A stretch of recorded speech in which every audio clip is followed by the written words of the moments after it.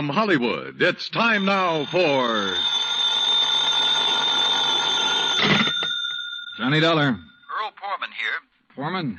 Tri-State Life and Casualty. I'm the branch office manager down here. Oh, sorry, Mr. Poorman, but the answer is no. Well, this is an arson case, caller, and we're already having to make one payoff on I'm sorry, but it'll have to wait. I'm going to get as far away from this New England winter as I can. Well, for that, I don't blame you, but there's no reason you shouldn't come Look, down. I've had a rough year of it. I'm tired, and I'm cold. And unless I can get down to where the warm, balmy breezes waft in... Dollar, I have got to have you on this case. There's a lot at stake. Now, my office is down here... No, sir, I'm sorry. You down see... here in Sarasota. I just can't do it, Mr. Poorman. I've already made a plane reservation for Sarasota, Florida. And this is one time I'm going to... Where did you say your branch office is? Sarasota, Florida.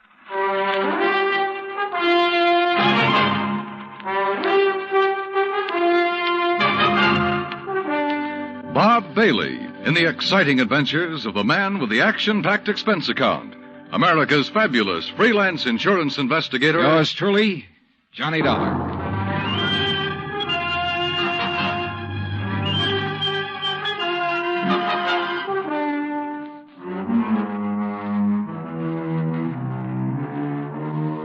Expense account submitted by Special Investigator Johnny Dollar to the Tri-State Life and Casualty Insurance Company, Home Office, Hartford, Connecticut. Following is an account of expenses incurred during my investigation of the burning car matter. Expense account item 1, which I'd thought I was going to have to absorb myself. $129, transportation and incidentals to Sarasota, Florida. It was nearly 5 p.m. when I got there, so instead of checking into a hotel, I taxied, that's item 2, $1 even. I taxied to Earl Poorman's office in the Conroy building. He turned out to be a tall, lanky, easygoing fellow with clear blue eyes and a ready smile. Sit in an office and talk business this time of day? You're in Florida now, Johnny. Well, I thought from your call this was a pretty urgent matter, Mr. Poorman. It is. Arson, you said. Yeah, probably, but here's no reason we can't go out to my little shack on the quay and be comfortable while we talk about it. Besides, Michael wants you for dinner. Mike? My wife, Gertrude. Oh. Come on, my jalopy's right out at the curb. Come on, Johnny. Poor man was a misnomer for this man because his jalopy turned out to be a spanking new Cadillac, complete with air conditioning and all the fixings. And the shack, anything but. It was on St. Armand's Key across Sarasota Bay from the mainland, a beautiful 2-story concrete and stucco job. The big yard backed on a quiet bayou, and there, tied up at a private dock, was a 24-foot lap-strake speedboat, ideal for fishing the Gulf of Mexico. After all, as long as you're down here on expense account. Yeah, but it's charged to your company, remember? Oh. Hey, there she is at the door. Huh? The big, fat, overbearing broad I'm married to. This was another switch. For Earl's wife, standing in the doorway, was the cutest little trick I'd seen in a long time. Petite, pretty, and blonde, and with eyes that you noticed right away because they were almost green. Eyes that suddenly narrowed as she looked at me. And I wondered why. Johnny Dollar, did you say? That's right. Insurance investigator down here to look into those fires. Oh. Any objections? No. No, of course not. Just set your bags here in the hall, Johnny. All right, thanks. And wouldn't you like a drink after your long trip? Yeah, and you can get me one, too. Scotch, Johnny? Martin's VVO. Oh, great. Well, soda, please. Sit down. Thanks. I take it Mike isn't too interested in the insurance business, huh? You know, she used to be a singer, dancer. Oh, well, this is a little different. But now, tell me all. Well, actually, I guess we ought to wait until Arnold Carr gets back. Carr? Carr Brothers, Lumber Enterprises. Arnold runs the business, and his brother Edward... Well, Ed just shares the profits. Real black sheep of the family, from what I've been able to learn. Oh? Anyway, they have yards all over the state. There's one here in Sarasota, one up the coast a ways at Fort Pierce, and still another at Arcadia. That's about 40 miles inland, just east of here. And there was one up in Orlando. Was? Completely destroyed by fire a couple of weeks ago. And a $120,000 claim has been filed. Wow. That's where Arnold Carr has been, in Orlando, trying to clear things up. Here's your drink. Oh, thanks. Here, Earl. Yeah. Well, to the gods and goddesses and us. But shouldn't I be up in Orlando, then? Arnold's on his way back here now. He lives here. He just went up there to arrange for clearing off and selling the property. You mean he's planning to just pocket the money? If Tri-State pays off, I mean. Looks like it. But I take it you suspect arson. Yes, Earl suspects arson, Johnny, and so does Arnold Carr. At least he says he does, but they have no reason. No? How about the other fires? Or attempted fires? Oh, where? At Arcadia, for one, but they got it out in time. At least that's the way Arnold Carr reported it. The way he Let tells it... me tell it, Mike. Oh. There was another at the yard here in Sarasota. Arnold himself discovered it one night when he was just driving around. But nothing to indicate it was attempted arson. No, Well, and the authorities up in Orlando found no indication of it there. Mike, you know as well as I do that a lumberyard fire will obliterate signs of arson better than any other kind of fire in the world. Yeah, but she has a point, though, Earl. Unless there's some evidence of arson. Of course. Yeah, why send for me? Well, mostly because... Actually, because Arnold Carr suspects it. But he's given you no real reason. None at all. I think he has a real reason, but he just won't tell us. Wait till you see him. He's going to call when he gets in. We'll run over to his place on Longboat Key. What about his brother? Edward, did you say? I've never met him. He's always stayed in Orlando. I was wondering if he might tell things that Arnold is holding back. Edward Carr wouldn't know anything. You can never be too sure. Look, why can't you agree with me for a... that must be Arnie now. Excuse me. Hello. This is Arnold Carr. Oh, hi, Arnie. Johnny Dollar arrived, so we'll be... Well, here, I'll let you talk to him. Here, Johnny. No. Okay. No, Earl, listen. What? I told you before it was arson. It was arson again tonight. Tonight? What's that? Arcadia just went up in flames. The whole yard. Good Lord. Did you hear that, Johnny? Yeah, I heard. Well, can you prove it was arson tonight in Arcadia and before in Orlando? I have proof. Well, Arnie, we'll be over just as fast as... No. What? No. Wait for me there at your home. Well, but look now. You mustn't come here. And I mustn't stay here because I... Now, listen, man. You... Arnie? Well, I guess he's ready to tell us now. A suspicion began to grow in my mind. A suspicion that Mike apparently shared with me. That Arnold Carr himself might be responsible for the fires. After all, he was the only one who had seemed to know about the two unsuccessful attempts. He himself had planted the idea of arson. He'd lost no time in filing claim for the Orlando burnout. But Earl said I was wrong. Arnold was too honest a man. Earl had also said we were only 15 minutes from Carr's home. So when half an hour passed, we called him back. Got a busy signal. After the fourth try, the three of us took off in Earl's cab.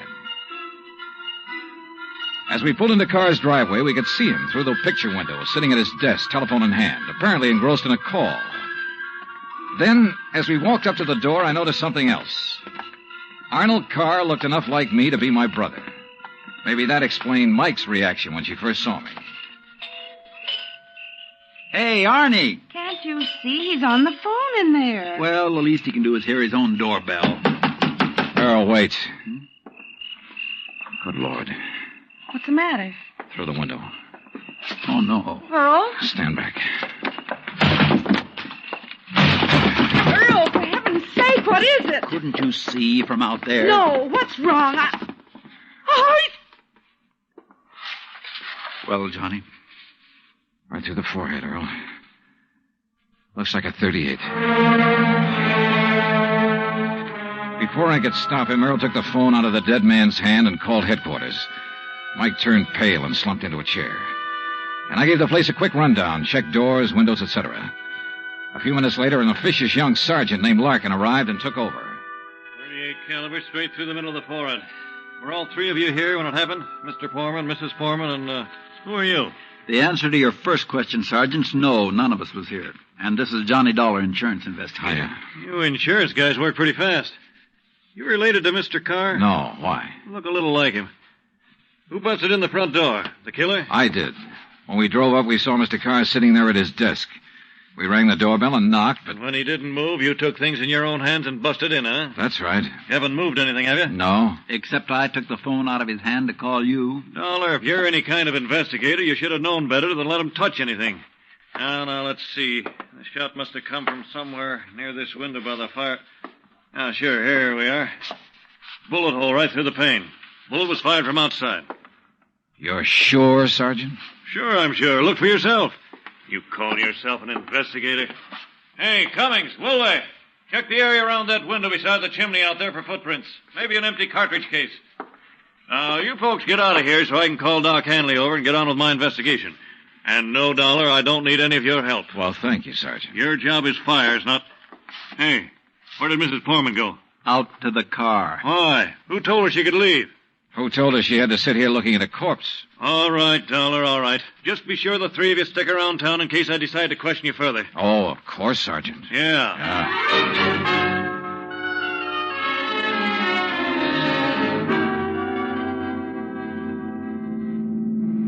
Not shot by somebody standing outside? What do you mean, Johnny? Oh, I spotted that bullet hole in the window, too. So? I also noticed there were no particles of glass on the inside sill. But there were some on the outside. Yeah. The shot that made that hole was fired from inside that room to make it look as though it had come from outside. Then somebody was in there with Arnold Carr. Yeah. Either somebody he let in or who had normal access to the house. And he had to stop Arnold from talking about the fire in Arcadia. Hey, how much do you know about his brother, Edward? Nothing, really, outside of what Arnold told me. Was either of them married? Family of any sort? Arnie wasn't, but Arnold's death means Edward will own the business, then. Well, yes. And he lives up in Orlando, scene of the first big fire. Yes, very good heavens. Johnny, you don't think his own brother... Where can I rent a car? Take Mike's Chevy. It's in the carport at the house. But what are you going to do? Drive up to Orlando by way of Arcadia.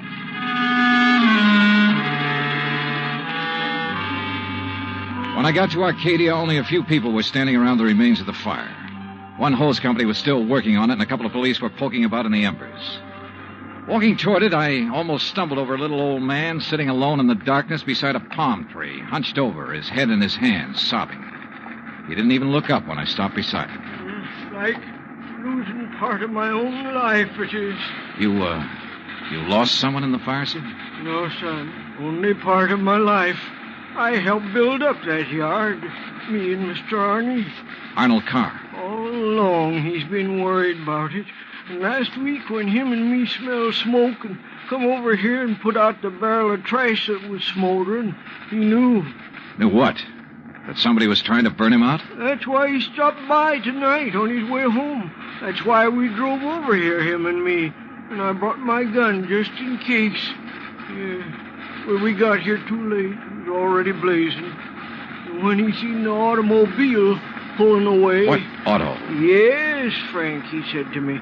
I knowed he was the one trying to burn me out, he said. Who, old-timer? Who do you mean? He didn't say. Then he called the fire department. And that car that pulled away, what was it? Just a auto, big white Buick. But he tied it in with whoever set the fire. All he said was, I knowed he was the one. Do you know who it was he meant? Well, he told me even if I did know, I should never tell. Even the police. Well, who do you think it was? Break my word to Mr. Arnie? Never, son. All right, look, old man, I'm sorry to have to tell you this. Mr. Arnie's dead. What? But he can't be. He was... You. Huh? Maybe you thought in the darkness I would know you. But I do know you. Now, just a minute, old-timer. If Mr. Arnie's dead, it's because you killed him. What? Just like you set the fires. No, I'm not who you think I am. And I'll kill you. That's what I'll do. Put down that gun. I'll kill you.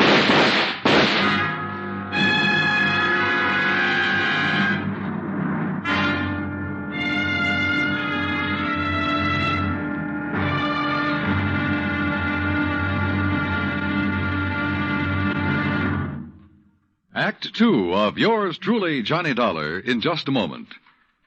Back in the old days, the very old days, that is, a girl named Cassandra had a corner on the oracle market. But nowadays, you can do some foretelling yourself. On Jukebox Jury, for example, you can help decide which of Tin Pan Alley's new recordings are destined for the hit brackets and which ones are likely to spiral all the way down to oblivion. Remember, Jukebox Jury is yours to hear on most of these same stations every Sunday. Now, Act 2 of yours truly, Johnny Dollar, and the burning car matter.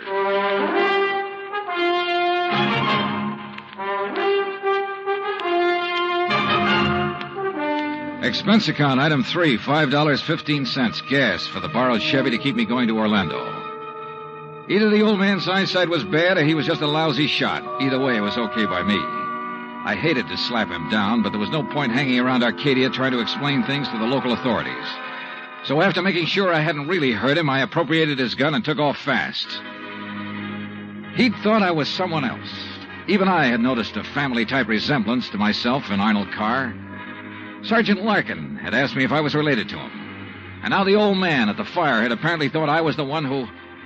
Oh, well, I'm afraid I made the rest of the trip to Orlando in somewhat less than legal time. And at police headquarters, I barged into the office of Lieutenant Cal Hudson without bothering to be announced. So early in the morning? Sit down while I finish up a report, Mr. Carr. Thanks. I was trying to reach you, but we got no answer to the phone at your house. Well, that's very interesting, Lieutenant. I'm afraid I have the painful duty of notifying you that your brother Arnold down in Sarasota last night... Why did you say very interesting, Mr. Carr? Or had you already learned... I'll be doggone. Yeah. You're not the first one. Who are you? Johnny Dollar, insurance investigator. I can't believe it. Dollar, you look enough like Edward Carr to be his twin. You even sound a lot like him. I take it you haven't located Edward yet? Well, no. Lieutenant, I think Edward Carr is the firebug we're after. And the killer. Wait a minute. Briefly as possible, I told him of Arnold Carr's phone call to Earl Foreman. His emotional upset just before he was killed. I told him Arnold had been murdered by someone inside the house, someone close to him. And that everything indicated that someone could very well be Edward Carr. That's still all just theory, Dollar, without any proof. Well, I will admit that Edward is a pretty worthless playboy living off the profits of the lumberyard. In any event, the lieutenant promised to put out an APB on Edward Carr. That was at breakfast for the two of us, item 4, $3.25. Before I left him, he gave me Ed Carr's address, 1726 Allen Place. As I expected, there was no answer to the doorbell at 1726, so I tried visiting up the street. It quickly became clear that Ed Carr wasn't very popular in this otherwise quiet, well-ordered neighborhood. Those big, noisy parties at all hours of the night, cars parked up and down the street, blocking respectable people's driveways. Yes, ma'am. You know, once in a while you expect a person to have callers and such. Me, I have the ladies' bridge club every third Wednesday, for instance. Well, that's nice. But these are all ladies, not like some of the trash that man and his friends have, dancing and drinking and carrying on at all hours. Yes, you mentioned cars, Mrs. You know, people like Mrs. Hereford Robbins. She's awfully nice. And Janet Osterworthy. Now, she's a widow. Well, and, you know, she could have her pick of anybody she liked. But does she ever look at another man? No, sir. And then there's Mrs. Harper. Yes? You mentioned cars. Do you know what kind Mr. Carr drove? Why, yes. It was a big white one. And the make? Well, no. My husband, when he was alive, always drove a Maxwell, and I guess that's the only kind I ever got to know by name. But Mr. Carr's is white. Only I guess that isn't much help to you, is it? All the white cars here in Florida, I mean. Look. Now, even that blonde hussy who's around him all the time drives a white car. Oh, I really shouldn't use a word like that, though, should I? But it fits. Wait a minute. What blonde, Mrs. Harper? Mr. Dollar, I don't pay any attention to people like that. Why, you'd think she owned that house of his, the way she keeps popping in and out all hours as if she belonged there. Mrs. Harper. And drives all the way up from Sarasota, too. Do you know who she is? I do not. I refuse to pay any attention to people like... And the way she dresses, too, like a newly rich chorus girl with all her fancy clothes and furs and things. How do you know she comes from Sarasota? By the license on her car, of course. Every city has its own number, you know that very well. And hers is 12WW something. And you don't know her name? Of course not. Flaunting all those expensive furs as though she'd bought and paid for them herself. And if there's anything I hate to see, it's a little shrimp loaded down with furs. Now, a tall person like me... And well, her thanks. eyes... Oh, if there's anyone I don't trust, it's a person with green eyes. Well, Thank you, Mrs. Harper. Her description of Carr's girlfriend stopped me in my tracks. That description could fit Mike Porman to the letter. Petite, blonde, green eyes, and she came from Sarasota. And then I remembered Mike's reaction when she first saw me. Her dismissal of Edward as a possible suspect. There was obvious friction between Earl and Mike, too. I figured it was just normal in a couple who'd been married for a while.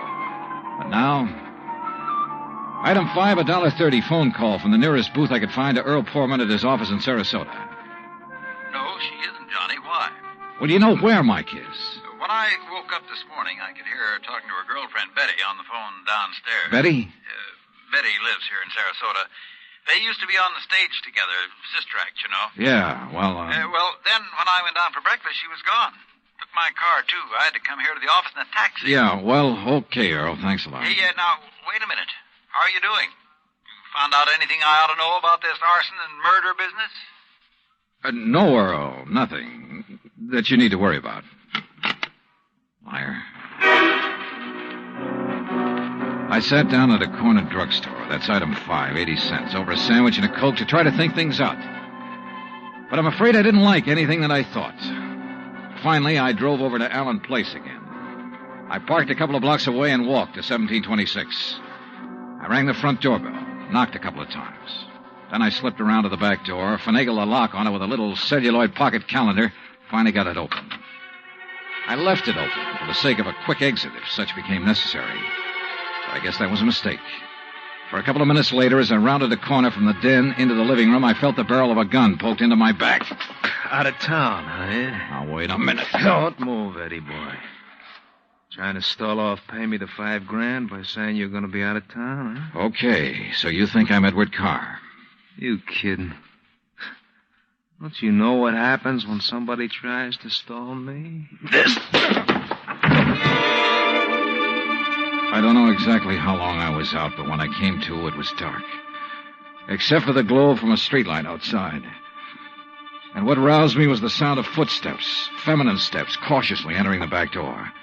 Then, briefly, silhouetted against a window, I saw a trim, petite figure that was all too familiar coming toward me. Then she saw me, too. Oh, darling, you're hurt. What happened? What do you think? Who did this? Who struck you? You don't know? Yes, of course, it was Tony. Because you didn't pay him soon enough for the Arcadia job. Here, Eddie, let me help you. No, just let me rest for a minute. I thought that was Tony I passed on the road in from Sarasota. Why'd you come over from Sarasota? To see you. I knew you'd be here. Oh, why? Why, so the police could surprise you with the news of your poor dear brother's death. But why did you come to the house? Because I hoped you'd come here, I guess. Eddie, you should have waited until I could raise the money to pay off Tony. You mean for killing Arnold, too? Of course. No. Are you trying to say you didn't kill Arnold? But I saw you from outside in the Buick. You'd swear to that, wouldn't you? I don't know what you... Eddie, you sound like you don't trust me. We're in this thing together. Yeah, you sure of that? What are you talking about? Whose idea was it to knock off Arnold? But you had to. When he saw you at Arcadia, he knew that you were having the yards burned up. That's the way you figured it from the beginning, wasn't it? Now, look, baby. First burn up the lumber yards and collect the insurance on them. Then convince me that you and I should have it all by putting Arnold out of the way. But you had to kill Arnold. I don't understand you, Eddie. Yeah. And I wish I didn't understand you, Mike. Mike? Come on. Let's turn on the light. No. No, if somebody sees us. Eddie, you... Who are you? Are you kidding, Mike? Wait a minute. Who are you? You're that insurance investigator, Johnny Dollar, that Mike told me. Let me out of here. Oh, no, you don't. You're staying right here. Mike Poorman's sister, aren't you? Well? Oh, sister. So we once did a sister act before she married that Poorman guy. Now, let me go. Not by a long shot. You may as well, Dollar. What? Eddie. Don't move, Dollar. Get his gun, Betty. Get it. Yeah, sure. Here, Ed. Good. Ed Carr, huh? That's right. You know we do look alike, you and me. Yeah, sure. Enough for Betty here to have told me all I need to know. Don't believe him, Eddie. He's lying. I heard, No, baby. Eddie, I thought it was you. Don't you see? Sure. Why'd you come up here anyway? Because Mike told me that Dollar was coming up here. You been shooting off your mouth to her, too? She knew about us. She thought you might have something to do with the fire. She was my friend. She was trying to get me out of this whole mess, and I wish I'd listened to her. Well, it's too late now, baby. Eddie, what are you going to do? Now I got to get rid of both of them. No! And figure some way to shut up Tony's mouth. Ed, please! You know you'd never get away with it, Carr. Oh, no, I'll call him. That's what I'll do. Yeah, Betty, and he'll come here to get his money. Then I'll call the police, see? Tell him to come right away. Tell him I found out about you having Tony start the fire. What? That's right, that you had him burn up the yard so there'd be even more money for you to bleed from me, like all the dough you got from me already. You're crazy, Ed. I'll tell the police to meet me here. And when they come in, it'll just be in time to see me kill Tony in self-defense. After getting here too late to save you, I'll tell them. You're out of your mind. They'll check that gun of yours so fast. And that'll prove it. Because the only shot out of my gun will be the one that gets Tony. This gun of yours is the one that's going to knock you two off. And they'll think it's Tony's. Oh, Eddie, please, you're drunk or you're crazy. Crazy to save my own life? To keep you and Tony and Dollar from putting a noose around my neck? If you think that harebrained scheme of yours will ever work, you're off your rocker. It's got to work, because it's my only chance, so it's going to work now.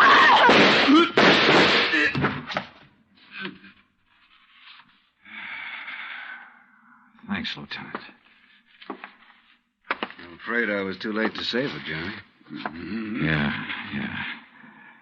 But Eddie Carr lived to face a jury. What brought you here, anyhow? I did, Johnny. Mike, stay there.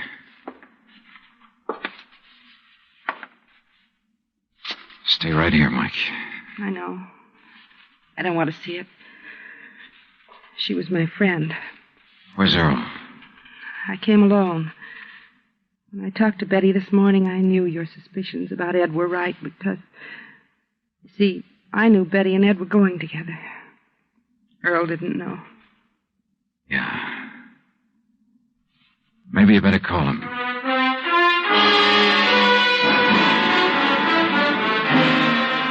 Expense account item 6, $9.80, gas and incidentals for the drive for the two of us back to Sarasota. Remarks? Betty, of course, has already paid for her part in the deal, and I guess it's pretty obvious what'll happen to Ed Carr and Tony Ricardo. The insurance money in the Carr estates will be distributed according to Florida law. Further remarks, the apparent friction between Earl and Mike was only part of a normal married life. They're a pretty nice pair.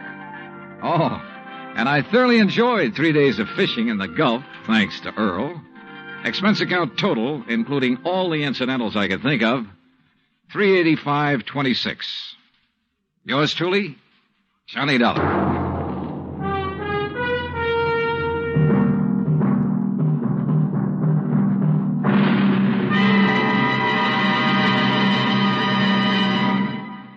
Our star will return in just a moment.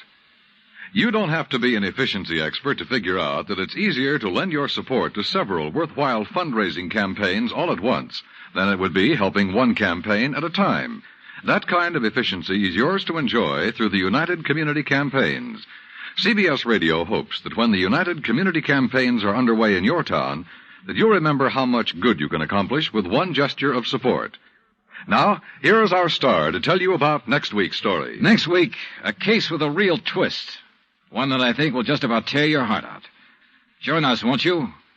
Yours truly, Johnny Dollar.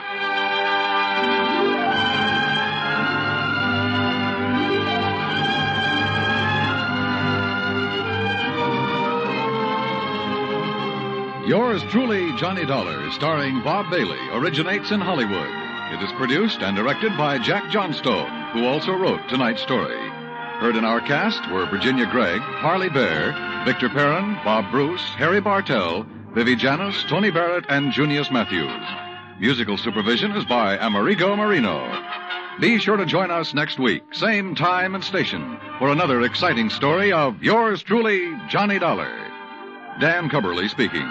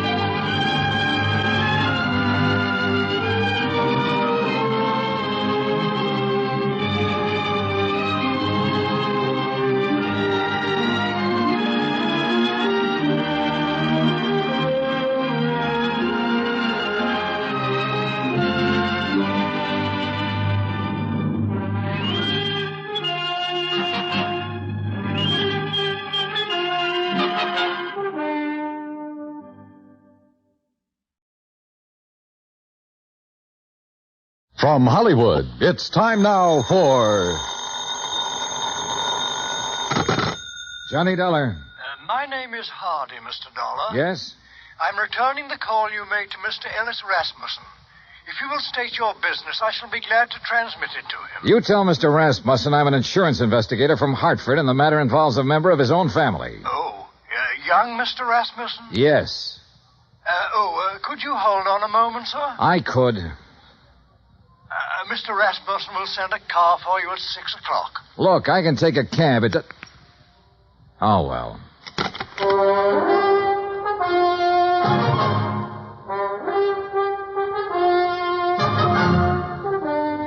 Bob Bailey in the exciting adventures of the man with the action-packed expense account.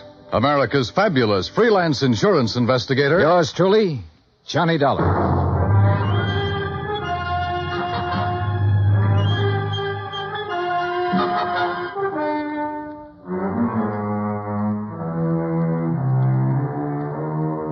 Expense account submitted by Special Investigator Johnny Dollar to the Universal Adjustment Bureau, Hartford, Connecticut. The following is an account of expenses incurred during my investigation of the Rasmussen matter. Expense account item 1, $204.35, airfare from Hartford to San Francisco to Los Angeles. Trying to compile the details of the Rasmussen case. I'd been on it 3 days when I was stonewalled in Los Angeles with a Holmby Hills address and the phone number of Ellis Rasmussen. At 6 o'clock, a liveried chauffeur in immaculate uniform stepped up to me at the desk. Mr. Dollar? Yes? My name is Stauffer, sir. I have Mr. Rasmussen's car outside. Well, gee whiz, Stauffer. Ain't it the truth, sir?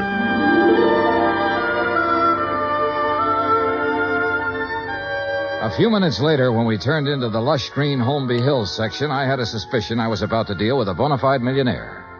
When we parked in front of the big two-story colonial home and a man with graying hair and swallowtail coat stepped out of the door, well, I knew I was going to meet the real article. I'm Hardy, sir. Hello, Hardy. Mr. Rasmussen is waiting for you. This way, please. We stopped in front of a huge paneled door. Hardy tapped on it once, then pulled on the knob. As we entered, a tall man with a shock of pure white hair rose from his chair and turned toward us. This is Mr. Dollar, Mr. Rasmussen. I want about 4 fingers of sour mash. What do you want? Oh, you took the words right out of my mouth, Mr. Rasmussen. Very good, sir. He's a pretty nice fellow. We're all pretty nice fellows around here, Mr. Dollar. Sit down. Thanks. Could you hand me that lighter? Oh, sure. Here. Thank you.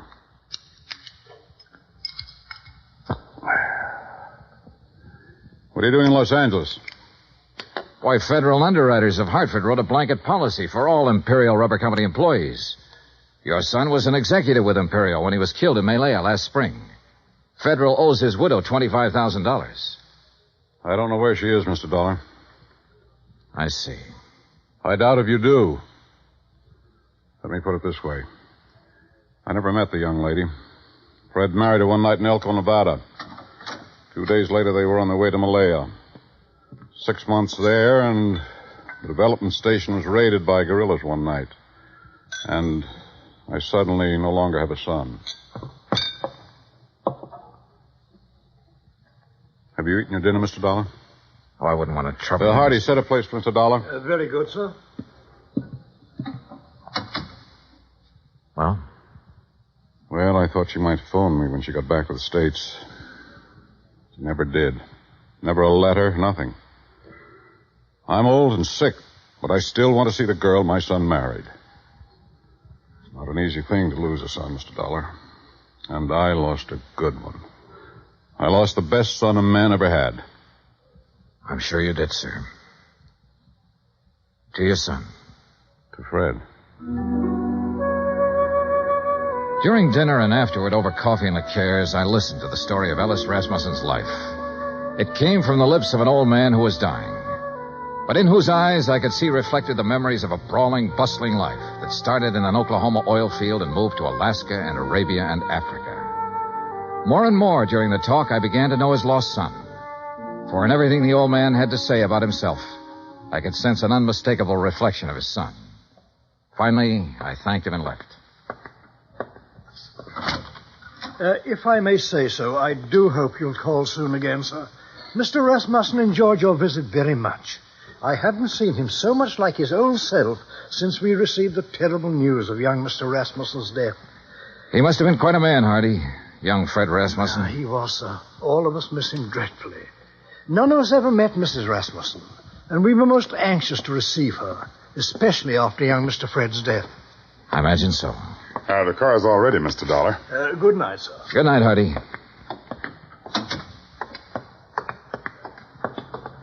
Fine night, Mr. Dollar. Yeah. Stauffer. Yes, sir?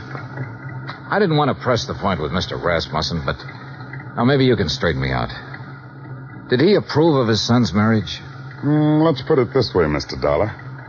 Mr. Rasmussen approved of Mr. Fred. And if Mr. Fred got himself married, then Mr. Rasmussen approved of the girl.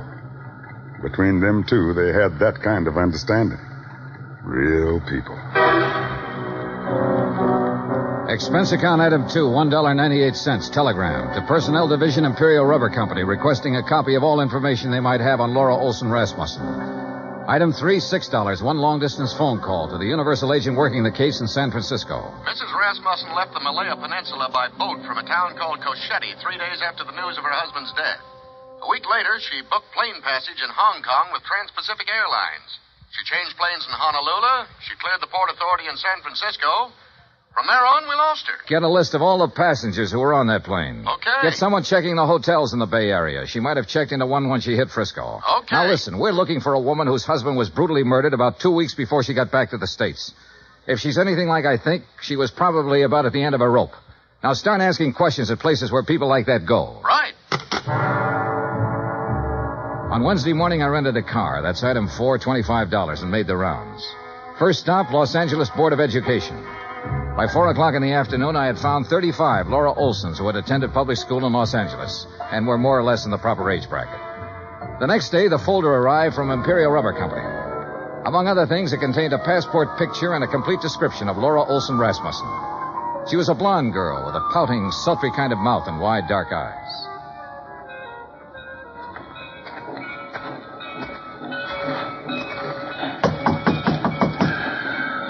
You down there. Yes? What do you want? I'm looking for Mrs. Frances Olson. Are you Mrs. Olson? I don't want to buy nothing. Do you have a daughter named Laura Olson? Are you a policeman? No, I'm an insurance investigator. I'm trying to locate Laura Olson Rasmussen. Well, how'd you get this address? What's that? A picture of her. I see. That's my Laura. What about her? I've been trying to locate her for some time. Is she here? No, she ain't here. She ain't been here for 5 years. Do you have any idea where I can find her? Friends, maybe? Other relatives? You say her name's Rasmussen now? Yes, she married a man named Fred Rasmussen. Married? Well, ain't that just something? You didn't know your daughter had been married, Mrs. Olson? How would I know? How would I know anything about her?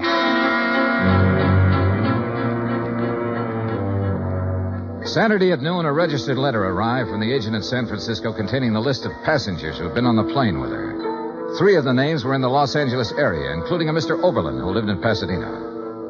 Well, sure, I remember her. Real pretty. We sat together all the way from Honolulu.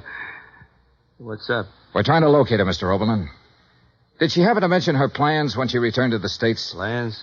You know, what hotel she might be staying at in San Francisco? Or if she was going on to another city? No, not her. You say that very emphatically. Yeah, I guess I do. You didn't have to show me a picture. You know, a guy always prays he'll meet someone like her on a plane, you know what I mean? Yeah, live it up. Yesterday's gone, she said tomorrow ain't here, and the only thing we got is today. Yeah, we had a swell time. You're sure about this? We were pretty chummy, pal, if you want the truth of it. Mr. Oberlin, did she mention anything about being in Malaya before she boarded that plane? Then she didn't tell you that her husband had been killed a week before. Killed? How? He was murdered by guerrillas in Malaya. Oh, no, she didn't mention that. She didn't mention that at all, Mr. Dollar.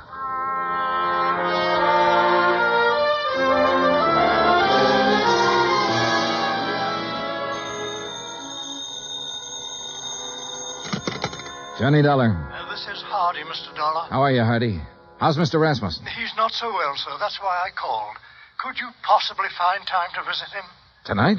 May I send a car right away? Is it serious? He's dying, sir.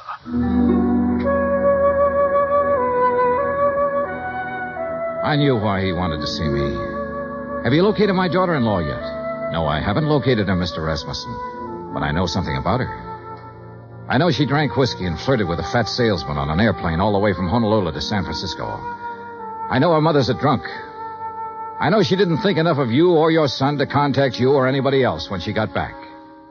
Mr. Rasmussen, it looks to me like your daughter-in-law is a first-class bum.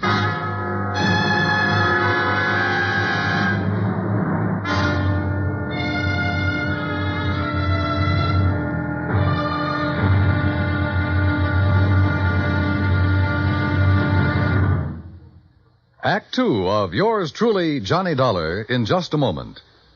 Our daily lives are sharply affected by world news. And for a complete roundup of the news every single weekday evening, just keep your dial on CBS Radio for the news broadcasts of our famous CBS newsmen, Edward R. Murrow and Lowell Thomas. Hear up-to-the-minute news with Edward R. Murrow and Lowell Thomas on CBS Radio. Now, Act Two of yours truly, Johnny Dollar, and the Rasmussen Matter.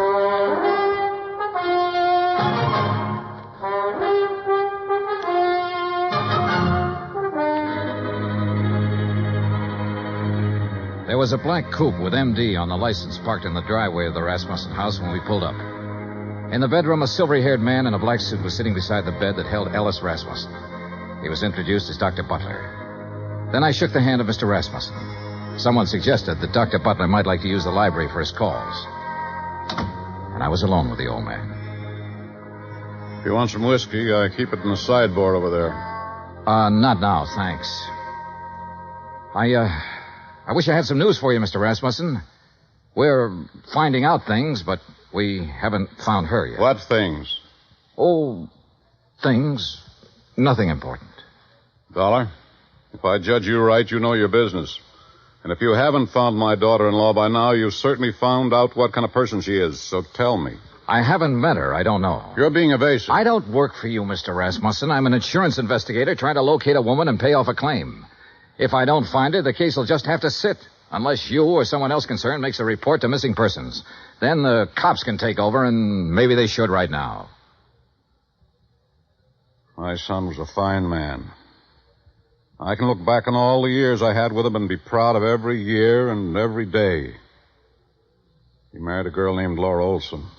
I don't know where she came from or who she was, but I know my son wouldn't have married her unless he loved her, unless she loved him in return and was worthy of his love. You know a lot, Mr. Rasmussen. Perhaps I should go to the police. No, don't do that. We'll find her, Mr. Rasmussen. We're getting it narrowed down. Well, I'd better leave now. As you say. Mr. Dollar. Yes, sir. I want to see her. Yes, sir. I'm sorry I talked to you the way I did.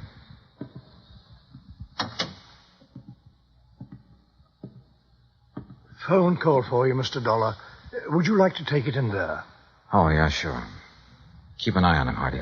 Trust me, sir.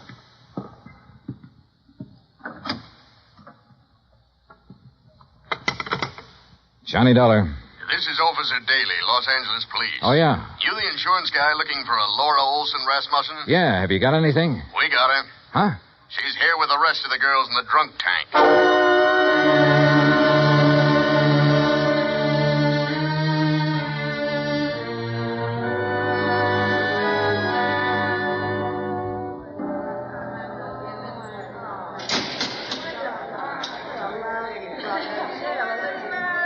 A drunk tank will always smell of disinfectant.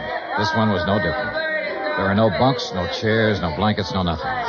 So you stand or sit on a concrete floor and wait for something to happen. The legal period is 24 hours. You get rebooked or you get released. It all depends. What's the story on her, Dollar? I've got a check for $25,000 for her. Gee, insurance money? Yeah. Quiet! Quiet in there! All right, quiet down!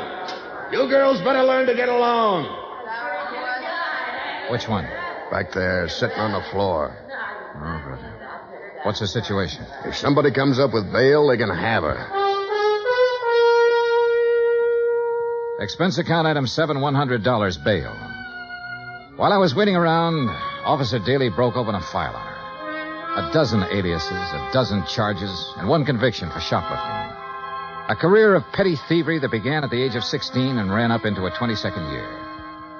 Expense account item 8, $35 telegrams. I sent wires to all parties concerned, all parties except Ellis Rasmussen, ordering a stop on their activities since Laura Olson Rasmussen had been found.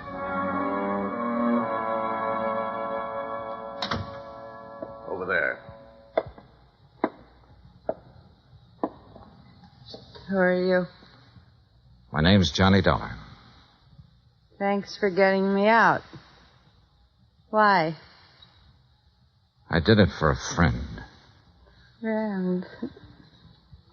I didn't know I had any.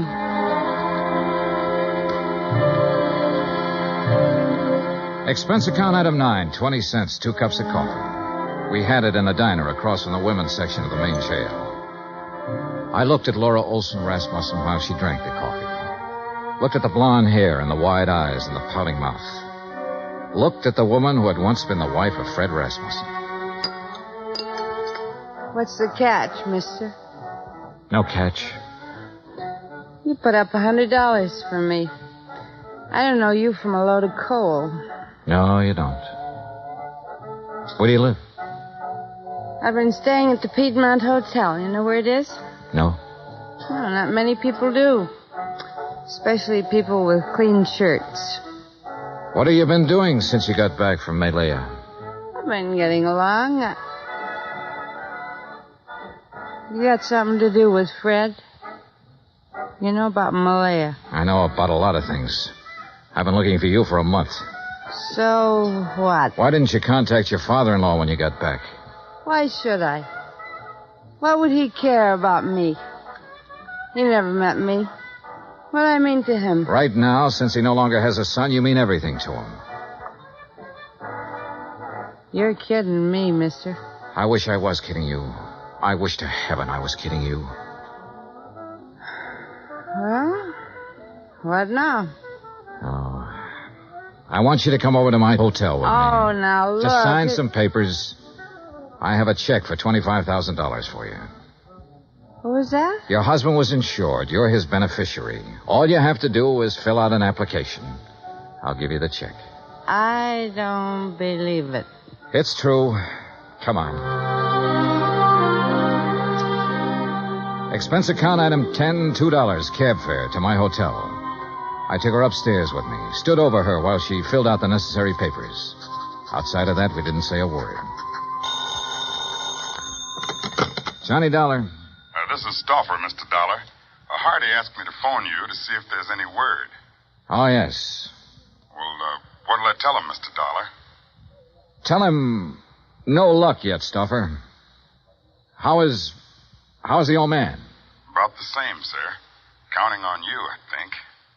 I'll talk to you later. Yes, sir. Here you are. Okay. Thanks. Here's your check. Anything else? Nope. That's it. Okay. See you around sometime. Sure. Fred told me about a man named Stauffer who worked for his old man for years. Was that him on the phone just now? Yeah. Yeah. I didn't know what I was going to say to the old man, but I did know I was hoping that if Rasmussen had to die, that he'd die before anybody told him the kind of daughter-in-law I'd turned up. I didn't want to be in on that. Expense account item 11, $83, hotel bill. I checked out at 5:30, picked up my airline tickets at the desk, that's item 12, then sat around the lobby for 5 minutes. Item 13, 2 drinks for myself. Mr. Dollar? Yeah? Oh. I read in the paper that Ellis Rasmussen is dying. Is that true? That's true. Mind if I sit down? Suit yourself. What are you drinking? Nothing. I know why you didn't tell them you found me, and I don't blame you. If Fred's dad is anything like Fred was, then I know how you felt. Finding me the way you did. Let's forget it, Mrs. Rasmussen, shall we? I'd like to meet Fred's father. So you want to meet him, huh? The human thing would have been to see him when you came back. But not a line, not a word. That old man in that house knows his son was really a man. And on that basis, he believes, without seeing you, that his son married a real woman. He had love and sympathy and help and devotion and all the things you don't seem to have any use for waiting for you in that house. Oh, never mind. I loved Fred. Loved him from the first minute I saw him. You know what I was doing when I saw him? Was serving cocktails in a place like this. He didn't ask me what kind of a family I came from, whether I was good or bad. He just put one of those big arms around me one night and said, "You're mine." He said that to me. He said it because he loved me. No one ever loved me. No one. But he did. I told him who I was and where I came from, and all he said was, "You're with me now."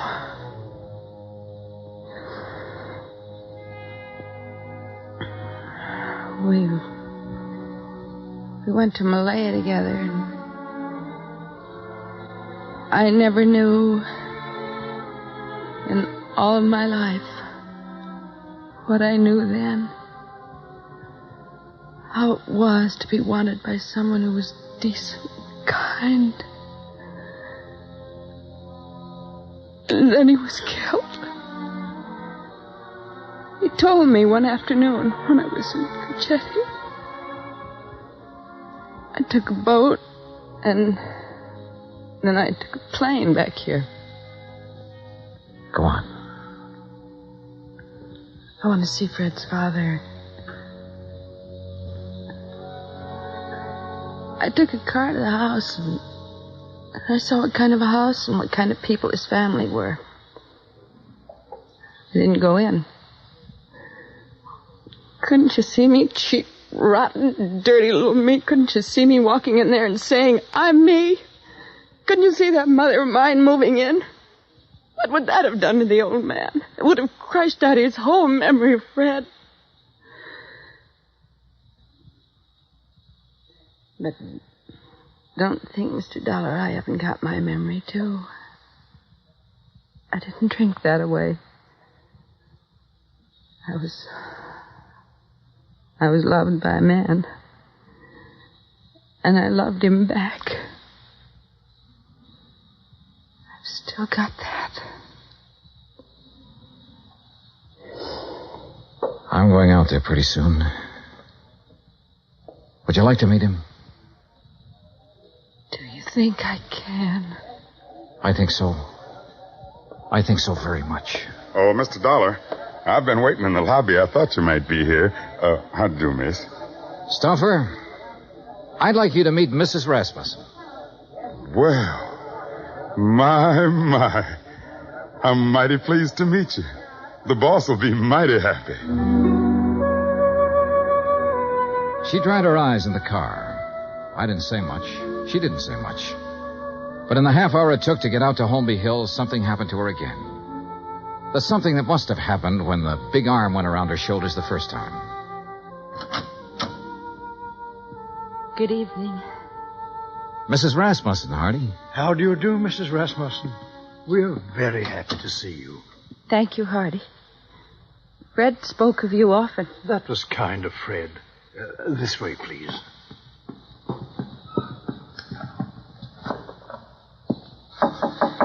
Come in. I think you can introduce Mrs. Rasmussen, Mr. Dollar. Ring if you need me, sir. I'm scared. Laura, if there ever was a man for you not to be scared of, it's that man in there. How can I tell him about myself? I've been in jail. I can't. Watch.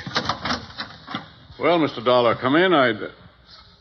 I've brought someone for you to meet, Mr. Rasmussen. Come here. You'd be my son's Laura. Yes, you're Laura. Hello. Yes. Oh, now, there. Here. Now, look. Us Rasmussens mustn't meet like this with tears. There's so much I have to tell you. No. There's nothing you have to tell me. What? Let me put my arm around you.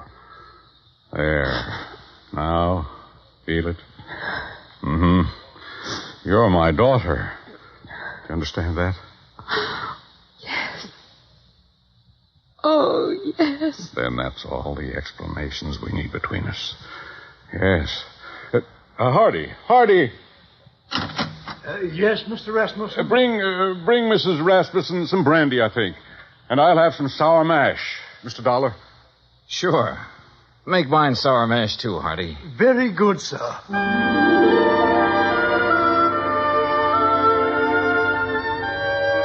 Expense account item 14, $40. Miscellaneous. Item 15, $35, stenographic. Expense account total $1,965. Remarks? The old man's got a few weeks more. Laura's moving into the house with him to take care of him. She won't be telling him a lot of things about herself. She doesn't have to. You should have stood there like I did and seen that big arm go around her shoulder when he said, "You're my daughter." Yeah. Yours truly, Johnny Dollar.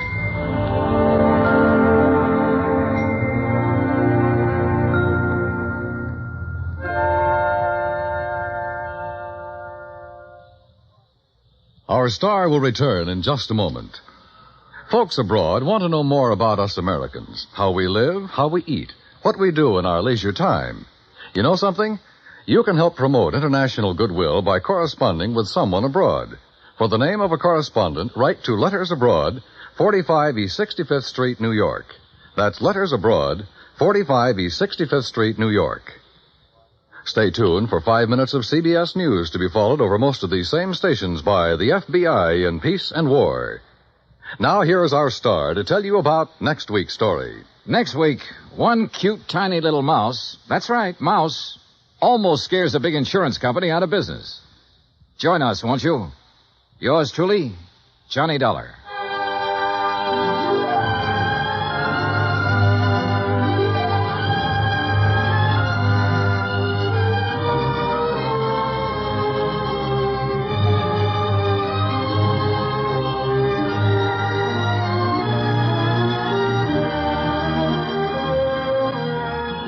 Yours truly, Johnny Dollar, starring Bob Bailey, originates in Hollywood. Written by John Dawson, it is produced and directed by Jack Johnstone. Heard in tonight's cast were Virginia Gregg, Gene Tatum, Eric Snowden, Roy Glenn, Will Wright, Frank Nelson, and Jack Crucian. Musical supervision is by Amerigo Marino. Be sure to join us next week, same time and station, for another exciting story of yours truly, Johnny Dollar. Dan Cubberly speaking.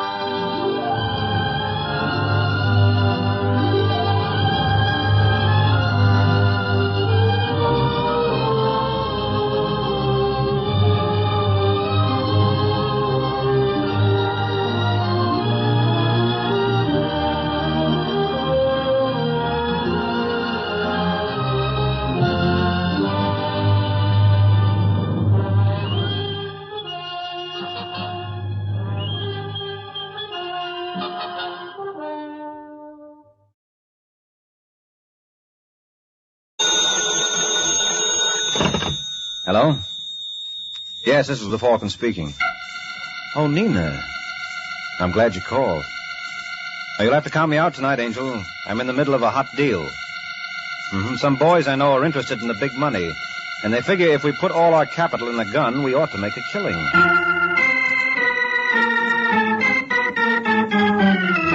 The Kraft Foods Company brings you The Adventures of the Falcon, starring Les Damon. You met the Falcon first in his best-selling novels. Then you saw him in his thrilling motion picture series. Now join him on the air when the Falcon solves the case of the Quarrelsome Quartet.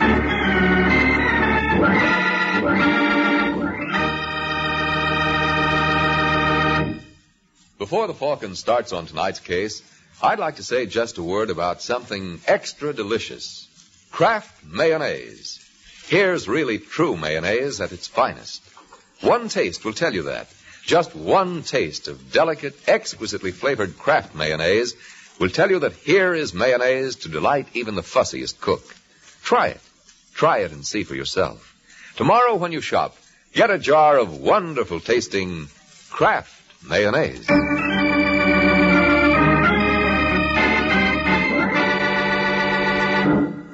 And now, the case of the Quarrelsome Quartet.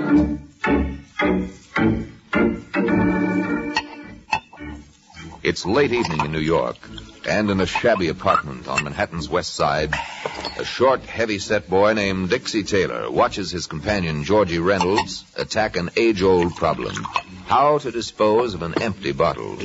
But George is equal to the occasion, for, spying the fireplace, he comes up with a practical solution.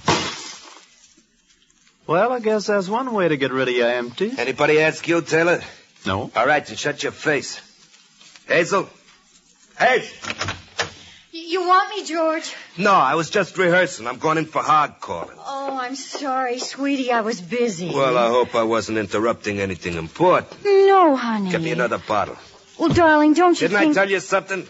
All right, George. There's one in my bedroom closet. Well, what are you staring at, Dixie? I was just wondering about Hazel. Well, don't. If you're going to do any wondering, think about Martinez. Although he'll be here. Yeah, when? He was due an hour ago. Or maybe he had some trouble finding Saunders. Oh, that's just ducky. What goes on with you guys anyway? Do I have to tell you? That's probably Martinez and Saunders now. Hazel? Yes, George? Didn't you hear that? Well, I was trying to get... Never mind the alibis. Answer it. Yeah, just a second. Hello, Hazel. Hello, Mr. Martinez. Your boyfriend here? Yeah, we're in the kitchen. Come on in. Bring your friend with you.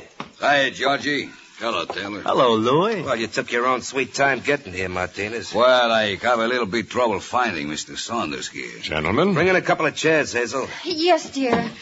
All right, now go on. Go on, beat it. But, darling... I said beat it. These fellas and I have some business to discuss. Well, Martinez, did you tell Saunders what I lined up? No, I think was maybe better I leave that for you. It's a snatch, Saunders. A what? A snatch. That's what I thought you said. Well, it's been nice knowing you, gentlemen. Sit down, Saunders. No, thanks. I'm not interested. Cost you something to listen? All right. Ever hear of Big Joe Gallagher? Well, enough to know that if he's the party you got in mind, you can include me out, as the saying goes. Now, don't be a jerk, Saunders. Sure, Gallagher's a big rackets boy, but that's just why we can get away with this. You're crazy. Now, look, Martinez, why didn't you tell me that... Georgie finish. Dixie and I used to work for Gallagher. We know what makes him tick. A guy in his position would never yell copper. Yes, but there's one thing you're overlooking. From what I know of Mr. Gallagher, he never goes anywhere without 2 or 3 of his boys. How are you going to separate the wheat from the chaff? I got it all figured out. Gallagher's a ladies' man, see? Now, if a babe were to call him up and arrange a blind date, it's dollars to donuts he'd go for it. I doubt it. Don't tell me. I've seen it work a dozen times. You got the girl? Yeah, Hazel, the one who let you in. I suppose she talks. She wouldn't dare. Besides, she doesn't have to know what's going on. I'll tell her the whole thing's a gag. Where do I come in? Hazel will arrange to meet Gallagher at the 49 Club. You and Martinez will pick him up. What about you and Taylor? Now, we can't take a chance. He knows us. Well, what do you say, Saunders? You think this will work, Martinez? Why not? Georgie's got all the angles figured out. So it would seem. Okay, gentlemen. Deal me in.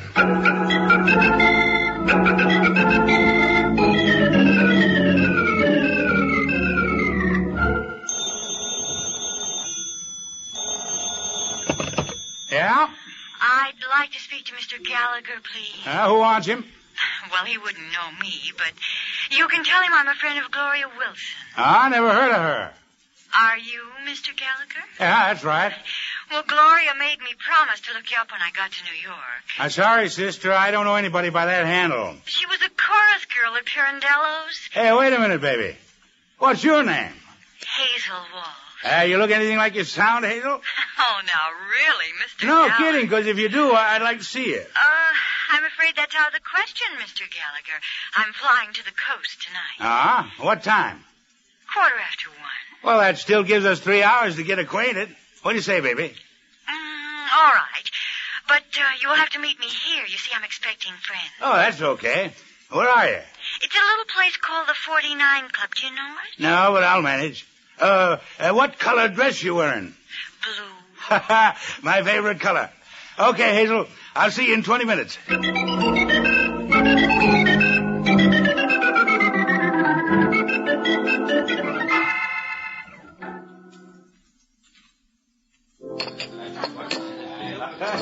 Say, buddy. Who, me? Yeah, you wouldn't happen to have seen a blonde around, huh? Blue dress? Yeah, that's right. I'm glad to know you, Mr. Gallagher. Oh, who are you? Hazel's cousin. Didn't she tell you we're having a little farewell party in her honor? Well, she said something about friends. Oh, now don't get frightened. We'll be pushing off in a few minutes, and that'll give you enough time to talk to Hazel alone. Where is she? She's in the back room with the rest of the family. Well, let's go. Right down here. By the way, feller, I don't believe I caught your name. Well, it's the same as Hazel's. Related on your father's side. Yes, that's right. Oh, here we are. Hiya, fellas. Hello, Louis. This is Hazel's friend. Pleasure to know you, Mr. Gallagher. Where's Hazel? Oh, she just stepped out for a minute. Well, where's the rest of the crowd? Crowd? Yeah, her cousin told me she had a flock of relatives down here. Never believe Saunders. He's a big joker. Saunders? I thought his name was Walsh. What goes on here anyway? Watch him, Saunders. Just keep those hands where they are, Mr. Gallagher. Frisk him, Martinez. Get your hands off me. Don't get excited, Mr. Gallagher. He's bad for your blood pressure. Is he clean? He is now. Good. Would you be kind enough to accompany us, Mr. Gallagher? Oh, no, you're not getting me to walk out of here. Well, as long as you feel that way. I have to hand it to him, Martinez. He said he wasn't walking out of here, and he was right.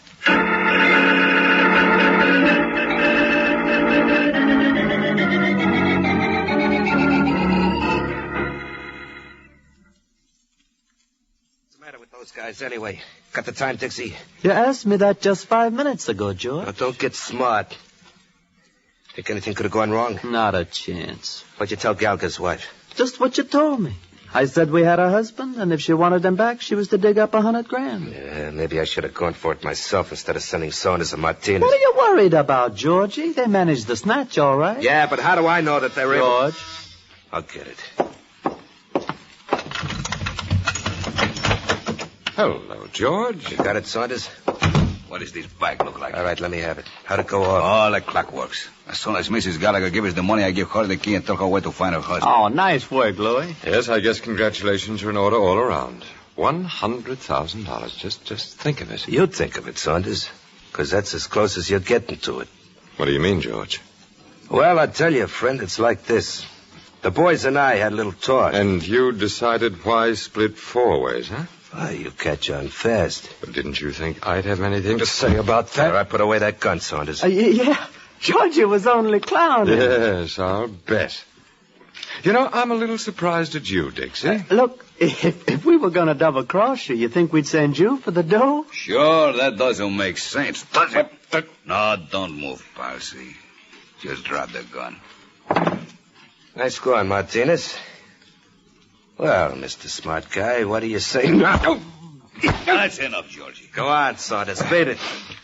All right. Gentlemen, if this little get-together hasn't been pleasant, it has been informative. Well, I'll be very glad to show you what I learned next time we meet.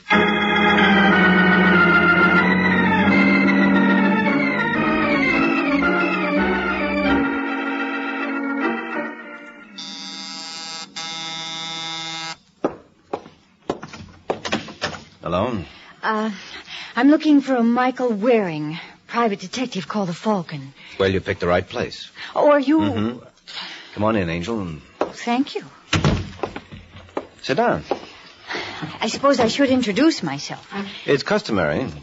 Well, my name is Hazel Walsh. Hazel Walsh? That's right. Who recommended me? Well, I remembered hearing about the Falcon years ago. And you filed the information away for this more convenient date, Yes. Are you available for a case? At $50 a day in expenses, I am. What's your problem?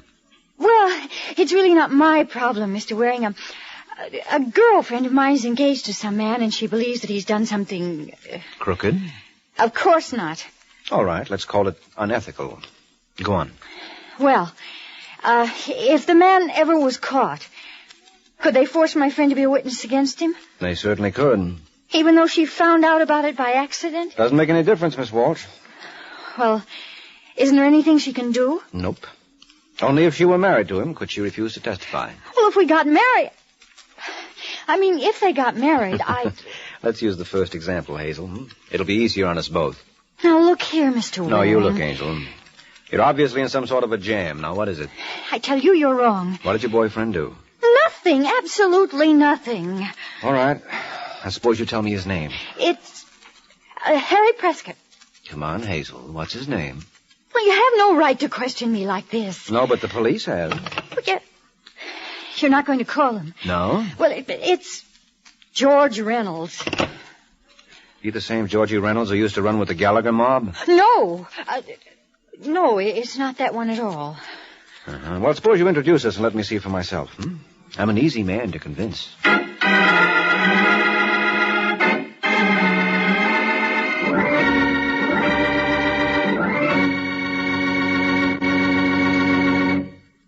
Well, sounds as though Mike follows that good old theory that seeing is believing. Of course, that's a pretty smart idea, I think. And it's a good one for everyone to follow when it comes to food. For example, I can tell you how satiny smooth Kraft mayonnaise is. What an amazing, creamy, rich texture it has because of the special way Kraft blends it. But to really appreciate just how smooth Kraft Kitchen Fresh mayonnaise is, get a jar and see for yourself. That way you can taste for yourself, too. You won't have to take my word for it that Kraft mayonnaise is especially good, with a delicate, delightful flavor, the result of careful blending of only the finest oils and eggs, the most fragrant vinegars and spices. Yes, the best way to tell is to taste Kraft mayonnaise yourself. Try it on a cool and colorful salad of hollowed-out tomatoes topped with spicy deviled eggs and garnished with fresh and tangy watercress. It's really delicious. So tomorrow when you shop, get a jar of Kraft Kitchen Fresh mayonnaise. Whether you're serving a simple, everyday kind of salad or a fancy company special, you'll enjoy it more with true mayonnaise at its finest. Kraft mayonnaise.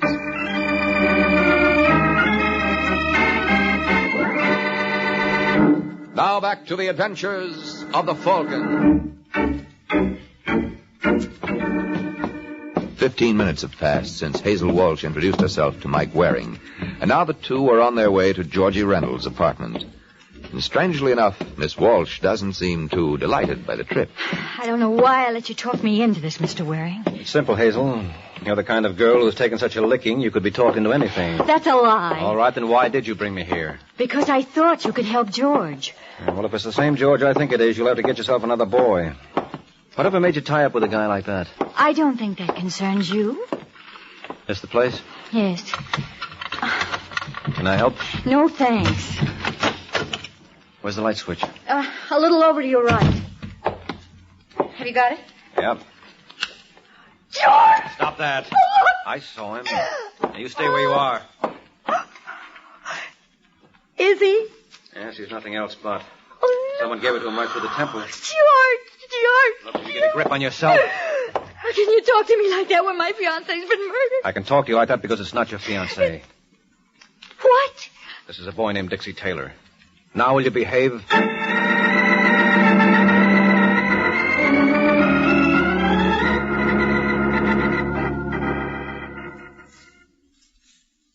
can't believe it, Mr. Waring. There must be some mistake. What's the matter, Hazel? You disappointed it isn't George? Of course not. Did you know Taylor? Well, he was a friend of George's. I saw him around here once or twice. Who else was a member of this fraternity? Just a man named Louis Martinez. Well, that's some select group. I've heard of all of them. Did they blackball anyone recently? I don't know what you mean. Did your boyfriend and Martinez cross anyone lately? I don't think so. Hazel, you better stop lying. You don't do it very well. Well, there was a Nick Saunders. Good-looking boy, around 35? Yes. What did they fight about? I don't know. You think Saunders might have killed Dixie? I suppose so. How about George? No. Oh, Hazel, don't be a sucker. You think he'll appreciate your loyalty? Why don't you ask him, Wary? Georgie. All right, I will. Isn't it nice of her not to suspect you, George? Not to suspect me of what? Take a look under that blanket. Oh. Who did it? That's just what I was asking. You got any suggestions? Nary a one. Say, who invited you here anyway? She didn't. Oh, is that so? Darling, I was only thinking of you. Now, that's the truth, George. Never have I seen a woman show so much concern. All right, Waring, beat it. I don't need you. How about Hazel? She don't need you either. Go on, Hazel. Tell him. I made a mistake, Mr. Waring. I'm sorry. You mean that? Yes. Okay, so be it. Oh, when the police show up, tell them I have to leave. It'll be a pleasure. Listen, Georgie, I know what you're going to say. Do you? Oh, darling, I was only thinking of you. I know what you, Dixie Martinez, did to Saunders. That's why I went to Waring. Well, that was smart. But I was worried about Saunders. And I'm worried about you, Hazel. You think you'll ever learn to keep your mouth shut? Or do I have to teach you?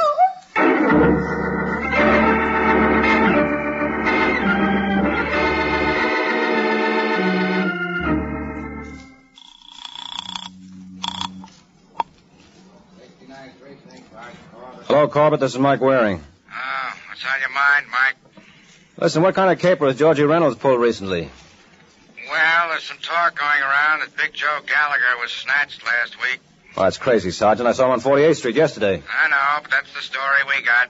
According to one of my pet stoolies, his missus laid out $100,000 to get him back. You think Georgie Reynolds was behind it? Wouldn't be at all surprised.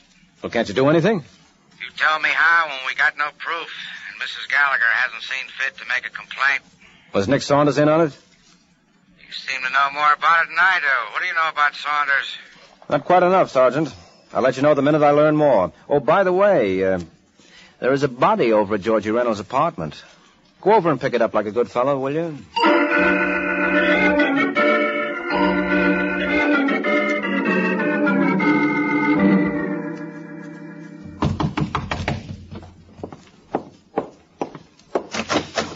Yes? Hello, Saunders. Remember me? Oh, sure. You're the Falcon, aren't you? Mm-hmm. Can I come in? Why not? Sorry I can't offer you anything. Well, you never know unless you try. All right, Waring, what's on your mind? Well, I heard you and George Reynolds had a little trouble last night. You must be thinking of two other guys. Well, what gets me is why you took it out on Taylor. Taylor? Yeah, haven't you heard? He's dead. Not my old pal, Dixie. Well, what do you know? I know you better have a pretty good alibi handy.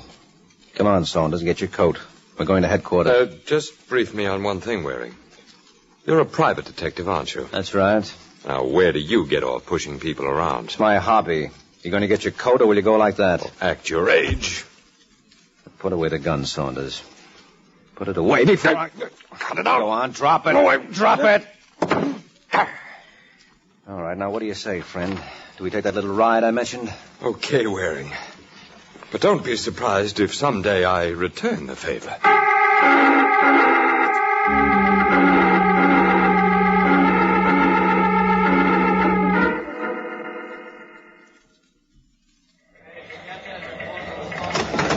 Is there a guy named Mike Waring here? That's me, Inspector. Come in here. I want to talk to you. Okay. See you later, Sergeant. Yeah, bad. Sit down, Waring. Oh, thanks. Sergeant Corbett tells me you're the boy who brought in Saunders. Yeah, it was a pleasure. Well, I'm glad you got a kick out of it, because I just talked to headquarters about you. What for? To see how they feel about attempted blackmail. What are you talking about? Didn't you try to shake down Saunders? Is that what he claimed? No, I can put two and two together myself. And you ought to go back to school, Inspector. There's something wrong with your arithmetic. I doubt it. When you start shoving a guy around just because he's got a record, there's only one answer. Oh, you're crazy. I tell you, Saunders killed Dixie Taylor. How? He shot him, that's how. From Philadelphia? Now, what are you talking about? According to the coroner, Dixie Taylor died at 8:30 p.m. So what? Well, at 8:25, Saunders was picked up by the Pennsylvania State Police for carrying a rod without a license. And he wasn't released until 2 hours later. Now, who doesn't know his arithmetic?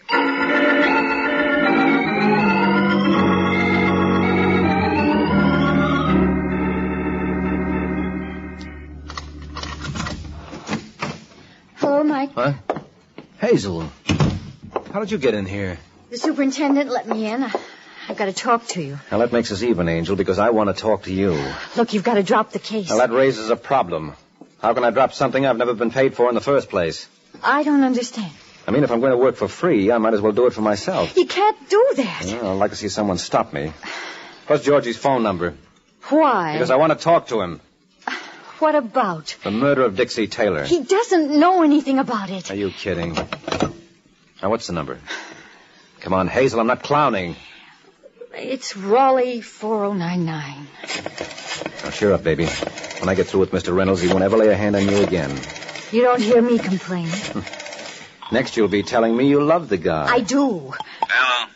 Is that you, Reynolds? No, this is Luis Martinez. Who are you? Mike Waring. Let me talk to George. I'm afraid that is out of the question. Listen, Martinez, if I have to come over there... It still won't do you any good. He's dead. He's what? Yeah. Someone fed him a dose of strychnine about an hour ago. And somehow we didn't seem to agree with him.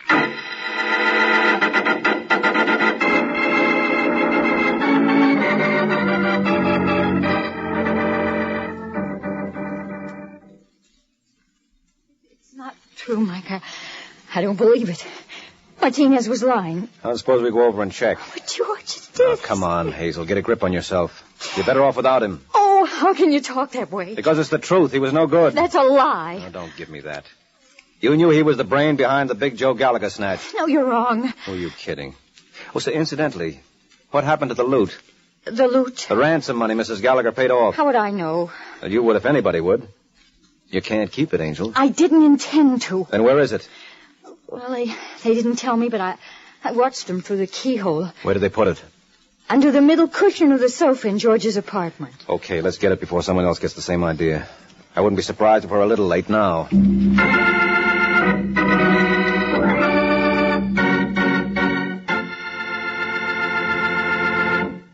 You know what Mike said just now about getting there first? Sounds like the race that usually goes on at my house for the last piece of cold chicken in the refrigerator. But a chicken sandwich sure makes a swell snack, especially when you put lots of Kraft mayonnaise on the bread. The delicate flavor of Kraft mayonnaise is just exactly what you want. And Kraft mayonnaise is so creamy, rich, and smooth. Just try it.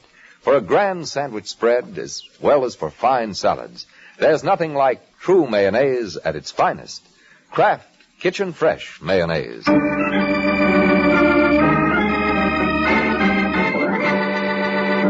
Now back to the adventures of the Falcon. A half hour has passed since Mike Waring learned that with the recent death of Georgie Reynolds and the earlier demise of Dixie Taylor, the original quartet was now working as a duo on $100,000 worth of loose notes. And now as we rejoin the team of Mark and Hazel, they're making their entrance at Georgie Reynolds' apartment. But Hazel seems to be suffering with a bad case of stage fright. What's the matter, Angel? Having trouble? Guess I'm a little nervous. Here, let me try. Come in, folks. Louis. What do you expect? Shut the door, Waring. Look, Martinez. I said shut the door. I'll raise them high. All right, you don't have to worry. I'm clean. I don't believe in taking chances. What's the matter? No sporting blood? Yeah, I guess I'm yellow. Too bad Georgie didn't have as much sense. Where is he? Move the club chair. What? Yeah, go on. He's behind it. George! That won't bring him back. You killed him? Well, while we're on this subject, where were you at 11:30? She was waiting for me in my apartment. Nice. Look, you better watch that mouth. And you better watch yours. All right, Hazel, where is it? Where is what? The dough we got from Gallagher. I don't know. Don't give me that. I want it, honey bunch, and nothing's going to keep me from it, understand? I wouldn't count on that, Louis. What? No. Don't bother turning around, Martinez. It's only me. Listen, Saunders. Don't mind if I do, Martinez, but first drop the gun. That's a sweetheart. You want me to pick it up? No. Don't trouble yourself, Waring. I can manage. Oh, what happened to Georgie? The same thing that happened to Dixie Taylor. He was such a sweet guy, wasn't he? Oh, by the way, when I walked in here, Martinez was asking you a question. I don't remember your answering it. Would you like to now? You'll never see a penny of that money. Come on, Hazel. We're wasting time. Where is it? You better tell him, Angel. I think he means business. I do, and make no mistake about it. It's under the middle cushion of the sofa. What? Stay where you are, Martinez. I'll do my own checking. Oh, now, isn't that pretty? Listen, Saunders. I'm afraid I haven't the time, Louis. We'll have to find it, Saunders. What? Get down, Hazel! Oh, hey. Had enough, Saunders? Yes, he has. Oh, hello, Sergeant. Hiya, Mike. Inspector sent me around to apologize. Oh, what happened? 20 minutes ago, a call came through from Philly that Saunders they picked up there was this guy's cousin. I thought there was something screwy playing. Well, if you fellas don't mind. Just a minute. Where are you going, Martinez? Well, I just figure it's no point in my hanging around just now. Well, you better get used to it, Louis. You're going to do quite a bit of it from now on. What are you talking about? You killed Dixie Taylor and George Reynolds. You're crazy. Well, maybe you're right. Here I've got you hanging when any kid knows that in New York they burn you. All right, Sergeant, prove it to him.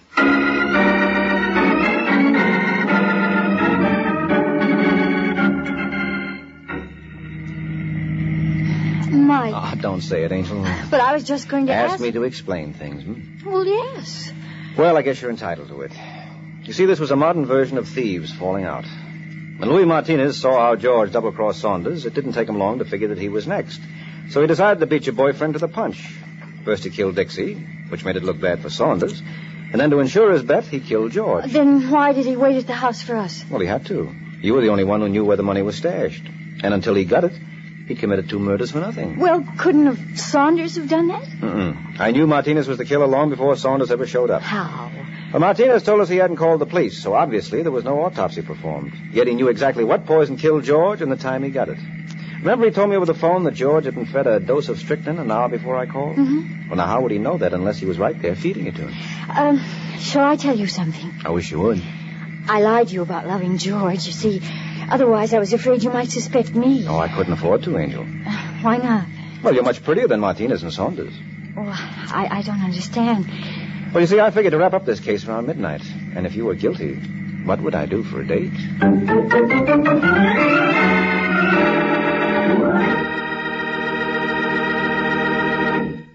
Folks, here's sure, pure enjoyment for the whole family. Real, honest-to-goodness malteds made with Kraft chocolate-flavored malted milk. Easy to fix, too. You just make a tasty paste of Kraft malted milk in the bottom of a tall glass.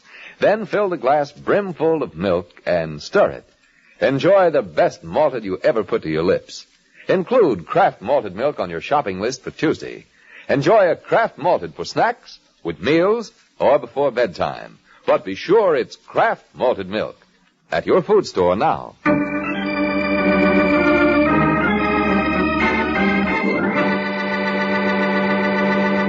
The Case of the Worried Champion.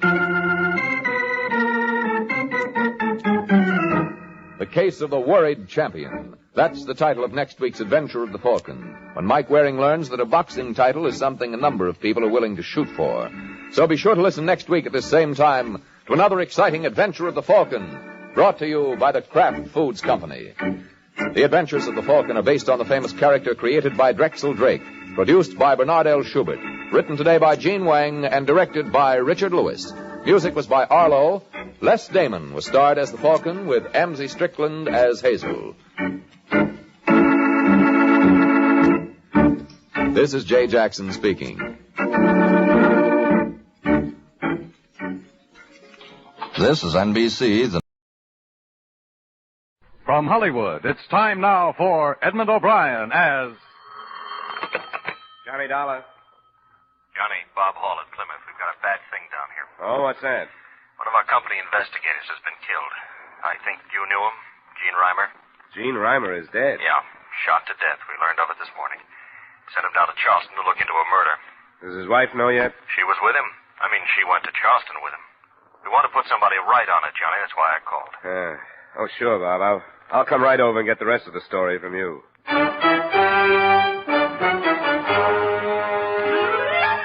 Edmund O'Brien in another adventure of the man with the action-packed expense account, America's fabulous freelance insurance investigator. Yours truly, Johnny Dollar.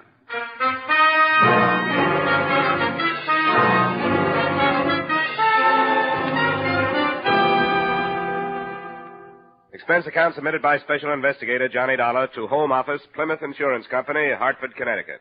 The following is an accounting of expenditures during my investigation of the LELAND BLACKBURN matter. Expense account item 1, $250 cab fare from my apartment to the Plymouth building. Hey, Johnny. Yeah?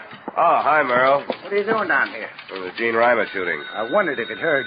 He talked a lot about you. You were good friends. We learned the business together in the Pinkerton agency. Almost opened our own office. It didn't pan out. I wish it had. We're going to miss him around here. He was a great guy. Yeah. Well, Bob Hall's waiting for me, Merle. I'd better get in there. Sure. Good luck, Johnny. Mr. Dollar, he's waiting for you. You can go right in. Thanks. How are you, Bob? Thanks for coming right over, Johnny. Wouldn't have blamed you if you turned it down. Forget it. I feel pretty awful about it. I gave the case to Gene myself. He wasn't up for one, but there would have been some extra money for him. I knew he needed it. He didn't have to take the case. He didn't have to earn a living this way. It's a funny thing for you to say. Well, there's no other way to look at it. You can't hunt trouble forever without finally running into some. I got the idea that you were his friend. I was. But you aren't hiring a friend, Bob. You're hiring an investigator. If you want me to go to work on this, I'd better get some facts. I don't understand you. What about the case he was on? You said it was murder? A policyholder named Leland Blackburn was bludgeoned to death in his home. How long had Gene been on it? Less than a week, 5 days. Had he sent in any report on what he'd learned? No, he hadn't. Is that all? That's all I know. He was staying at the Hotel Lee. His wife is still there. As I said, she'd been with him. I suggest you talk to her first. I will. I'll leave as soon as I can get plane space. All right, Johnny. Good luck.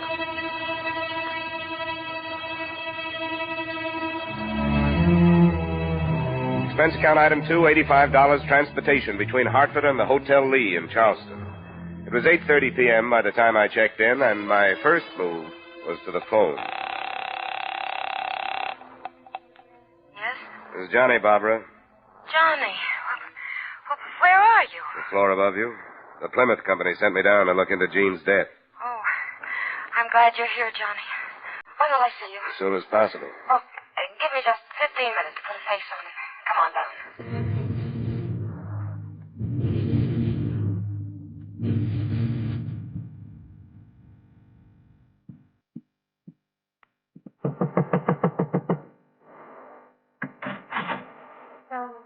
Hello.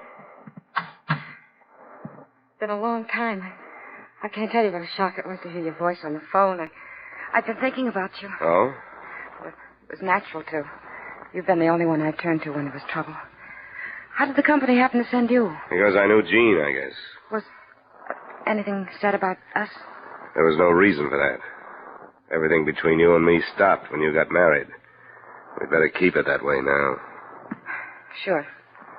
It was a beautiful marriage all the way around. I told you it would be. You remember that? Yes. That there was a side of Gene Reimer that hardly anybody knew. You didn't believe me. I learned to. And you made some pretty serious statements to me after you did. I want to get that off my chest before we go any farther. I don't know how many times you told me that you were afraid you were going to kill him for what he'd done to you. And you meant it, didn't you? Johnny. The last time was less than a month ago. You don't think I killed him? I remember what you said. Johnny, don't. Why did you come to Charleston with him? Because he made me come. Why? Because it... I don't want to tell you. Why not? It doesn't have anything to do with what happened. Then you shouldn't mind telling me. He found out about somebody I'd been seeing in Hartford. I know it sounds cheap, but you must realize... Never mind that. Gene brought you down here to keep you away from this guy. Yes. Johnny, you can't think I killed him. I hope you didn't. For old time's sake, I'd hate to learn that you did. They were good times, Johnny. What do you know about the case Gene was working on? Nothing. He never talked about any of them. Well, I'll start on it tomorrow. Good night, Barbara.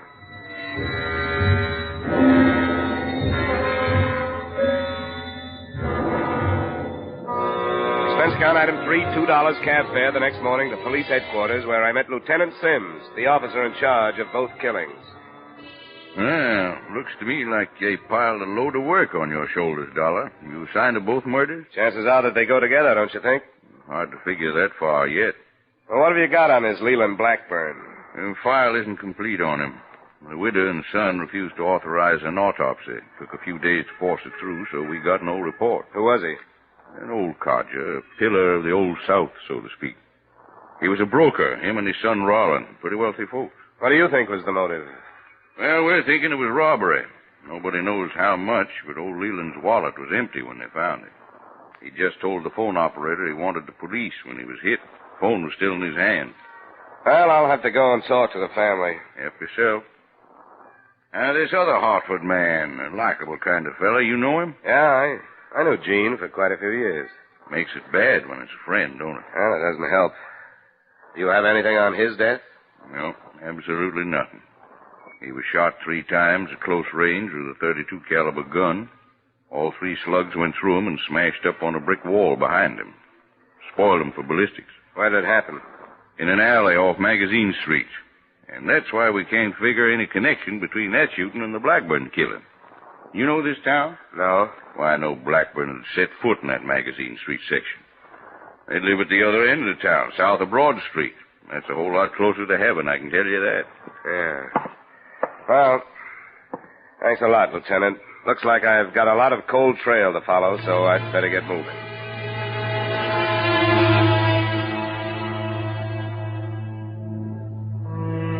Later that day, after checking my phone to learn when the son would be home, I went to the Blackburn residence.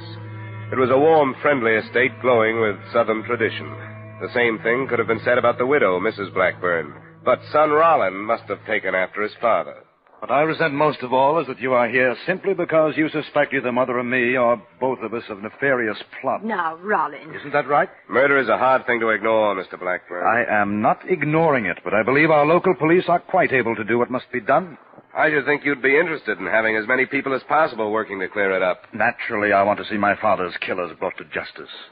But I don't think Father would appreciate the importation of investigators from Hartford. Rollin, please. I came here primarily to investigate the death of the first Hartford man. I'm afraid you'll have to put up with me until I satisfy myself that there's no connection between your father and what that.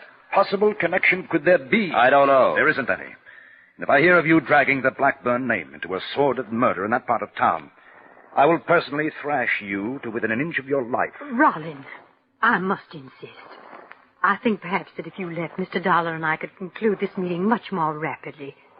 Don't you have an appointment someplace? Don't you forget what I said, Dollar. I won't. Oh, I must apologize, Mr. Dollar. You don't have to. The loss of his father has been a great shock to him. And I must say that other young man who was here, as pleasant as it tried to be, did leave us with the impression that he suspected us. One doesn't say things like that about the Blackburns. It is an extremely proud and moral family. I understand. I don't want you to think that I... Now, Mr. Dollar, what do you want me to do? Well, I think you've probably been asked these questions by Mr. Reimer, but if you'll bear with me... Of course. Were you here the night your husband died? Yes. I was in the other wing where our bedrooms are. Rollin was there, too. But he came down to the kitchen. That's through there. And found poor Leland. Neither of you heard anything? No. I had my radio on, I remember. But even so, it is quite a big house. It's a beautiful house. Mrs. Blackburn, do you have any idea who could have done this thing? Any enemies of your husband's? I knew of nobody who disliked Leland. He was a charitable, honest man, and a pious one. I'm sorry, Mrs. Blackburn. I won't bother you any longer. My only hope is that I may join him soon.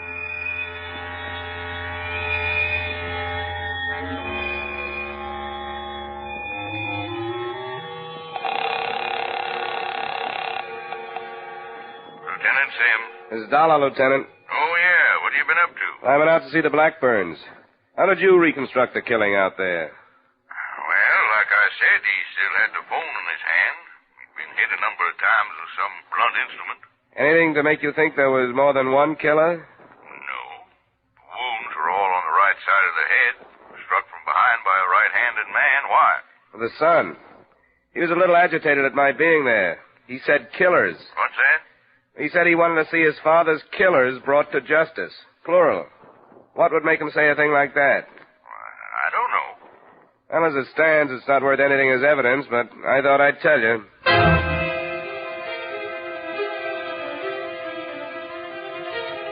To me, at that moment, it meant there was a possibility that Roland Blackburn knew more than he was saying.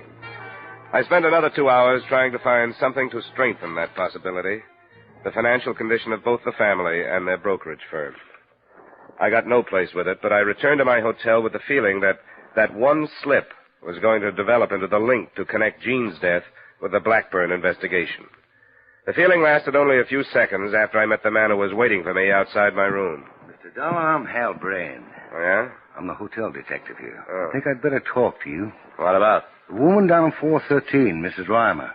How'd you find out about me? I've been keeping my eye on her. I saw you go to see her and checked on you.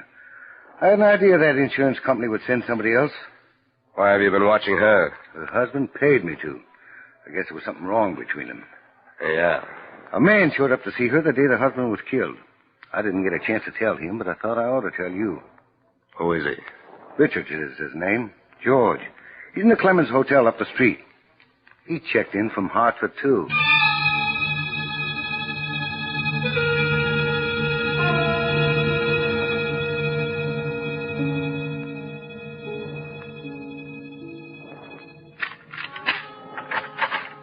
Come on in the room, Brian. I want to hear the rest of it. Sure. There isn't much more. This Richard showed up at the Reimer room about 1 in the afternoon. Reimer was out, so I didn't get to him. And then he was shot that night about 10. Maybe it don't mean anything. You know where Richards is now? He checked out this afternoon, took the 540 plane to New York. Let me pour you a drink, Brian? Sure. You know, a man's a fool to marry a woman as beautiful as that. It always means trouble. That's my personal opinion anyway. My wife's as ugly as sin. But that's as far as it goes. Yeah. Thanks. Have you told this to the police, Brian? Not yet. Why not? Oh, I figure a couple of days won't make any difference. If the police don't come up with something else, by then I'll tell them. You've talked to her. What do you think? I don't know, but I'm going down to see her. Wouldn't be very smart, would it? Maybe not. That's the way I have to play it. Help yourself to another drink, Brian, and thanks.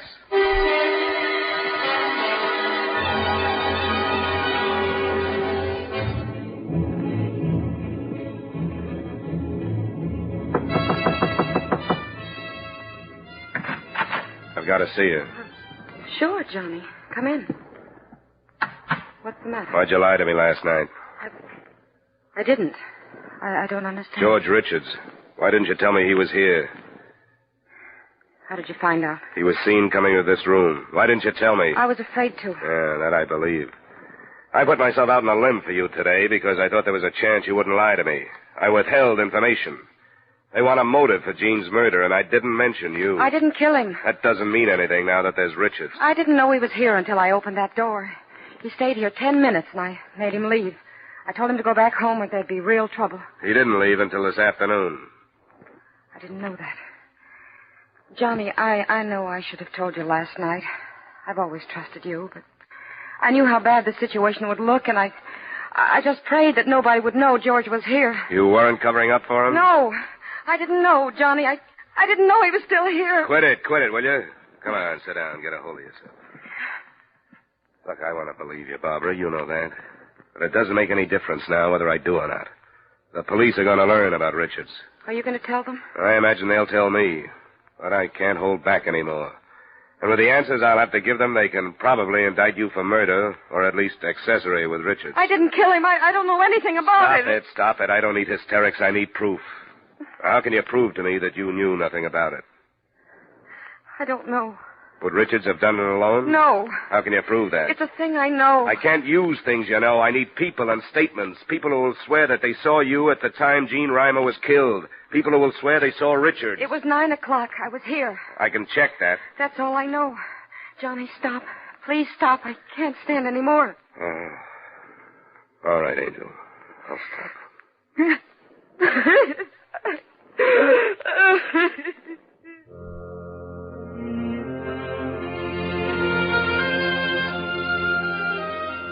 I tried to find an alibi for George Richards that night, but a stranger in a city the size of Charleston is hard to nail down. I went to the Clemens Hotel and questioned bellboys, clerks, maids, and bartenders, But those who remembered him hadn't seen him during the evening in question. Then I tried cab drivers with no better success. It was after midnight when I went to bed, and 9 the next morning when I was awakened by a summons from the police, accompanied by official transportation.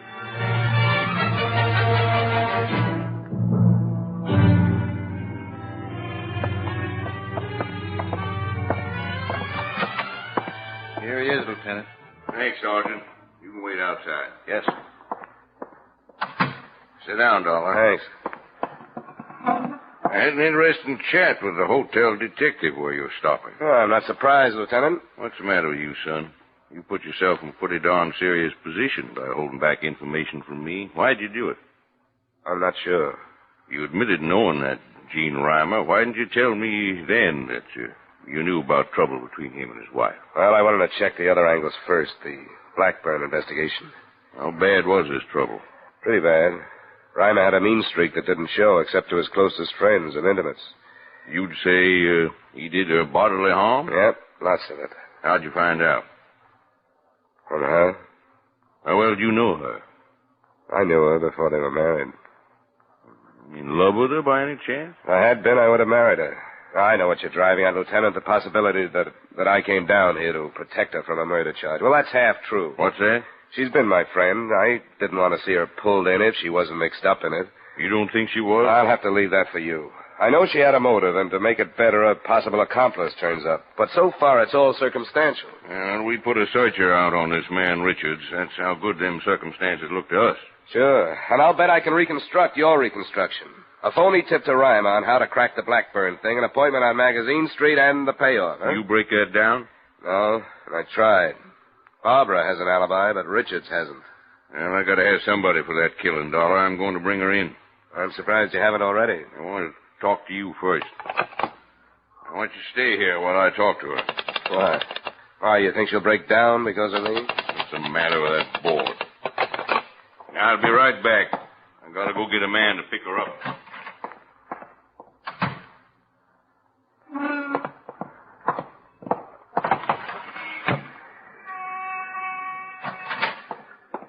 What are you doing? Contemplating suicide. Where's Lieutenant Sims? Just went out the other door. I'll be right back. Hey, you finally got the autopsy report on old man Blackburn. You sound as if you really didn't believe he was dead. Oh, no, he's dead all right. What is it, Sergeant? The Blackburn autopsy report. Yeah, look here.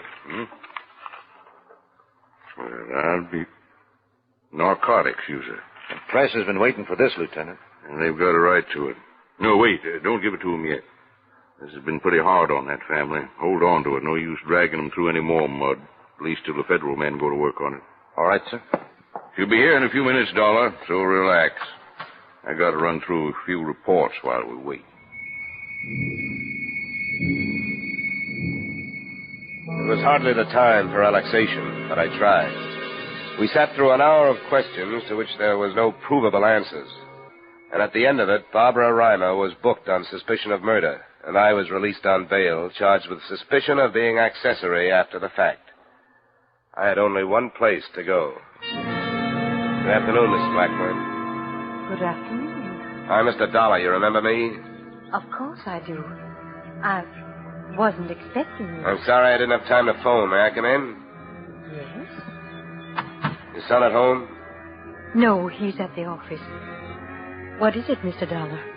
A girl has been arrested because the police think she killed Mr. Reimer, the other man from Hartford. Oh, I didn't know. I don't think she did it. I don't think I understand, Mr. Dollar. Why have you come here? Because I think you know she didn't do it, Mrs. Blackburn. Mr. Dollar. Could we sit down someplace? Yes. In the drawing room. Now, if you please, sir, what is the meaning of this? Why did you refuse to allow an autopsy to be performed on your husband? Because I believe it to be a revolting and savage practice. A mental torture that no one has the right to ask the survivors to experience. I will not condone it. Usually laws are stronger than human feelings. Do you know that one had been performed? I refused. Oh, Rollin told me there was nothing to fear. He was wrong. I will not condone it. It's a matter of official record now, Mrs. Blackburn. The report says your husband was a narcotics user. He was not. He was. Your son knew it, and I think you did. I shall have to ask you to leave, Mr. Dollar. Please, Mrs. Blackburn, that wouldn't do any good. When I was here before, maybe you remember, your son said something he didn't intend to say. He told me that more than one man killed your husband. He said killers. He was upset. Both murders had something to do with the narcotics your husband used, didn't they? No. The police haven't been able to find a link between the Blackburn name and the Magazine Street section. The narcotics made that link, isn't that right? No. Gene Reimer must have found out. He was killed. Now a woman is charged with a murder she had nothing to do with. What else do you want? Oh. We thought we were doing the right thing. Why did you think that? We hoped to save Leland that shame. And Rollin, his son, and his widow. Gene Reimer must have learned from you. No. No one was to be told.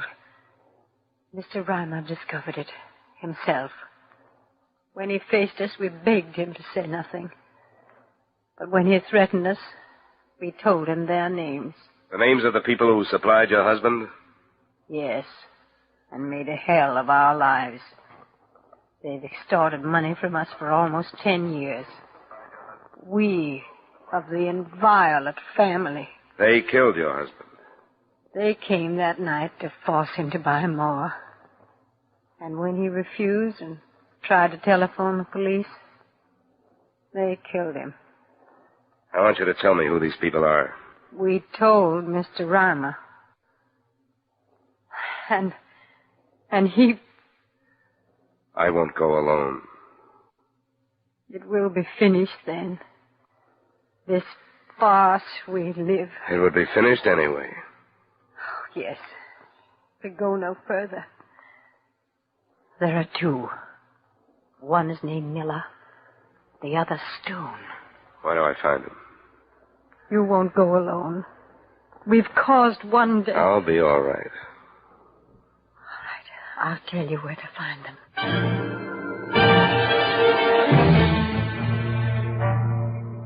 I hadn't planned to go alone, but on the way I began to wonder if the time I spent interesting the police wouldn't be used by Mrs. Blackburn to warn the two men whose capture would put the finish to the family reputation. So I didn't contact Lieutenant Sims. Instead, I stopped by my hotel to pick up an automatic and cab to the Magazine Street address by myself. This is the place. Take it easy up there if I was you. Thanks, I will. Here you are. Thanks, sir.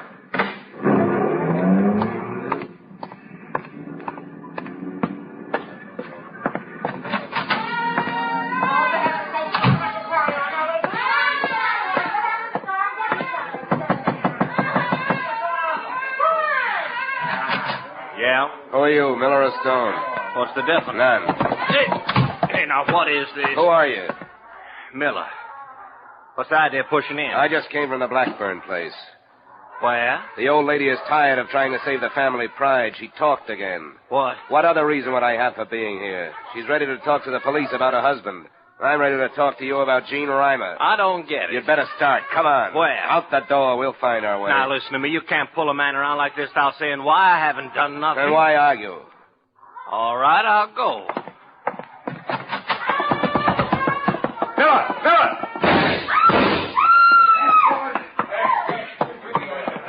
Miller? Get away from me.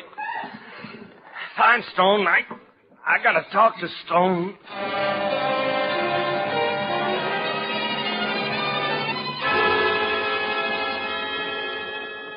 He did get a chance to talk to Stone, but not before Lieutenant Sims heard him out and added his statement and added the surviving Blackburns, which cleared Barbara Reimer and yours truly. Expense account, item 3, $110, miscellaneous expenses in Charleston. Item 4, same as item 2, transportation back to Hartford, expense account total. Oh, excuse me. Yeah? Hello, Johnny. Oh. Hi, Barbara. I thought you were coming over. It's after 4. Well, as a matter of fact, I was just going to phone. I can't make it. What's the matter, Johnny? I've got another case. What's the matter, Johnny? I have to earn a living. All right. You know where to find me if you want to. Yeah. Yeah, I'll try to call you when I get back to town. Okay? Goodbye. Expense account total, $345.75. Remarks? This was a fairly personal assignment. And it brings to mind a fairly personal observation. Cops, private or otherwise, should never marry. They're lousy husbands because they're away from home so much. But more important, they leave too many widows. Yours truly, Johnny Dollar.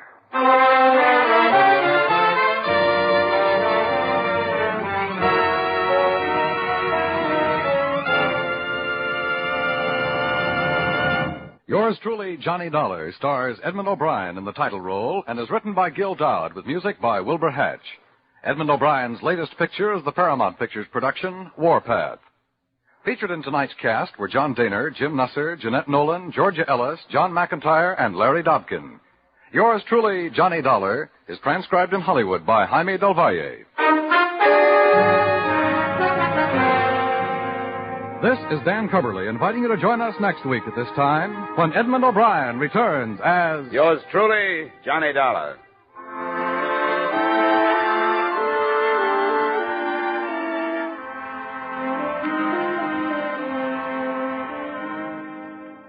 You can sing it again on CBS tonight for a whole hour of fun-packed, music-packed entertainment.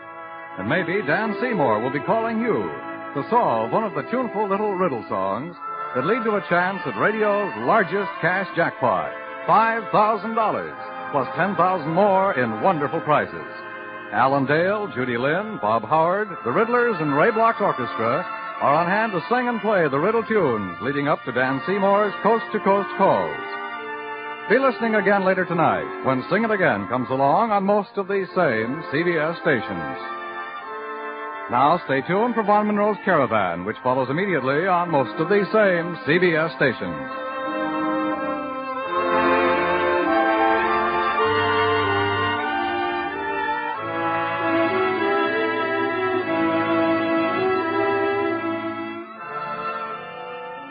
This is CBS, where you laugh with Lucille Ball and My Favorite Husband on Saturday nights, the Columbia Broadcasting System.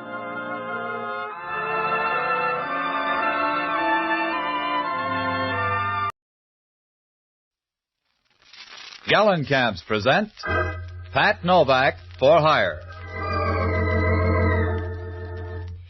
Cinderella lost a shoe and so she got a maid. The modern miss has learned from this in Gallencamp she'll raid. More miles to a Gallencamp. Yes, Gallencamps, the family shoe stores with the yellow fronts, the largest shoe chain in the West with stores from Canada to Mexico to serve the West. Gallenkamps, Gallencamps present Pat Novak for Hire.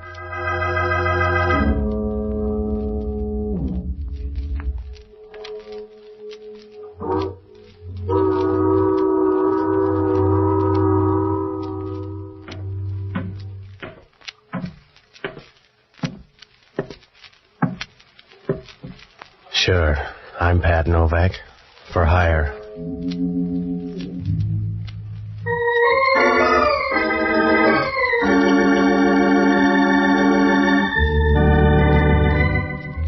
That's what the sign out in front of my office says, Pat Novak for hire. Down on the waterfront in San Francisco, you don't get prizes for being subtle. If you want to make a living down here, you got to get your hand in the till any way you can. You rob Peter to pay Paul, and then you put it on the cuff. It's a happy life if you don't mind looking up at a headstone, because sooner or later you draw trouble a size too big. I found that out Tuesday night. It was about 11 o'clock when I came out of the office, and I started down the waterfront. It was raining, and the street was as deserted as a warm bottle of beer. As I got near the corner, an old man stepped out of the darkness and started across the street. It was a short trip because the car started up down the street, and the old man couldn't have made it with a pocket full of aces. Well, I started over to him. The car slowed down for a moment and then turned the corner and disappeared. As it passed under the streetlight, I caught a glimpse of the license plate in a dull, surprised way, the way you'd grab a feather out of an angel's wing. I bent over the old man and I rolled him on his back. He was breathing hard as I cushioned his head. Please help me. Can you please help me? Well, that's a big order, mister. I must talk to you. Well, if you got any good quotes, you better get them off your chest fast. My pocket. Inside my pocket. Please put your hand. In here? Yeah. Sure. 2 envelopes. What about them? One is money for you. You have the other one. So far. The other one, please keep sealed. And you will give it to John St. John. John St. John? Yeah. Well, where does he live? You don't understand. It's not... I want to tell you. You don't understand. Well, he was right on that one. I didn't understand a thing except he slipped out of my arms and stopped paying taxes. I dragged him over to the side and I went through his stuff. There was nothing there, no identification, just a card with an address on the other side of town. I opened the envelope and $300 tumbled into my breast pocket. The other one was sealed. There was no name on it, but up in the corner there was some kind of marking. It looked like 2 crosses spliced together. There wasn't anything I could do for him except pray, and I owe some back dues, so I went over to my office and called police headquarters. I told them where the old man was, and then I checked in the phone book. There was no John St. John listed. Well, so I looked up the only honest guy I know, an ex-doctor and a boozer by the name of Jocko Madigan. A good guy, but to him, a hangover is the price of being sober. I finally found him singing in a Mason Street bar. Dinky, dinky, dobby-shoo, dinky, dinky, day. Jocko, I want to talk to you. Ah, Patsy, you're just in time for the counterpoint. I'm singing a song, a little sentimental thing from my childhood. It'll keep. I got a problem, Jocko. You'll always have a problem, Patsy, because you can't keep out of trouble. You know that, don't you? You have no self-control. Yeah, all right, Jocko. You have no more self-control than a bucket of mercury dumped in a marble staircase. All right, Jocko, check the bright talk. I just saw a guy get killed. You're like some violent disorder in nature, some large but unprofitable storm. You keep whirling in circles, Patsy. And if you ever go more than 10 feet in one direction, it's because some woman is 9 feet away. Then it begins all over again. Are you all through? Yes, get to the point. That's another of your troubles. You never get to the point. Some old guy was killed down on the Embarcadero. He checked out 50 feet away from me. Who killed him? I don't know. Then why do you care? Professional jealousy? Some car came out of nowhere and clipped him. You're sure it wasn't an accident? Yeah, just like the fall of France. Will you stop needling me, Jocko? I told you the guy got killed. He was murdered right in front of me. I gotta find a guy called John St. John. How, St. John? John St. John. I don't feel like vaudeville tonight, Jocko. The old man gave me $300 to deliver a letter. I made him a promise. Well, you can break it now with only the slightest risk. I got the license number of the car. I want you to hop down and look it up. Then check at headquarters to see if the guy's got a record. I don't like policemen. They depress me. Check it. I gotta go out here to this address. Here. Uh-huh. Well, what kind of neighborhood is it? Well, it's not exactly a neighborhood. It's more like an architectural afterthought, a lingering defense against the early California bear. All right. No speeches. Just check on that license plate. Now, if I'm not at my place, try this address here. Yes, that's always very interesting at this time of night. Goodbye, lover.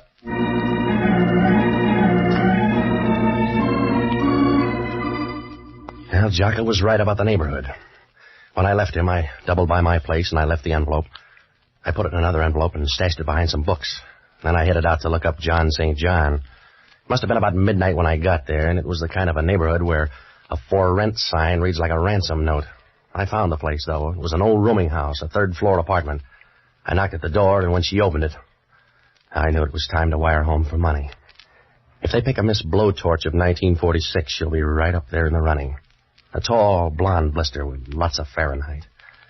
She stood there leaning against the door, smiling and looking at you as if you had gold-plated muscles. Gave you a weak feeling where your dinner ought to be. And her voice came right out of the oven. Well, you're out kind of late. Yeah. I'm looking for a guy named John St. John. Oh? Won't you come into my cobweb? Sure. For a spider, you're nice and chubby. Well, a Spider-Man. My name's Lee Norton. You want to write it down? I'm Pat Novak, and I'm looking for a guy named John St. John. You seem to be running a temperature on the subject. I don't know a John St. John. Well, I found a dead man lugging around your address. Why? I don't know. Perhaps he admired me from afar. Like a sunset or something. No, he stopped admiring sunsets about 20 years ago. I see. What are you, the avenging angel? He gave me a sealed envelope. And you were supposed to give it to a man named John St. John. That's right. He gave me $300 to ease the pain. Yeah, I figured that. You don't look like the charitable type. He was a nice old guy, so I'm going to find his boy. Perhaps I could help you. You got a clear, fast track. Let's see you go. I told you I don't know John St. John, but I'll do this much. Yeah, I know. You're going to be big-hearted and offer to take that letter just in case you ever meet someone named John St. John. How did you pay the rent this month? Keep the kettle on. I'll only be a moment. Lee, if we're early, just give us a magazine. No. Come on in. Well, just enough for bridge. You're right. You're only gone a moment. Who are your friends? Don't sulk. Did they lock the manhole before they left home? His name's Novak. Yeah, that's a pretty name. Don't rhyme with anything, but it's pretty, huh, Joe? Yeah, it's all right. Let's have the letter, Novak.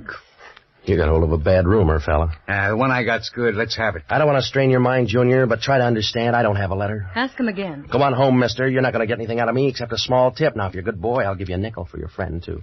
All right, Joe. Now, hold him up. Yeah, just a minute. He's got a head of hair. Hold him up. All right, Mike. That's enough. Oh, that's enough. All right, baby. Don't look so sorry. You can't have everything.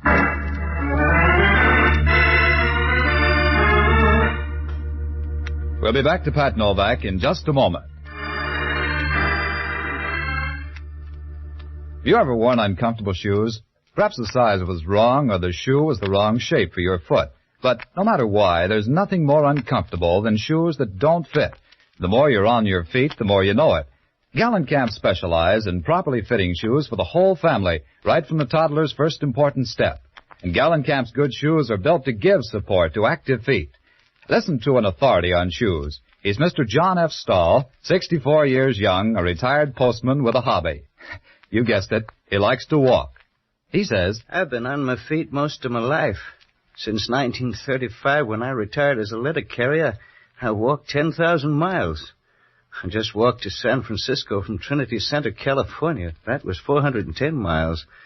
Walking is fun, but take it from me, you must have good shoes. That's why I stick to Gallencamps. Gallencamps are good shoes. And there you have it from a man who knows. Gallencamps are good shoes. That's why Gallencamps are the West's favorite shoes, and Gallencamp's tremendous volume makes possible Gallencamp's reasonable prices. For style, for quality, for reasonable price, for good shoes for the entire family, visit the stores with the yellow fronts. Mr. Stahl walked 410 miles to shop at Gallencamps, but there's a store in your neighborhood. And now back to Pat Novak for hire. You know, it's easy to sleep if you got the right friends. When those two gun-ups were through, I hit the floor and made Rip Van Winkle look like an insomnia victim. I didn't like the floor, but it was in better shape than my face. I don't know how long I was there, but it must have been a couple of hours. I rolled over once and tried to get up, but it was like trying to barbecue a cake of ice. There was a sick, sweet smell in the room. I tried to place it, but my nose was out on strike, so I went to sleep again. Next thing I knew, it sounded like New Year's Eve. Here you go, Patsy. Now, up on the couch. What's the matter? Nothing. If you're a kitchen stove, the room is full of gas. Oh, some of my playmates, I guess. Well, you weren't at the apartment, so I tried here. Yeah? What time is it? 2:00. Who got the quaint idea of the gas chamber? A girlfriend. It was love at first sight. Did she get the letter? I left it home. Yeah, getting smart. Yeah, $300 worth. They lifted my dough. You couldn't use it where you were going. I checked on that hit-and-run car. It's listed under the name of Sidney Bronson. Has he got a record? No. Well, everybody's a beginner. Well, let's go home. It'll be dull, but you'll get used to it. Wait till I wash my hands. Sure. Patsy. Yeah? What did your girlfriend look like? Was she the lively type? Yeah. Why? What's the matter? Because she's not anymore. Yeah. Those gunsels play rough. She's kind of pretty. What did she do besides send out vibration? I don't know. But she knew all about John St. John. Yeah? She picked up a bait like a hungry bass. Also, look at that ring. How did you get around to that? The insignia on it. It's the same one that's on the envelope. Spliced crosses. Let's go home, Patsy. The police will be here. Yeah. Even Hellman will know she's dead. Come on, On your way out the door, Jocko, try it sideways because I think it's blocked. Hello, Novak. You look pale. It's my color scheme. What do you care, Hellman? None. She looks peaceful. Yeah, be quiet or you'll wake her up. I'll tiptoe. She always cut her throat before she goes to sleep? Who is she, Novak? I don't know. It's awful cozy here for a bunch of perfect strangers. I don't know every dead girl in town, Hellman. You'll have to check. You can still write, can't you, Novak? Huh? That's all you'll need down at headquarters. Come on. Get out of the haze, Hellman. You don't know who's dead yet, but you're going to book somebody. Yeah. What are you doing up here, praising the joint? I came up to find a guy named John St. John. She doesn't look like a guy named John St. John. She was my lead. I came up here to smell out a rat. She had a half Nelson on me when 2 gunsels walked in. They came up to fix the gas meter, I think. You stay out of this. I'll make every effort. Now, if you're smart, you'll fingerprint this place, Hellman. Those boys were cute. They've been in somebody's jail. I'll handle my job. You stick to murder. It'll go a long way to pin this on me, Hellman. I can go a long way, Novak. Not with what you got to drag. We get a call in the middle of the night, come up here and find you standing over a dead girl. That's right. And you want me to sprinkle powder all over. Back up and take a better look, Novak. The view's fine, Hellman. And if you'll take a good look, you'll know why. You haven't got anything to give the DA except a slim lead and a fat hand. You're going to need help. Not on this one. You need help to find the street. Come on back to center, Hellman. Even with both hands, you couldn't... Yeah. Oh, forget it. So take the medicine like a good boy. I'm not going to walk out and let the two of you tour the town. I'm going to book one or both of you on a murder charge. All right. Book Jocko here, then. I love you in a generous mood. You got a string, then, Hellman. Somebody's got to find John St. John. Who's going to find Jocko? Stop worrying, I'll bail you out. You haven't got the right size heart, Novak. You'll let him die on the vine. Helm, sometimes you're guilty of unexpected wisdom. I know it's reflex action, but it's consoling anyway. I want you, Novak. I want you bad. I'll take this guy as a down payment, but I'm going to close out with you. Remember that. I will. All right. Come on, mister. Wait a minute. Patsy, you're not going to let him lug me off like this? What else can I do? The guy likes you.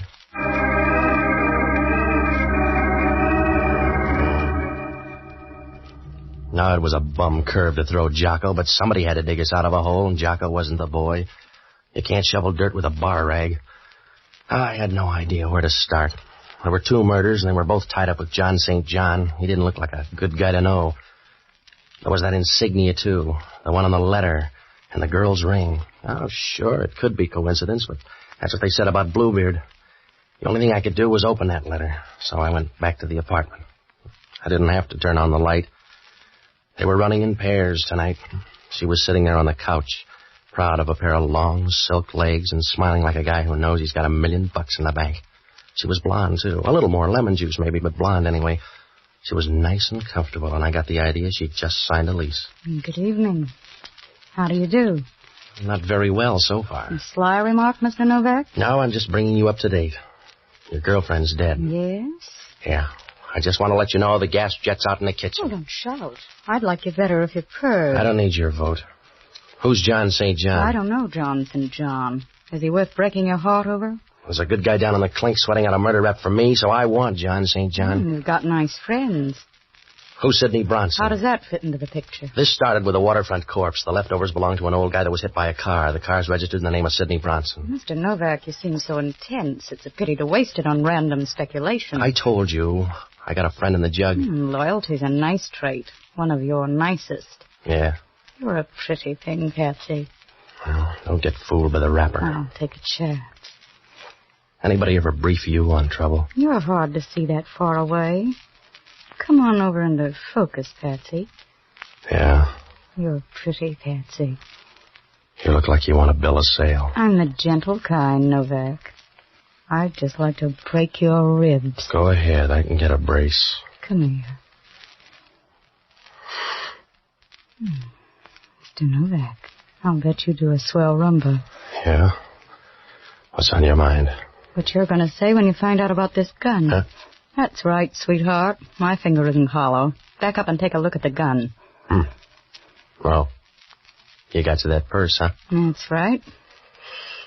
Well, you've ruined my confidence. I'll give you a testimonial. In the meantime, I want the letter. You go after everything the same way. I want the letter. Well, it's in the desk. Come on. Right here in the top drawer. Oh, let go. Stay away from me. I'm already here, lady. Come on, all right. Drop the gun, sis. Drop it. Well, you can let go of my arms now. Well, that's your version. Let go of me. Let go of me. What was that for? A little something on the house. Now beat it. Well, you've ruined my confidence. You're lucky. Go on home. You won't change your mind about that letter? No. Suit yourself. I'll be going. Oh, Patsy. Yeah? I can't help you on John St. John, but I wouldn't worry about that fellow, Sidney Bronson. Huh? Why? Because I'm Sidney Bronson. See you soon.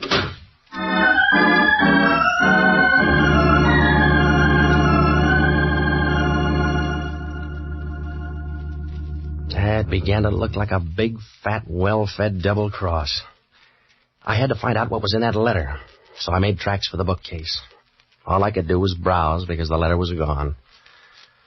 Well, things didn't look rosy for me or Jocko. I was about to buy a file and bake a cake when the phone rang. Hello, Novak. Oh, Hellman. The coroner got a report on that dead girl. She died at 12:30. Well, that's pretty close. What's he got, a stopwatch? 15 minutes either way. Those fingerprints panned out, too. Yeah? A couple of L.A. strong-arm men. Well, that's new for L.A. You got a call out? We already picked them up. Your favorite's named Welcome Dangliers. I could make a joke. I already got one. They're set up with a perfect alibi for 12:30. That means I killed the girl. Nobody's arguing. I got some more news. Yeah? I'm out at the Seal Rocks. Well, you got the figure for it. We just found an envelope floating around the water. It's one of yours. You better come on out. You found an envelope, so what? So the envelope turns out to be in some guy's pocket. Come on out.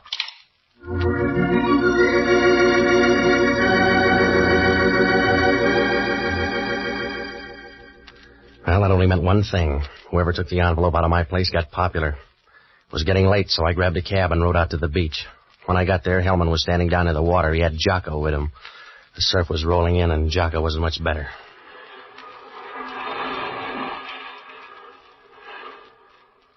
Hello, Patsy. Hello, Jocko. How's jail? Dry. Thanks for coming, Novak. You're sweet. Where's the envelope? Here. Mm-hmm. Yeah, it's the same one. That makes you look good. There was a letter in here. Did you take that with the guy's money, Hellman? You got all there is. This guy on the beach is the third one. It's my opinion the case will solve itself. We're running out of people. Who is the guy? His name's Walter Avery. Here's his stuff. Yeah, what's left? Well, the spliced cross really gets around. Keeps bobbing up. Here it is on this guy's fountain pen. I'm going to run this guy through the morgue, and then I'm going to look you up, Novak. Yeah? Sure.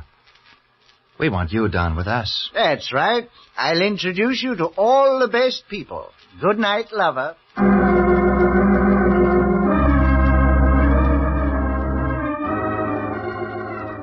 It was close to 5, so I tagged by my place for some sleep. I tossed around like a fish on the living room rug. Hellman called about 9 to throw more dust in my eyes. He said one of the airlines had a passenger to Portland named Walter Avery. Just to make it tough, the guy made the 12 o'clock plane and got off at Portland. I had left field all to myself. I got dressed and I looked up Sidney Bronson's number. There was no answer, so I went over. The place was locked, and I looked up the janitor. He wasn't going to let me in, but it turned out that his wife had a birthday coming up. Well, I found something in the apartment. It was a card, and it said Bellcrest Sanitarium. And down in the corner there was a guy's name. Dr. Emil Schoenig, psychiatrist. Vienna without the walls. The Bellcrest Sanitarium was down on the peninsula, so I borrowed a car and headed down that way. Everything was fine until I got in the front door. They didn't even let me register.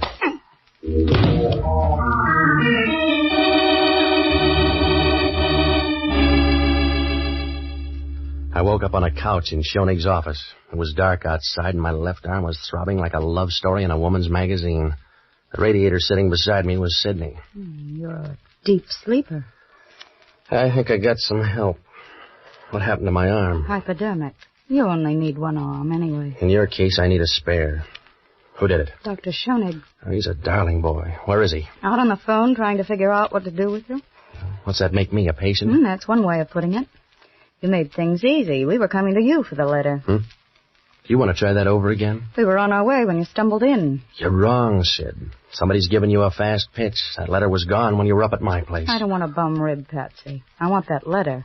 You're trailing the field angel. I told you the letter's gone. A guy by the name of Walter Avery took it out of my place. Walter Avery? That's right, and somebody thanked him. They found him this morning making like a dead seal. Walter Avery left for Portland last night. A plant, sweetheart. You better read up on your friends. Yeah.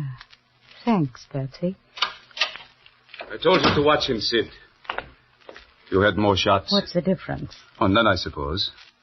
Why don't you mix us a drink while I talk to Mr. Novak? I'll be right with you. Well, Mr. Novak, you're one of my best patients. Well, that's because I like your needles. You better go easy on that drink. Yes? Why? Well, you'll get drunk and run somebody down the way you did that guy on the waterfront. Oh? A good guess. You should be proud. That's a good, sensible, final emotion. Here's your drink, Emma. Thank you, my dear. It's to you, Mr. Novak. Sorry, there's no drink for you, Mr. Novak. He probably will be. Huh? Forget it. Emma, I talked to Mr. Novak before you came in.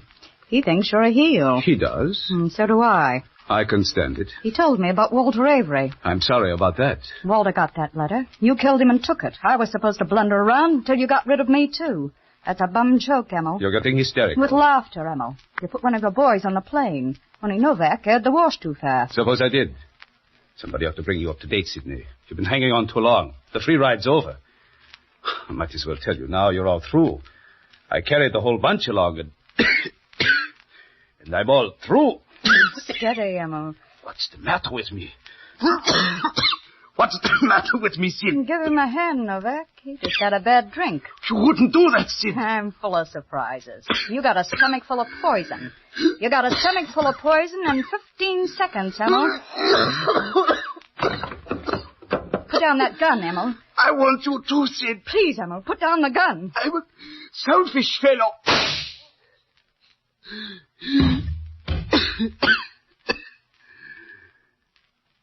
This happens kind of fast for you, fellow.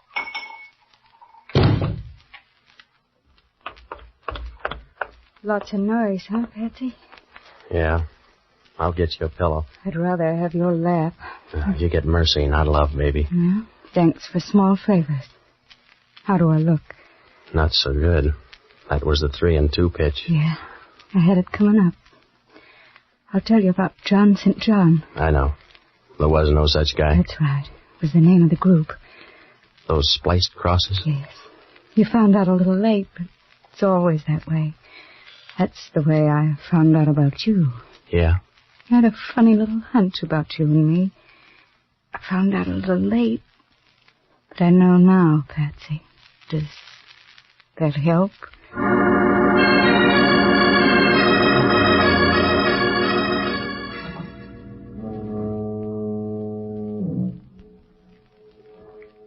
Well, John St. John was the name of an organization buying and selling government information. That old man tried to tell me, but he checked out too fast. I began to figure something like that when those spliced crosses started showing up. Schoenig killed the old man in Sidney's car. He couldn't stop because I was around. The 2 girls and Walter Avery were both in on the deal. Schoenig knew who I was when he saw me go into my office.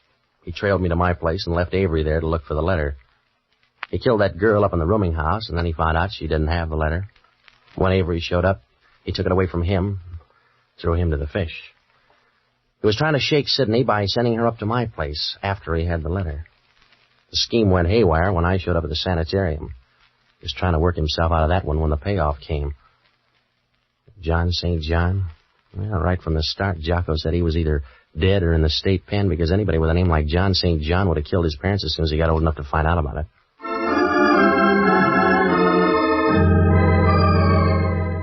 We'll return in a moment to find out what bothered Inspector Hellman.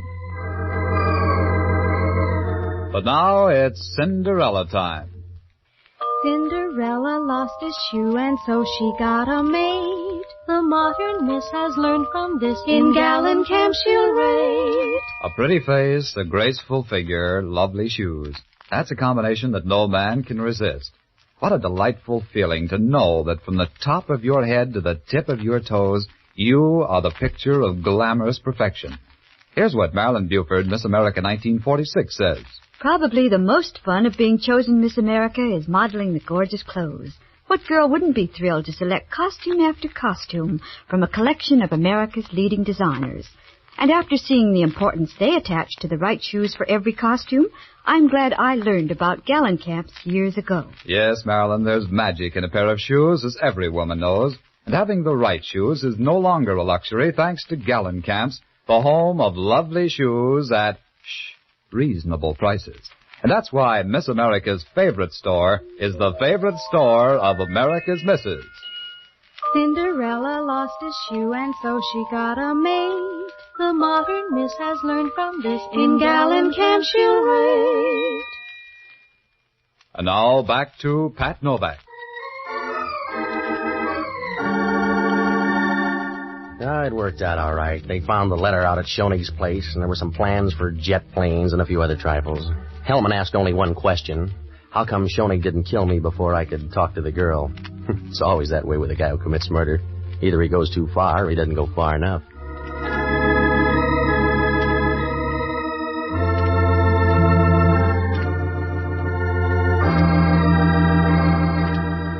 Be sure to join us next Sunday evening and every Sunday, same time, same station, for radio's newest show, Pat Novak for Hire. And don't forget the store with the yellow front is the Gallenkamp Shoe Store.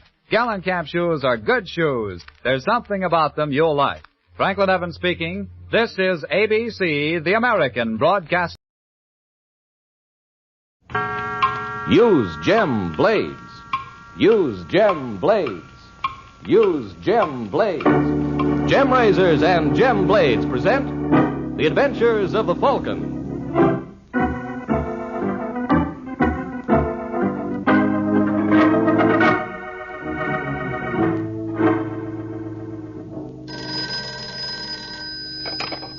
Hello? Yes, this is the Falcon. Oh, Nancy, I'm glad you called. What's on the program for tonight? Well, it sounds like an awfully dead evening, baby. But you can never tell. Tomorrow there may be morning.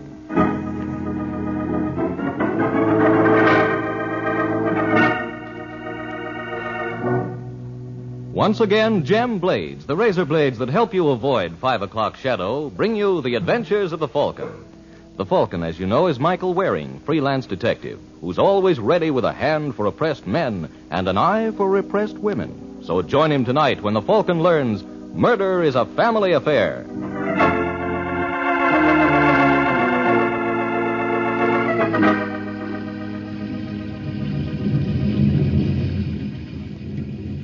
It's a rainy Tuesday evening in New York, and the city streets are deserted save for a dark red convertible which is parked at the curb. And at the wheel sits Brenda Sinclair, fondling her pet Pekingese, Wang Pu. No, baby, don't be impatient. Daddy's going to meet us shortly. Then you and Mama are going to go far, far away where nasty mans can't find us. Hello, Brenda. Oh, Kenny, darling. Have you been waiting long? It seemed like years. That's just the way I felt in that hallway. Ray. Oh, hello, Sinclair. Fancy meeting you here. I thought I warned you to stay away from my wife. Brenda doesn't care about you. She hasn't for years. Ray, I'm leaving you. Really? Kenny and I are going away on a little trip. Maybe Kenny is, Brenda, but not you. Ray, put away that gun. What's the idea, Sinclair? I warned you to stay away from my wife, Kenny, but you wouldn't listen. Ray. Maybe this is the only language you can understand. Ray, don't! Oh.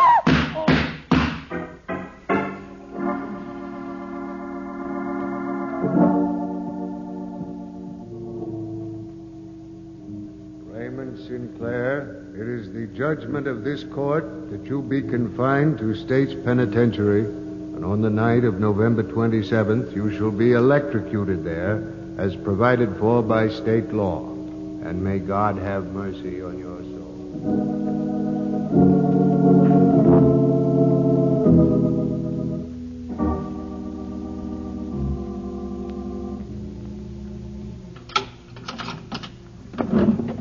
Sinclair?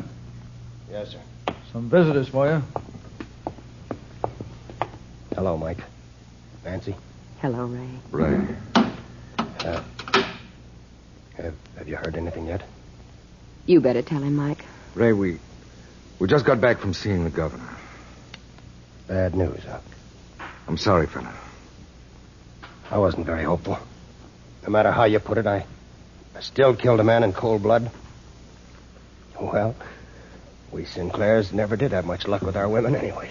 At least you'll be glad to know your brother Danny broke the jinx. Ah, good for him. Too bad I never got a chance to meet his wife. What do you think of her, Nancy? Gloria is all right. Oh, I'm glad to hear that. Danny deserves the best. He's a good kid. 1 in a million. He and Gloria are waiting at my apartment. Mike, I wonder if you'd do me a great favor. You don't have to ask, Ray. I'm a little worried about Danny. I'm afraid he may go off the deep end after this. You know, he always felt that Brenda was responsible for this mess. I understand. He's just a kid, Mike. He's got screwy ideas. Will you keep an eye on him? It's a promise. Mike, what time is it? Almost 9. They say the last 60 minutes are the toughest. Got a cigarette? Oh, sure. Have one, Nancy? Yes, please.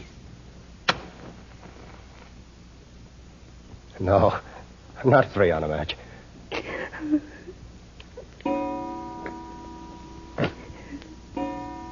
Mike, you're going to stick around for the... I'd like you to. Very much.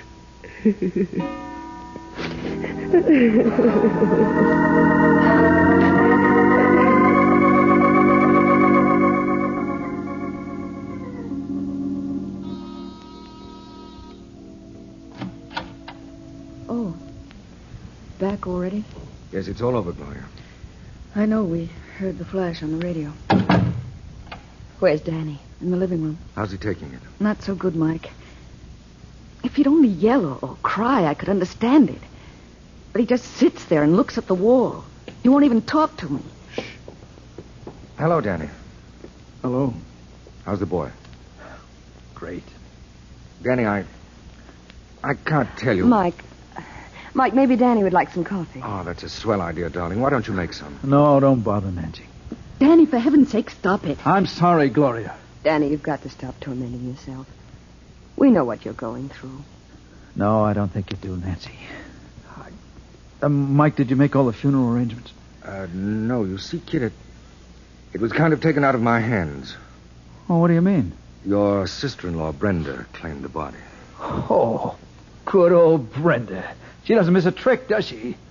I hope there were plenty of sob sisters around to catch her act. Yes, she ought to get a headline out of it. And without any effort. All right, Danny, spill it. What have you got on your mind? Murder. Danny. That's right, Gloria. I got an appointment with Brenda tonight. And I'm afraid she doesn't know about it yet. Danny, you're not being funny. I didn't intend it to be. Why don't you get wise to yourself? What? It's time you grew up. Try to be a man for a change and not a sniveling brat. Oh, I'm glad to find out what you think of me, Gloria. Oh, Danny, don't you see she's only telling you that for your own good? Oh, don't argue with him, Nancy. It isn't worth the effort.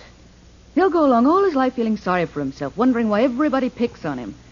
Well, I've seen kids of 10 with more stuff than he's got. Anything else you'd care to add? No, I've said my piece, Danny. Anytime you want to go, it's perfectly all right with me. Thanks for your permission, dear. Mike, don't let him. Danny, where'd you get that gun? It's yours. I got it out of your desk drawer. Let me have it. I'm sorry, friend. No can do. Danny, I want you to give me that gun. Now, Mike, you've been swelling me, so please don't make me do something I'll be sorry for. Now, stay where you are. Are you going to give me that gun? I'll come closer next time, Mike. Danny, listen to me. I have, Gloria, and I've taken it very much to heart. So I'm just a kid making big talk, am I? Well, watch me change to a man of action.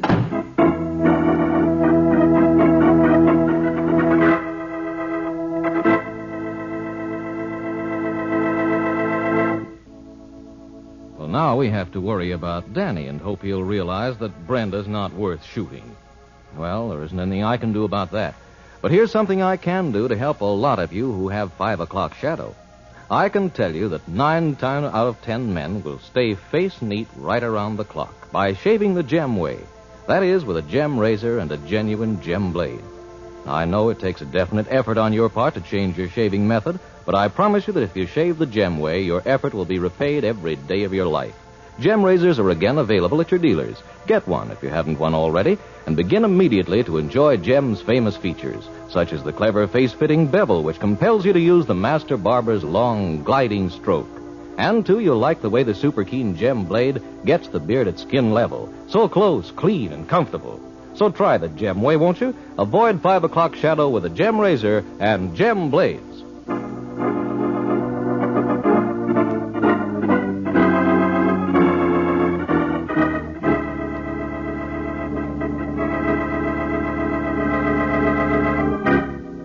Now back to the adventures of the Falcon. It's a few minutes later, and in Mike's apartment, the Falcon and Gloria listen anxiously while Nancy makes a call. Well, Nancy? Oh, the operator couldn't give me the number, Mike. Now, how are you going to warn Brenda? I really don't see why you people are so concerned. Danny won't do anything. You're wrong, Gloria. Look, Mike, I'm married to him. I know how he reacts. Why, Danny could no more kill her than I could. Basically, he's just a sweet kid. Just a sweet kid bent on murder. Well, then, you think he meant what he said? Every word. Well, then why don't you do something? I'm trying to, Gloria. Now let me think. You do that, Mike, but I'm not going to sit around and wait any longer. I'm going after Danny. Gloria, come back here. Let her go, darling. It'll give her something to occupy her mind. But shouldn't we phone the police or something? I'd rather not. If it ever gets out that Danny's gunning for his sister-in-law, it'll make a Roman holiday for the newsboys. Well, what do you think Danny will be doing meanwhile? In case you've forgotten, darling, that boy is wired for sound. And suppose we attempt a little short-circuiting. Maybe we can still beat him to her apartment. Get your coat, baby. It's worth a try.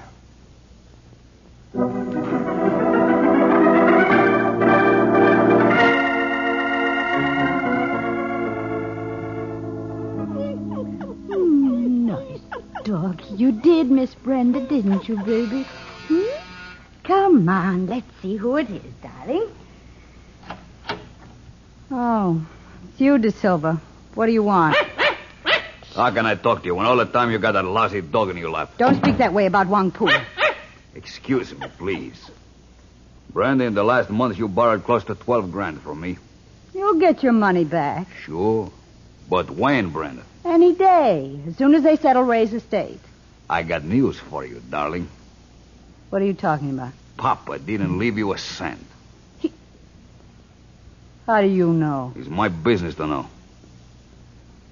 He's a dirty double-crosser, and after I gave him the best years of my life. You know, for a smart dame, Brenda, you don't use your head so good. 12 grand don't mean so much to De Silva. How you like me to call him off, huh? What's the catch, De Silva? You never gave away anything in your life. No catch? Just marry me. Are you kidding? You could do worse.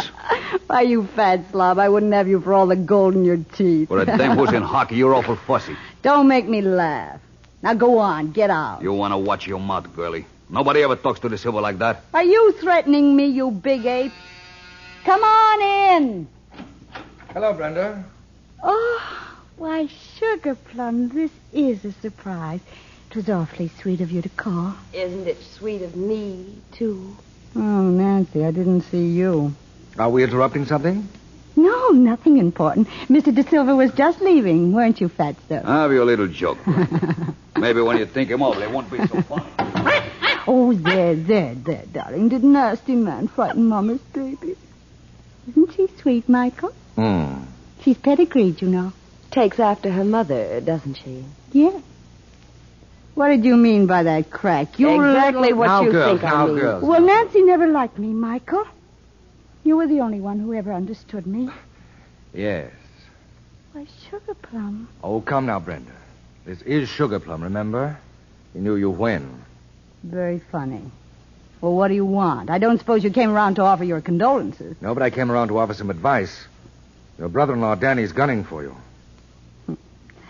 Look, Mike, if that's all you've got to say, you can beat it. Little Brenda can look after herself. All right, darling, let's go. Okay. Oh, Sugar Plum, Huh? did Ray leave all his money to Danny? Why? Nothing. It just dawned on me that my brother-in-law isn't such a kid at that. He's got possibilities. The right woman could do a lot for him. Maybe the right woman could. But if I were you, I'd forget it, Brenda.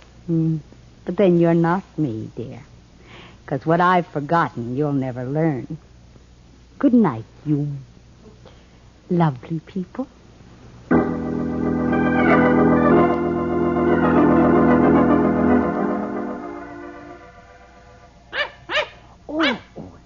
There, sweetheart. Come to Mama. That's the sweet thing. Mama's little baby was so hungry, and I'm going to... All right, I'm coming. Danny, darling, I'm so glad you dropped in. Nothing could keep me away. Here, let me take your coat. Never mind. Now, Danny, don't be mean to Brenda. Now that poor Ray is gone, there's just the two of us left. We've got to look out for one another.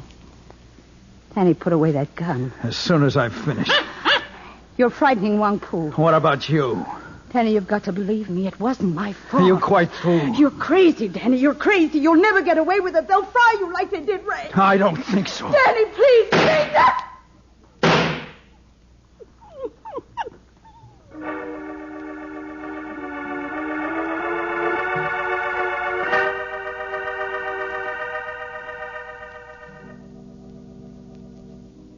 Mike, I'm worried. But there's no reason to be, Nancy. When I think of Danny roaming the streets with a gun, Well, don't you worry about Brenda. That baby can take care of herself. And don't you know it? Yes, and don't I know... Well, And just how well did you know her before she met Ray, darling? Saved by the bell. Come in. Mike, did you find Danny? No, didn't you? No, I looked everywhere. I even went up to Brenda's apartment. Well? There was no answer. Mike, I'm scared. But there's nothing to be scared about. Oh, excuse me. Hello, Falcon? Yes? This is Johnny Gleason down at headquarters. Oh, hi, Sergeant. How's tricks? Well, outside of a couple of twinges in my back, I can't complain. Say, Falcon, you were a friend of Ray Sinclair, weren't you? That's right. Then it might interest you to learn that murder runs in the family. What are you babbling about? Danny just knocked off his sister-in-law. No. There must be some mistake. There's no mistake. He tried to kill himself afterwards, but he lost his nerve. Listen, Gleason. Hold everything. I'm coming right down. Take your time, Falcon. There's no hurry. The way it looks now, your friend's going to be with us for a long, long time.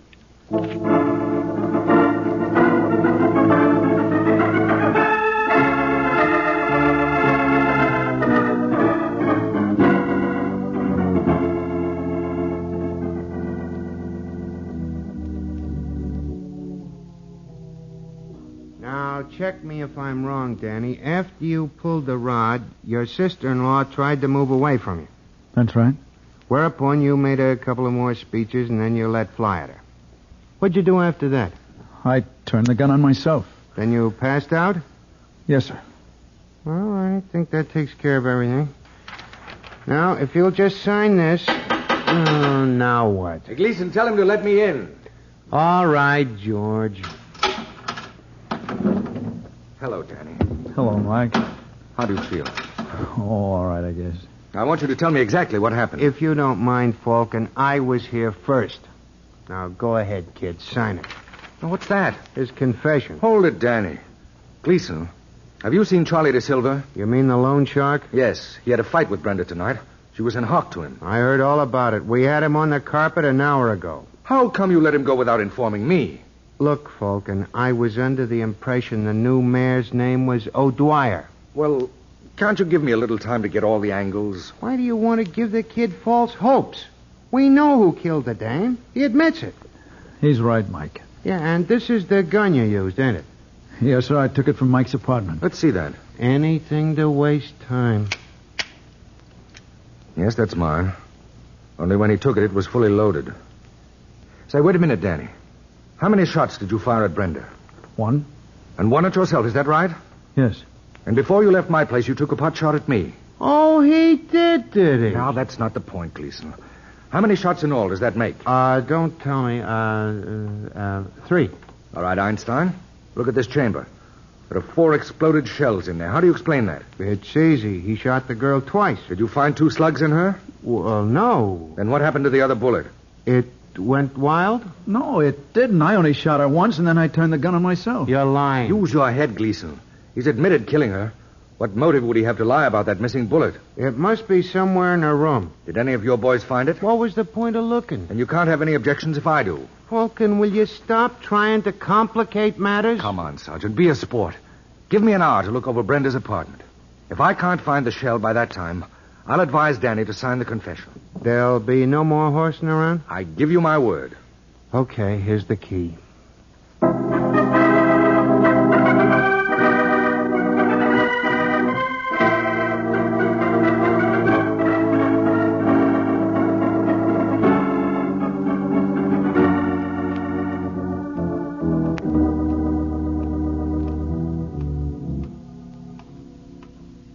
Mike, how much of that hour have we got left? About 20 minutes. Well, then we'll have to work a lot faster. Well, there's one sure thing. That slug isn't anywhere on this floor. No. Suppose we try to reconstruct what happened. How? I'll play Danny and you play Brenda. Oh, this ought to be fun. What do I do? Well, according to Danny's story, he was standing over by the sofa. Mm-hmm. Now, you back away from me as if you were afraid. You mean like this? Oh, that's perfect. I pull out the gun. Mike, put that thing away. It's all right, dear. I just want to make this as realistic as possible. Well, let's not overdo it. You don't have to point it at me. Don't haggle, Nancy. Get on with your act. Pretend you're Brenda. Now, what would you say? Now, you wouldn't shoot poor little me. Now, would you, Sugar Plum? I certainly will if you continue with that sugar plum routine. Where'd you pick that up? From Brenda. Oh. The question is, where did she pick it up? Now, darling, stick to your script. Where were we? Oh, yes. You just finished pleading for your life. And it's availed me nothing. Right, so now I shoot. Bang! Am I dead? Very. Just crumpled gracefully to the floor. Ah, that's the way. How do I look as a corpse? Not so good. Oh, and I thought I gave a wonderful performance. No. No, something's missing. Did I leave out a sugar plum? Say, wait a minute. I think I've got it. Sure, you know what's wrong with this picture. You didn't have... Mike. I heard it. Maybe someone's coming in here. Just stay quiet. Hello, De Silva. Huh? I said hello. Now shut the door and come in. What are you doing here? Since when I gotta answer your questions? Might be smart if you did. See this? Oh, put that right away, Falcon. You're not frightening anybody. Except me. Nancy, phone Sergeant Gleason. Tell him I'm taking De Silva over to my apartment. Ask him to bring Danny there. But, Mike, isn't that highly irregular? Highly. But then, dear, this is a most unconventional murder.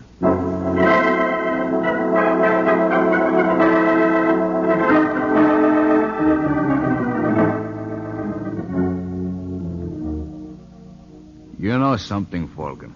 I got a hunch you're gonna be very sorry about this. And I got a hunch, De Silva, you may be right. Nancy, that must be Sergeant Gleason. Will you let him in? Mm-hmm. Hello, Sergeant. Hiya, Nancy. Oh, and you brought a friend along. How nice. Hiya, Nancy. Fine. Guess who's here? What? Gloria. Gloria.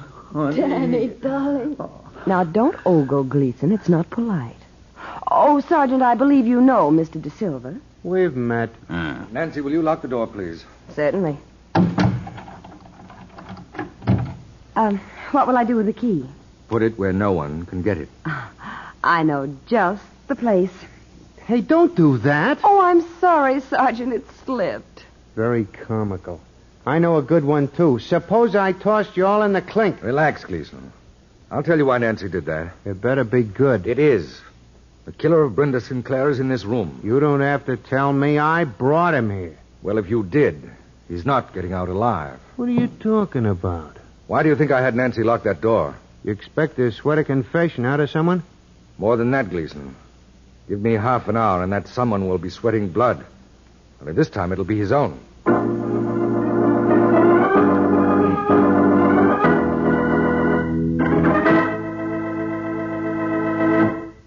Well, all I can say is that the Falcon's going to find it slightly grim if he doesn't make good.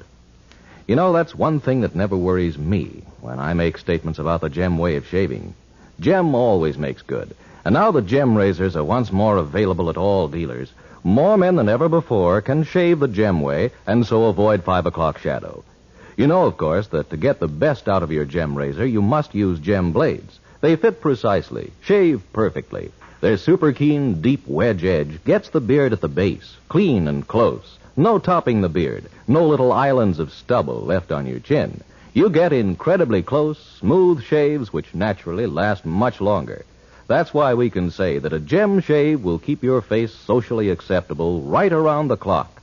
So try the Gem way of shaving. Avoid 5 o'clock shadow with a Gem razor and Gem blades. Now back to the adventures of the Falcon.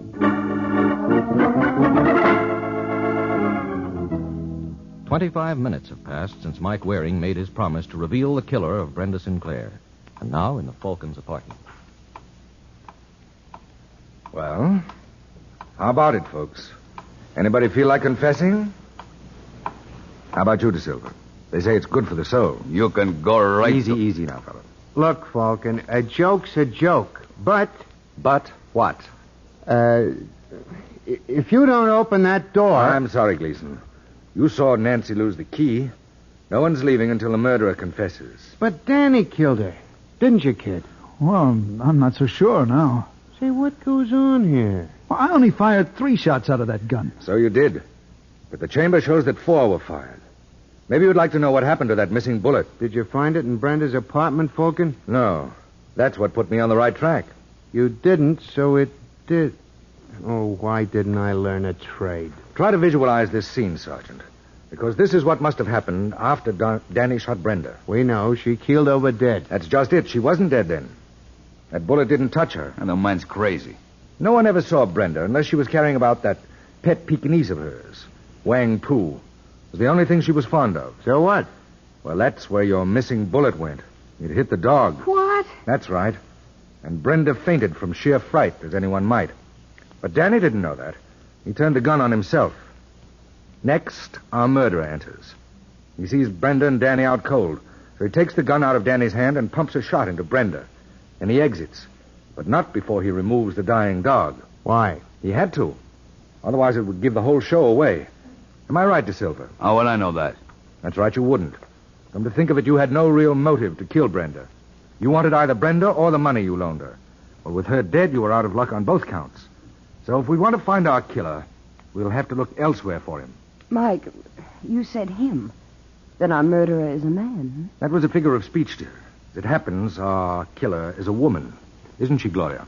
What? That's right. She killed Brenda. What? The whole thing's crazy. I killed her. No, you only thought you did, Danny. Isn't that right, Gloria? What am I supposed to do? Break down and confess? It might help if you want to get out of here. I'm in no hurry. I can stay all night. I hope your guest room is comfortable. I'm afraid you'll never live to use it. I see you've got a Band-Aid on your hand. Is that where Wang Pu nipped you when you picked him up? Will this go on much longer? Not much. I had some of the blood on Brenda's carpet analyzed. It was dog's blood. And the vet told me that the hound had rabies. And whoever handled it was bound to get hydrophobia. Do you ever have hydrophobia, Gloria? You're not frightening me. You must have gotten that bite around 10 o'clock. That means the incubation period is almost over. Maybe a half hour more. They tell me unless you get to a doctor fast, it starts off with a burning sensation. By the way, Gloria, how does that hand feel? Kind of itchy? Stop. Stop it, Mike. You're not funny. There's an awful temptation to scratch it, isn't there? Better watch out for that, darling. That spreads the infection all the faster. Cut it out. For heaven's sake, cut it out. Why, Gloria, where are you going? That door's locked, remember? Let me out of here. Let me out. I've got to get to a doctor, please. Please, let me out.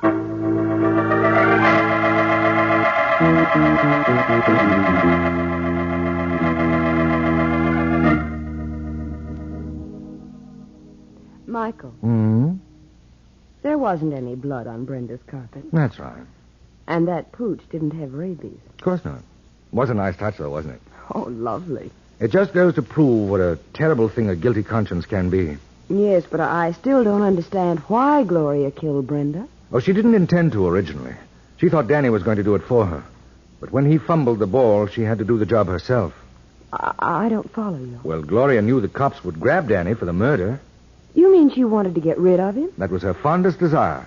When Ray went to the chair, Danny became a rich kid. If anything happened to him... His money would go to Gloria. Natch. Could you ask for a better motive? Then when she bawled Danny out before he left... She was just trying to goad him on. Mm-hmm. But, Mike... Now, darling, I've told you everything. Oh, no. There's one thing you forgot. What? Brenda called you sugar plums. How do you explain that? Oh, Nancy, let's not go into that now. It's a long story. Oh, but that's the kind I like best. Come here, darling. Now, Michael, stop it. You're not going to get out of it like that. I didn't intend to, dear. You wanted to hear the story of Brenda and Sugarplum. Yes. Well, what you got just then was the prologue.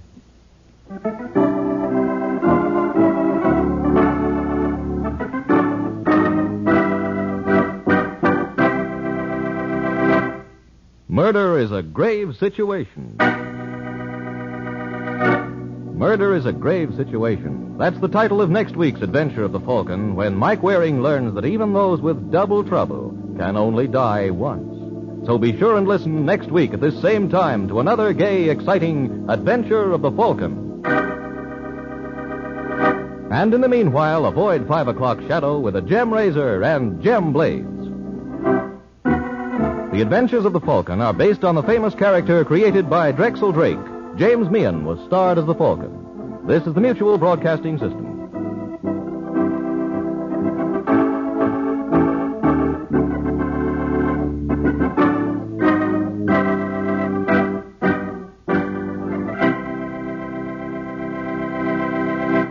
Cinderella lost a shoe and so she got a maid.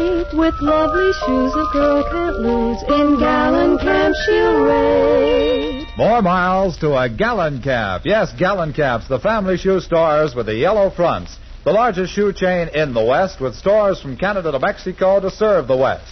GALLENKAMPS, Gallon Caps present Pat Novak for Hire.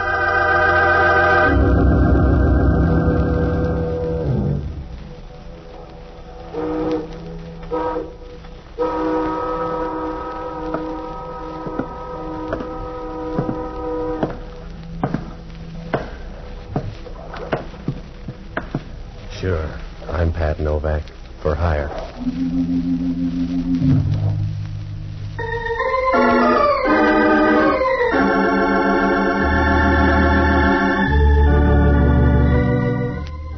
That's what the sign out in front of my office says.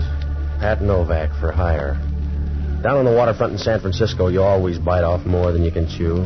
It's tough on your windpipe, but you don't go hungry. Down here, a lot of people figure it's better to be a fat guy in a graveyard than a thin guy in a stew. That way you can be sure of a tight fit. Oh, I rent boats and do anything else that makes a sound like money. It works out all right if your mother doesn't mind you coming home for Christmas in a box. I found that out Wednesday night about 9 o'clock. I closed the shop early and I came home to read.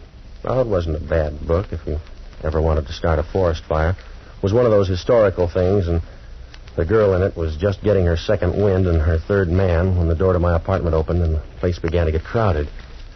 From where I sat, the crowd looked good.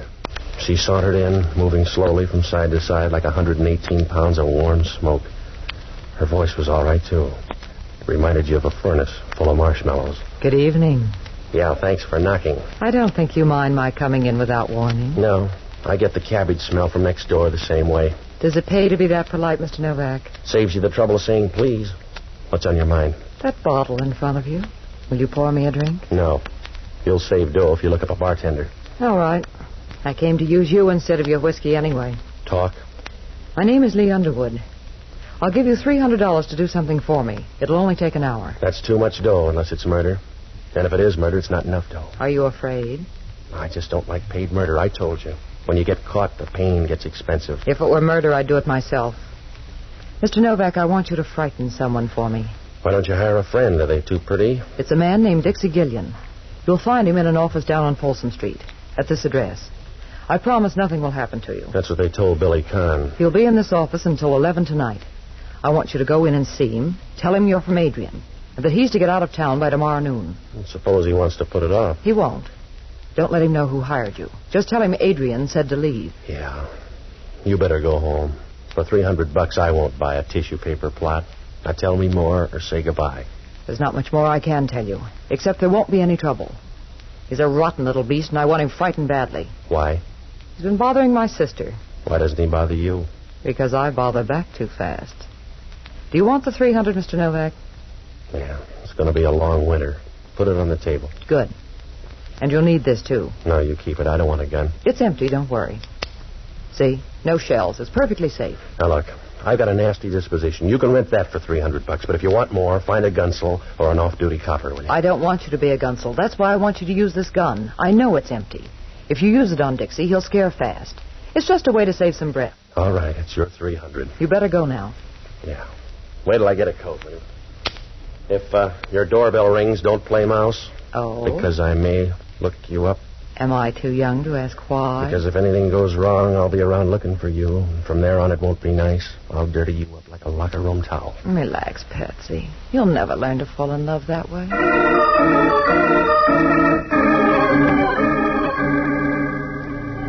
She handed me the gun and walked out of my apartment. Seeing her leave made you feel like Frank Buck losing an argument. She walked with the nice, easy swing of a satisfied leopard, and for a small leopard, she had pretty good spots, too. I put the gun in my overcoat pocket, and I went down to Folsom Street. The address was down near the bridge entrance, and the street was deserted except for a couple of winos near the corner trying to buy back 1926 at $1 a jug. I stopped in front of the place. It was a machinery company. I could see a light burning in the back. I began to walk through the place. It was so quiet you could hear a worm with whooping cough, and there were enough shadows around to keep a ghost happy for years. When I got to the office back in the corner, through the glass, I could see a man sitting at the desk. When I opened the door and walked in, he didn't seem surprised. Come on in, mister. The bet on noise. Yeah? That's right. You make too much for a thief and not enough for a customer. What do you want? About 10 words if you're Dixie Gillian. Go ahead. You better look up a timetable. What makes you that tough? This. Oh. Why do you look tougher with a gun? Does it make you talk faster? I'm going to say it slow, mister. Pack up your rompers and get out. Is that you talking or somebody else? I'm just the guy with a gun. Adrian does the talking. And he says get out. That's right. You got the whole message now. All right, you told me. So wander out and spend your dough. I will. You'll need part of it, though, because I'm going to give you an answer for Adrian. I'm going to take that gun away from you, mister. You can pick the pieces out of your head on the way home. You better stand back or I'll share it with you. You got your offer, mister. Let's see you make good. Yeah. Save your muscle, Drop fella. that gun, will you? Save your Drop muscle, the gun. fella. The gun's empty. Somebody fooled us, mister. Sometimes you can get a home run with a half swing. That's the way it was this time. He couldn't have made it with a prayer book in both hands. He slid down to the floor and trembled for a moment and then flattened out like a leaf in a pool of water. Just before he died, he grabbed his side as if he didn't like the way it hurt. And then he didn't care. I rolled him on his back and let him look at the ceiling. His eyes were open and he looked surprised, like a guy who didn't figure on a change in the weather. There was a scar that ran across his forehead and dug deep into his hairline. And he was lying there with a bunch of pink gum showing as if he was trying to pick up a few bucks with a toothpaste ad. I didn't have time to tell him how sorry I was, because if homicide caught me here, I'd have about as much chance as a canary in a basement full of cats. I started for the door. Right then, I knew I could start ordering birdseed. It was Hellman. And he walked over to have a look at the body.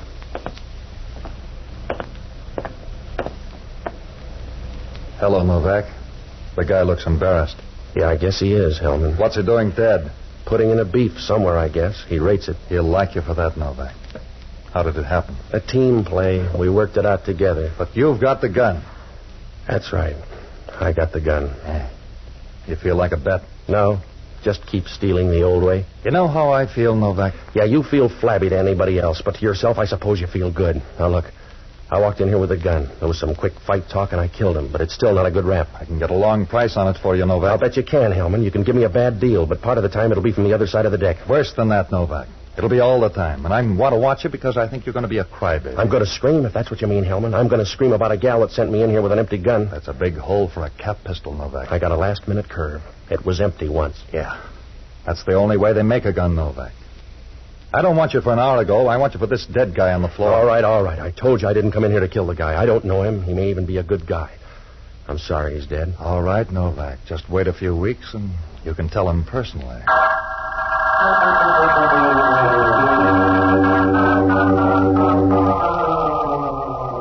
Hellman had me up against the rail and he knew it. When we left there, he was wearing a big, toothy smile. It was big enough to sew in his ears. He called the coroner, and he told him to pick up the stiff, and then we rode downtown. He dropped the gun into ballistics, and he hauled me into his office. The reporters were there. He gave them the whole story and told them how to spell Hellman. After that, we wound up at the desk, and he booked me on suspicion of murder. The next hour and a half was the kind of stuff they don't write about in the paper. They call it interrogation. And when you're finished, you've been through a lot of tight spots, like a piece of bubble gum in a set of false teeth. About 11 o'clock, Hellman brought me into his office, and from there on, it happened kind of fast. I just talked to the DA. He's going to streamline things for you. Well, he's going to look funny, going to trial on a guy you can't identify. I won't press you. I don't have to, Novak. I've got the only parley I need. You, the dead guy, and a big, fat murder gun. Yeah. Yeah, Hellman talking. Yeah, I know it was a .38. That crazy down in ballistics, I saw him standing over the dead guy. Well, they must have made a mistake, that's all. No, I don't want him in here. I don't want him in here. Hey, Tony. Tony, You're getting pale. You need some more rouge, Hellman. I got some bad news, Inspector. Well, keep it, or you'll take more home to your wife. I'll talk to you later. No, talk to him now, Hellman. If the bullet doesn't match the gun, talk to him now. That's right, Inspector. A .38 bullet, but it won't match the gun you brought in. It's got a match. I came in and found him standing there. He admits it. It's a neat trick, then. If he fired the bullet out of that gun, he retooled it in midair. I'm not that fast, Hellman. Get out of that chair so you'll have room to squirm. You keep still, Novak. Oh, I won't bother you. I'm going home. Huh? I'm walking out of your jail, Hellman. You got a broken-down .38 that won't fit anything but your thumbs. You can't hold me on that. I found you over the body. I can hold you on suspicion of murder. But it'll hurt tomorrow morning, Hellman. The papers will be down here for a follow-up. And you'll have to tell them what it looks like out in left field. I'll handle them. You can't afford to let them start laughing at you. People will get the idea it's your face. You can save car fare if you stay right here. Because I'll have you back by noon tomorrow. You're not that good, Hellman. You couldn't hold a moth with a searchlight. The town ought to thank you. Huh? Oh, it's a nice jail, Hellman, and with you around, it'll last for years.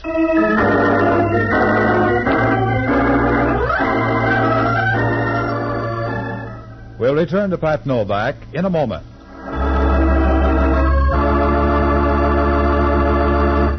You're going to put extra warmth and comfort in your Christmas wishes this year. How do I know? Well, because I've seen the Gallencamp Christmas gift slipper collection.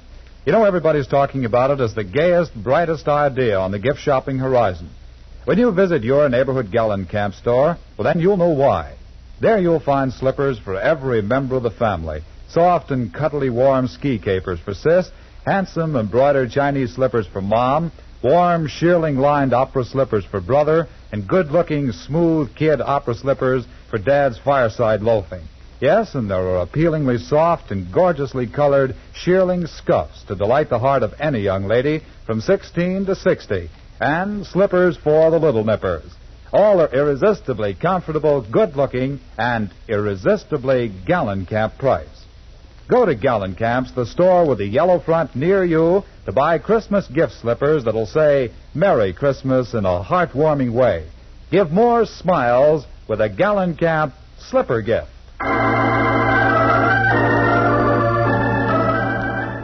And now back to Pat Novak.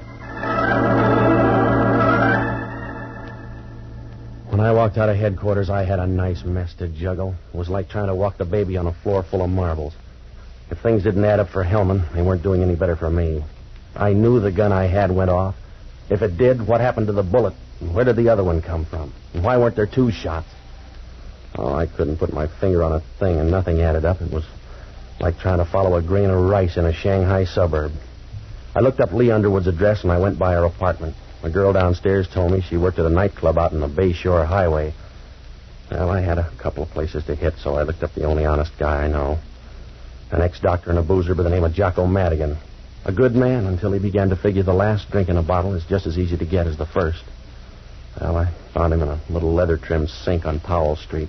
It was a grimy little hole where they washed the glasses once a week in stale beer, but Jocko was more at home than a vulture in Calcutta. Patsy, you're just in time to celebrate my return to health.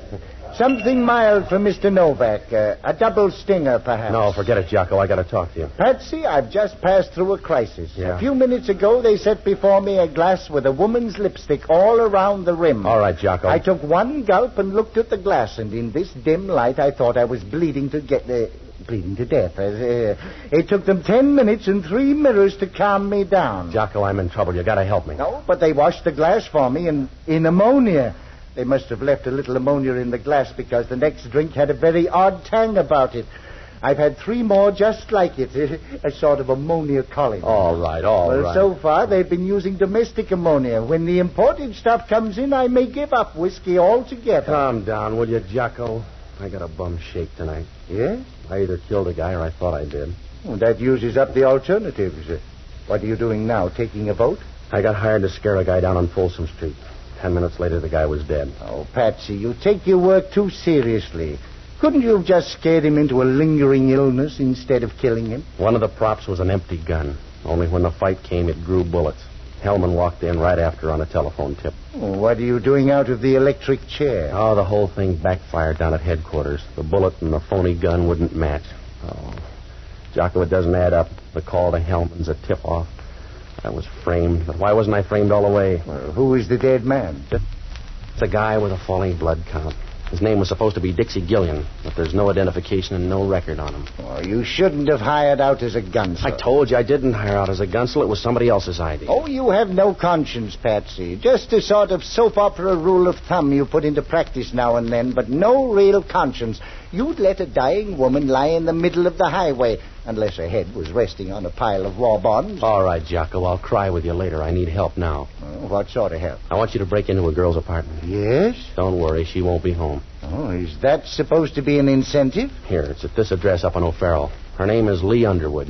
She's the one who hired me. Well, if the girl's not there, what am I supposed to find? Anything that'll connect her with the dead man. He's a big guy with a scar. Well, that doesn't help much. You can't miss. Go through the desk and the drawers, pick up everything you can, leave a message at my place, huh? Oh, as soon as I finish this drink. Hurry up, will you, Jocko? Leave the glass alone and get going. Don't rush me. Hurry up. The glass is empty anyway. Yeah, that's what you thought about the gun, but the fellow got an awful jolt out of it. Good night, lover.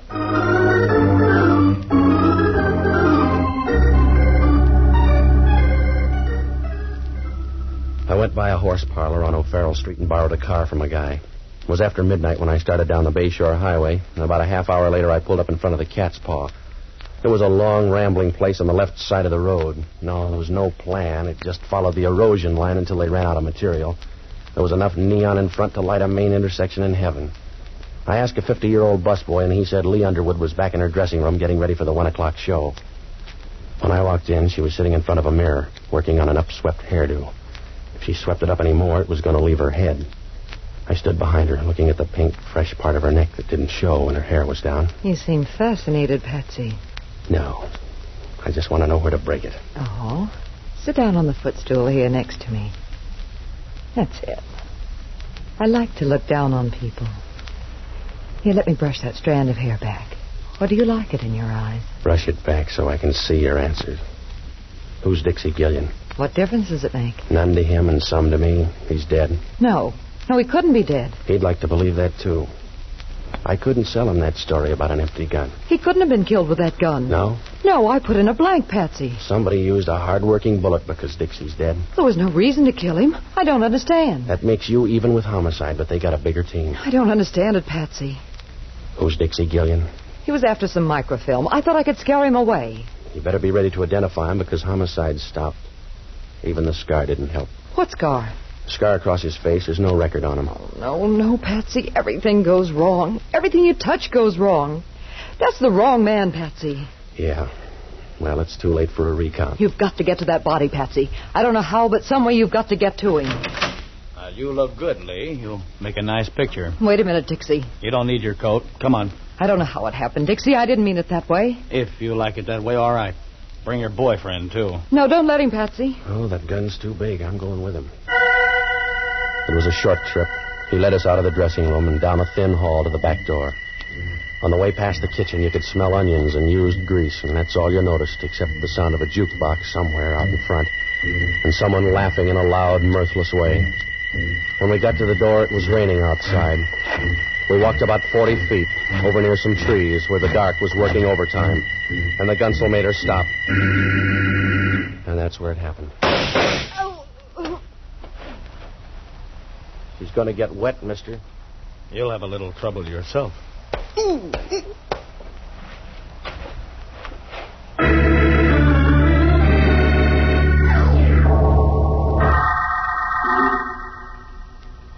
When I woke up, it was still raining, and I was lying on top of the mud like a stubborn seed. My wallet was gone, and the gunsel had ripped open my pockets. I stood up, and I walked over for a last look at Lee. The rain had washed the makeup off her face, and she looked small and tired as she lay there, like a broken doll that had been tossed out in the rain. I guess she was. I got to the car, and I drove back to town. I checked my place, but there was no word from Jocko, so I went up to Lee's apartment. When I opened the door, the room was dark, but I knew someone was on the floor. Either that or they'd varnished the floor with bourbon. I flipped on the light and bent over Jocko.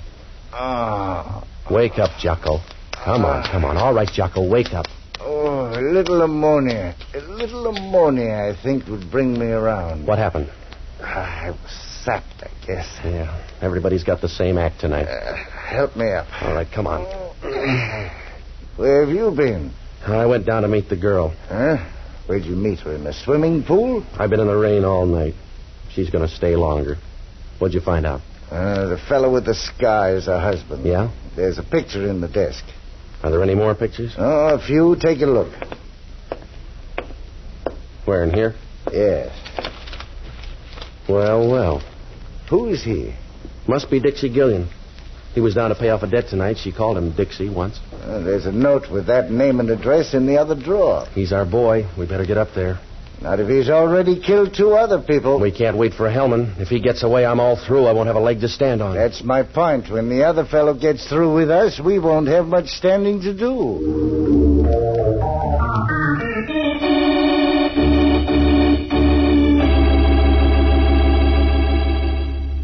I felt better now. Gillian was the only guy left in the picture, so I dragged Jocko up to his place. It was an apartment on Post Street. The elevator operator took us to the 8th floor and said that Gillian had come in a few minutes before. There was no answer, so we tried the door and it was open. Jocko didn't like the idea. Oh, Patsy, this is folly. Risking my life is one of the bravest things you do. Keep still, Jocko. What are we supposed to do? The door was open, wasn't it? So are a lot of graves, but I've never been tempted. Hey, look at the furniture. There's been a fight here. I'll look in here. You check in the bedroom. If I'm not right back, don't expect me at all. Yeah. Patsy, come here. Yeah? There's somebody on the fire escape. Stand back here. He's not moving. He was leaning that way when I first saw him. I'll get on this side. You raise the window. Go easy, Jocko. Can you see him from there? Raise it a little more. Yeah. He's still leaning there. I can reach out. Now watch yourself. If he's kidding, you'll lose an arm. I've got him. Raise the window more. Yeah. Oh, Patsy, he's falling. Give me a hand. Well, here, let me through there. Oh, it's too late. I can't hold him. He's falling. I'm sorry. Yeah. He was probably dead anyway. If he wasn't, that was a step in the right direction.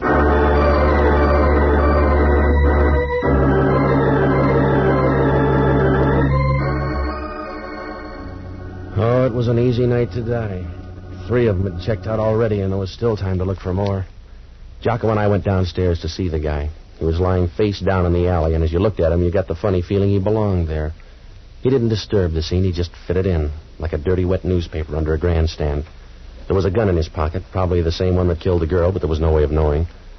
Jocko and I watched him for a moment, but your eyes begin to hurt when you see your only warm lead in a deep freeze.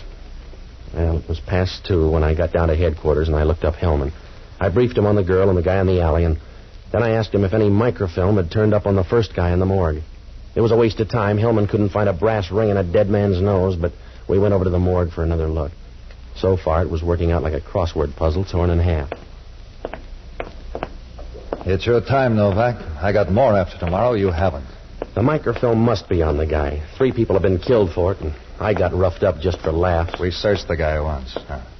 Here it is. Help me roll it out. Yeah. Well, well.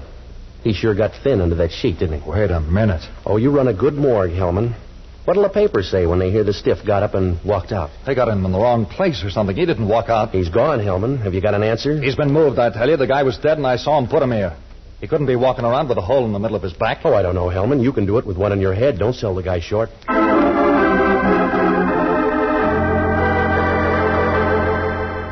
We'll return to Pat Novak in a moment.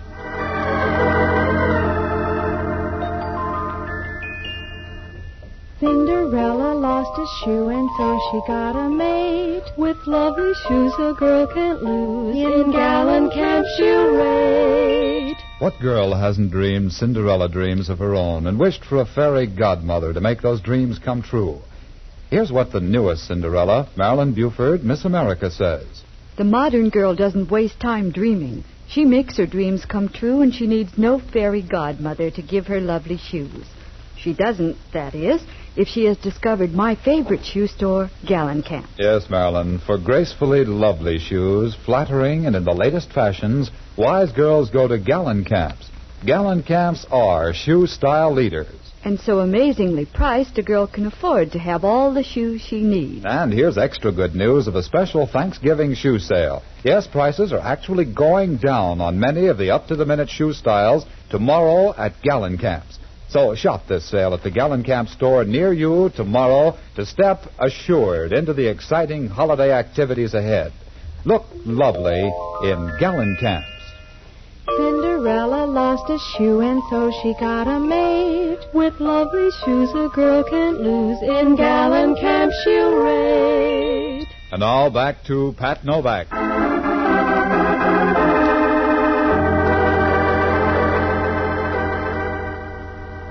When Hellman found out the body was gone, he stood there and stared at the empty slab. And then he started looking around in a nervous way, like a man trying to find the sugar bowl at a restaurant counter. A few moments later, he turned and walked out of the morgue, and we were halfway downtown when it happened. It must have hit us at the same time, sharp and quick, like a piece of candy in a bad tooth. That guy back in the alley had come off that slab in the morgue. We got out to Dixie's place, and we began to check. There was a phone operator downstairs, and she said Dixie had put through a call about 2 hours ago. Hellman checked the number, and it was the ticket office of a railroad. We got downtown, and we ran through the timetable. There was a train leaving the Oakland Mole in 40 minutes. Oh, it was an outside chance, but tonight that was the only kind for sale. We got down in time to slide on the last ferry over to the Mole. It was still dark out when the ferry pulled away from the slip and started across the bay. Over toward the Berkeley Hills, it was beginning to get light. The sky was the color of a bruise spot on a man's arm. We'll get up to the pilot house and tell him not to dock until we've gone through all the passengers. He doesn't have to be in on this one. He'll check the train when he gets there. Wait a minute. You don't have to check. There's your boy. Where? Up there. On the rail. Now, you better go easy. He's not a scale model. Just walk quietly until we're behind him. Yeah.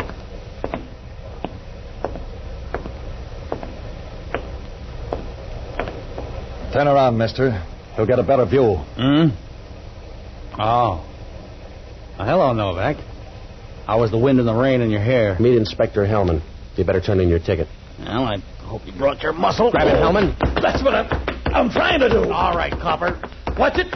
I'm being pushed over the rail. Yeah, I'm worried, Hellman. What's it, Novak? I'm going over. Novak! That's one down, mister. Now for you. Yeah. Well, I landed on the deck, and I watched him disappear in the dark. Halfway down, the guy turned in. I followed him down the ladder and along the main deck. He ducked into one of the engine spaces, and I started in to look for him. Oh, it didn't take long, because he turned out to be helpful. You got the idea yet, Novak? I'll come closer. Tell me then, huh? Suit yourself, but I'll knock you down hard when you show. Hey, watch that platform. You're backing into trouble. Stay back there, Novak. Watch out for that platform. You're backing into that engine. Look out. No!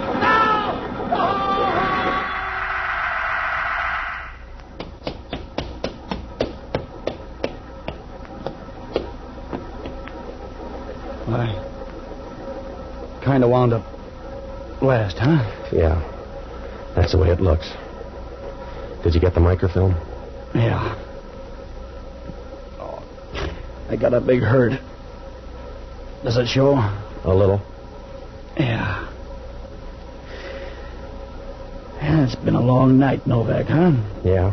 But your worries are over. It's almost dawn. I don't know. I don't know if I can use it, but I'll give it to you.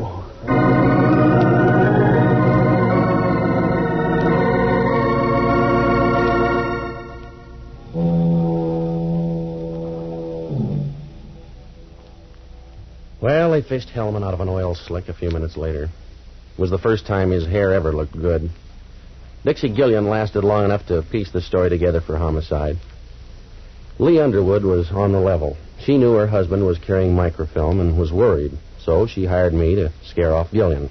It might have worked, too, because Adrian was too big for Gillian to argue with. But the first slip came when Lee's husband went by to make a deal with Dixie without telling her. Well, when I jumped him, Dixie was outside and figured it was a double cross. He didn't have time to figure it, but he killed him with a silencer when Lee's phony gun went off. Well, he spent the rest of the time looking for the microfilm. That's why Jocko got sapped and the girl got hers, and by that time, Dixie knew the microfilm was still on the dead man. The only way he could be sure was to get the body out of the morgue. He took it up to his apartment, and when he got the film, he planted the gun and put the body on the fire escape. It was safer that way. There was a 50-50 chance the police would miss it the first time around, and he'd have a fair lead. It almost worked out for him, except for that phone call. The microfilm? Well, it was in a capsule next to the roof of the guy's mouth. Yeah, so old it was new again. Well, Hellman asked only one question. In that fight, did I have anything to do with pushing him against the rail? I told him.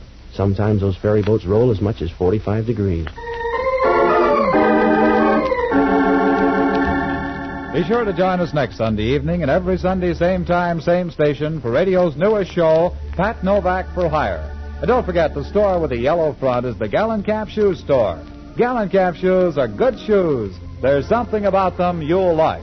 Franklin Evans speaking. This is ABC, the American Broadcasting Company.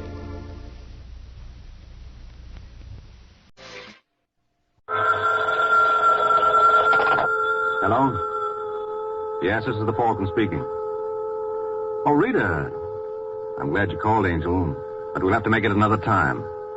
A man has disappeared with some of his company's money. His employers can't wait to find out what's become of him. In fact, it looks like the suspense may kill them. The case of the amorous bookkeeper.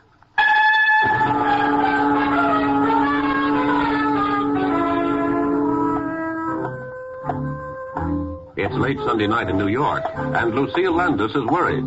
Lucille is the tall, willowy brunette who is gliding down the hall of the third floor in the Tremont building. She stops at the door of the Style Center Dress Company, pauses briefly with her hand on the knob, then shrugs daintily and opens the door.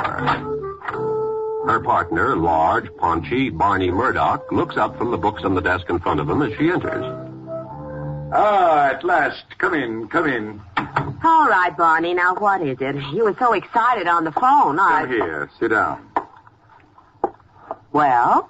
I've been suspicious for some time. Didn't say anything because I didn't want to alarm you if I was wrong. Unfortunately, I am not. Well, for heaven's sake, will you tell me what it's all about? Must be pretty important to get you to the office on Sunday and then have you send for me. Yes, it's pretty important. I've had an accountant down here all day. What do you think?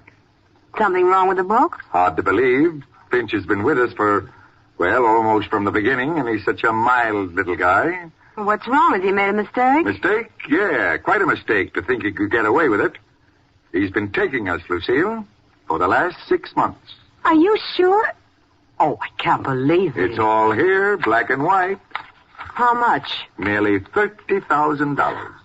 Oh, no, that's impossible. $30,000 in 6 months. I thought our profit was off for the volume we were doing, but I couldn't find anything. So I've had an expert go over it. He's found where Finch has been juggling. Well, what do we do? What can we do? Have the police here when Finch comes to work tomorrow. I hope he hasn't spent it all. Yes, I suppose so. Oh, poor little fella. But if he's a thief... For $30,000, we can waive sympathy. Well, now, come on, let me show you. That's why I asked you down.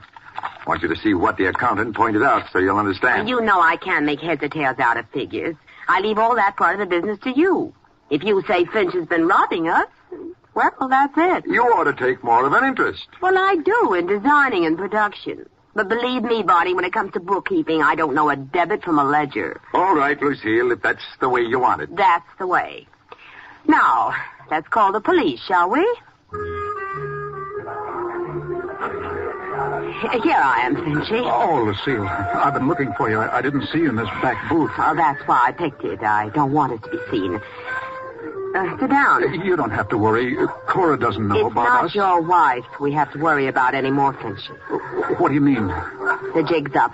Barney had an accountant work on the books today. Oh, dear. To put it mildly. What'll we do? Well, you've got to get out of town. Oh, I knew it would come to this sooner or later. I knew it. Good. Nothing like being prepared. We'll go to California. We? Oh, are you taking Cora? No, you. Oh, Finchy, don't be silly. What? But I don't want to leave you. Well, you don't have much choice. You'll join me later? Now, think about it. You won't join me. You want to get rid of me? Now, Finchy. Well, you're acting so cold. But I'm worried, that's all. I should think you'd want to go with me. If you really love me. Let's not go into that now. Sometimes I think... I just wonder if you've just been using me to juggle the books for you now that I'm no more use to I'm tipping you off, aren't I, so you can get away? Yes, but... Well, maybe you don't want me talking. Well, I don't, but... I've got to know the truth. I've got to... You let go of my wrist. Do you love me? Answer me, Lucille. Do you love me? Finchy. Do you?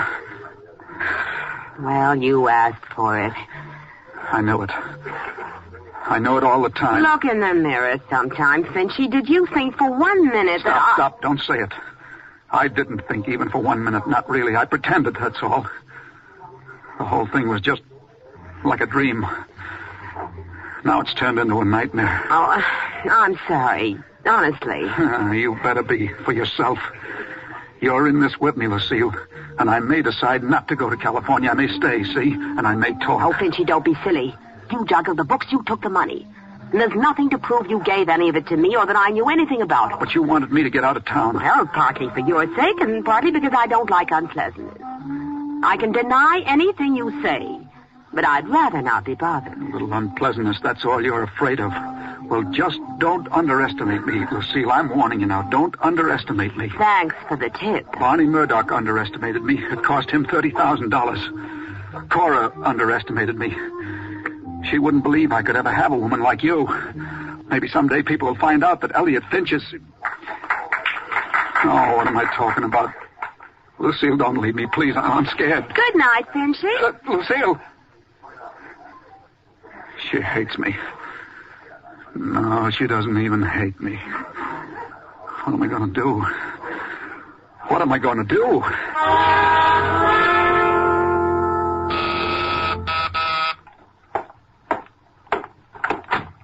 Yes? Michael Waring? That's right. My name's Barney Murdoch, Style Center Dress Company. Want to hire you. Oh, I never was much good on hem stitching. All right, you've had your joke. Now may I come in? Yeah, sure. Thanks. They call you the Falcon, some such falderall, don't they? Oh, I've been called every kind of falderall in the book. Well, I'm not much for fancy names, but I understand you're sharp. Can deliver the goods. That's what I want. Or just what goods do you have in mind? I want you to find a man for me. Name's Elliot Finch, bookkeeper. Worked for us until today. Didn't show up for work this morning, and his wife doesn't know where he is. Oh, how much did he get away with? How'd you know about that? Well, when the bookkeeper disappears and his boss rushes frantically to a detective... Good. You're on the ball. 30,000, Waring. 30,000 nice, round simoleons. Well, to coin a couple of cliches, Finch certainly believed in making hay. And, brother, that ain't hay. What's in it for me? Your fee is... $50 a day in expenses. I'll give you $500. If the job's done in less than 10 days, keep the change. Well, fair enough. Tell me something, Murdoch. When did you discover Finch's defalcation? Yesterday. And today, Finch disappears. Yeah, I've been wondering about that. Don't see how he knew we'd found out about him. Well, who did know, besides yourself? Just the accountant I had work on the books. And my partner, Lucy Landis. But surely neither of them... You trust them implicitly? Of course. As much as you trusted Finch until this happened? What are you trying to suggest? Oh, just thinking out loud. And in my business, you don't get very far if your thoughts are all sweetness and light. Very good, Waring. Suspicious of everyone. Probably just as well. Although I don't think... then I'll leave the speculation to you. All right, Murdoch. And as soon as I have something concrete, I'll let you know.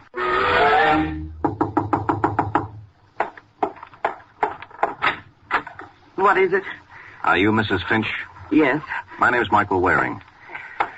I'm looking for your husband. He isn't here. I know that. How do you know? What do you want with him? Are you from Style Center? In a way. Get out of here.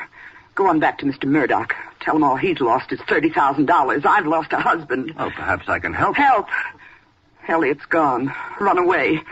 And he's not too well, Mr... What did you say your name was? Waring. I'm telling you this. Jail would kill him. He's never been strong. But he was a good husband and a good employee. For 25 years, and then... Well, we all make mistakes. Temptations. Yes, I know how you feel, Mrs. Finch, but... Oh, no, you don't. You wouldn't be here.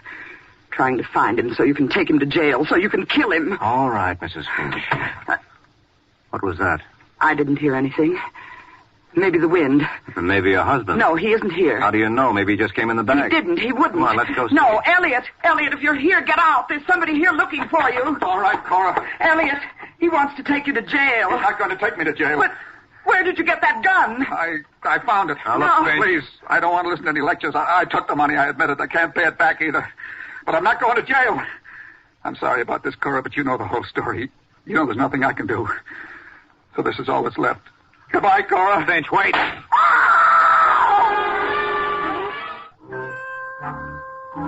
Half an hour has passed since Elliot Finch tried to shoot his way out of his troubles by putting a bullet in himself.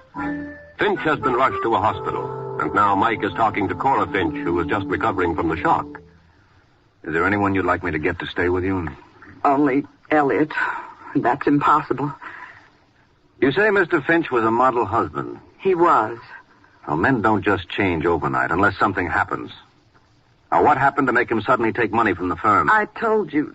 Temptation finally got the better of him. What temptation? Money. And it took its time. He'd been with the company for years. It grows with time. Uh-huh. And that's all? He didn't have any sudden need for money? No. What did he do with the money? Oh, please, after what I've been through, do I have to go through this 3rd degree? I'm just trying to help. Like you helped Elliot? Hounded him, killed him. Now, look, Mrs. Finch, in the first place, I had nothing to do with your husband shooting himself. In the second place, he's not dead, and in the third place... He's not dead. Well, didn't you know? But they carried him out. I The thought... doctor told you. Oh, I was so dazed. You telling me the truth? Yes, of course. No, you're just trying to fool me. All right, call the hospital. He's really alive. Elliot's really alive. Here's the phone. Now, hold it. Stop it. I'm sorry. Now, that's better. Now, do you want to call? Yes. Give me the phone.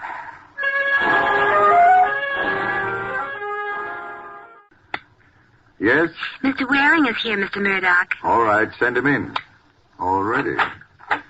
Ah, Waring, come in. Come in. Any news? Yeah, I found Finch. What? Good boy. That was fast. And I love to take bows, Murdoch, but I'm afraid I don't rate one on this. He walked in on me, that's all. Walked in on you? Where? At his home. I thought he'd skipped. No, he had no place to go. Well, where is he? In the hospital. He tried to kill himself. Tried to, you say? Mm-hmm. They're working on him now. He's still unconscious, but the doctors give him a good chance. He tried it while you were still at his place? That's right. Why'd you let him do it? He had a gun. What could I do? Guns don't usually stop the Falcon, do they? Well, sometimes. Don't want to get in a rut. Did he say anything about the money? To his wife. It's gone. All of it? So she said. But where? Gambling? So she didn't say. Another woman, maybe. Maybe. Where's your partner? Lucille? She hasn't come in yet today. Interesting coincidence, wouldn't you say? What? Day after Finch's dirty work is discovered, he doesn't come to work, and neither does Lucille. Oh, she often doesn't come in till afternoon. It's afternoon? You're hinting at something, Waring. You hinted at it before. I'm just trying not to overlook any possibilities. Well, but...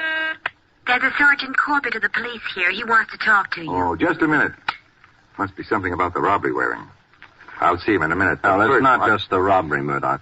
Corbett is with the homicide squad. Homicide? Mm-hmm. But who... What homicide? Ask Corbett. Yeah.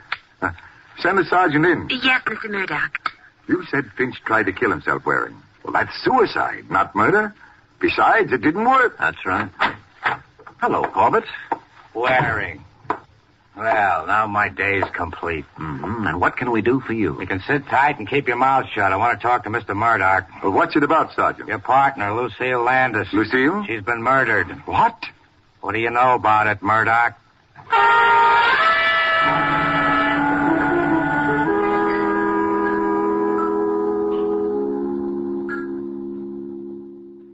So I guess that's about all I can tell you, Sergeant. All right, Murdoch, stick around. We may want to talk to you again. Sure thing.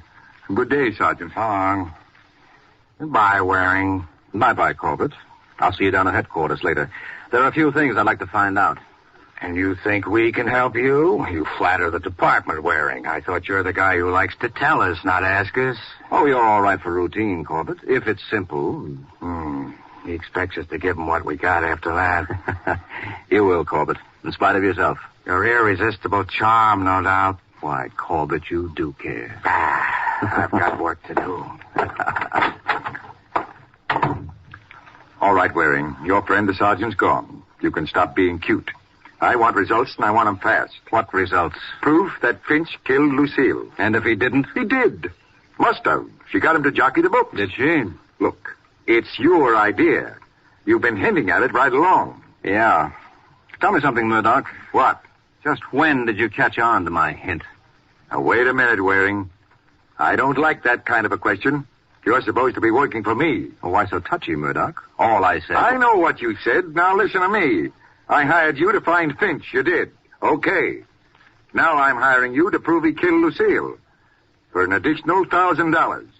You want the job or don't you? Well, why are you so anxious to pin this on Finch? Because he killed Lucille. But if she was double-crossing you... Get out of here, Waring. I'll get somebody who can take orders. No, not so fast, Murdoch. A job's a job, and money's money. You want me to nail Finch? Okay, I'll nail him. I just wondered why you're so anxious. Because he's guilty. Oh. All right, if you say so. Well, if you don't think so... No, I do. All right, then. After all, Murdoch, the customer's always right. What more proof do I need? Hello, Sergeant. Told you I'd be around. Yeah, Waring. Well, what have you got for me? For you, nothing. Now, look, Corbett, if you want me to solve this case for You're a you... little late, Waring. We've taken care of that little detail already.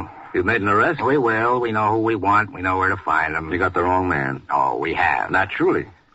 How do you know who I'm talking about? Don't need to. I know you, Corbett. Bound to be wrong. I don't know why I put up with this guy. You can't do without me.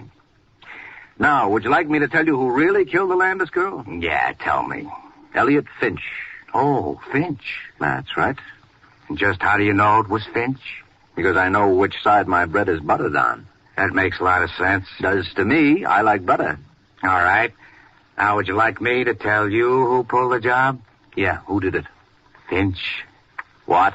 Only I happen to be able to prove it. I don't believe it. They took the bullet out of Finch's shoulder. It came from the same gun that did the murder. Oh, no, there must be some mistake. There's no mistake, Waring. But, Sergeant, if you and I agree with each other, one of us is bound to be wrong.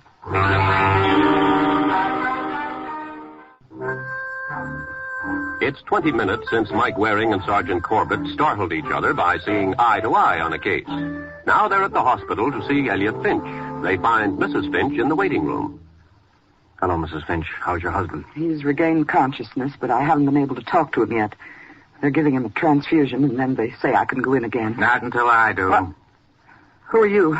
Oh, excuse me. Mrs. Finch, this is Sergeant Corbett of the police. I might have known.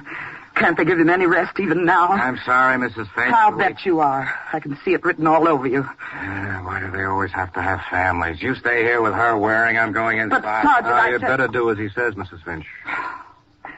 I don't know why you all have to pick on Elliot anyway. He doesn't have the money. He only took it because that woman made him. She's the one who has it. Lucille Landis? Yes. If you want the money, ask her. We'd like to, but there's one catch. Well, what's that? She's dead. How did that happen? Somebody killed her. But what I'd like to know, Mrs. Finch, since you know about your husband and Miss Landis, how come you didn't tell me about her before? Because I didn't want to. I don't have to account to you. No, but you did account to me. Everything except that you knew about Miss Landis. Why do you make so much of that? Because you must have had some reason for holding back. I'm not holding back. I've just told you about her. Yeah, I know. That's what puzzles me. It must be awful. What? Your kind of work. Makes you suspicious of everybody and everything. Uh-huh. Still, it's better than being afraid of everybody and everything. What do you mean by that? I'll tell you later. Here comes the sergeant again. Well, Corbett? Mrs. Finch can go in now if she wants. What did he say to you, Corbett? He has a story. Yeah? He admits he was at Lucille Landis's, but he says he got there after the murder. He found the gun then and took it with him. That's how he got it. Gun, Miss Landis's. You weren't here about the money. This was about the murder. Easy, Mrs. Finch. You can't think Elliot did it. He'd never hurt anyone. He didn't do it. Why can't you leave him alone? When a man has a murder gun, you don't just leave him alone. But he told you. Yeah. You buy his alibi, Corbett? For now, he's not going anywhere. That's right. But suppose I could rip his alibi right down the middle. What? How? I suppose I could prove he took the gun with him to Miss Landis's, that he went there to kill her. Go ahead. He can't. It's a lie. Mrs. Finch told me her husband admitted taking the money, but she tried to conceal his connection with Miss Landis. Now, why? I told you. Was it because she knew what was going to happen? And she wanted to protect Finch? No. Couldn't she have seen him take the gun? That would frighten her into trying to hide his affair with Miss Landis. No, you must believe me. I wouldn't shield Elliot. Not if he were a murderer. Well, you tried to protect him when you knew he was a thief. I didn't. You didn't want him jailed for it. You seemed to think it was all right for him to take the money. You said he was just yielding to temptation. Your only criticism was of the police and me for wanting to catch him. Well, what could I do? He's my husband. I love him. Naturally, I don't want to see him go to jail. Nice code of ethics. Anything he does is okay, as long as he's your husband. Embezzlement, murder. You don't understand. No, the trouble is, I do. Corbett, I think you have a case. You can make an arrest. No, Elliot didn't kill that woman, I tell you. He didn't. Now, we'll see. But he's sick. This might kill him. Let him alone till he's stronger. Then you'll see. He'll be able to prove You mean there'll be time to think up another alibi? It's no use, Mrs. Finch. Why do you have to be so hard, so unfeeling? I know. It's another side of that rotten work I'm in. Well, Corbett? Okay. No, please. If nothing else will stop you, I'll confess. I killed her. I did it. She's sure determined to protect that guy. Yeah, only she happens to be telling the truth. Huh? But you said... I didn't say anything. I simply asked some hypothetical questions. But now I am saying Mrs. Finch killed Miss Landis, Corbett. You said before I could arrest Finch for the murder. No. I said you could make an arrest. You can. So what are you waiting for?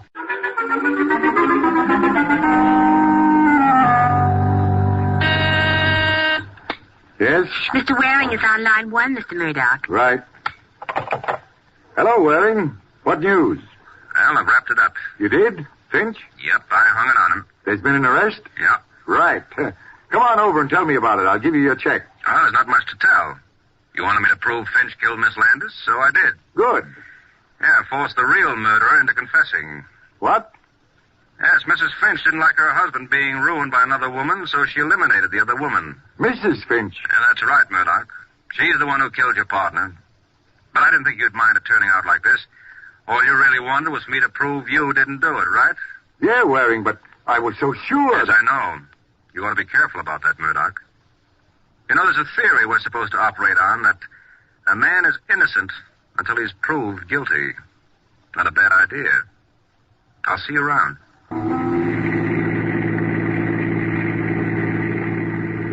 Don't look so smug, Waring. You were lucky, that's all. Was I, Corbett? You thought Finch was our boy. It just happened Mrs. Finch broke down. Mm-hmm. And I had nothing to do with it? Not intentionally.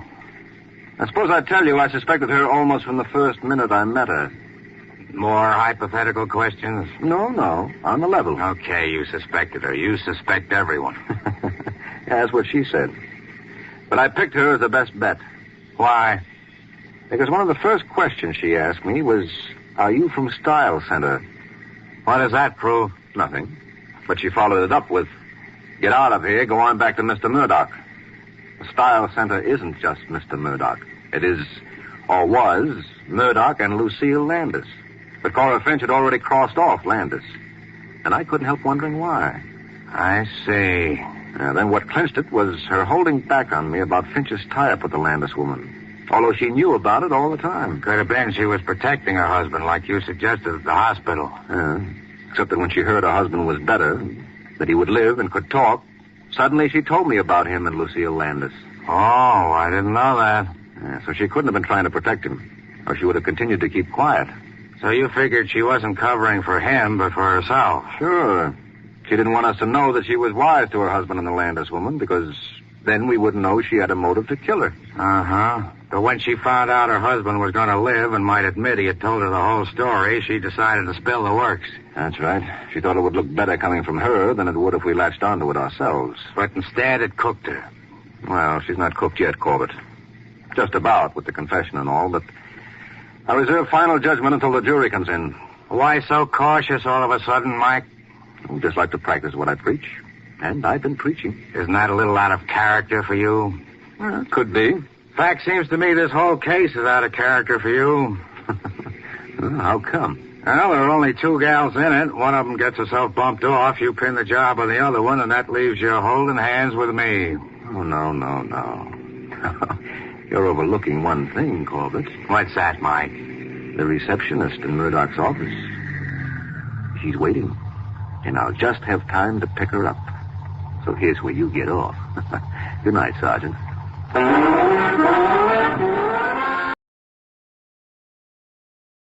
From Hollywood, it's time now for...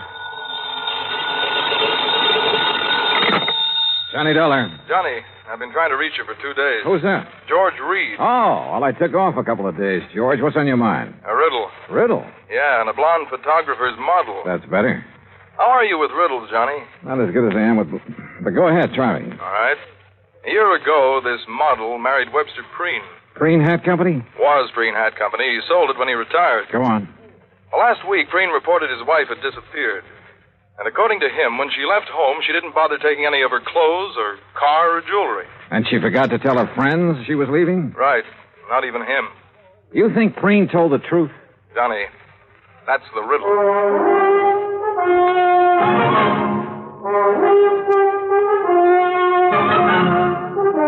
Bob Bailey in the exciting adventures of the man with the action-packed expense account, America's fabulous freelance insurance investigator. Yours truly, Johnny Dollar.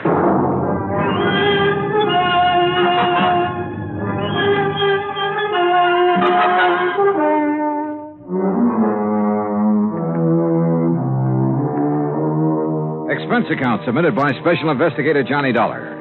To Floyd's of England, American Branch Office, 443 North 15th Street, Hartford, Connecticut. The following is an account of expenses incurred during my investigation of the Mad Hatter matter. Expense account item 1, 85 cents, cab fare from my apartment to George Reed's office. He was seated behind his desk, his lily white nose buried in a copy of Playmate magazine. He didn't look up until I was halfway across the room. Oh, Johnny, come in. Hiya, George. What you reading? I was just taking a look at Bridget Randall. Or Mrs. Preen, I suppose I should call her. Yeah, let's see. Yeah. Very nice. She look familiar to you? Oh, George, you're flattering me. No, really. She should. Oh, why? Well, up until she married Preen, she was a very popular model. Figures. Is that a pun? No. Anyhow, her picture was in everything from the Police Gazette to the Ladies' Home Journal. And after she married him? She retired. Hey, this is a new magazine, George, this month's issue. Well, the picture must have been taken before she was married. Well, what do you know about Preen? Not too much. He's over twice her age, and from all reports has a lot of money. I'd bet on it. Their marriage caused quite a stir.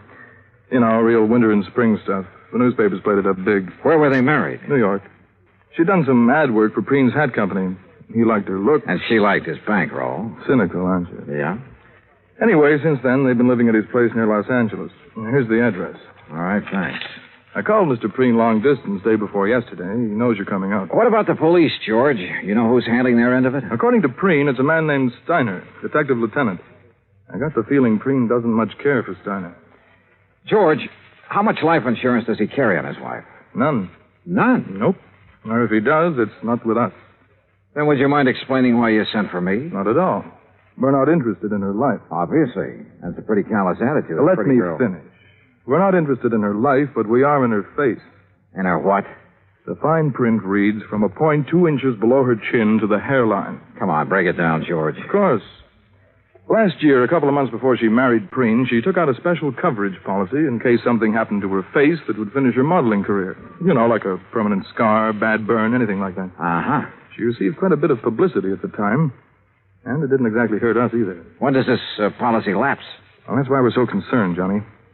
When she married Preen, she announced that she had given up modeling for good. So we quite naturally thought she wouldn't renew the policy. But she did. Yes. And just 10 days before she disappeared. How much did you people bet that she wouldn't ruin her face? The amount she earned year before last. $25,000. Expense account item 2, 85 cents cab fare back to my apartment. On the way, I had the cabbie stop at a newsstand where I spent $50 of my hard-earned cash for a copy of Playmate magazine. Yeah, there was no doubt about it. Mrs. Webster Preen was the kind of woman any red-blooded American boy over 30 would be eager to locate. Item 3, $190 plane fare, Hartford to Los Angeles, then a cab to the Statler Hotel. I checked in, made arrangements to rent a car, then put in a call to police headquarters. Lieutenant Steiner was out, so I left word for him to call me, had lunch, and then drove out to the San Fernando Valley. The Preen home was one of those Spanish stucco and adobe jobs. 2 stories, probably 30, 40 years old. It sat in the middle of some 2 acres of orange trees with a plaster wall around all the property, separating it from the subdivision on one side and a main thoroughfare on the other. I walked up to the front door and rang the bell. In a moment, it was opened by a beautiful blonde. If she hadn't been wearing a nurse's uniform, I might have mistaken her for Bridget Preen. Yes? Afternoon. Is Mr. Preen in? Do you have an appointment, Mr. Dollar. Johnny Dollar. No, I don't have an appointment, but I'm sure he'll see me. Really? Yes, really. I'm investigating his wife's disappearance. You're from the police? No, insurance investigator. I see. I'm sorry, Mr. Dollar, but Mr. Preen can't possibly see you. You're sure of that, Miss... Richard, and I am sure. Mr. Preen has suffered a severe shock. His doctor left strict orders that he's not to be disturbed unnecessarily. And you feel qualified to say what is necessary and what isn't? I've been with him for nearly 5 years. Well, answer me this, Miss Richards. Do you think Mr. Preen's health would improve if somebody happened to find his wife? What? I mean, they haven't found her, have they? You haven't answered my question. You want my honest opinion, Mr. Dollar? Helen, who is it? Who's out there with you? Excuse me. No one important. It's Johnny Dollar, Mr. Preen. Now, just a minute. Mr. Dollar, come in. Come in. Have him come to the orchid room, Helen. Yes, sir. Well, I hope you enjoy steam baths, Mr. Dollar. Steam bath? What do you mean? Follow me. You'll find out. A pretty girl, in spite of her abrupt manner. And there was a lot going on behind those clear blue eyes. She led me into the house through a couple of large rooms, then up a winding staircase and down the hall to a door at the end of it. Miss Preen's waiting for you in there, Johnny. Thanks. Ouch! Hey, that doorknob's hot as... Oh, very funny. I warned you. Here, like this. Come here, Mr. Dollar. Hurry. I'll see you later, Johnny.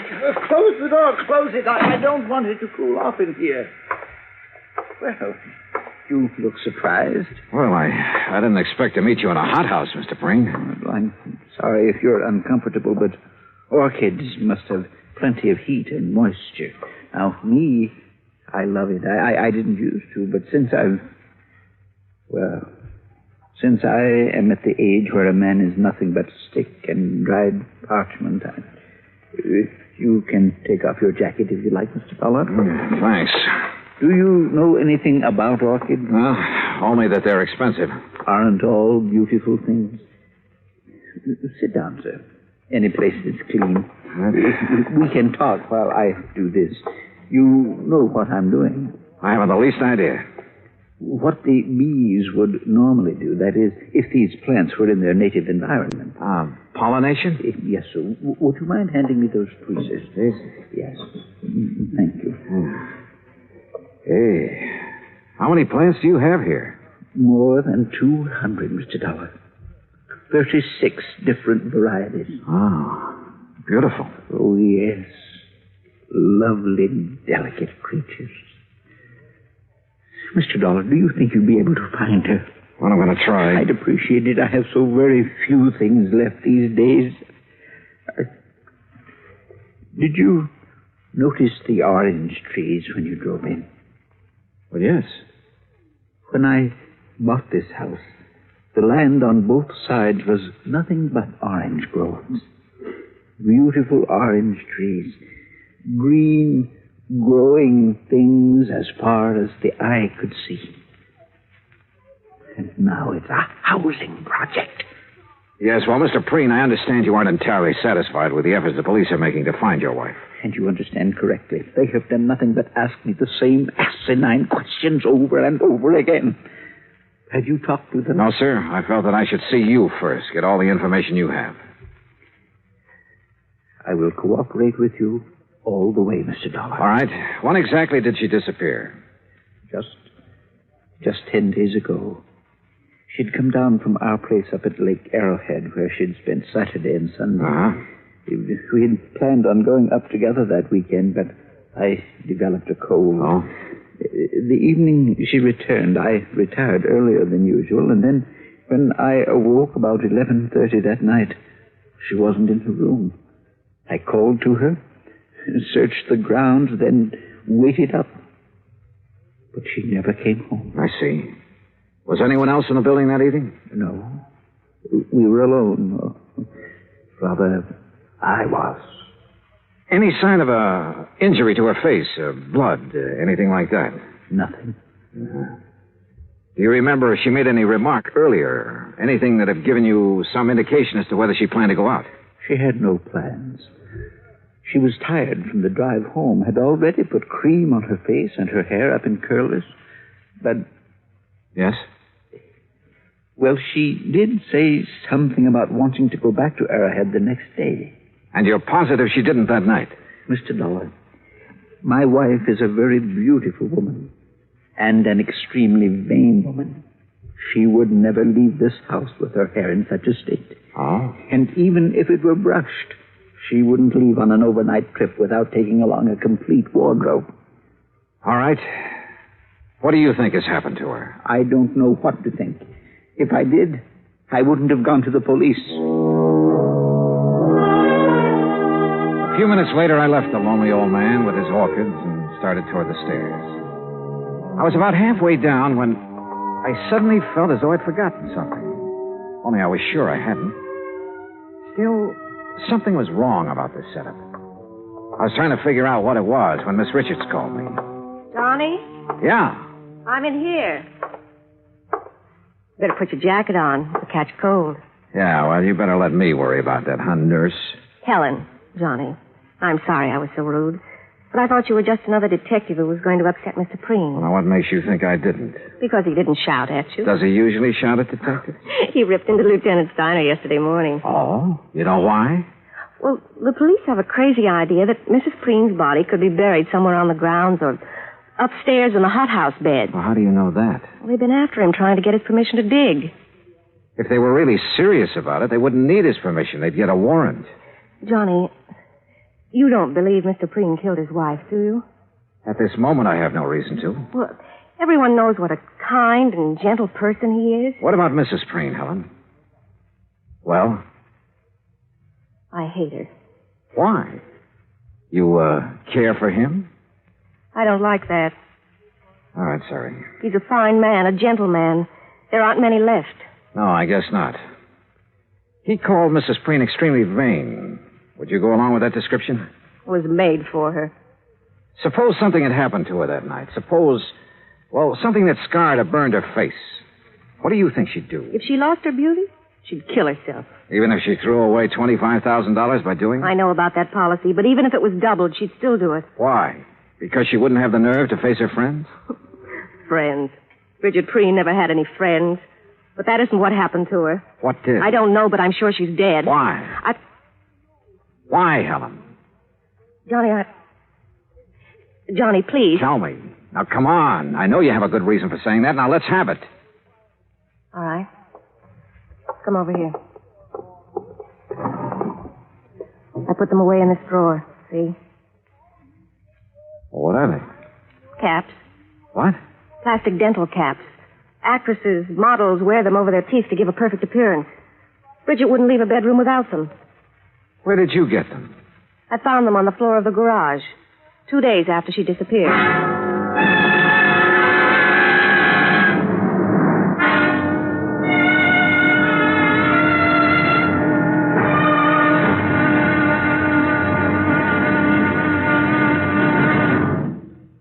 Act two of yours truly, Johnny Dollar, in just a moment. Democracy. What does it mean to the farmer? How can democracy benefit the farmer better than any other form of government? These are easy questions to answer because the facts are there. Only in a democracy can the farmer get the most aid from his government, own his own land, produce, and equipment, and still earn a standard of living that is comparable to workers in the manufacturing industries. That's because the people in a democracy tell their elected representatives they want it that way. Government subsidy, free enterprise, open markets, and the will to work and better himself enables the farmer in a democracy, such as the United States of America, to produce one of the world's finest diets. Scientific agricultural advancement and democratic government are the reasons why this can happen. This is a part of democracy. But whether it functions in agriculture or some other form of endeavor, democracy gives mankind its finest legacy of freedom. Now, Act two of yours truly, Johnny Dollar, and the Mad Hatter matter.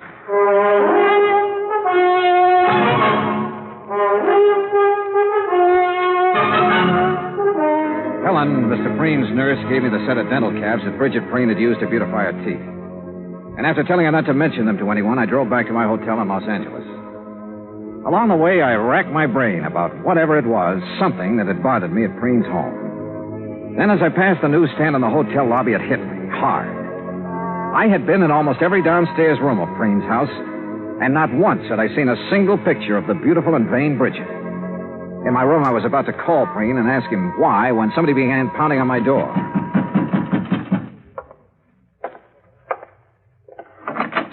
Well, Dollar, we seem to have had a hard time making connections, didn't we? I'm Steiner. Oh, how are you, Lieutenant? Fine, just fine. And I think I've got our little case all sewed up. That's so? Yep. You mind if I rest? No, go right ahead. Thank you. See, we've been checking back on Miss Preen's activities for the past few weeks. Uh-huh. Been making quite a few weekend trips, ain't she? I wouldn't know. We figure she found herself a new man, a young man, and took off for parts unknown. What about her clothes? Why didn't she take them? She didn't want to take what old Preen had given her. She's too proud. A little too proud to be true. She had enough things paid for out of her own money to last a good many years. Oh, now, Dollar, you guys let your imagination run away with you. Now, you look at this realistic. Here's a girl in her 20s married to a man who's content to sit home and wait for the golden chariot. And maybe she's content to sit there with him at first, but it ain't normal she should for long. Yeah? You locate anyone who's seen her out with another man? Nope. Tried to. That's the thing that's still stuck in my craw. Well, I don't think you will. Why not? Because she was smart, a smart woman. If she had had a boyfriend, and I'm not disagreeing with you on that score, she was very discreet about it. Mr. Dollar, I'm not sure you were aware of it, but each time you mentioned Mrs. Preen, you referred to her in the past tense. Why? Oh, no. Don't tell me I fell for the oldest trick in the business. Come on, Dollar. Stop playing games and answer me. Oh, you should talk about playing games, Steiner. Sorry, but I wanted to throw you off guard. Oh, you did, pal. You did. What did you learn bird-dogging around today, Dollar? Nothing, Steiner. Nothing. Look, really. You either let me have all the information you've received today, or tonight you'll be on your way back to Hartford. Now, which is it? Okay. Preen's nurse, Miss Richards, found these on the floor of the garage 2 days after Mrs. Preen disappeared. You know what they are, I suppose. They don't have to be Mrs. Preen's. Take a look at this chart, Dollar. We got it from her dentist last week. Now look at the caps. Okay. What are you going to do? What do you think? Arrest Webster Preen for the murder of his wife.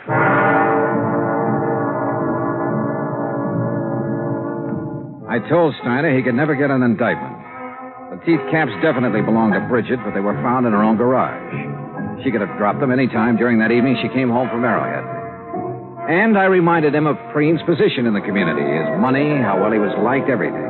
Hoping I could still stall him long enough for me to try something that had been in the back of my mind since I left Hartford. I opened a copy of Playmate magazine to Bridget's picture. Then I placed a long-distance phone call to New York City. We're ready with your call to Mr. Howard, Mr. Dollar. Okay, thank you, operator. Go ahead, please. Hello? Hello, Mr. Howard. This is Johnny Dollar, insurance investigator. Yes, Dollar? A client of ours has her picture in the current issue of your Playmate magazine. Oh, yes. Lovely girls, Mr. Howard, her name is Bridget Preen. Bridget Preen? Or Randall. Bridget Randall. Oh, yes, I know her very well. Well, where is she? We aren't sure yet. Mr. Howard, I've got to know when that picture was made and the address of the photographer who shot it. Have you got that? Yes, you just hold on. Now, I remember now I was surprised to see Bridget after all that talk about retiring. Yeah. Yes, here it is. Photographer's a new one as far as we're concerned. What's his name? Tracy. Russell Tracy. Address? Box 17. Got it? Box 17. Lake Arrowhead, California. What? Lake Arrowhead. You ought to know where that is. Yeah. Yeah, I do. It took me a little less than 2 hours to drive up to Lake Arrowhead. When I reached the village, I stopped in at the post office. Yes, sir. What can I do for you? Well, I'm looking for an old friend of mine. He's got a place up here somewhere. What's his name? Tracy. Russell Tracy. Oh, yeah, sure. Nice little cabin on the lake, about a half a mile down toward the left. You just follow the road. Okay, thanks. The cabin just before you get to Russell's has a big mailbox out in front with the name Preen on it. Got it? Preen? Yeah, I sure have.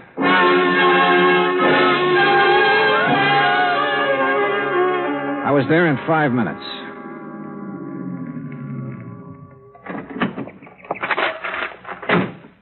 It was small, 2 rooms at the most. A dog came from the direction of Preen's cabin to bark at me, then went back into the woods again.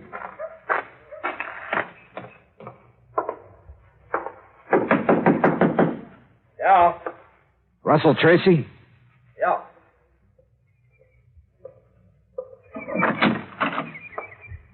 Who are you? Name's Dollar, insurance investigator.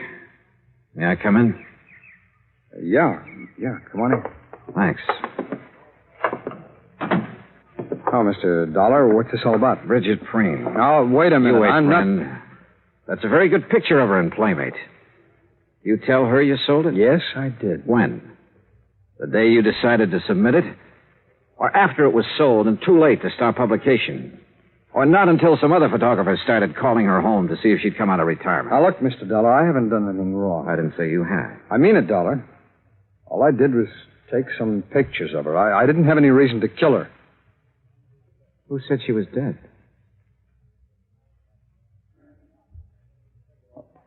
All right, Dollar, sit down. I'll give you the whole story, at least all I know of it.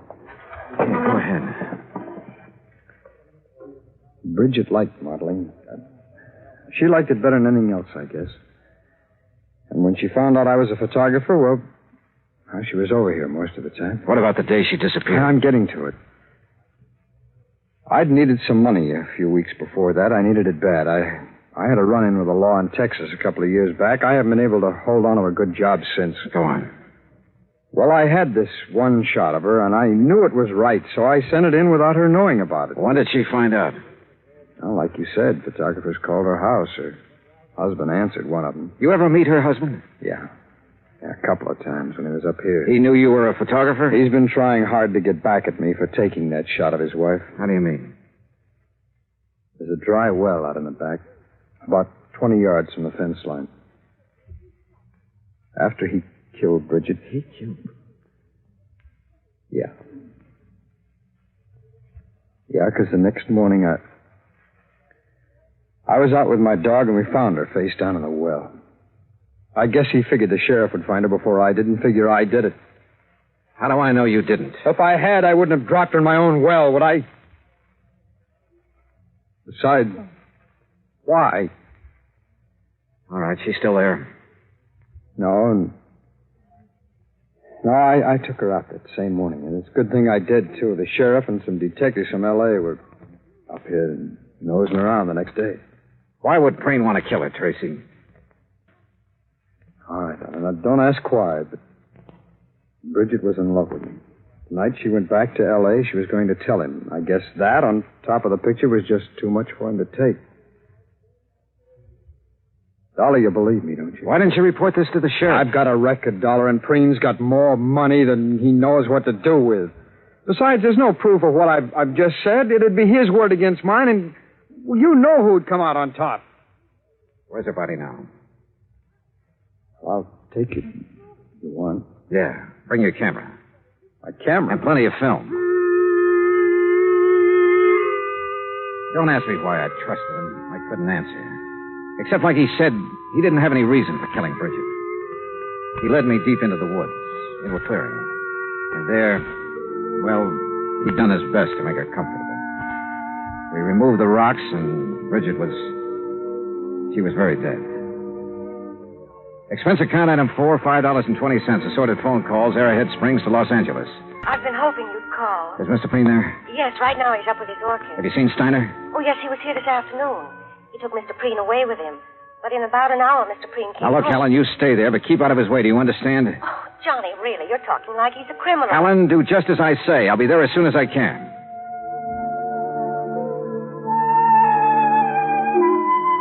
After seeing that Russell Tracy was safe in the custody of Steiner, I took the freeway out to the San Fernando Valley. It was a little after 9:30 when I pulled into the Preen driveway. The porch lights were on, and Helen opened the door. Johnny, you look awful. You had dinner? No, not yet. Well, let me fix you something. No, please, Helen, no thanks. What's in the envelope? Nothing important. Where's Mr. Preen? Where do you suppose? Upstairs with his orchid. Would you mind if I went right Of up? course not, Johnny. You go ahead. When your dinner's ready, I'll call you. Yeah, okay, thanks. Careful of the doorknob. Yeah, I remember.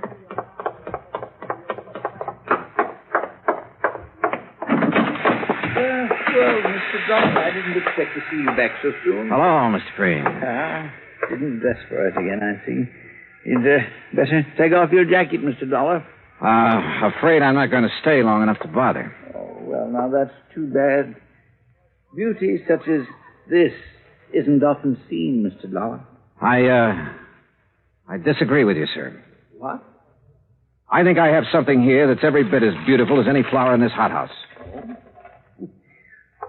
Well, now, you have aroused my sporting instincts, son, and also my curiosity. What have you... Here. Oh, no. Oh, no.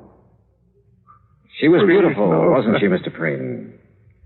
Here, she's very beautiful. But here... Oh, no. Look at this picture. Taken just a couple of hours ago. Yeah, what about this one? What about it, Mr. Preen? What do you think of your handiwork? Proud of what you've done, Mr. Preen? No. No, please. No more, please. Why did you do it? I had to.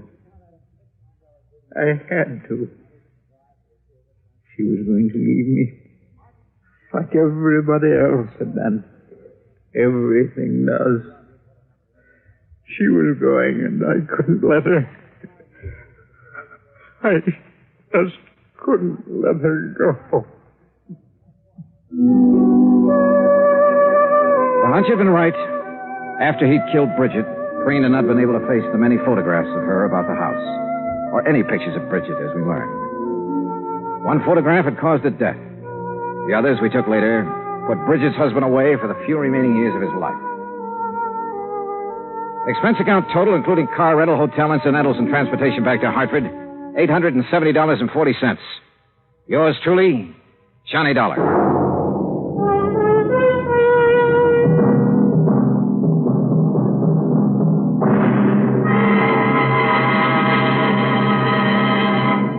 Now here is our star to tell you about next week's story. Next week, a fishing trip that could be very pleasant. Except that one of the fishermen is deaf. Join us, won't you? Yours truly, Johnny Dollar.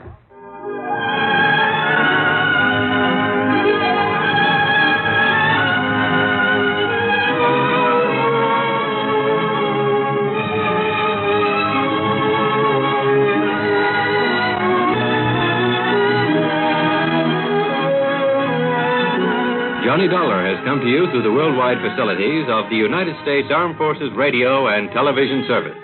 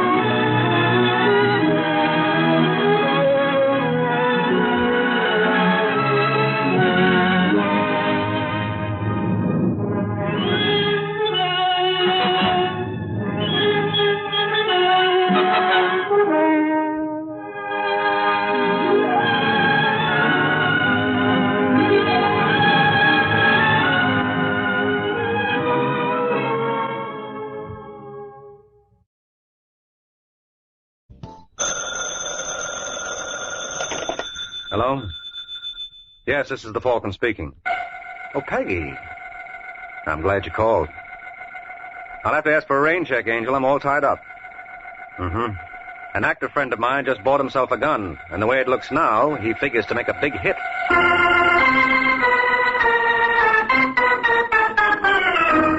The Adventures of the Falcon, starring Les Damon. Now join him on the air when the Falcon solves the case of the disappearing doll.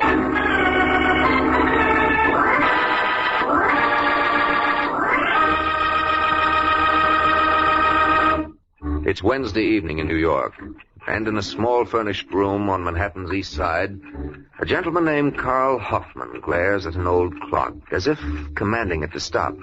And when it continues to ignore Mr. Hoffman's wishes, he hauls off and makes known his displeasure. Hey, take it easy, Carl. Don't tell me to take it easy, Sheppy. You went and busted the clock. That's not all I'm going to bust either. Where's Janet? Give her a chance, Carl. She'll show. When? She was due here an hour ago. Well, maybe she got tied up with that jerk Harry Jensen. That's still no excuse. I told her a dozen... Get that. Yeah, I'll get it. Just a second. Hello, Sheppy. Oh, you're just in time, Janet. What's the matter? Carl, he's blowing his top. Don't worry about it. It'll do him good. That you, Janet? Yeah. Where the devil have you been? Working. You were due here at 8. There were what they call extenuating circumstances. You out with Harry Jensen? Uh-huh. How'd you make out? Well, he's loosening up a little. But? He still wouldn't kick through with the information. Well, that's a nice how do you do. Well, if you think you can do better... Maybe I All can. right, take it easy, Carl. You too, Janet. Where does he get off bawling me out? How long have I had to work on Harry? Look, we know it's only been a week, but time is getting short. Vince Dario will be here tomorrow. Who? Vince Dario. Carl's bringing him in from Toledo for this. Why? Because he's the best man in the business, that's why. And Yeah. Vince isn't the kind of a guy who'll hang around if we can't promise him action. Well, I'm doing everything I can. Yeah, sure she is, Carl. Now, why don't you two just kiss and make up? All right, I'm sorry, Janet. Forget it, honey. Come here, baby. Don't mind me, folks. Grab yourself a walk, Shep. Come on, fellas, break it up, huh? We got work to do. He's right, sweetheart. When do you think you'll have something to report from that Harry Jensen character? Well, they wanted to see me late at night. Well, maybe tonight's the night. Maybe. How about it, Janet? You know, I think if you got him good and plastered, he might start talking. That's never been a problem with Harry. The tough thing is to make him quit. Well, get him started in the right direction, baby. And when he stops, we'll be on Easy Street.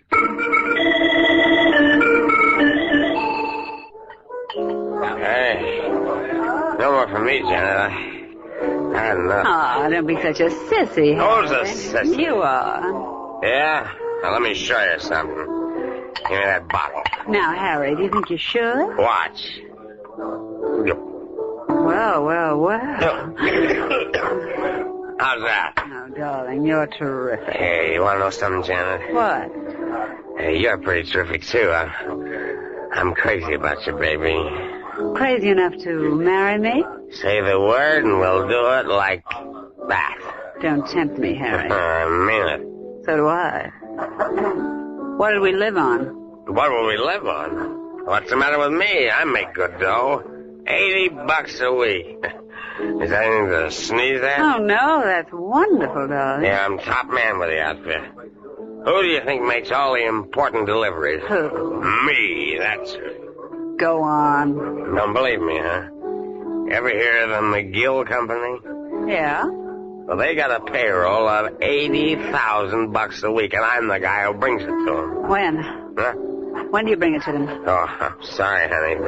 We're not supposed to tell. And you claim you love me. I do, Then sweetheart. tell me when you're going to deliver the McGill payroll. Now, what difference does that make? Think I could marry a man who didn't trust me? Say, Janet. What? Well, ain't it kind of stuffy in here? No. I feel awful warm. You know, I bet I could go to sleep. Don't you pass out on me. Oh, don't, Janet. I'm nuts about... Harry. Harry. The McGill payroll. When do you deliver it? Yeah. Friday at 2.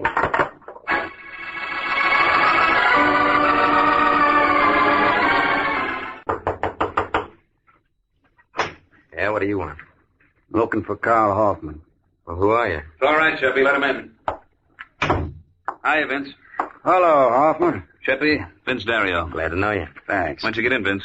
About 20 minutes ago. You couldn't have timed it better. Got something hot? Mm-hmm. Sheppy, here are the McGill Company? The people who make all those plumbing fixtures? That's right. Don't tell me you're figuring on knocking them off. That's what I'm figuring on.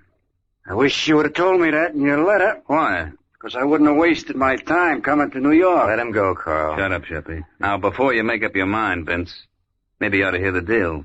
There's no deal where you have to walk into a plant like McGill's. We don't have to walk in. We grab on the outside. Come again?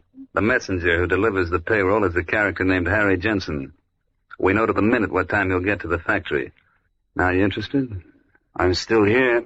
They're tearing up the street in front of the place, so he has to park his bus a block away. Now, he'll come down Remsen Street. That's where you and I take over.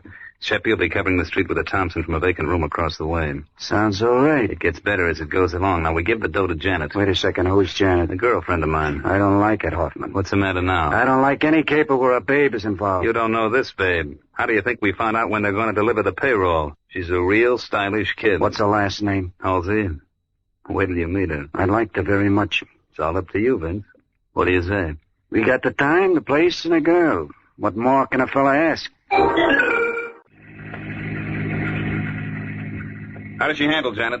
All right, I guess. You guess? Well, I never did like driving in this kind of weather. Don't be silly, baby. It's going to make things a lot easier all around, right, Vince? Sure, the rain will keep him off the streets. Whoa, sweetheart, wait a minute. Right here will be fine. Did I shut her off? Now, keep her running. And remember, when you start off again, go right into second and don't feed her too much gas. Yeah, I got it. What time is it, Vince? Make it a couple of minutes to 2. Mm-hmm. You see Sheppy across the street? Think so. Well, that does it. Are you sure you know what to do, Janet? Yeah, as soon as I get the bag, I head straight for my apartment. That's right. Don't hang around no matter what. We'll all be over to your place by 9 to divvy up. Supposing you aren't. Don't give it a thought, sweetheart. It'll take more Now. than... What? Is that our friend Harry? Where? On the corner. Yeah, that's him. All right, Vince. Here's where we go to work. Lots of luck, honey. Thanks, baby. Give me a cigarette. Yeah. Where's that lighter you're so proud of? Oh, what do you know? It works. Here he comes. Hey, buddy. Me? Yeah. Can you tell us what Tremont Avenue is? Oh, you're on the wrong side of town, mister. I tell you what you better do. I'll tell you what you better do. Don't make a move, bud. Not even a teeny one. Hey, what is this? Just what it looks like. Pass that grip to my friend. Go on. Sorry, pal. You know how it is. No hard feelings, I hope. Oh, that's all right, mister. I got a good memory for faces. I won't forget you. In that case, let me give you something else to remember me, boss.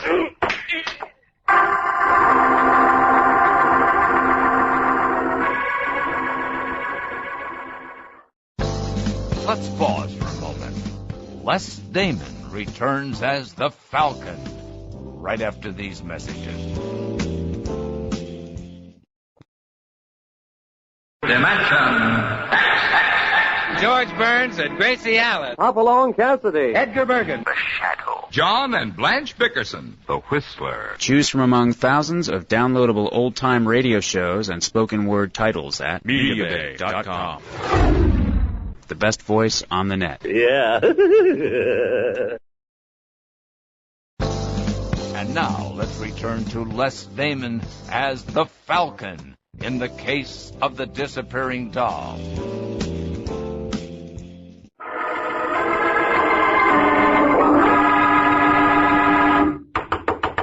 Who is it? That should be open up. Hello, Carl. Vince. Hi. Went off like clockwork, didn't it? Yeah. Where's Janet? She ain't here. Huh? What? No. I was the first one in. It's lucky I had a key to her place, huh? And you're lucky I don't have a suspicious mind. Well, I have. Did she phone in? Uh-uh.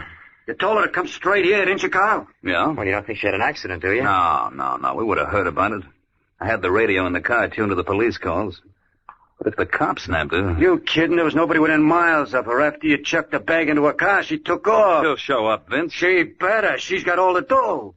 Just what are you getting at? You told me yourself she's a very smart girl. Women who are beautiful shouldn't be brainy. Meaning? I think we got a double cross. You're nuts. I'll leave it to Sheppy. No. Janet wouldn't do that, Vince. Why not? Well, because she never did it before. Did she ever have 80 grand before? Look, what are you worried about? It isn't even 9 o'clock. Well, supposing she doesn't show by 9. Then I'll start looking for her. And if she isn't dead when I find her, she'll wish to heaven she was.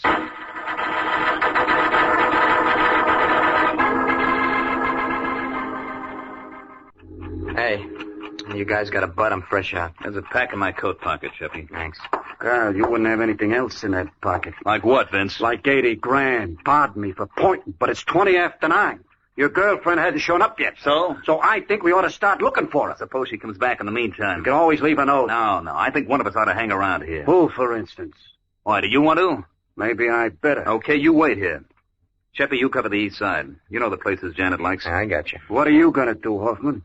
I got an angle I want to try. Like what? Never mind. But if Janet's tossing us a curve, I think I know the one guy who can throw her out at home. I'll let you know how I make out.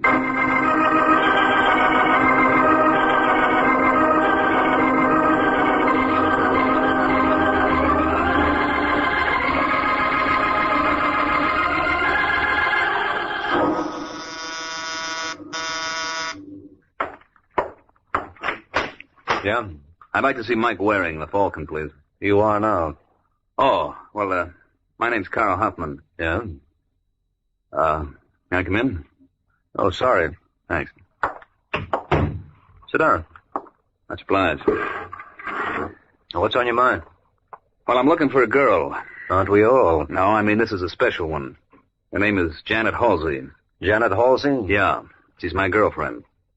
Well, maybe we better take this from the beginning. Well, Janet and I were supposed to be married next Sunday. So I opened up a joint account for us at the bank. How big? $2,000. And she skipped? Mm-hmm. This morning. She lived at the Brighton Towers. How do you know she didn't meet with an accident? Well, she's done this same thing before. Oh, she has? Yeah. She served 3 years in the women's penitentiary under the name of Lois Hart. She got out in 48. Well, how come you trusted her with your money? Well, you know how it is, Waring. You always hope that this time it's going to be different. Mm-hmm. Well, I'll see what I can do, Hoffman. As you say, the first problem is to locate the girl. Yeah, and the moment you do, will you give me a call? I'll be waiting at the Brighton. Brighton? Didn't you say that's where your girlfriend lived? Yeah. I'm using her apartment to operate from. Uh-huh. You see, I wouldn't want to miss her if she came back. Well, I guess that does it, Falcon. I'll be waiting for your call.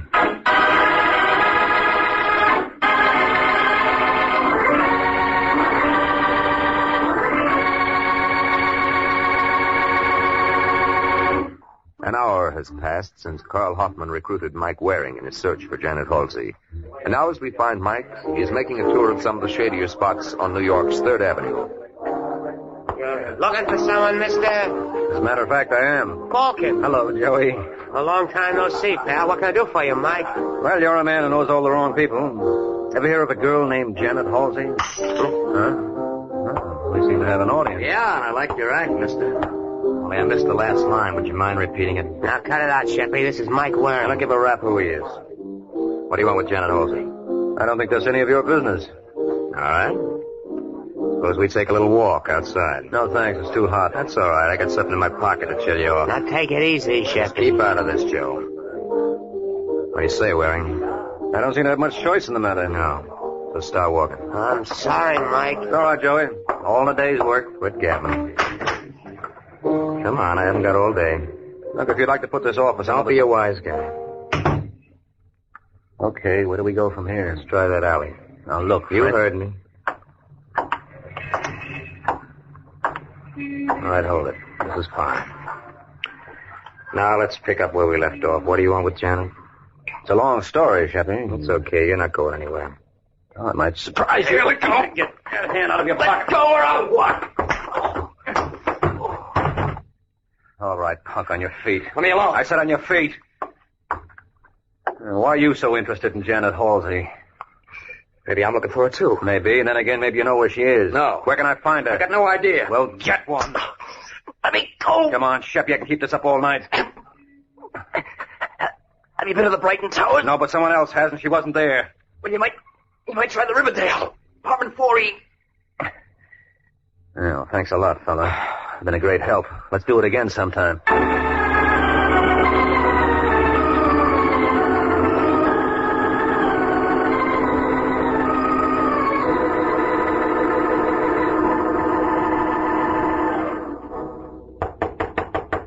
Who is it? Where's Sheppy, Vince? Out looking. Did he phone in? No, I guess he had nothing to report. How did you make out? Not so hot. I guess that leaves me up the well-known creek. What are you griping about? We're all in the same boat. Yeah, but I didn't bring Janet into the act. You did, Hoffman. Okay, and I'll find her. I don't see you making any progress. Maybe not, but I hired somebody who will. Who? A fellow named Mike Waring. A private dick? That's right. What's the idea? You going off your trolley? Relax, will you, Vince? I gave him a song and dance about wanting to find Janet. This guy Waring has plenty of contact. Well, I don't like it. And you're the boy who was belly aching that I wasn't doing anything. You didn't have to go that far. No, how far would you go for 80 grand? I guess you're right. Thanks. That must be Sheppy. I'll take it. Yeah, what do you want? Beg your pardon, I must have the wrong number. Wait a minute, is that you, Janet? Hello? Hello? What's the trouble? I think that was Janet. You're imagining things. Don't tell me. I'd recognize her voice anywhere. What made her call and then hang up? You know something, Vince? That's just what I was wondering. I'll be back in an hour.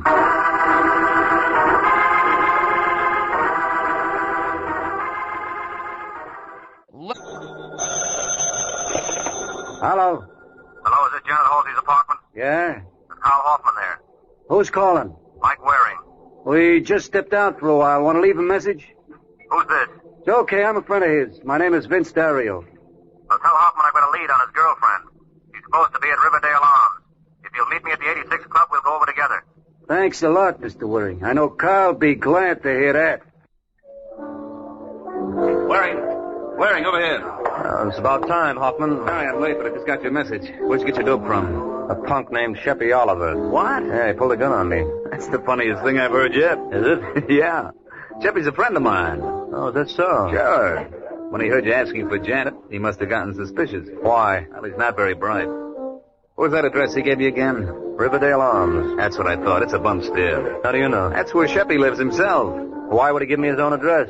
Probably rattled him so badly it was the only thing he could think of. Well, that's one possibility. Can you think of any other? Yeah, maybe Janet had a partner. You mean Sheppy? Why not? He's my best friend. Uh-huh. Janet was your best girl. Let's go see who's playing on whose team.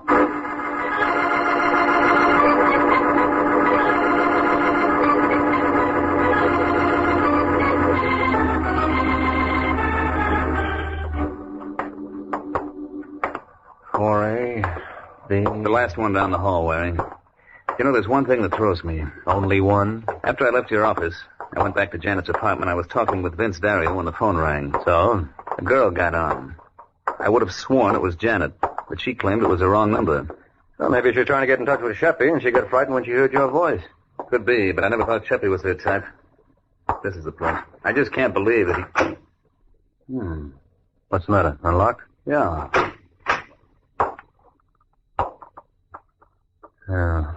Just as I figured. Well, I guess I better call the police, huh? Well, what's the matter? Take a good look. Holy smoke. It's Sheppy. Yeah, and with that slug in his head, I don't think he's in any position to call the cops himself. Where's the phone?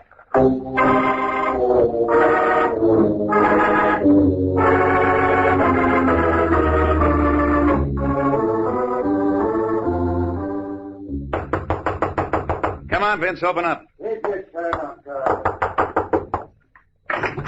What took you so long? I was busy. Who's your friend? Oh, that's right. You boys haven't met. Mike, this is Vince Dario. How do you do? Hi. How did that lead pan out? Not too bad. You find Janet there? No, we found Sheppy. I don't get it. He was murdered. Murdered? By who, Janet? That's one way to look at it. Still any other? Yeah, I suppose Janet was working with a man. You mean Sheppy? I don't see it. That's just what I said. Look, Carl, suppose we forget the whole thing. What do you mean? We gambled and lost. Oh, you surprised me, Vince. A couple hours ago, you were bawling me out for not doing anything. Now you're willing to write the whole thing off. There's no use crying over spilt milk. Sure. With 80 grand in your pocket, you can always buy yourself another quart. Oh? You say something, Waring? Just Look, Carl, you've been hinting at something all along. What is it? I think you know where Janet is. You're crazy. I was a sucker not to see it before. Don't be a fool, Carl. Can't you see what Janet's doing? She murdered Sheppy. Now she's turning us against each other. Well, somebody put her up to it, and I got a feeling that... Quit it, you drunken! Cut it out, Hoffman. What of this, Mike? Where is she, Vince? Come on, Hoffman, break it up. Mike, let go. I said break it up. Okay. Dario. What was the idea, Hoffman? I don't like double crosses. Get the keys out of his pocket. What for? I got a hunch Janet is holed up in his apartment, and I'm going to play it to the hilt.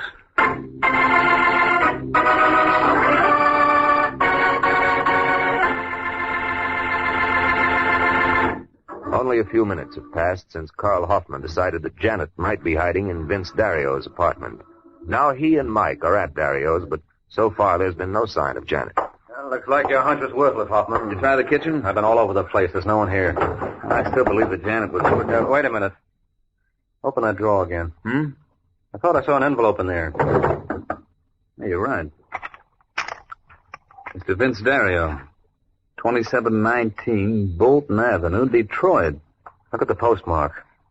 Bedford Hills, March 16th, 1948. Now look at the return address on the other side. Janet Halsey, State Penitentiary for Women. Uh-huh. You get it? And I was right. Vince knew Janet all along. Well, you could build up a convincing case on the face of it. Yeah, but where is she now? Well, can't you think of somewhere she might go? Oh, we've covered every possible hideout. No, we haven't. There's one place you're forgetting, Hoffman. Whose? Yours. What are you talking about? You're the man who put Janet up to this. You planned to double-cross your ma from the beginning. Yeah? Yeah, and I thought you did pretty well. You murdered Sheppy and framed Vince Dario, and that only left Janet to be taken care of. What about you? I don't think you're man enough. That just goes to... What's the matter, Hoffman? You lose something? That's what you're looking for? Where'd you get that gun? I lifted it off you when you were shoving Dario around. Just say the word, friend, and I'll give it back to you. A slug at a time.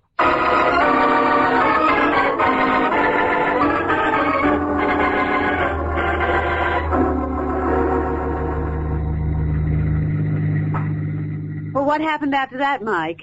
You know the rest, Janet. As soon as the police picked up Carl, I went to his apartment. And picked me up. And not a bad day's work at that. Thanks.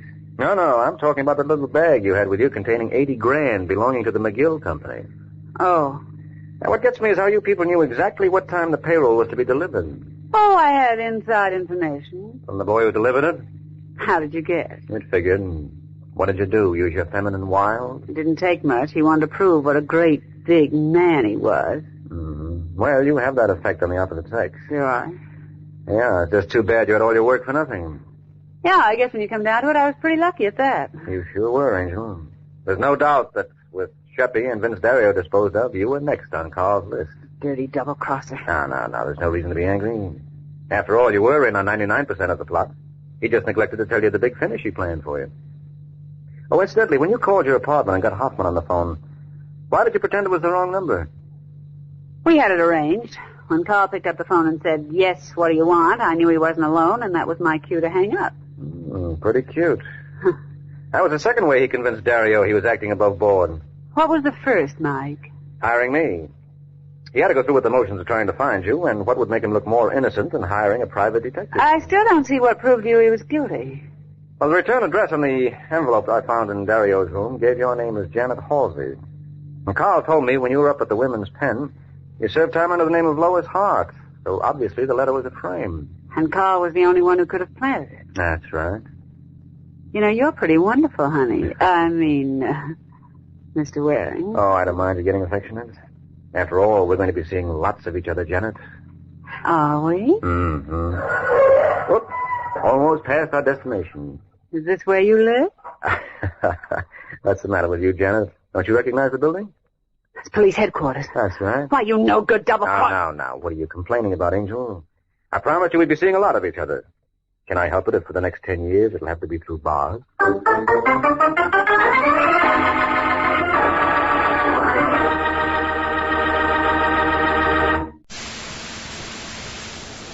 The American Broadcasting Company presents Pat Novak for Hire.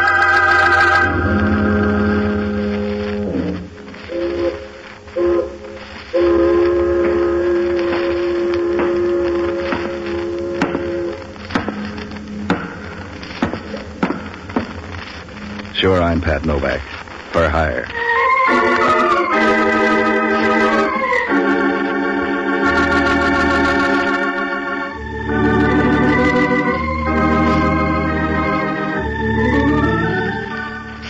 I got a couple of boats down on Pier 19 on the San Francisco waterfront.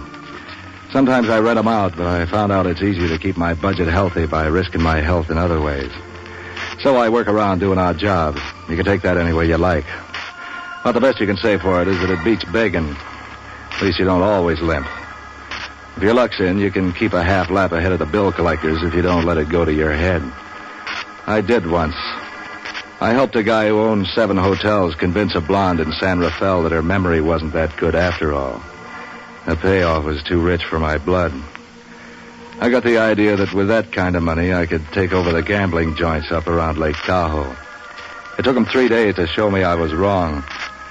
I'd worked my way down from the gold-plated joints to a place called the Broken T, where they still recognized $1 as currency. I was beginning to figure how long it'd take me to walk back to the bay when help came along. He was a little guy with a pair of eyes I wouldn't trust with anything I wanted again. The kind of quiet, dark clothes that'd make it easy to get lost in an alley. He knew me. Well, Novak, not doing so hard, are you? I eat. You want to make a quick buck? There must be a reason. Tell me that first. I'm hot. I shook the wheels down for a flock of dough. You call that trouble? Not yet. But I like to look ahead.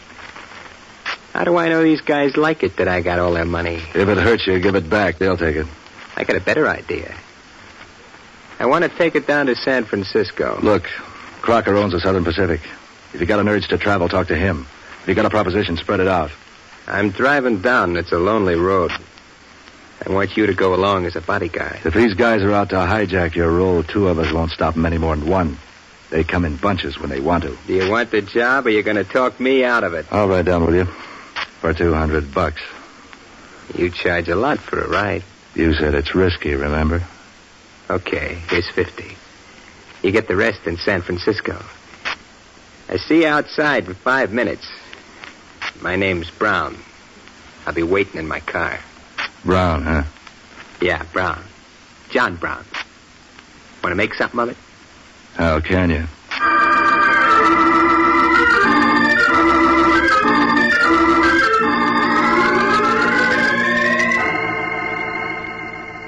He was a quiet guy. We drove along for a couple of hours, and you could have repeated all he said on one deep breath. I kept watching the cars along the road, waiting for the muscle boys to show up, but nothing happened. Pretty soon I got the feeling that they weren't after him at all. I guess he'd seen too many movies.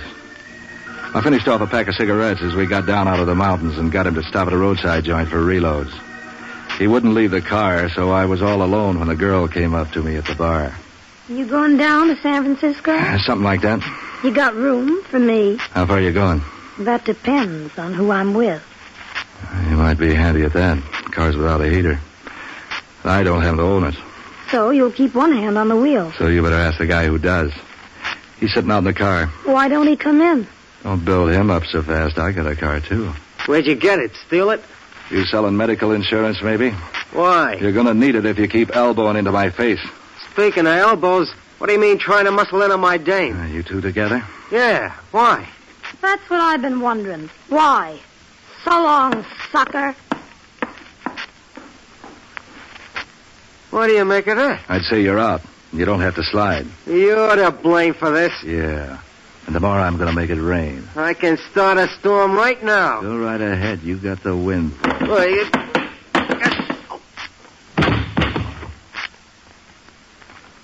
You cooled him nice, stranger. What started that? Bad habits. Yeah? Uh-huh. Too many cigarettes.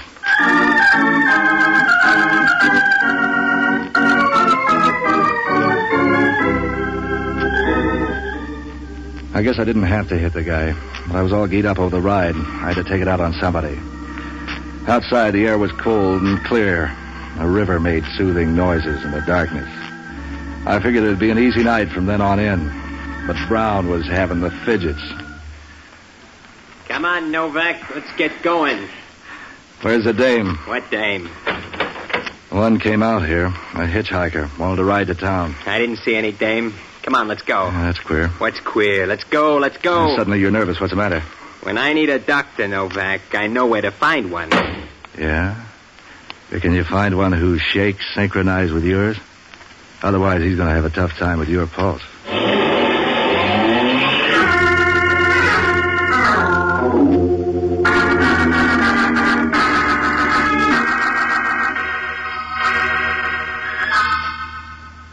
From there on into town, John Brown didn't say a word. When we came across the Bay Bridge, he stopped in the terminal and made a phone call. Then we drove up to his place, a big corner apartment house up near the Civic Center. He told me to wait in the car while he went in to put away the money. I sat and smoked cigarettes and watched the dawn begin to light up the long, empty streets. I must have been there half an hour before anything happened. It all began to happen at once, starting with Hellman. A homicide detective with a grudge against the world that he takes out on me. I hope I didn't keep you waiting, Novak. Yeah, what got you out of bed, Hellman? Can't be insomnia. That takes conscience. You'd be the sort to know about that. Mind if I look the car over? Why not? I didn't steal this one. I prefer a roadster. John Brown, huh? Now, there's a name. Where have I heard that before? That's a foreign name. Polish, I think. That's not where I heard it. It was broadcast in connection with a stolen car. Try again. The keys, see? So maybe he was careless and left his keys in his car. Yeah, maybe I'm whimsical and changed my name to Brown. Go on, Hellman. You can't pin anything on me. No. Give me the keys. What for? I'm looking in the trunk. We got a tip. Not on this crate. I just got in from Tahoe. Nobody knows we're here. Sure. And if you aren't here, I guess there's nothing in the trunk either.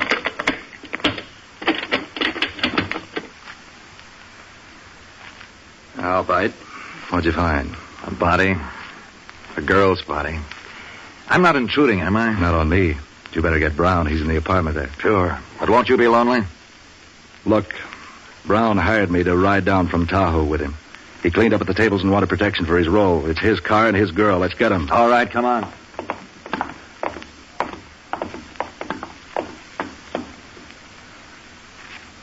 Oh, Brown listed. Nervous. Upset. Maybe you need a rest. Framed. Sure, somebody else did it. Shame on them. Come on, Novak. The girl was a pickup, a hitchhiker. Why should he kill her? I got a better question for you. Where can I get a lawyer? I saw a purse with the body. Let's look it over. Don't tell me you didn't rob her, too.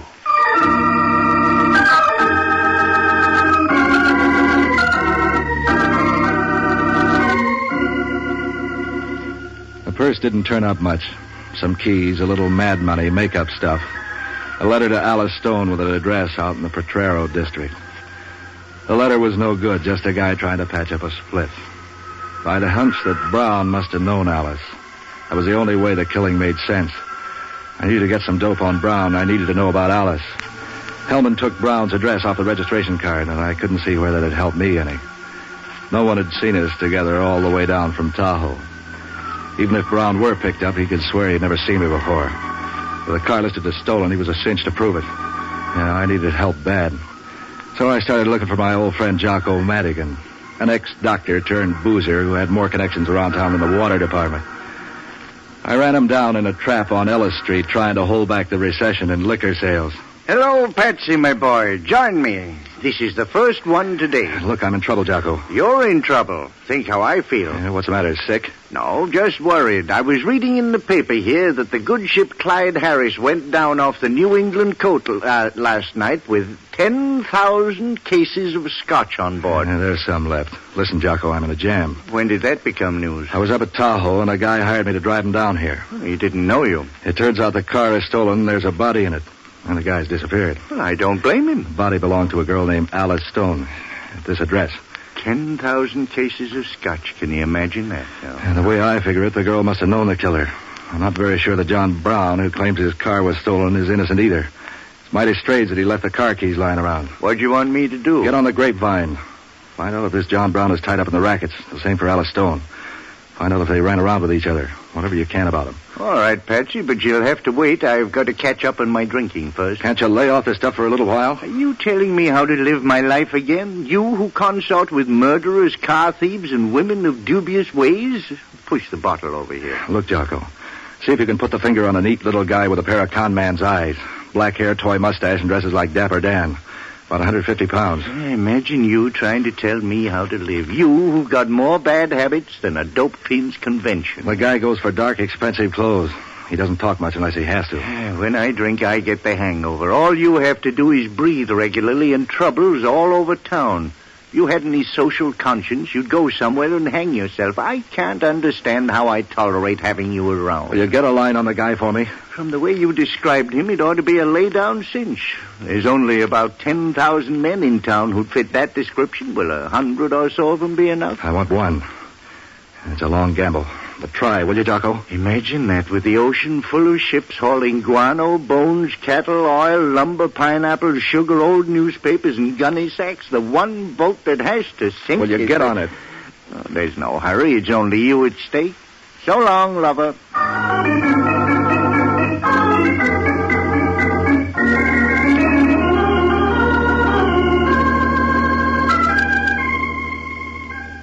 I grabbed some breakfast, picked up a cab, and went out to the address of Alice Stone. It matched a wooden house that looked 2 years older in Utah, but was trying to lie about it with a new plaster front and a fresh set of doorknobs. It looked like it had been built by an amateur who read the blueprints upside down. A dame answered the door. She was about tie-pin high to a 6-footer, and she had red hair. The heavy, wavy kind that made you think she must be healthy. And that wasn't hard to do anyway. The way she filled out her morning coat didn't leave much to worry about, except the seams. She could talk, too. Neighborhood's improving. You know Alice Stone? Sure, she lives here. I might have known she'd see you first. Who are you? My name's Skip Harper, and Alice isn't home. What can you do with that? How do you know I want to? Maybe I'm a salesman. Look, mister, you aren't fooling anybody. You look about as much like a salesman as I do a decoy duck. Now, what do you want with Alice, or do you have to be particular? I can't use her. She's dead. A salesman with 5 o'clock shadow at 10. Did you say dead? Yeah. They found her in a car downtown this morning. You're a cop. You're wrong. Why should it worry you? What do you mean? Do you know who did it? I don't know anything. I just don't like jams. Tell me how it happened. We were coming down from Tahoe. She was in a roadside hamburger trap. She asked me for a ride, and I sent her out to talk to a guy who owns the car. The next time I saw her, she was tucked away in the trunk. Why'd a guy kill her, just like that? That's what I'm after. Maybe he just didn't like James. There's probably a better reason. You think maybe he knew her? Yeah. That's where you can earn a gold star. Did you know anybody by the name of John Brown? Describe him. He was playing the wheel at the Broken Tee up near Tahoe. Smooth little guy, about 2 sizes over a jockey. Waxed mustache, a pair of eyes you could use to freeze fish. So, that one. All right, I know him. Give me an introduction. His name's Brown, all right. I didn't know his first name before. He's a small-time hustler around town. Used to take Alice out now and then, when he felt like tearing up a nightclub. Cops arrest him yet? Hellman, the homicide dick, is knocking on his door about now. I don't expect him to be home. No, he won't be. He has hideouts. Name some of them. I'm afraid to. He can't hurt you. He's too busy playing cops and robbers. You don't know Brown. I gotta get to know him. Give. I don't want to get mixed up in anything. Neither do I, but I am. I need Brown. Why don't you forget Brown? I'd be bad manners. What's wrong with bad manners? I know some that are fun. Yeah, you would. More fun than Brown will ever show you. You'll keep. He won't. Come here. Will this keep? Do you think? You have a nice way of changing the subject. But it's still, where's Brown's hideout? I won't tell you. He'll kill me. Yeah, that's a gamble. I'm on the spot, and that's a fact. Talk to me. I hate men. Never mind your hobby. Give me Brown. I hate you, you big, ugly, muscle-bound. Brown. You're hurting me. Make me stop. Tell me where Brown is. All right. Here's a hideout, a little shack out near the beach. Narrow it down. Let go, I'm telling you. And I hope it's the last thing you hear.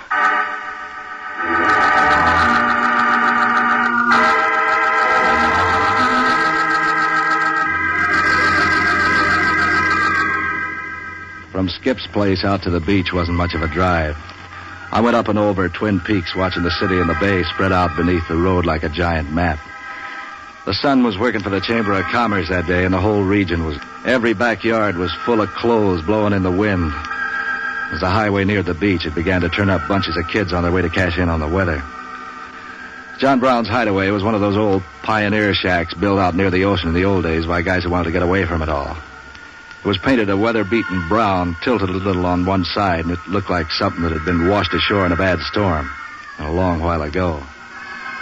I knocked on the door, but all that bought me was echoes, so I made a door out of one of the side windows.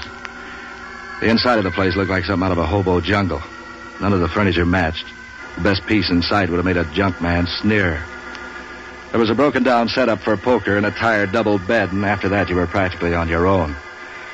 The kitchen didn't turn up anything but a flock of ants and some empty bottles. I began to get the feeling Brown must have had 2 hideouts, or else he'd left town. It shows you how wrong you can be. All right, hustler. Reach. You walk soft. Practice makes perfect. Turn around slowly. Mm-hmm. How come you're working without a gun? Who are you? This is my place, so you tell me. My name's Novak. I'm looking for a guy named Brown. Well, you're all right so far. I'm Brown.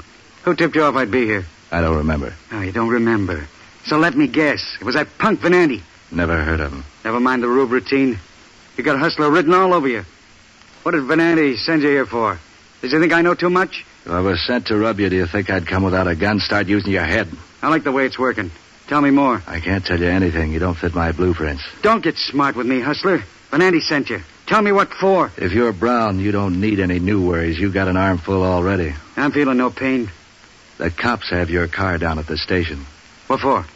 They don't like 'em with dead bodies inside.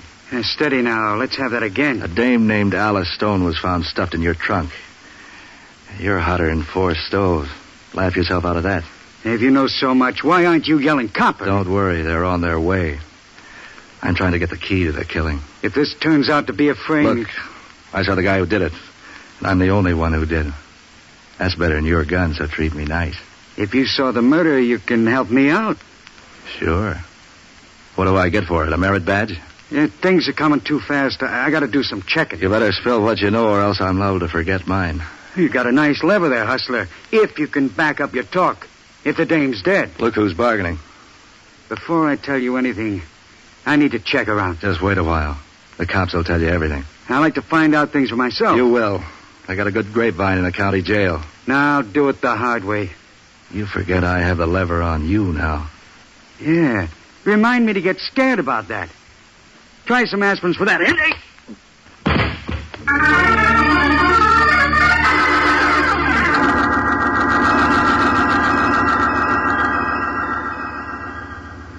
I woke up twice before I decided to make it stay that way. The house was so quiet I could hear someone playing the piano several houses away. It was a nice, clean sound, neat and full of try. No wise guys in it figuring fancy double crosses. No dead bodies. No policemen who argued with their knuckles instead of their heads. Probably some girl who thought a blackjack was a card game. I lay there listening to the music for a while, and I got up and brushed off my clothes. There were 3 places I could find Brown. He wouldn't dare go to his home, and he wouldn't return to the hideout.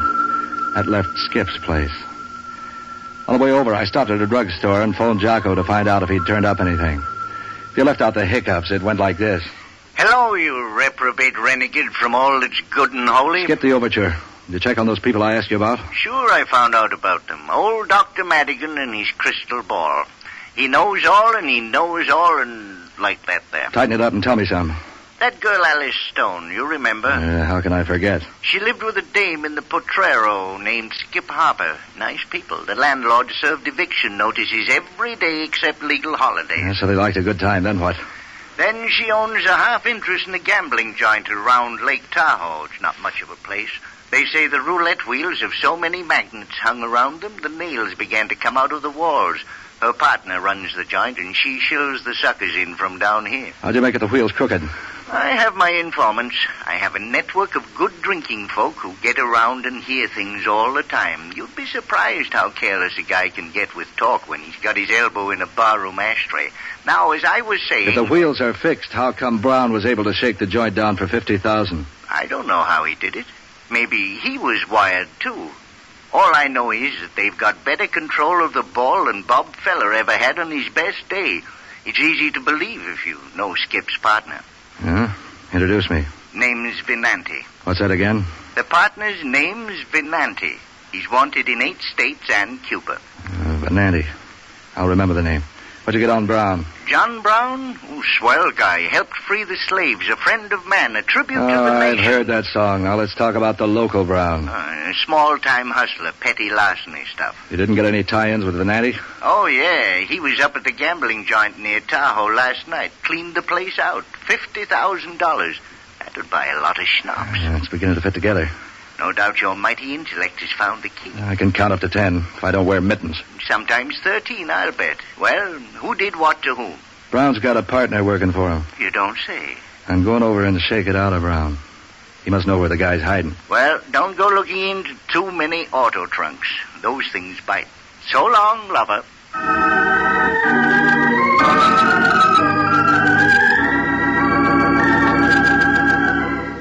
What Jocko told me began to give me some hope. The thing the picture needed was one more man, and a partner for Brown would round it out nicely. Yeah, Brown must have figured someone to try to hijack his role and hired a friend to bring it down to San Francisco. I didn't explain the killing. I didn't explain a lot of things. But it was a lead to the guy who could explain it. I needed Brown. As I gunned the car over the hills towards Skip Harper's place, I began to feel better. I was thinking how Hellman would look when I dumped the killer in his lap. There was a crowd along the street in front of Skip's place. Just as I drew up, Hellman came out on the porch. As I got out of the car, one of the neighbors pointed to me. Novak, huh? They gave me a description, but I didn't think it was you. The guy they described sounded human. Your jokes stink, Hellman. Try imitating birds or juggling. The bird imitations are for you, Novak. You'll be singing to the DA any minute now. Come on in the house.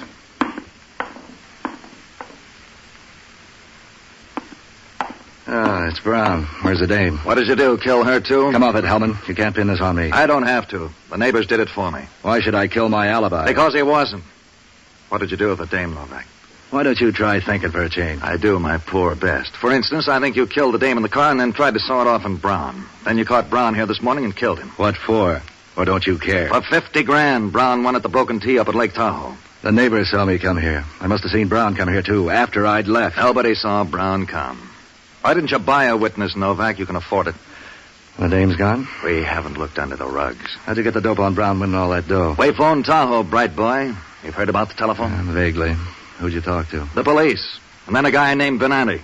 He says he remembers you following Brown out. And that the dame was with you, too. It's a lie. Sure. But the $50,000 is still missing. Brown wasn't with me. He was a little guy. It's the climate.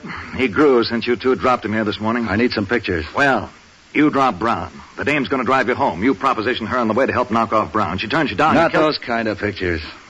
Are there any photographs around the house? Yeah, there's some in the bedroom. Why? Come on, let's look.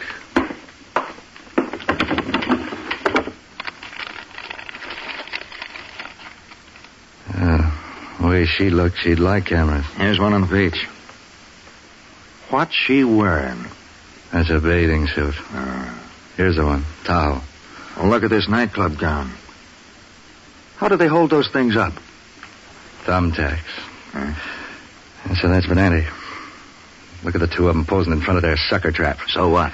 He's the guy who did it. Sure, over the phone. Did you phone him or he phone you? He phoned. You want him? What for? We got you. He's here in the city, hiding out at Brown's place at the beach. Here's the address. What kind of a windy is this, Novak? Pick him up, will you? If he said he was at Tahoe and he is in the city, it smashes his alibi. All right, but if you're trying any fancy work... Are you going after him or do we waltz some more? How to hold you? I'll be around, you know that. What are you going to do? I got some cleaning up to do.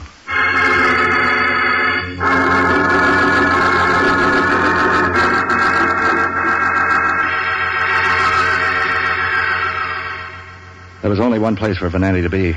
I headed the car out Potrero and down Bayshore Highway to the airport. I was betting everything on a hunch. Sometimes that's the way you have to play it. Sometimes hunches pay off. The plane I got was built for hurry. Skip still had her overnight bag in her hand when I walked in on them at the Broken T. Venanti began to act nervous when he saw me. Yeah, but not Skip. I began to wonder if she'd ever known how it felt to be frightened. You'd never guess it from the way she talked. Hello, Novak. Don't you ever shave? I had a close one just now. Doesn't show. You don't know where to look. What do you want, Novak? I got it. Don't be cryptic, baby. It doesn't become you. You don't act nervous. Does you care about jail? Nobody's going to jail, Novak, except you, maybe. I'd be nervous if I had to explain all those dead bodies back in Frisco. We don't know anything about dead bodies. We've been up here for hours. Yeah? I had a hunch that'd be your alibi. That's no alibi, Novak. It's a fact. It won't gel, Venanti. You're cooked. Look, Novak, Brown deserved to die. He killed Alice, and before that he fixed the wires on the wheel so he could break this place. He robbed us of $50,000. We had a right to get it back. Is that what Venanti told you? That's the way it happened, Novak. There's $10,000 in it for you, if you can remember it that way, too. $10,000? Easy there, Vin. That was a little double talk, baby. He was trying to bribe me to dummy up on you. Dummy up? I know what happened. When you get through dreaming, try this for a bedtime story. Venanti hired Brown to pick up the winnings while he ran the table. Then with Brown dead, Venanti was going to fly back here in his private plane for the same alibi he's using now. Only he'd own the Broken T. You're lying. Shut up, Vin. Tell me more, Novak. The plan began to sour up when Alice tried to thumb a ride. Alice knew him, so he killed her. He still needed to kill Brown, but he figured then he could hang the double killings on me. That'd make it even better. You're on the needle, Novak. The only trouble was that Brown wasn't home. Vin had to chase him. When he finally found him, Brown was at your place. I don't know what happened there, except that Venanti must have killed Brown before he had a chance to talk. I was out. I'd gone to the store. So when you come back, Brown's dead, and Venanti tells you he did it to recover the money. Yeah. So you were going to double-cross me, baby. He's lying, I tell you. See if you can prove it to a jury. I should have known. In case you get any fancy ideas about trying to lie out of it, I got a witness to feel the motor of your plane. It's still hot. A $10,000 offer still stands. I need you to clear me. Yeah. And I could use the sole ownership of this joint. You wouldn't rat on me. Oh, watch me, baby. I'll let you rot in jail. Novak, I'll make it $25,000 if you help me quiet this dame. You would, Ben? Start out by quieting this.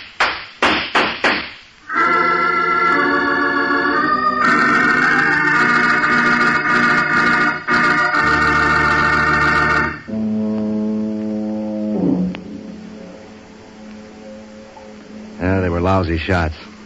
They both lived. That is, Venanti lived until he got a bad case of asthma in the San Quentin gas chamber. Skip got off with a flock of scars and some good advice from the judge to stay away from questionable characters.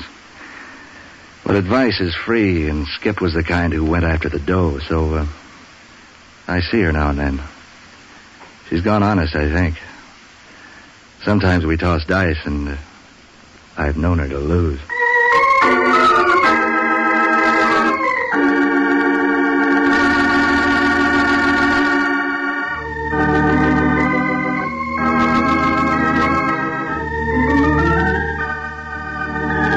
Heard on tonight's program were Ben Morris as Novak, John Galbraith as Inspector Hellman, Jack Lewis as Jocko, and Mary Milford as Skip, with Henry Leff, Jerry Walters, Kurt Martell, and Lucille Bliss. Special music by Otto Clare.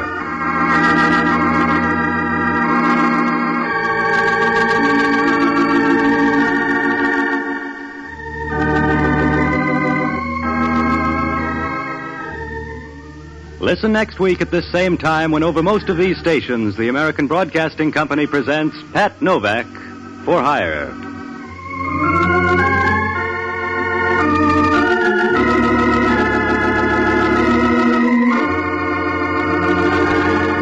This is ABC, the American Broadcasting Company.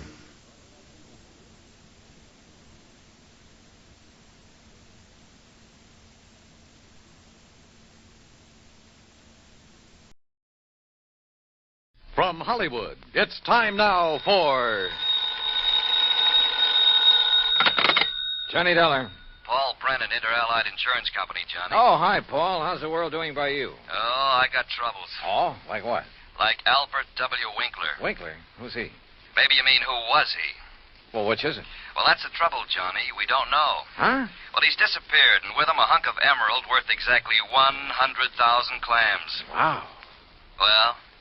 Sure.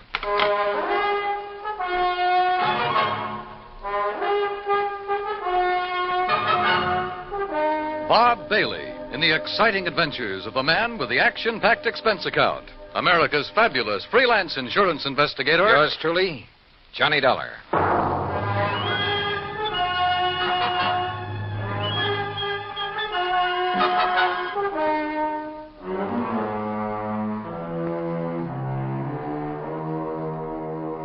Expense account submitted by Special Investigator Johnny Dollar to the Inter-Allied Insurance Company, Dawson Building, Hartford, Connecticut. Following is an account of expenses incurred during my investigation of the Blooming Blossom matter. Expense account item 1, $1 even. Taxi from my apartment to the offices of Inter-Allied, where Paul Brennan wasted no time in getting to the point. Albert Winkler was a partner in a small jewelry firm down in New York. Real exclusive type place. Floyd and Winkler? Yeah, that's the outfit. Well, a few days ago, they got hold of an emerald. It's called the Green Eye of Calcutta. And, Johnny, the darn thing's big enough to choke a horse. Okay, Paul, okay. I don't think you need go any further. No, wait. They planned to put it on an exhibition at the big international jewelry show in Chicago next month, and Winkler took it home to work on it. Oof. Insured for 100,000, you said. Yeah, and Winkler's insured for 10. Okay, so who killed him and stole the rock? Listen, will you? Go ahead. Well, Sunday morning, his partner Blewett tried to phone him at his apartment. No answer. So Blewett sauntered down to the office thinking he might be there. But no sign of him? Right.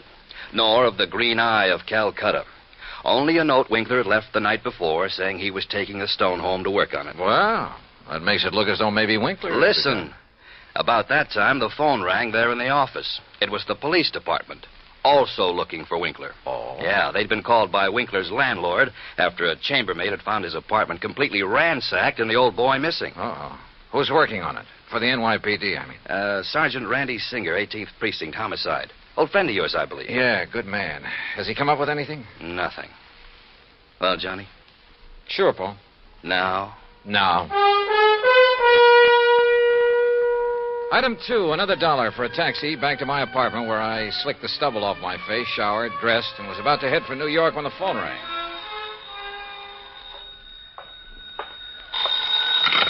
Johnny Dollar. Johnny Dollar? That's right. Oh, good.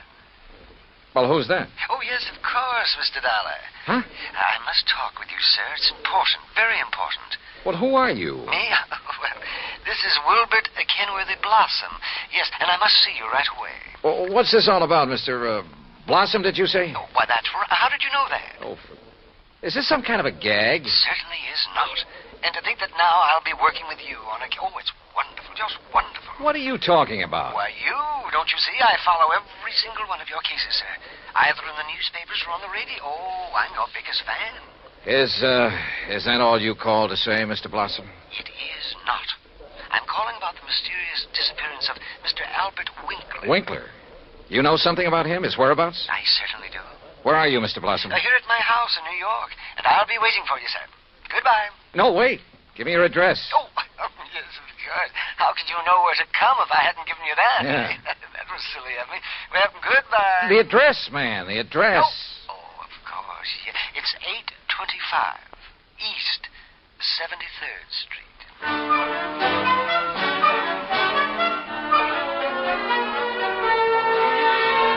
Item 3, $9.20, transportation and incidentals to New York City and 825 East 73rd Street.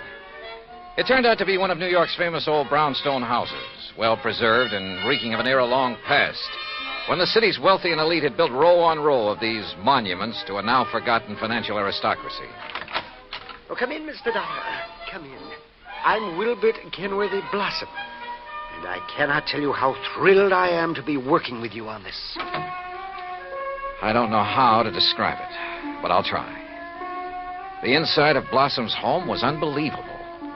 Ornate pre-Victorian furnishings, heavy velvet draperies, huge lamps and chandeliers, gilt-framed mirrors, even an ancient horsehair sofa. It was also filled with dusty piles of newspapers and magazines, hundreds of old books. Travel books, Mr. Dollar, and mysteries. Oh, I just love mysteries. One corner of the high-ceilinged living room was piled with old trunks and handbags, an old carpet bag even. Boxes of tools and utensils were stacked about, an ancient Victrola, beat-up sewing machine. You just never know when you might want to sew something, do you? Old guns and pistols, some of them museum pieces. A stringless tennis racket. A pair of rusty handcuffs locked to the base of a floor lamp without a shade. A broken bicycle pump. That's just in case I ever find a bicycle to go with it, you understand. Yes. Against one wall stood an old metal cabinet loaded with rusty surgical instruments and a worn-out catcher's mitt. Yet directly opposite was a corner shelf full of priceless porcelain figurines and rare pieces of china. Some of the old clocks and jewelry on the mantelpiece were collector's items. Fine original oil paintings lay among piles of old shoes. All in all, it looked as though the contents of half a dozen pawn shops had been dumped into it. At auction sales, Mr. Dollar. Oh, yes, sir. I just cannot resist an auction sale or a bargain. But what are you going to do with all this stuff? Oh, just keep it. I like it. I like a lot of things. Yeah, so I see. Including 12 gross of Spencer's superlative steel-tip shoelaces, patented 1841. They were a bargain, Mr. Dollar. Just like all this fine artwork is, too. Yeah, I'm sure. Some of my friends pamper me a bit, though. You know, send me things they pick up at sale. Yeah, now look, Mr. Blossom, you told me you know something about Albert W. Winkler. Oh, yes. Yes, indeed. Well? And think of that magnificent emerald. Gone.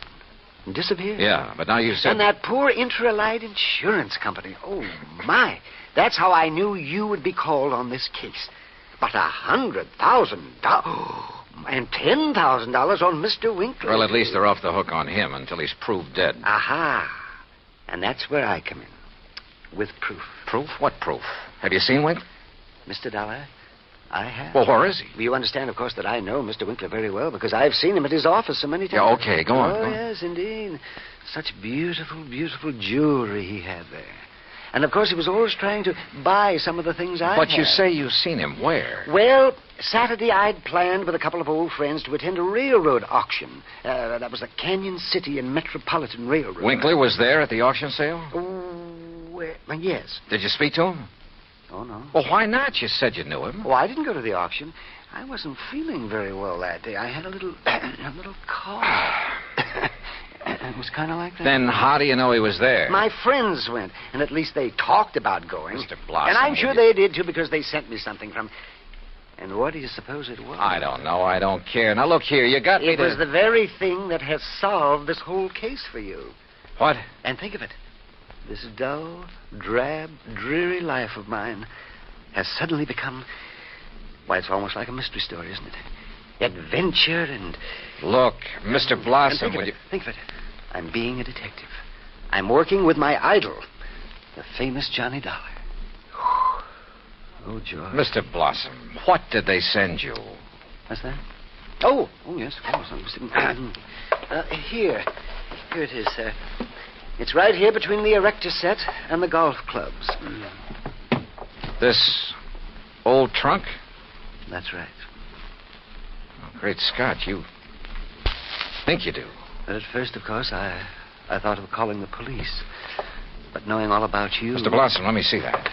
Excuse me. There are a lot of crumpled newspapers on top. Yeah, I see. As old as the trunk. Good Lord. It isn't pretty, is it?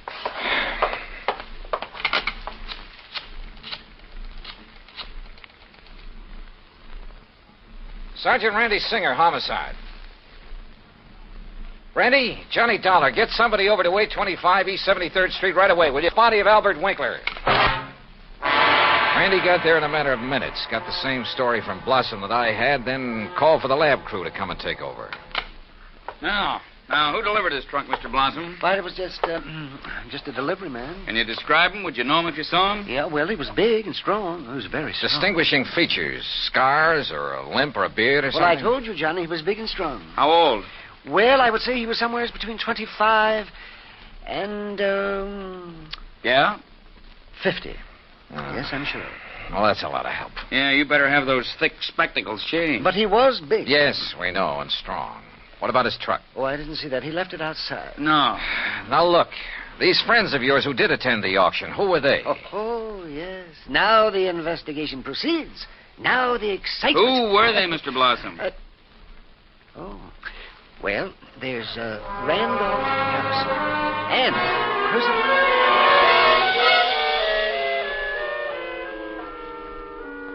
Randy Singer took down the names of Blossom's 3 auction-minded friends. The lab crew arrived. Randy took off to dig up Blossom's friends, and I took a cab. That's item 480 cents to the apartment of Elwood Blewett, Winkler's partner in the jewelry business. Blewett lived alone in a modest but tastefully furnished 5 or 6 rooms on East 52nd Street. Of course, Mr. Dollar. I'll be glad to help you all I can.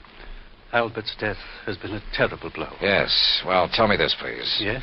Did Mr. Winkler make a habit of taking valuable pieces of jewelry to his residence? Yes, Albert often took pieces home with him to work on them, clean, polish, and so on. Wasn't that a rather dangerous practice? Frankly, I always thought so, but he felt there was far more chance of being robbed if he were alone at the office than at his flat, where he wouldn't be expected to have anything of great value. Well, who has seen the Green Eye of Calcutta besides you and Mr. Winkler? I'm not sure. Of course, almost anyone would have been able to recognize it. Because of the publicity and pictures when you brought it over here? Yes. Come to think of it, Blossom indicated he'd been much impressed with it. Wilbur Blossom? Yeah. You know him? He's been in the office many times. He and Albert were always bickering over pieces that either of us... Bickering? Well, it was really something of a joke. Albert always wanted some of Blossom's heirloom pieces, and Blossom wanted some of the finer things we had. Did he ever buy? Never. He always wanted us to put them up at auction or at a bargain price. Hardly our way of doing things, needless to say.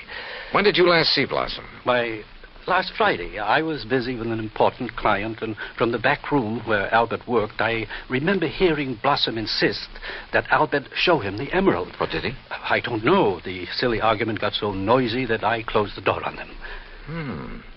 Oh, now, wait. Certainly you aren't thinking that perhaps Wilbert Blossom... I'm not quite certain what I'm thinking, Mr. Blewett. Item 5, 10 cents, phone call to Randy Singer. No, not a thing, Johnny.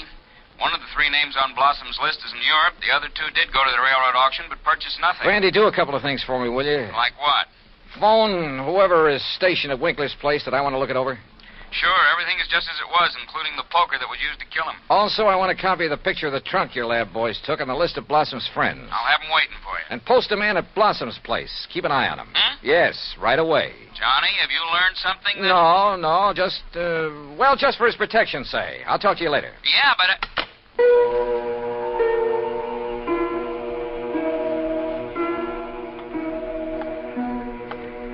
Blossom. Yeah, Blossom. Maybe I hadn't given enough thought to the strange little character. Or to why the trunk with Winkler's body had been at his place. But if he were involved, why call me in? Cover up? Possibility. But Wilbert Blossom kill a man? Yeah, maybe he could. Maybe he did. I'd better see him as soon as I get through with the inspection of Winkler's apartment. Mr. Dollar? Oh, hi, officer. Did Sergeant Singer call and tell you that... He's on the phone here in the Winkler apartment now. Wants to talk to you. Says it's very urgent, sir. Okay, thanks. Johnny Dollar. Johnny, how did you know? Huh? The man I sent to cover Blossom's house for you got there too late. What? Whoever got in and attacked the poor old coot got away. Attacked? Blossom? Yeah, really did a job on him. Johnny? Okay, Randy. Thanks.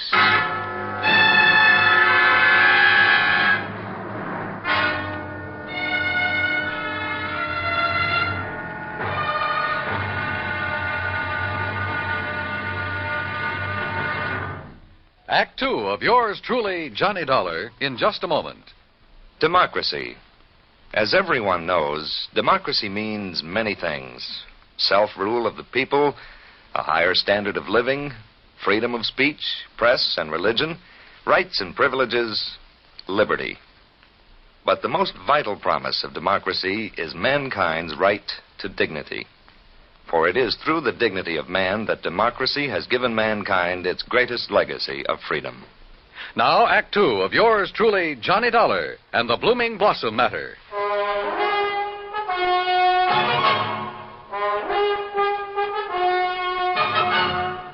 Expense account item 6, $2.25 for a fast taxi ride to 18th Precinct Police Headquarters. All right. As soon as I got your call, Johnny, I sent a uniformed man over to Blossom's house. From the way you talked, I thought maybe you suspected him. Yeah, Randy, I'm afraid I did. Boy, how wrong can you be? Anyhow, when he got there, he found the front door open and Blossom lying in the dark hallway. Where's Blossom now? The hospital, but he's okay, just bruised up a bit. They're letting him out. Fingerprints? Anything to go on? The lab's checking on the prints right now. Uh-huh. Let me know. Yeah. Anything else? Nope. So, now let's find out who tried to put Blossom out of the way, and we'll have the guy who killed Winkler. And stole the $100,000 worth of emerald, then shipped Winkler's body to Blossom. Oh, and by the way, here's the picture of the trunk you asked for and the 3 names Blossom gave me. Harrison, Norton, and Scatterday. What are you going to do with them? Randy, suppose the man who attacked Blossom is the one who did all the rest. You got a better suppose? Well, look, Randy, whoever wielded that poker on Winkler couldn't have been very strong. A really hefty wallop would have bent it out of shape. And the lab agrees with you. But, of course, it didn't take much of a blow to finish off old Winkler. He didn't weigh much over 100 pounds, you know. Yeah. Any strong arm could have finished him off easily and without messing up the whole apartment. And don't forget, whoever did him in also put him in the trunk and delivered it to Blossom's house. But why? Yeah. Yeah, and where's the emerald? That's what you should be worried about. $100,000 worth of worry for your insurance company. Now, what are you going to do with that picture of the trunk and the list of Blossom's friends? Oh, yeah, sure. I'll see you later.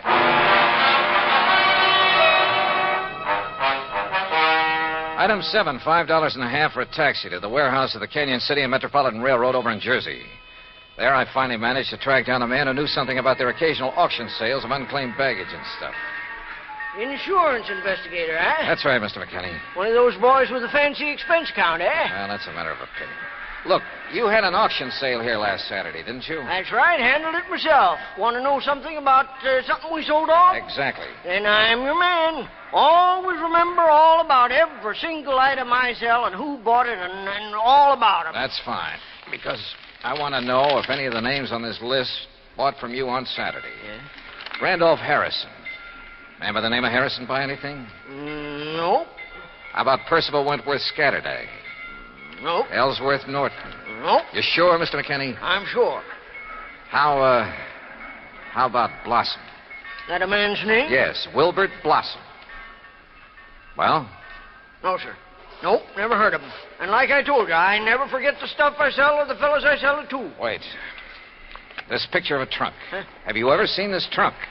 Well, yes. Did you sell this trunk on Saturday? Yes, I did. To whom? Come on, man, it's important. Well, I was real early in the sale. Yeah, before most of the people got here. Bought this trunk and had it sent to his apartment in New York. And his name? Well, it was a funny kind of name. Blinky or Winky or... Oh, no. Winkler. Winkler. That was it. Albert Winkler. Item 8, $2, 2 drinks for myself at the nearest bar. But they didn't help to kill my feeling of utter frustration. Item 9, $5.50 taxi back to 18th Precinct headquarters in New York for want of a better place to go. Oh, it's about time you got here, Johnny. Oh? We matched up the prints we found after Blossom was attacked. You know who made them? Yeah, here's his card. Carlo Bernasconi. Any reckon? Couple of a dozen arrests, only one conviction. Anything to do with jewelry? Better. Accessory to a hijack operation a couple of years ago. He drove the truck. Hey. Sure. Got a mugshot of him? We got him. Downstairs. Come on, I'll take you down. Randy, what's he look like? Like you'd expect the truck driver to look. Big husky brute. Has he admitted anything? Well, the threat of a murder charge made him talk, all right, but none of it makes any sense. Of course it doesn't. But he's our boy, all right. He killed Winkler, beat up Blossom. I thought your lab decided whoever killed Winkler was a small fella. Yeah, So the theory about the same man killing Winkler and beating up Blossom doesn't work. But, Johnny, holy... Come on down. Let's talk to this Bernasconi. After I make a phone call. Huh? Who to? Yeah? Get me a man named McKinney, Canyon City and Metropolitan Railroad warehouse over in Jersey. Make it fast, please. Yes, sir. Hey, you been over there, Johnny? Just before I got here. Did you find out anything? No, but I'm going to now. Like what? Randy, for the first time, this whole thing is beginning to make sense. Here's your party. Mr. McKinney? That's me. This is Johnny Dollar, remember? Sure do. Good. And say, Now- I've been reading in the paper since you left here about that body found in the trunk over there in New York. Yeah, well, look. Is that the same trunk you was over here asking about? Yes. Now, you told me that trunk was bought by a man who gave his name as Winkler. That's right. Do you remember what he looked like? Sure do. Why, I can give it to you as accurate as if it was in the police file. Well, Height, 5'9", maybe 9.5. go on. Weight, between 155 and 58. You see, when I was young, I worked with a Carney show guessing weight and height, and if I didn't guess it right... Yeah, okay. Now, how about the color of the eyes? Well, I noticed them because of the way he squinted through them thick, old-fashioned steel glasses. Thanks, Mac. I'm sending you a 10-spot in the next mail. Well, now... Well, Johnny? Come on, Randy. Let's go down and see this Bernasconi. You find something out new? Yeah, and I don't like it. I don't like it.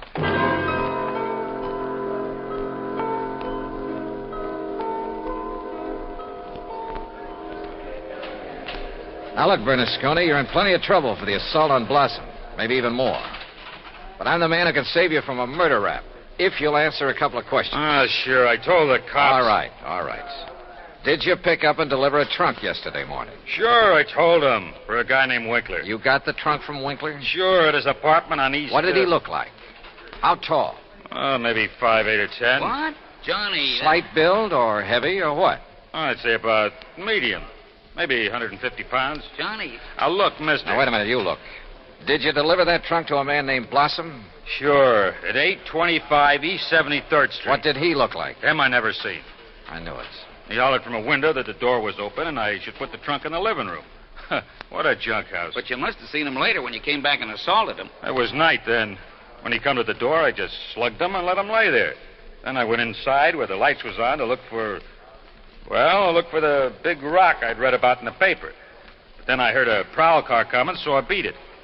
Trunk wasn't there anyway. Okay, Bernasconi. See you later, Randy. Now, just a minute. Hey, and what about me? You said it.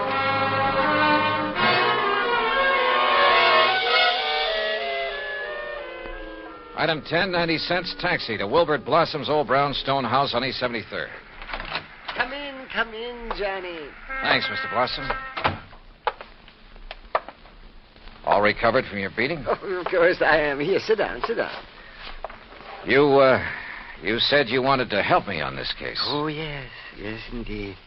Why, this chance to work with a man I consider the finest insurance investigator in the world. Yeah. That's why I called you when I got the trunk with Mr. Winkler's body in it. Mr. Blossom, why don't you tell All the my truth? drab, dull life, I wanted to be a detective, an investigator. And this was my chance. My chance. Tell the truth, did you say? Mr. Blossom, listen to some facts for a minute and see what conclusions you draw from them. Oh, deductions. Like a detective. To begin with, this house of yours is so full of, well, junk. I told you, Johnny, I like things. I like things. But it also has a lot of fine paintings, sculpture, china, jewelry. Oh, I like all sorts of things, especially if they're fine and rare. And bargains. Like the Green Eye of Calcutta? Oh, the most beautiful emerald in the world. And I would conclude that you'd do just about anything to have that stone. Yes, sir, Johnny. I'd reach the same conclusion. Okay. Now, when Albert Winkler and the emerald disappeared, it was in the papers that Inter Allied had written policies on them. Conclusion? Yes, sir. I would deduce that you would be called in. Wouldn't it be smart, then, if the killer was afraid I'd eventually get around to him anyway? Wouldn't it be smart for him to call me in and offer to help me? As a cover-up for what he'd done? Oh, yes. Yes, indeed. Or at least he'd think it would.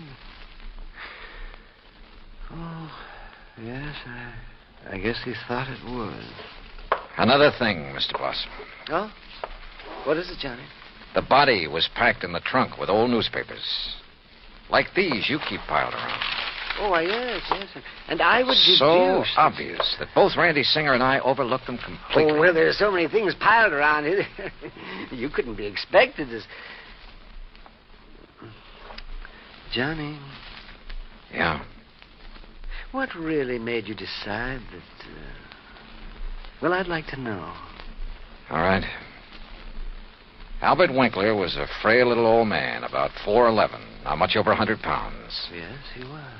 But the man who bought the trunk and had it sent to Winkler's apartment, who gave his name as Winkler, that man was about 5'9", 155 pounds.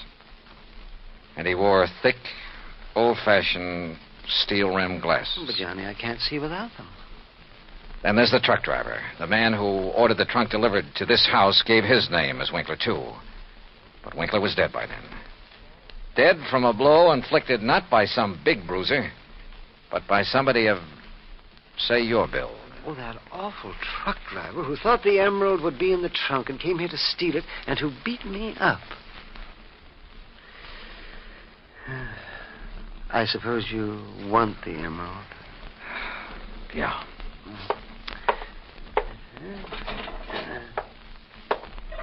Here, Johnny, I kept it in this old coffee pot that I picked up at an auction sale. Real bargain, too. Oh, isn't it a beautiful stone? Oh, if only Mr. Winkler would have sold it to me. At a bargain, that is. Then none of this would have happened. Well, I guess we better go now, hadn't we? It's such a silly thing. Me trying to act like a detective. I guess I didn't even make a very good killer. Did I? Why? Just this overpowering passion to have things? Maybe. Or maybe it was just a reaction. A last desperate attempt to some way, any way, break from a lifetime of lonely, dull, drab idleness. I don't know. But for some crazy reason, I feel sorry for the funny little old character who turned killer. Expense account total, including incidentals and fare back to Hartford, $61.55. Yours truly, Johnny Dollar.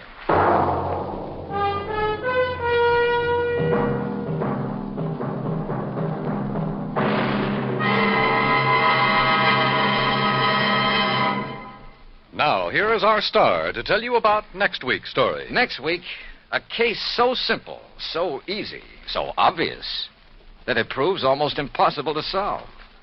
Join us, won't you? Yours truly, Johnny Dollar.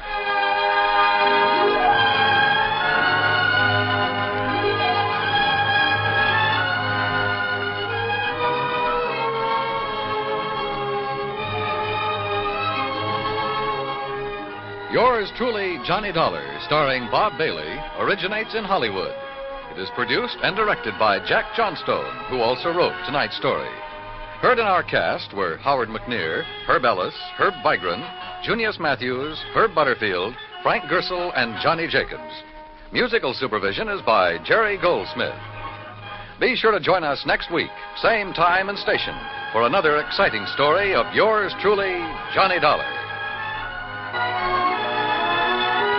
Dan Cubberly speaking. Johnny Dollar has come to you through the worldwide facilities of the United States Armed Forces Radio and Television Service.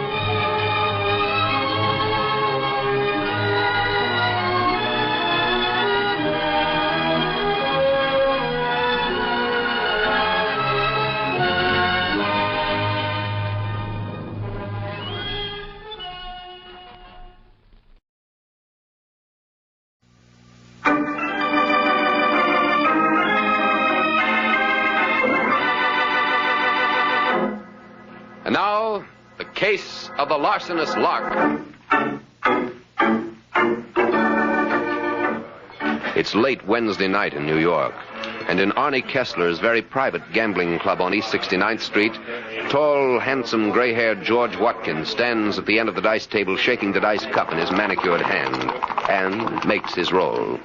5's your number. Righto. Once again, Watkins shakes the cup. Come on, little 5. And makes his roll. 7. Watkins smiles wryly, shrugs lightly, puts down the cup, and pushes through the crowd. He finds the door to Kessler's private office open and walks in. Kessler is seated at the desk. Oh, Watkins. Sit down. Thanks. How'd it go tonight? Well, for you, fine. I'm clean. Tough luck. Oh, bound to change. How's my credit? Strained to the limit. I'm afraid I'll have to close the book on you. That's all I wanted to know. Good evening, Kessler. You're down for 35 grand, Watkins. That's a lot of groceries. I understand. I'm a realist, Kessler. Don't fool myself. No false pride, so I have to face the fact. The moment I'm no big shot, I'm flat. Bum investment. I'm surprised you carried me this far. Oh, you'll pay off. I'm glad you're so sure. It's my business to be sure. In that case, a little more credit? Now, let's not overdo a good thing, chum. Got to draw the line somewhere, you know. You just pay that 35 and you can have all the credit you like. All right. I'll get it. You bet you will, Watkins. You bet.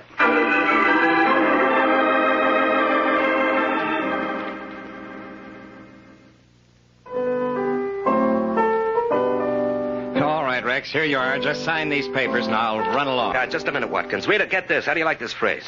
Da-da-dee, da-da-da. You're right. It's corny. Maybe it's better like this. Da-da-dee, da-da-da. Now, it was better before. Rex, please, I've got to be going.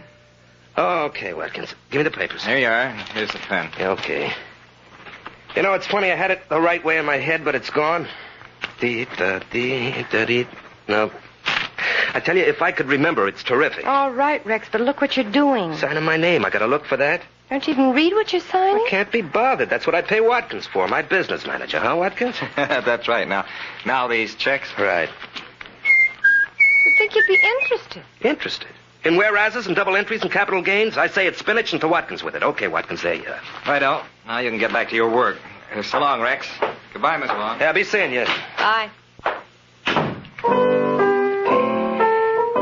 gotta catch it. It's a natural, believe me. What do you know about him? Who? Watkins. Oh, great. Saved me nearly 10 grand in income taxes last year. If you don't even check on him, Rita, I know what I'm doing. I make the moolah. Watkins sees that I don't spend it faster than I make it. That's Who's all. to see he doesn't spend it? Oh, for the love of Pete, Rita. I mean it. If you expect me to marry you, got to have some sense of responsibility. Yeah, sure.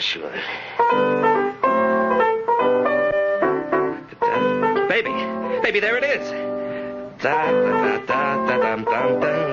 I know I'd get it. You like? Not bad. Not bad. It's great. What are you doing? Calling my no good of an agent?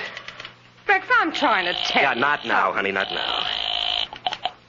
Hello? Halloran, listen, I've got a number. Even you'll be able to sell it. Who is it? Who is it? The Cole Porter of the 50s. I'm telling you, I've got something that'll make you. Rex? Who else? Look, Rex, before you get all Now, will you up... shut up? You haven't even heard it yet. Goes with those lyrics I showed you yesterday. Now, listen.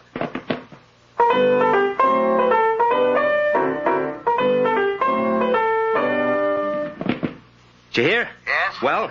It's a nice tune, Rex, but you know that you No can't... buts, Halloran. This is it. How soon can you get it to Sinatra? Be reasonable, Rex. We can't... Now, look, I don't want any argument. All the time I bang out songs that sell themselves, you try to sit on them. If it wasn't for that contract, believe me, brother, you'd be out, but fast. Listen to the cornball.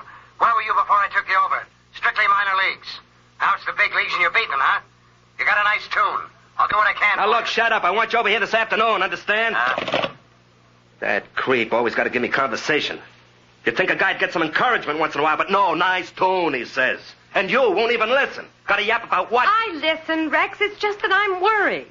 Do you have to turn everything over to Watkins? All right, look, I'll take it once more, slow. Now try to dig it this time, baby, will you? When you're getting the chips, you hire yourself a business manager. Everybody does it. I'm not the only one. Thanks so much for telling me. But everybody doesn't just sign papers and checks without even knowing what they are. All right, let's not get in a hassle about it, huh? Well, if we're going to get married... Who says we're going to get married? Rex! Well, if it's going to be nag all the time... You're not serious. Maybe I am. I don't know. Well, I was only trying to be helpful. I don't see why you have... Oh, for Pete's sake. Look, baby, I got a great idea banging around in my head. I want to get it on paper. Do you have to pitch a hissy now? I'm sorry, Rex. Now, will you cut it out? Honey, look. Doggone it, listen, will you? All right, I'll call Watkins. I'll get an appointment, see. He'll explain just how I stand financially, black and white. Get it all figured out, see. Now, will you please turn off the Niagara and let me get to work?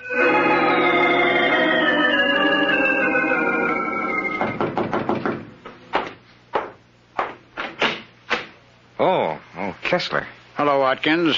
Mind if I come in? No, of course not. Thanks.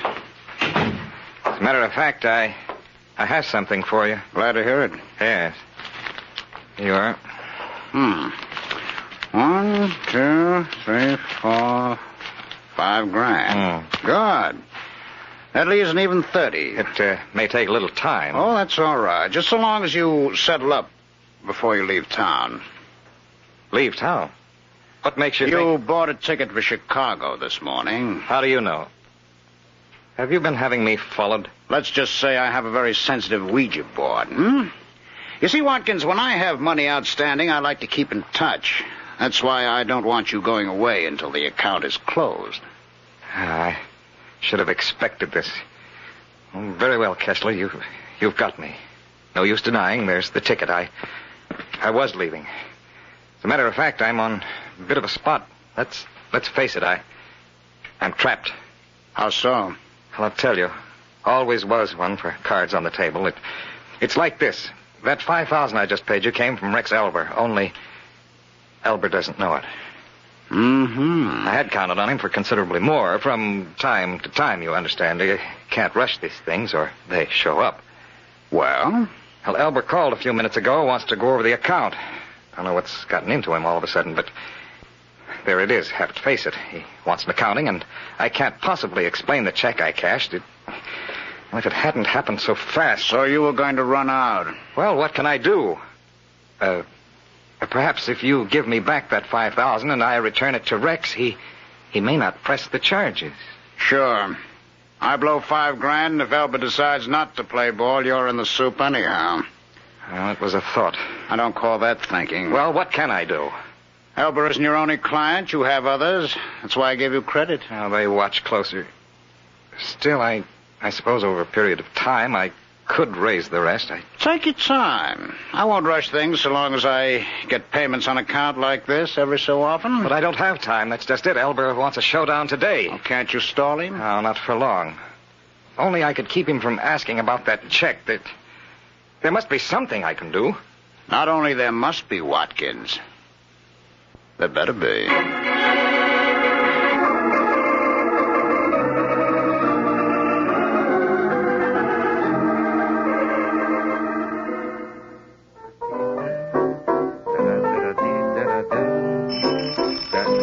Come in, door's open.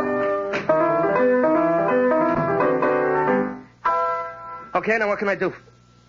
Hey, wait a minute. Hey, what's the idea?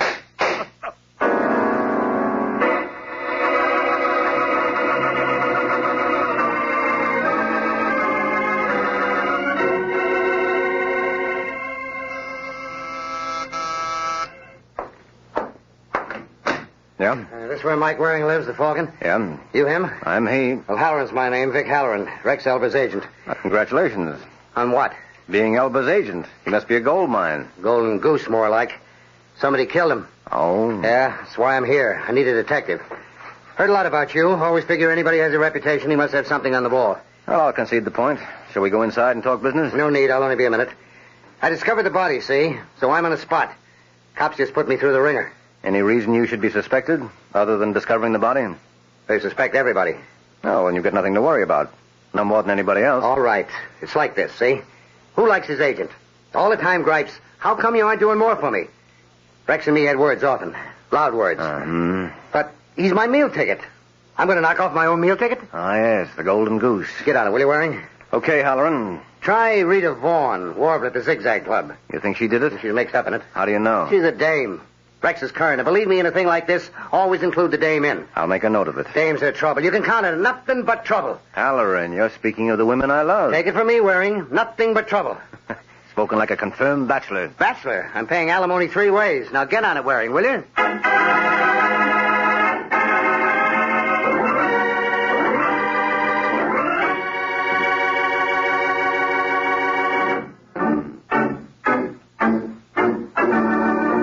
Mike Waring has been in Vic Halloran's employ for 20 minutes.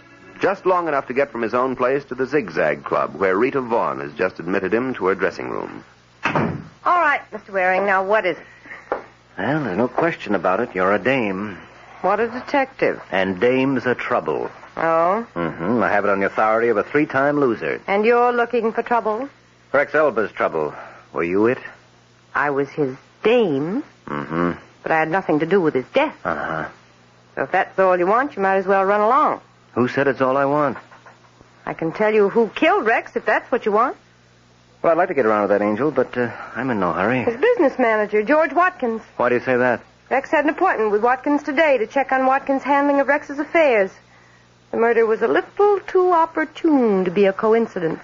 All right, Rita, I'll check on it. Well, you can't check on it in here.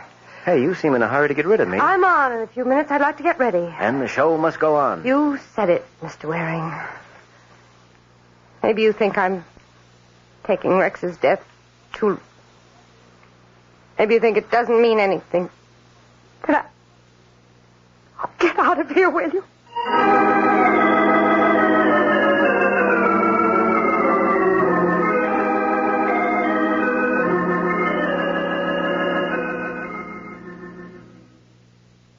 Hello, George Watkins around?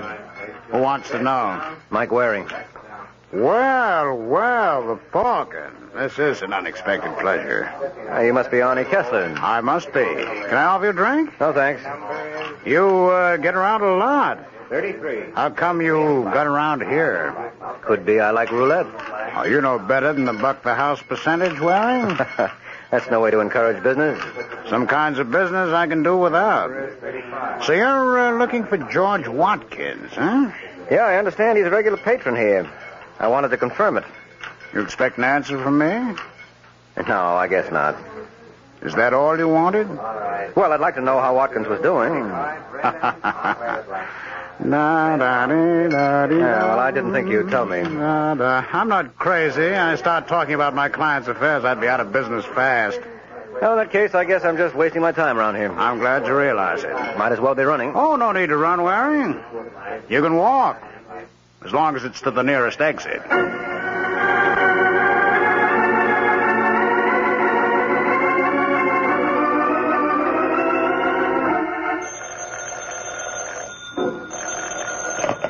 Hello? Hello, Watkins. This is Arnie Kessler. Yes, Kessler. What is it? Who knew that Rex Elba wanted an accounting with you today? Well, I didn't know anyone did, except you. Why? Mike Waring was just here, the Falcon.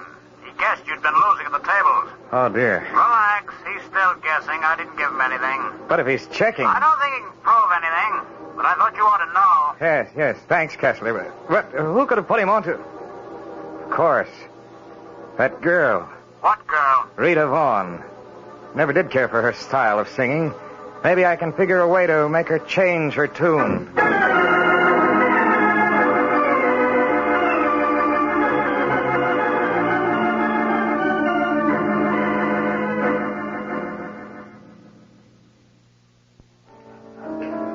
Hello, Rita. Oh, Mr. Waring, back again, huh? Yeah, I thought I'd catch the last show. But as long as you're table hopping, how about perching at mine for a while? Well, I only have a minute. I'll settle for that. All right. I've been checking on Watkins. Find out anything? Uh-huh. He likes to gamble. Oh, well, that could explain... What's wrong? Speak of the devil. Hello, Mr. Watkins. Hello, Rita. Am I interrupting anything? Yes, you certainly are. But sit down, you old devil. I beg your pardon? Mr. Watkins, this is Michael Waring. Waring? Oh, yes. Yes, I've heard of you. From Arnie Kessler? Why do you ask that? Why don't you answer it? I want to talk to Rita. Get in line. I was here first. I'm afraid I'll have to disappoint both of you. Time for my number. See you later. Has Rita been talking about me, Waring? Ask Rita. I intend to. All right, ladies and gentlemen, now here she is. The little lady you've all been waiting for to play and sing for you, Rita Vaughn. Thank you, Harry. Thank you. Folks, I have something that I hope will be a treat for you. It's a brand new number that I wrote myself. And here it is for the first time anywhere. I hope you like it.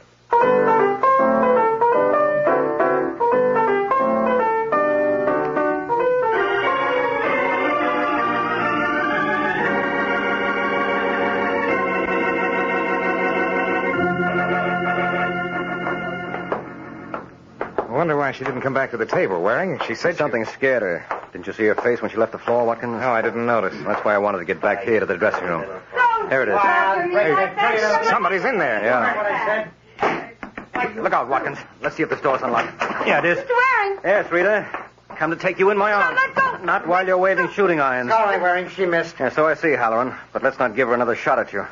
What are you doing here, anyway? Telling her off. She's a crook. He hit me. That's why I grabbed the gun. It was self-defense. She's a crook, a grave robber. Did you hit her? We were arguing. Did you hit her? What difference Did does you it... hit her, Halloran? Well, maybe I did.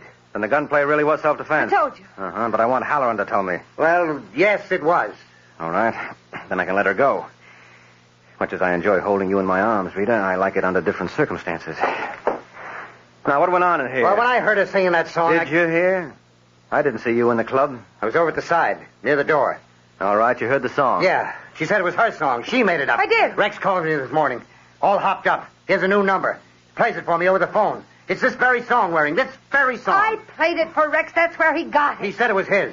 We were going to publish it under his name. We thought it would be more popular. Look, I know Rex's style. You can't I tell know me... his style, too. I was influenced by it, I admit that. But I wrote that song. That's a lie. Well, even if it is, Halloran, is that any call to slug the girl? Or did you just toss that in because you don't like dames? I couldn't help blowing my lid, Waring. I'm sorry, but this crooked dame All right, hold it.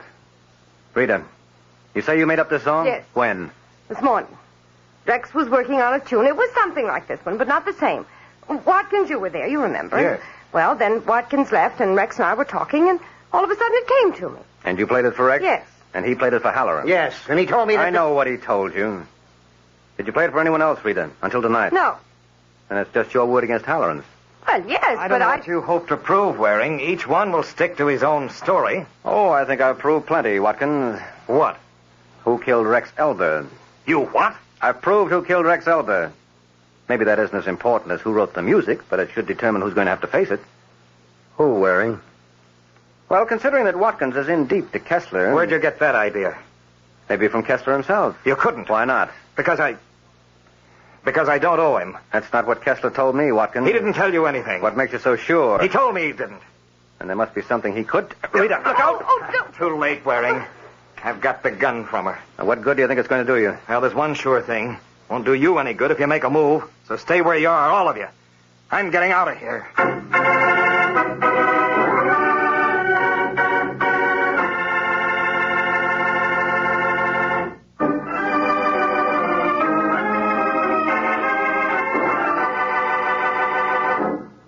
"15 minutes have passed since George Watkins grabbed Rita's gun and beat a hasty retreat from the Zigzag Club. Mike has used that time to hurry to Arnie Kessler's apartment, where Kessler's thug Rocky has just ushered him in. Here he is, Mr. Kessler. Yeah. All right, Waring. What is it this time? Well, I put you on kind of a spot, Kessler. I figured I ought to tell you. What kind of a spot? I told George Watkins you tipped me about his owing you. He grabbed a gun and cleared out. I thought he might come here. Thanks for the warning. I can take care of myself. Yeah, sure. Still, I thought you ought to know. All right. But how come he fell for your bluff? Oh, I guess he's out of his element. I imagine that until today, except for weakness for gambling, Watkins stuck pretty close to the straight and narrow. Yeah. And since he really is in hock to you... Is he? His running out ought to clinch it. How do I know he ran out? Just because you say so? Well, I see you're not as green as Watkins. Disappointed? No, I expected it. Well, there could be the answer to if I'm bluffing. Yeah. Rocky. Okay, Mr. Kessler. And just in case Waring isn't bluffing you, that's Watkins. Check him for artillery. Right. I want to see Kessler. Sure. Turn around. Why? So far, you're right, Waring. It's Watkins. When you get to know me better, Kessler, you'll never doubt me. Not bad. All right, Mr. Kessler, here he is. And here's his heater. Waring. Hello, Watkins. I've been expecting you. I should have known. You are on his side, That's Kessler. what he wants you to think, but if you shut up and let me do the talking... Certainly. Might as well face it. I've bungled again, played right into his hands. Maybe, but now we have him on our home ground. Please, Kessler, no violence. That's not what I had in mind. At least for now. But as long as we're both here together, he can't play one off against the other like he's been doing. No, that's not necessary. I've proved my point. I wouldn't say so. You rattled Watkins. He lost his head. And came running to you. Why? To check on what you told him. He thought I might have lied about him. You mean he wanted to see if you told the truth about him? It's no use, Kessler. I know he's in hock to you. Now that I know who the murderer is, it's the only thing that makes sense. Oh, you know that, too? Yeah, sure. Waring, I know how it looks. Out of the talking, Watkins. Are you, suggesting that Watkins killed Elba, Waring? Oh, I haven't said that. But I thought... You shouldn't jump to conclusions, Watkins. Well, but then I don't understand. Unless you think I'm the murderer, what difference does it make if I owe Kessler money? My relation with him doesn't affect anyone else. It affects Kessler. But surely you can't think he killed Rex. Why, they didn't even know each other. I know they didn't. Well, then... Now, wait. Elba demanded an accounting with you today, didn't he, Watkins? Never mind, don't answer, but you know he did. And you've been juggling the account to pay off Kessler, so you got panicked. Well... Shut up, Watkins. Yes. All right, you told Kessler about the spot you were in.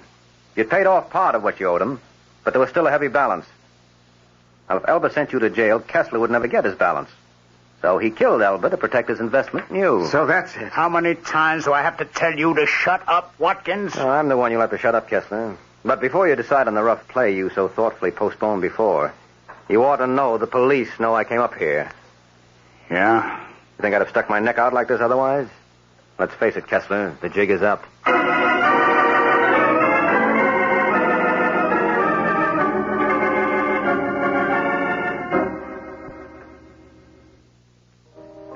One thing I don't understand, Waring. What's that, Halloran? You said my argument with Rita about the song is what tipped you to the murderer. Yes, it did. But if Kessler's the murderer, he had nothing to do with the song. That's just the point. What? He didn't know Elva. Had nothing to do with him. Then how could he... Look, Halloran. Regardless of who really wrote the song, either way, we know that until last night, only you and Rita and Elva had ever heard the song, right? Yes. But when I was at Kessler's before Rita played it at the club, Kessler was humming the song. He was? He was. So I knew he must have been at Elba's. Remember Elba was at the piano when he was murdered? He must have been playing the tune when Kessler killed him. I see. Uh-huh. So that takes care of the murder. Now everything is settled except who really wrote the song.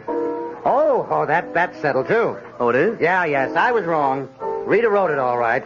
We had a long talk, and she convinced me. Oh? Yeah, quite a dame, Waring. Quite a dame. Thought you didn't like dames. Who, me? Oh, all I said was anybody who falls for a dame must be nuts. Uh-huh. Well, Waring, shake hands with Napoleon Bonaparte.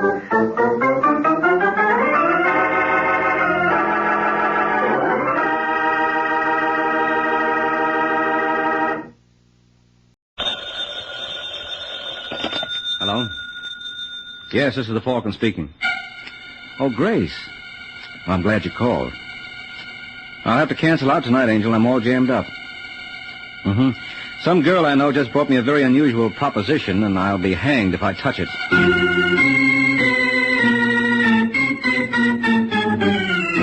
The Adventures of the Falcon, starring Les Damon. You met the Falcon first in his best-selling novels. Then you saw him in his thrilling motion picture series.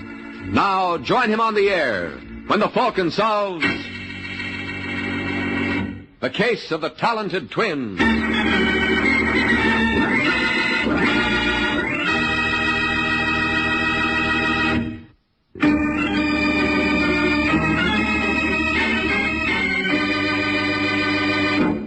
And now, the case of the talented twins.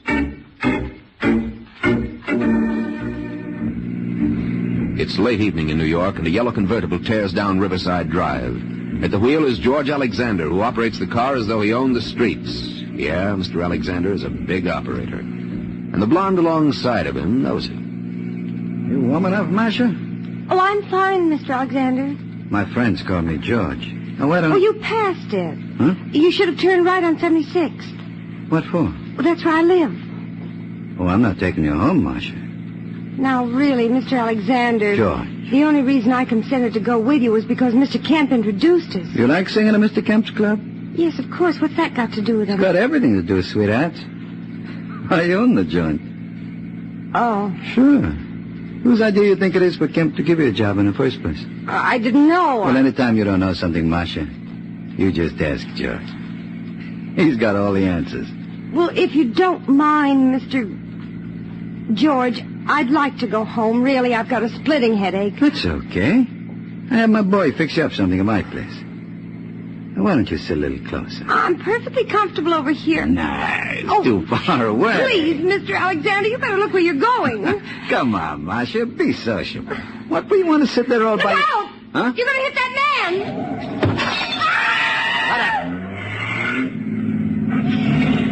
You're not going to leave him lying there. Why not? He may be dead. And we can't do him any good. Let me out. Get your hand up that door, Masha. I'll let you go when I'm good and ready. And I'm not ready yet.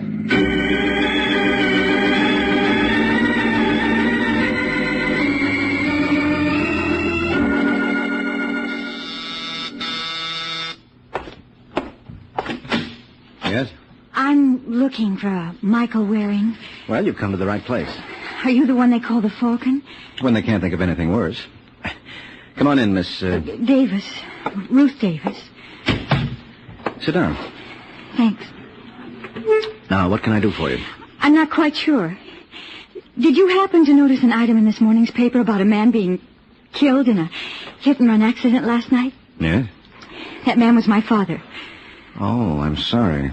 I want you to find the driver of that car. Why? Well, isn't it obvious? That man murdered my dad. He murdered him just as surely as if he used a gun. I don't care what it costs. You should, Angel. I'd be lying if I didn't tell you that anything you invest in a case like this, it'd be money thrown down the sewer. As I recall, the police don't have a single lead. Oh, yes, they do. There was a man named Arthur Crane who witnessed the accident. He might know more than he's told them. What makes you think so? Call it a woman's intuition? You know that's greatly overrated. Maybe, but there's no harm in trying. Mm-hmm. What did you say this witness's name was again? Arthur Crane. Arthur Crane. All right, Angel. I'll do what I can.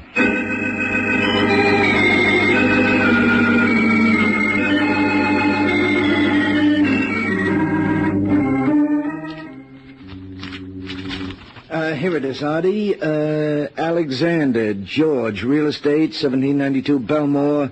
It's Elwood O6742. Wonder if that's the right Alexander. Well, it has to be. Didn't the license bureau tell you that was the name of the party who owned the car? Yep. Well, it's the only George Alexander in the book. All right, hand me the phone. What's that number again? Elwood O6742. See who that is, will you? You expecting anyone? Nope. Too early for Jack to drop around. Just a second. Yeah. You want the Crane? No. Well, is he in? Who is it, Pete? It's some guy who wants to see you. How do you do, Mr. Crane? How do you do? My name is Mike Waring. I'm a private detective. Private detective? Yeah, at the moment I'm working for Ruth Davis. Who? Ruth Davis. She's the daughter of the man who was killed last night in that hit-and-run accident. Oh, well, sit down, won't you? Pete, see if we got any beer on ice. Yeah. Don't bother, Mr. Jordan. Pete Jordan, and it's no bother at all. Yeah, go on, Pete. Now, what can I do for you, Waring? Well, according to the police blotter, you were the one who discovered Davis's body after the accident. That's right. I was coming home from a club date. Club date? Mm-hmm. I'm a musician. I play piano with a small combo around town. Mm-hmm. Well, go on. Well, just as I got out of the subway, I saw this guy Davis laying in the gutter. What time was that? Oh, it must have been around 3:15. First, I thought it was just some stew bum, you know. Mm-hmm. Till I saw that briefcase under his arm, then I realized it must have been an accident. Well, you couldn't have gotten there much after it happened. That's what the cops told me. You didn't notice any sign of a car around? Nope. Well, there couldn't have been too many cars out at that hour. This is very important to my client. Look, Waring, if there was any way I could possibly help you, I'd be glad to. Any driver who pulls a stunt like that ought to get it in the neck. Yeah, sure, but you can't tell me any more than you have, huh? Not a thing. I'm sorry. I wish I could. Well, here's your beer, gents. Well, I'm afraid I'll have to ask for a rain check, Jordan. You going already? Yeah, I got to. But I'll leave my card. If you think of anything... Just leave it to me, Waring. If I think of anything, I'll know what to do.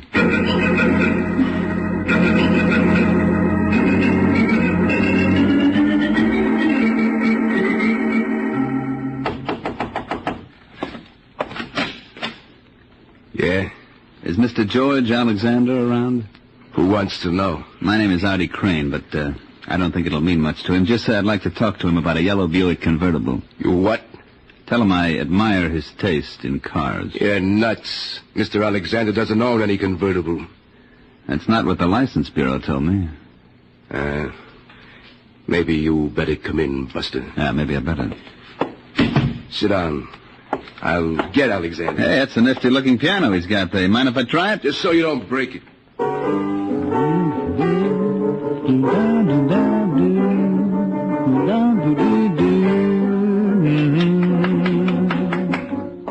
That's very pretty, mister. Mm-hmm. You like? Yeah. What do you call it? I've got those Gimme Gimme Blues.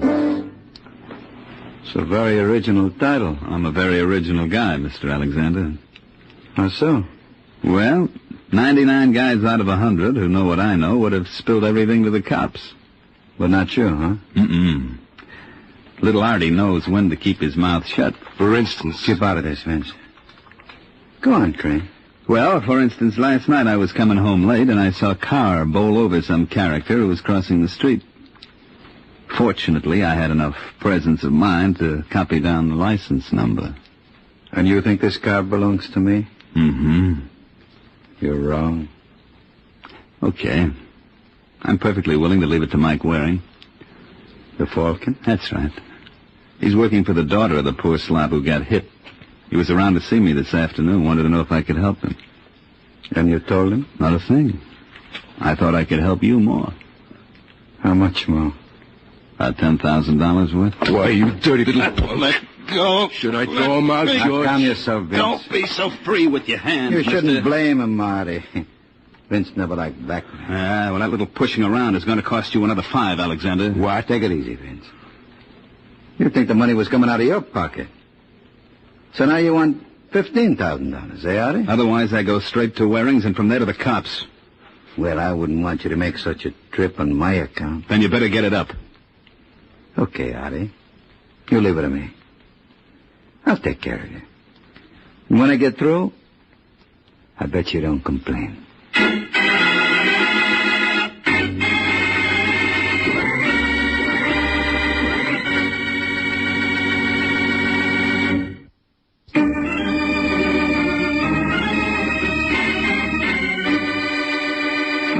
Now back to the adventures of the Falcon. 2 hours have passed since Artie Crane made his little call on Mr. Alexander. Now we find Mike making a call of his own. Only his isn't nearly as successful. So when you come right down to it, Mr. Waring, you've made no progress at all. Well, I could give you a big song and dance, Ruth. No, thanks. I'm in no mood for entertainment. You see, the truth of the matter is I'm stymied. The only potential witness we had was this musician, Artie Crane. And he couldn't tell you anything? No, not a single solitary... Oh, wait a minute. What's the matter? That briefcase your father was carrying... That won't help you. They found it clear across the street where it was knocked by the car. Well, if it was knocked there by the... Say that again. Why? This Artie Crane character told me he realized that it wasn't some drunk sleeping it off when he noticed the briefcase under your father's arm. What's wrong with that? Hey, he just said it, Angel. The car sent that briefcase flying. If Crane saw it under your father's arm, it could only have been while your father was alive. Then Crane was lying. That he was. Well, you think... I think I ought to have another little talk with that boy. Let's see if we can get him up here. He won't suspect anything? Not if it's put to him the right way. What are you telling him? Now, don't you worry, Ruth. I'll ad-lib something. Hello? Hello, I'd like to speak to Artie Crane, please. Who wants him? Mike Waring. Well, Artie isn't here. This Pete Jordan? No, Pete isn't here either. Well, where is everybody? Unless there's been a change in plans, you might try the morgue. Hello, you still there, mister? Yeah, I'm just waiting for the top right. Hey, wait a minute. Is this Sergeant Corbett? Sure is, Mike. All right, Corbett. Give it to me gently. Who did what to whom? Well, whom is your friend Artie Crane. The what was a half dozen slugs through his head. As far as the who is concerned, we got no idea. Have you, Mr. Waring?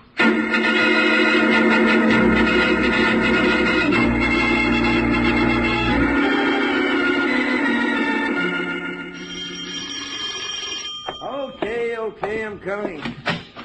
Hello, Pete. Oh, hi, Mr. Waring. Thought I'd drop around and redeem that rain check. Rain check? I asked for one the last time I was here. Oh, yeah. Well, I guess you heard about Artie. Mm-hmm. That his piano? Yeah. To think he'll never touch it again. Just how good was he on it? Oh, you can have the Duke and Count Basie. I'd have taken Artie any time. You a musician, too? Yeah, but I wasn't in his class. I used to sing a little. Oh. Well, how about an audition? What do you mean? Well, you never can tell, Pete. I may want to sponsor you. So let's hear how well you do in the voice department. Who killed Artie? Oh, look, you can't talk to me like that. Come on, Pigeon, sing. Ouch. I wouldn't try that. If your big brother was around? Let me go. Not before we have a solo. Now, who killed Artie? How should I know? You should if anyone would. Who had it in for him? No one. Everybody liked him. Uh-huh. So one of his admirers pumped 6 slugs into his face so even his own mother wouldn't recognize him. Incidentally, how did you? There wasn't a thing on the body. Well, I found him here. Might have been a visitor from Mars. Yeah, but he had a flag tattooed on his shoulder. Patriot, no less. Who was the hit-and-run driver who killed Davis? I don't know what you mean. Yes, you do, Pete. Artie must have told you everything. He saw the car that killed Davis. No, he didn't. You know, you won't look so good singing without those dazzling white teeth. Well? There's a fellow named Alexander. Does this fellow have a first name? George. George? You mean Arthur tried to shake down George Alexander? You know him? Well enough to realize that Artie made a serious mistake trying it. Let's hope we all profit by his example.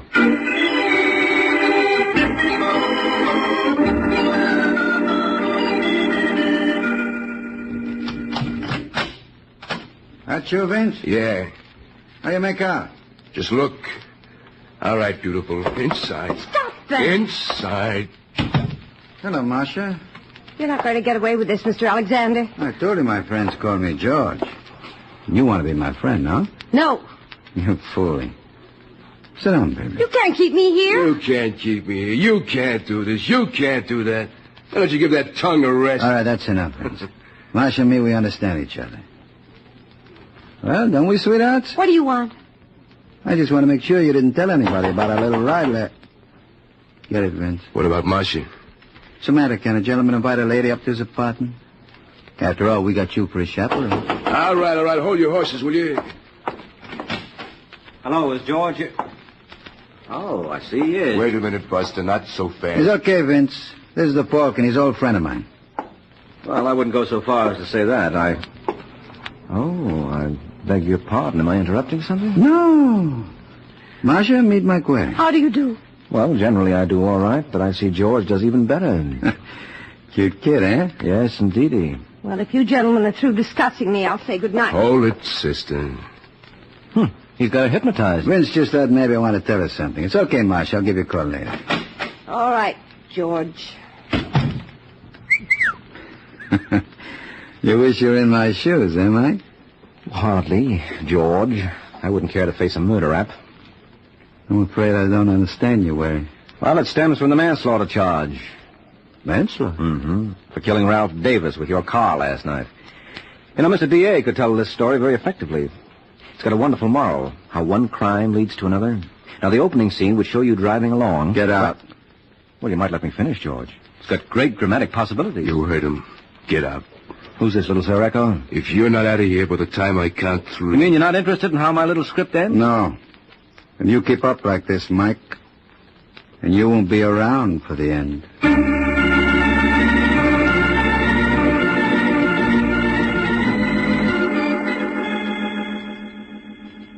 Dear Mr. Waring, but what happened after that? That's all there was, Ruth. You mean you know who killed my father and you let him go? I mean, he let me go. He bought you off. No, wait a minute, Angel. Sure, I was a fool not to see it before. But we'll see what the police think about... Sit down. Oh. You listen to me, Ruth. I walked out on Alexander because there wasn't a thing I could do. You know he ran over my father. Yeah, sure I do, but where's our evidence? There isn't any way I could tie it to him. The only witness was murdered. Well... Well, what? You know he murdered Arthur Crane. Can you prove that? Well, it stands to reason... Look, Angel, you can build as good a case against several other people. Who, for example? Well, for example, you. What? Sure. You knew Artie Crane could identify the man who killed your father. And when he refused to give you any information, you murdered him. That's the most ridiculous piece of... Yes? Mr. Waring? That's right. My name's Marcia West. I don't know if you remember me. Oh, you underestimate your charms, Marcia. You're the kind of a girl my kind of man could never forget. Well, I'd like to talk to you. Well, what would be the point? I thought you were a close friend of Alexander's. Well, I was in his car last night. You what? Yes, he was taking me home when he killed that man. Where are you now? At the place where I work. It's called the TikTok Club. When can I expect you? Just open your door, Angel. I'm practically there now.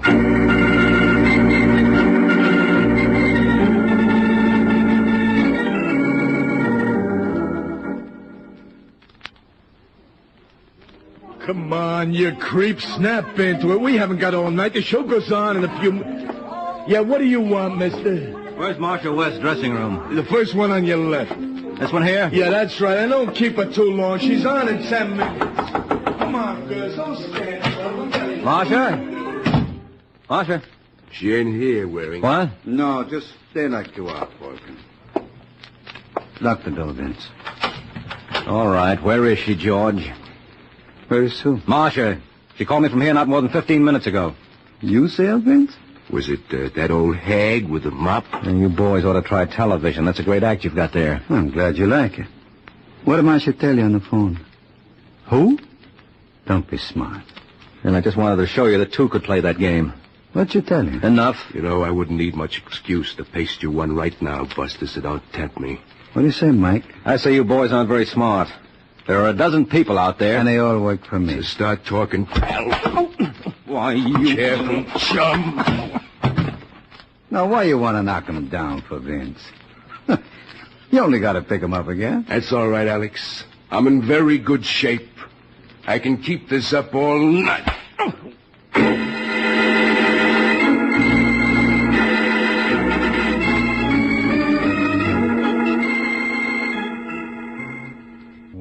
Oh, Sleeping Beauty. I didn't even have to kiss you to wake you up. Huh?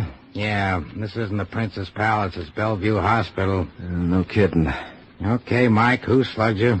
First, I want to know where you found me, Sergeant. On West 8th Street. How did I get down there? I can tell you one thing. I don't think you made it on foot. Someone must have given me a lift. Who? A character named Vince, working at the behest of George Alexander. What do they want to do that for? Because Alexander was the one who drove the car that killed Ralph Davis last night. Last night? Well, isn't it Sunday? Where have you been? Don't bother answering, I know. All right. What day is it? Monday. Holy smoke. Where's Marcia? Who? Marcia West. She was in the car when Alexander killed Davis. She tell you that? Yes, and I wouldn't be surprised if she knew all about the Artie Crane killing, too. Is that tied up with this? Definitely. You see, Crane tried to blackmail Alexander, and Not so fast. Can you prove that? No, I can't hear Corbett. So let's go where I can.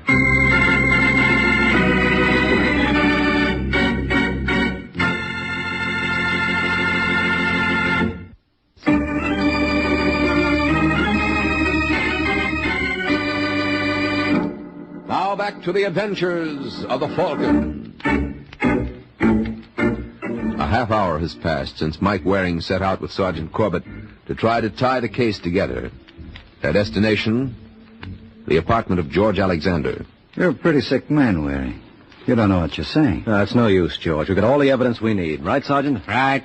So why don't I hear from the district attorney? You will, shortly. You're still bluffing, Mike. Admit it. All right, then how do I know you paid off to Artie Crane? You know? Yes, and I can prove it. How about that, Mr. Alexander? Well, you see, it's like this, Sergeant. It was no shakedown.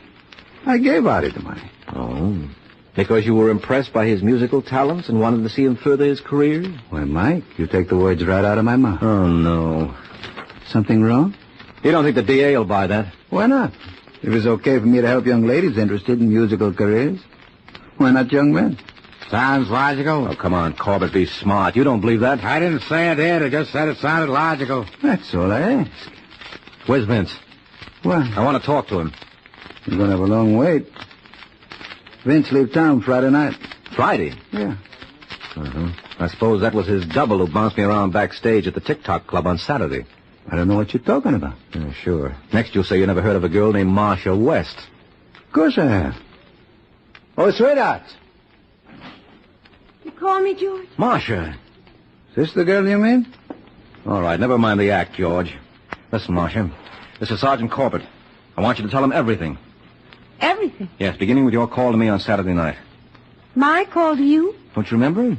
I don't see how I could be expected to, Mr. Waring, seeing this is the first time we've met. What? But it's been a real pleasure. Let's do it again sometime.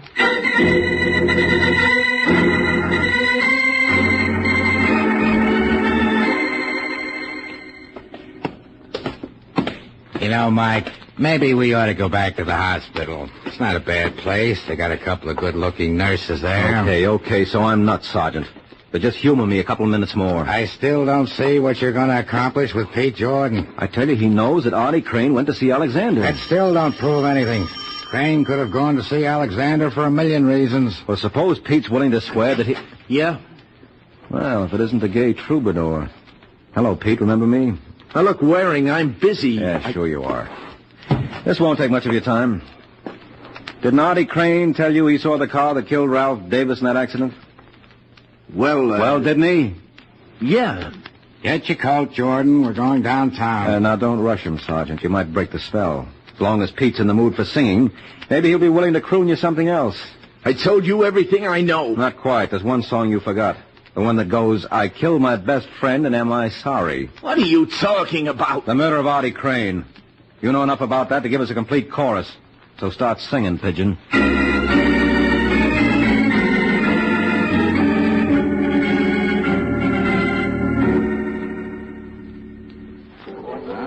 No, girls, that's the whole story. Alexander goes up for manslaughter and Pete Jordan for murder. Any questions? I have one, Mike. Oh, so have I. I think Marcia was first, Ruth. All right, go on, Marcia. Well, first, I think I owe you an explanation. Yes, I wouldn't be surprised. Well, Alexander made me say I didn't know you. He and Vince caught me phoning you that night. Yes, I figured as much. I was afraid of what he might do, not only to me, but to you. Well. I thought she had a question to ask. Oh, well, all I wanted to know is what made you suspect Pete Jordan. Very simple thing, Angel. As you recall, when the police found Artie, there was nothing on him. So? So the question arises, Ruth, what happened to the hush money Alexander paid him? I don't get it. Well, I pulled one bluff on Alexander that worked. The only reason he admitted giving money to Artie was that he thought I could prove he did. And you couldn't? No, because there was no money found on the body. And it stood to reason that Alexander and Vince didn't remove it. Otherwise, they would have known I was bluffing. So I figured maybe this was just a plain, everyday murder for money. And once you realized that, it was just a matter of picking out the only party who had the opportunity. That's right. And that gave me Pete Jordan. But I'll tell you one thing this business taught me. What? Never take a case where two beautiful women are involved. Makes for complications. How so? Well, it's too much of a good thing. You know the old saying, two's company, three's a crowd. He's got a point there, Ruth. He certainly has. No, don't fight. I'm sure we can settle this peaceably. I'm sure we can. That's the spirit. Now, how are we going to work it? That's easy. Mm-hmm. Good night, Mr. Waring.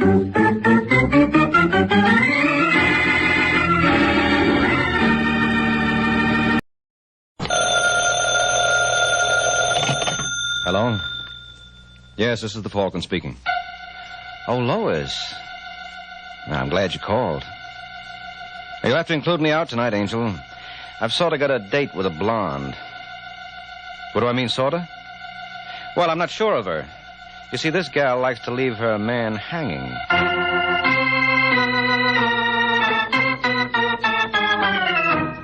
The Adventures of the Falcon, starring Les Damon. You met the Falcon first in his best-selling novels. Then you saw him in his thrilling motion picture series. Now join him on the air when the Falcon solves the case of the double exposure.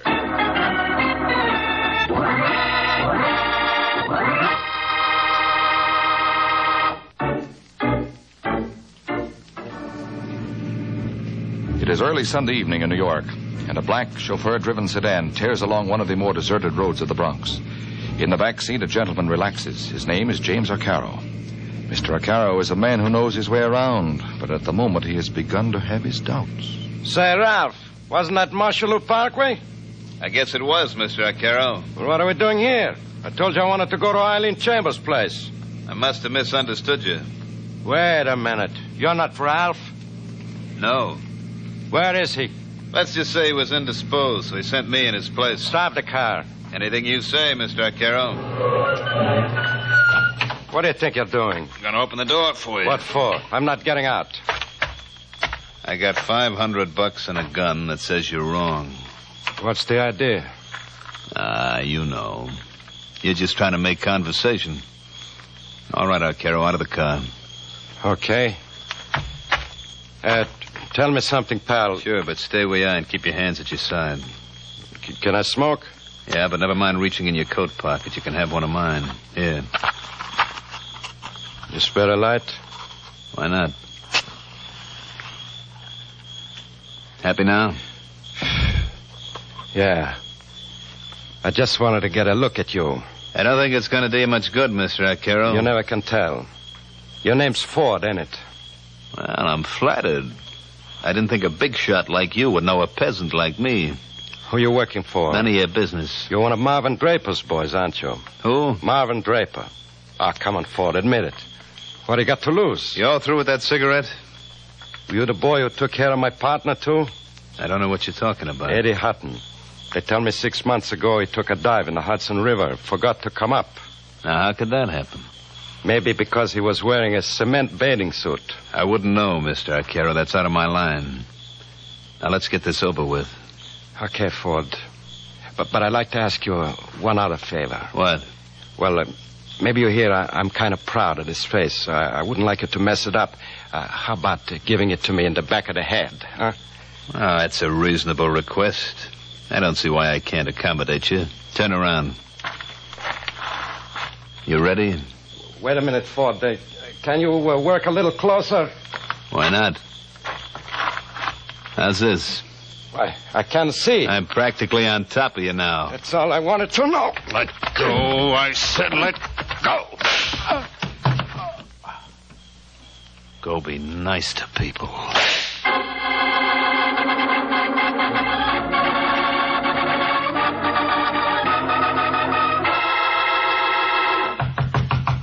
Who's there? Open up, Ford. It's the police. Oh, sure. Just a second.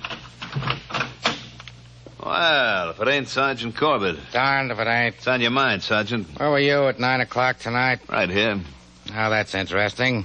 Why do you suppose Jimmy Arcaro told us you were with him? What? You're pretty careless, fella. Next time you leave a man for dead, you better take a saliva test. What are you talking about? He was found by a prowl car 20 minutes after you left. You're lying. I pumped... Go on, Ford. What were you going to say? You pumped 2 slugs in him? Sure. But he didn't die instantly. He was obliging enough to stick around for that prowl car and give him your name before he kicked off. Who are you trying to kid? Don't believe me, huh? And how would I know that Arcaro put up a battle before you killed him? You're crazy. And you're careless. You should wear overalls when you're working. What's that spot doing on your pants? Huh? Where? Right near the cuff. Don't tell me it's lipstick.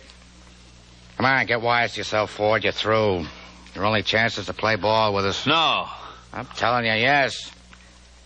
Did Marv Draper put you up to this? Come on, Ford. Don't be a patsy. Why should Draper get away while you burn? Draper had nothing to do with it. Then who hired you? I don't know. You don't know? So help me, Sergeant. It's the truth. When I got home last night, there was an envelope under my door with 5 bills in it and a note. What kind of a note? Said if I knocked off Arcaro, it'd be another 500 tonight. Was there? No. Where's the original note? I tore it up. You're lying. Why should I? Listen, you punk, I want the truth. Who hired you to kill Jimmy Arcaro? I tell you, I don't know. Well, until I find out, I'm going to make it so hot for you that when you sit in that seat at Sing Sing, you'll think you're squatting on an icebox. Now, let's go.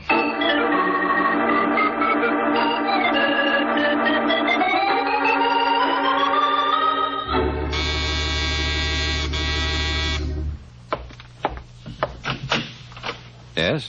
I'm looking for Mike Waring. Who? Well, you know, the one they call the Falcon. Well, what's your name, Angel? Eileen Chambers. Are you Waring? Yes, I'm afraid so. Come in. Take off your coat. Thanks. Pardon? I was just thinking out loud. You wouldn't care for a drink? No. You sure? Positive? You sound like a girl who knows her own mind. I do. Yeah, I was afraid of that. Well, what can I do for you, Eileen? Eileen? An efficiency expert once told me that by calling women by their first name, during a year I might save as much as... 3 seconds. Well, there's no telling. He thought it might be as much as 5. What's in your mind, Eileen? Take a look at this. Certified copy of last will and testament of James Arcaro. Where'd you get this? From Mr. Arcaro's attorney.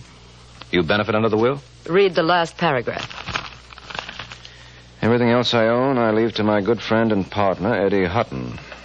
However, in the event of Eddie Hutton's death before mine, then I desire my estate to go to my protege, Eileen Chambers. Not bad. You like it? I'm crazy about it.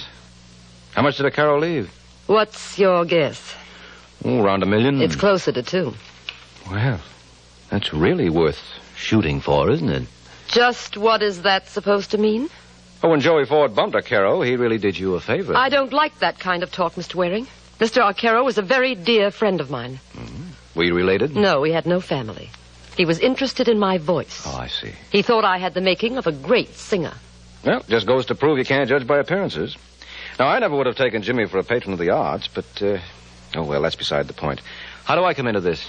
Well, when I spoke to Arcaro's lawyer this morning, he showed a very strange reluctance to pay off. And you can't blame him, Eileen. Who can't? I think he's got something up his sleeve, and I want to find out what it is. Seems pretty obvious.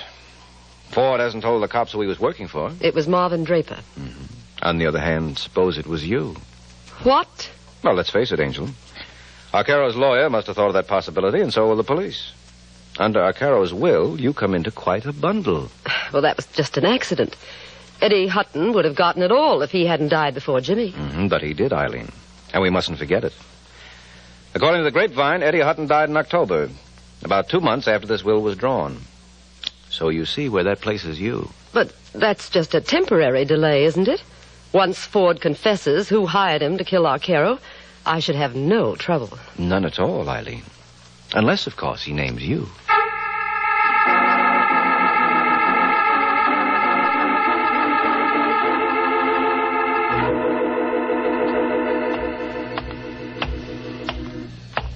Say, mister.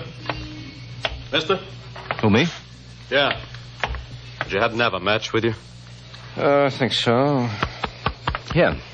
Thanks. It's all right. Keep the whole pack. If you want to keep your health, you'll behave yourself. What is this? Just walk around the corner. I got a car waiting. Why bother? I can get a cab. Don't be cute. You've read enough books to know why I'm keeping this hand in my pocket. Oh, yes. Forgive the oversight. I'll start walking. Look, friend, I don't want to be difficult, but you got the wrong boy. You're Mike Warren, the Falcon, aren't you? Yeah? Well, then don't worry about any mistakes. My brother wants to talk to you. Your brother? Yeah. He's waiting for you in the car. Here he is, Eddie. Nice going, Alex. Get in, Waring. Sure, be glad to. All right, Alex, let's go. Right. Any place in particular you want Alex to drop you, Waring? Police headquarters will be fine. Well, I'm afraid that's a little out of our way. All right, now look, what's this all about? Don't tell me you don't recognize me. No, I can't say I do. Such is fame. To think only 6 months ago, my picture was all over the front pages. Hey, wait a second. Yes? You're Jimmy O'Carroll's partner, Eddie Hutton. You hear that, Alex? Yeah. Give the man a cigar. But I thought... I was at the bottom of the Hudson River. You can't believe anything you read these days, can you? I heard Marvin Draper took care of you. Well, he was thinking of it, so I thought I'd better disappear. What made you come back? I got a wire from Alex this morning telling me that Arcaro was dead, and you were working for Eileen Chambers. My, how news travels. If you got a fee out of her, you ought to return it. Why? Because you can't earn it. Under the terms of Jimmy's will, all his money goes to me. Miss Chambers won't get a dime now. So, she'd better start saving her money.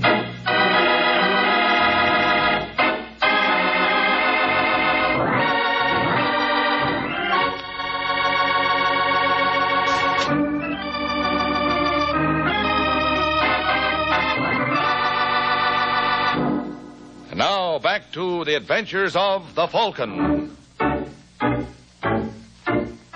An hour has passed since Mike had his little interview with Eddie and Alex Hutton. And now, as we find him, he is relaying the information to his client.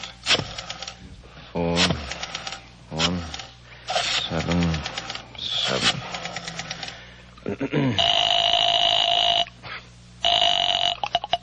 Yes? Hello, is that you, Eileen? Who is this? Mike Waring. Well, this is a surprise. I didn't think I'd hear from you for quite a while. Well, I told you I was a fast worker. I've got bad news for you, Angel. Bad news? As you know that $2 million you were counting on? Well, don't. I don't understand you. Eddie Hutton is alive. Oh, so you're a comic, too. I'm not kidding. I saw him not more than an hour ago. All right, I give up. What's the gag? No gag. Don't talk like a fool, Mike. Eddie Hutton's at the bottom of the Hudson River. Oh, not by a long shot. I'm sorry, Eileen. Still, it was awfully nice knowing you. Maybe we can get together on something else. Listen, Waring, you won't get away with this double cross.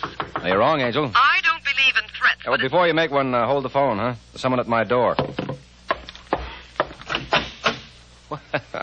Speak of the devil.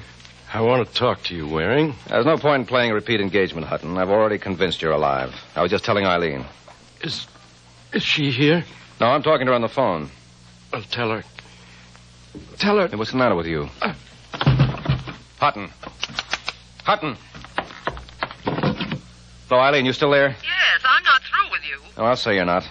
Forget what I told you about Eddie Hutton. But you said he wasn't dead. That was 20 seconds ago. Now he's gone and done it.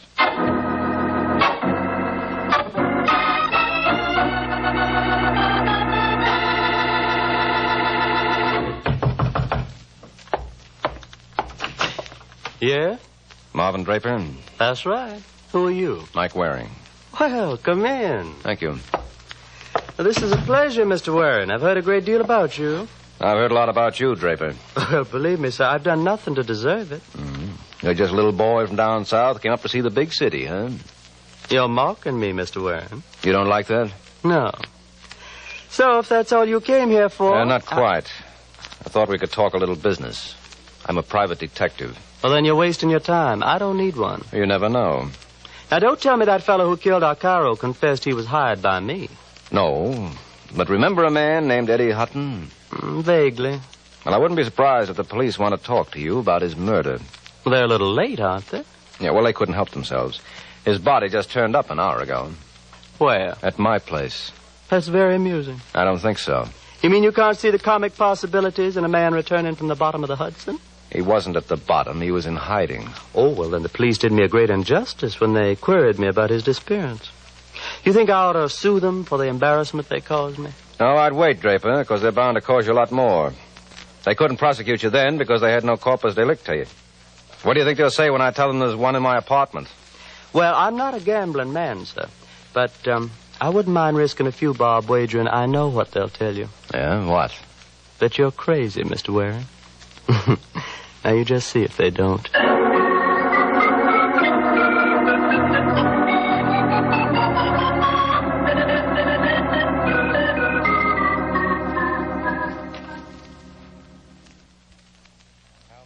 You must be out of your mind to think I'd swallow a yarn like that. I tell you, Sergeant, Eddie Hutton's body is in my apartment. How about Judge Crater? He there, too? All right. Be smart. But when your boys get back... What boys? Well, didn't you send a detail to my place after I called you? Are you kidding? Listen, Corbett, I'm not clowning. No, I don't think you are. What's your angle, Mike? Angle? You must have one. You working for Draper? Would I come here if I were? I represent a girl named Eileen Chambers. Who's she? Jimmy O'Carroll left her some dough in his will. Is that so? Oh, now, look, Corbett, she didn't kill him. You said she collected under his will. Well, that doesn't mean anything. Has Ford talked yet? No. I'm beginning to think that story of his about the $500 in the envelope is true. But you do believe Draper was behind that? Yeah. Okay, then this is your one chance to nail him. How? Through the murder of Eddie Hutton. You're going to start that again? Listen, Sergeant. Suppose Hutton was seen around town today. So? So this was a perfect spot for Draper to act. Somehow he poisoned him. Poisoned? Well, that's the only thing I could figure out. There wasn't a mark on the body. Ah, that makes a lot of sense. A man sits down with a guy he knows wants to kill him and lets himself be poisoned, just like that. All right. Maybe he wasn't poisoned. I'm no doctor. Draper could have killed him 100 different ways. Look, why don't we go over to my place and you can see for yourself? Okay, Mike, I'll go along with the gag. All I ask is one thing. I got no sense of humor, so be sure and tell me when to laugh.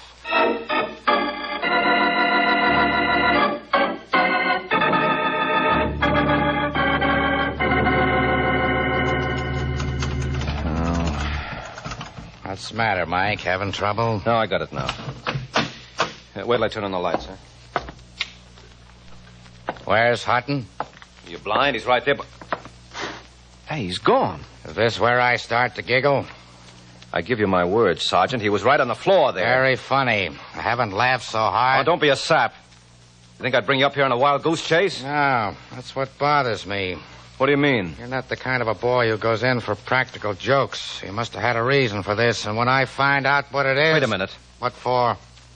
Did you bring that copy of Eddie Hutton's fingerprints with you? Yeah. But when Hutton keeled over, his hand hit the top of my desk. So what? So he wasn't wearing gloves at the time. Where's your fingerprint kit? Get me a glass of water. You need water to run the test? No, I'm thirsty. Oh, you... Well, hurry it up, will you? How you doing? Be through in a second. Well, if you don't find a copy of Hutton's prints on that desk, I'll eat it. Okay, Mike, start eating. This desk is absolutely clean. Hearty appetite, pal.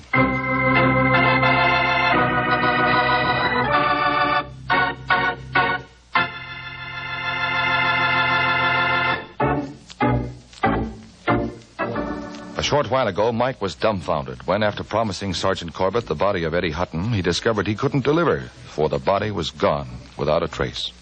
And understandably enough, the good sergeant sees very little humor in the situation. Now, let me tell you something, Mike. You're not going to get away with this. If you think you can pull a stunt like this and make me the stooge... Oh, you're out of your mind, Sergeant. Oh, that's good. That's good coming from you. I tell you, Eddie Hutton's body was here. Draper must have removed it. You had sent a squad when I called you. Don't give me that. Oh, you're talking like a child. Why would I dream up a story like that about Hutton? I told you how his brother Alex hijacked me this afternoon. Well, for your information, Alex Hutton is in Florida. He's what? Yeah, he was picked up there a couple of days ago for making book. Before they let him go, they wired us if we wanted him for anything. So, if you've got anything else to say... Shut up. Who do you think you're talking to? I'm sorry, Corbett. I didn't mean it that way. You see what I see? Where? On the carpet, under the sofa. That pocket comb? Yes, that's not mine. Someone must have kicked it there. Where's your fingerprint outfit? Listen, Mike. Well, what have you got to lose? All right. No, don't touch it. You got enough powder? Yeah. Well? Can't you be quiet for a minute? Well, what do you know? There's a right thumb and forefinger on here. Look at this copy. They both belong to Eddie Hutton. Well, what did I tell you? I take it all back. Where's your telephone? Come in. Hello, Waring. Oh, so he was in Florida, huh? Say, what goes on here? You're just the boy I want to see, Alex. Sergeant, meet Alex Hutton. Is he the one? Yeah, he's the one. I want to talk to you, Alex. Well, that makes us even, because I want to talk to you. Where's my brother? Eddie? Who did you think I meant? He's not here. I can see that for myself, but where is he? He left my place 2 hours ago and said he was coming here. Well? Well, he hasn't been back since. That's easy to understand, Alex. He's dead.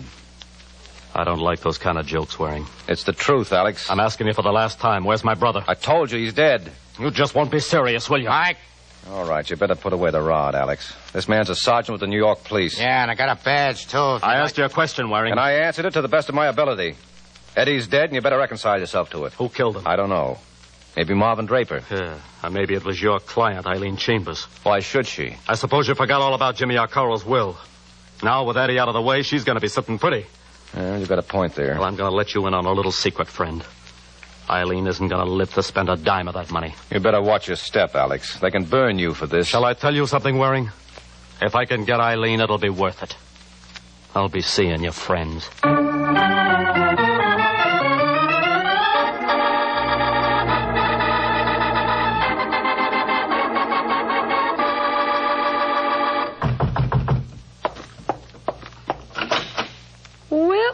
Well, if it isn't Alex Hutton. You surprised, Eileen? Not particularly. Come in. Now, let me have your coat. No thanks, baby. I don't think I'll be staying very long. That's where you're wrong, Alex. What's the idea of the gun? I'm just beating you to the draw. Are you crazy? Well, wasn't that what you came here for? Of course not. Well, then why do you suppose Mike Waring made up the story? Mike Waring? That's right. You talked to him? Uh-huh. How? For a smart boy, Alex, you made an awful boner. Didn't you ever hear of the telephone? Great invention. He didn't call him. Oh, yes, he did. He should be here any minute. Oh, there, that's probably him now. Come in. Hi, Eileen. Hello, Mike. Who is your friend? Huh? Oh, that's right. You haven't met, have you? Eileen, this is Sergeant Corbett. Glad to know you, Miss Chambers. Thanks. Isn't she a great gal, Sergeant? Look how she's in command of the situation. Just like the Marines in Korea. Aren't you proud of me? Oh, Angel, what a question. You're all in this together. You better be careful with those accusations, Alex. Let me have the cannon, Eileen. What for? Well, that's an awfully big gun for a little girl like you to carry. Oh, I don't mind. Don't think I'm swallowing this routine, because I'm not. You're all partners. Where's our motive? $2 million that Jimmy Arcaro left my brother. Sure. You hired Ford to kill Jimmy, and then one of you poisoned Eddie. You're wrong, Alex. Yeah, well, then where is he? Where he's been for the past 6 months, at the bottom of the Hudson. What are you babbling about? That guy who died over at my place was a plant you dug up for the occasion. Are you nuts, Mike? Next you'll be saying he hired Ford to kill Jimmy Arcaro, too. Why, Sergeant, how did you guess? You took the words right out of my mouth.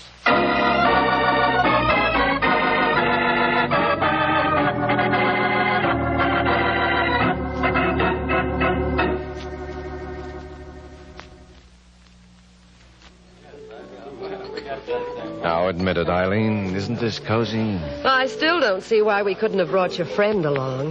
My friend? Mm-hmm. Sergeant Corbett. I think he's cute. Oh, really, Eileen? You disappoint me. Why, if I told you some of the things I know about Corbett... I'd much rather you told me about Alex Hutton. Oh, believe me, he's a much nicer guy. Even though he did hire Ford to kill Jimmy Arcaro. Why? Well, so that Arcaro's will would go into effect. You see, under its terms, if Eddie Hutton was alive at the time, he'd come into everything. That's why Alex showed up with his brother's double. Well, why did he kill him later? Well, the man had performed his purpose. All Alex wanted to establish was that his brother lived longer than Arcaro. In that way, your interest would be wiped out, and everything would then go to Eddie Hutton. Well, how did that affect Alex? Well, if Eddie Hutton survived Arcaro, the money would go to Eddie's next of kin. Not to me? Nope. So, naturally, Alex tried to convince us that his brother had lived longer than Arcaro. Once he had me convinced, he removed the body. Why? Well, he couldn't afford to let it be found again, because then it would be easy to prove the man was a phony. But with my story that I had talked to Eddie Hutton today, plus the fingerprints on the pocket comb he planted in my apartment, Alex had all he needed to substantiate his case. Well, what was his mistake? Oh, well, he made several. For one thing, he knew that the man who died in my place was a victim of poisoning. Well, how could he know that when he'd never seen the body? Then his hokey threat about killing you was a boner, too. Don't you think he meant it? No, of course not. He did that for effect. He wanted to show us he was all broken up over his brother's death and that he felt you were responsible. You don't really believe he forgot we could telephone ahead and warn you. He wanted us to stop him. Now, Alex wasn't taking any chances of getting in trouble with $2 million in sight. Which now belongs to me? Which now belongs to you. Does that take care of all your questions? All but one. Just ask it, Angel. What time is it? 10 o'clock. Why? I don't want to be late for my appointment with Sergeant Corbett. Oh, you don't mean that. Uh-huh. He's waiting for me at the Belvedere. Well, what's he got that I haven't got? Me? And $2 million. Good night, Mike.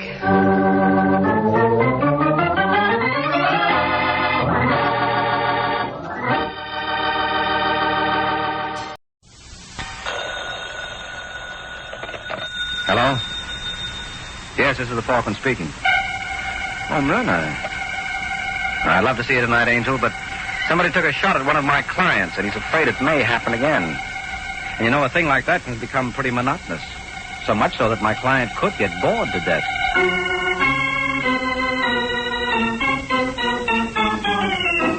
The Adventures of the Falcon, starring Les Damon.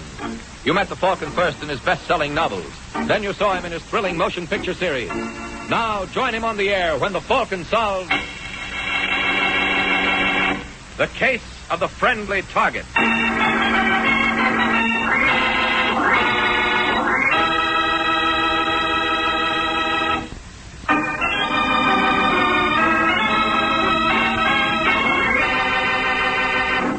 And now, the case of the friendly target.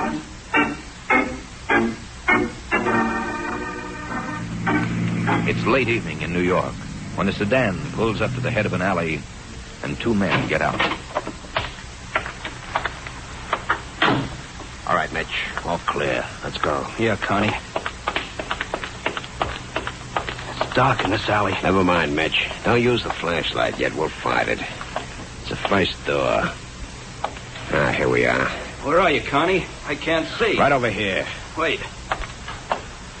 Oh, yeah. Allison said it's a simple lock. Won't take a minute. I'll hold the light. Work fast so we won't have to have it on long. Okay. Can you see? Yeah, Connie, now Hey, where'd the other light come There's from? a spot on us. It's a trap. All right, you fellas. Put up your hands and don't make any other move. We have you covered. What do we do? There's a trash barrel. Drop behind it. Okay. They get you, Mitch? No, I made it. Now what? No use, Connie. We've got both ends of the alley covered. Connie, they know your name. Yeah, it's a trap, all right. They were waiting for us. Where'd I get that, We Alice? gotta get out of here first. Come on out, both of you, with your hands up. Or we're coming after you. We'll have to make a run for it. You're crazy, Connie. They're all around us with guns. And with the spot on us, they see us, and we can't see them. I'm not letting them take me. Come on. Connie. Do like I tell you. Run for the car. We have to go right through their fire. It's our only chance. I'll never make it. Okay, take your choice. Their guns or mine. What? That's my gun in your back. When I count 3, you start running or I pull the trigger. Oh, Connie, no. We've got 30 seconds, Connie. Toss out your guns and come out reaching or we start firing. That'll be all we need. You going, Mitch? No, Connie, I can't. 1. You go, Connie. Leave me here. They'll sure hit one of us alone. Our only chance is to run at the same time. Give them a split target. I can't, Connie. Please. 2. 15 seconds, Connie. 3. Don't shoot, Connie. I'm going.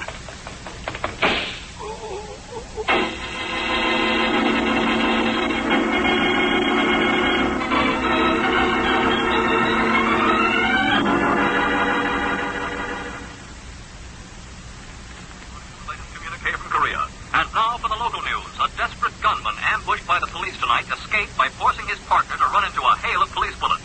Police cornered Ted Carney and Mitchell Harper as the two were breaking into a Midtown jewelry store.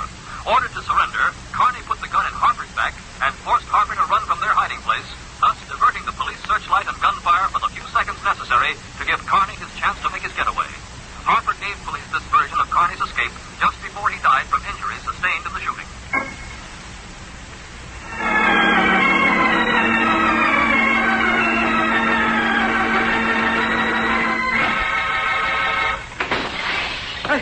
Who's there? Just me, Allison. Sorry to wake you up. Connie. Yeah. You ought to sleep with your windows open, Allison. The fresh air's good for you. What do you want? Why didn't you come to the door? Windows offer less resistance.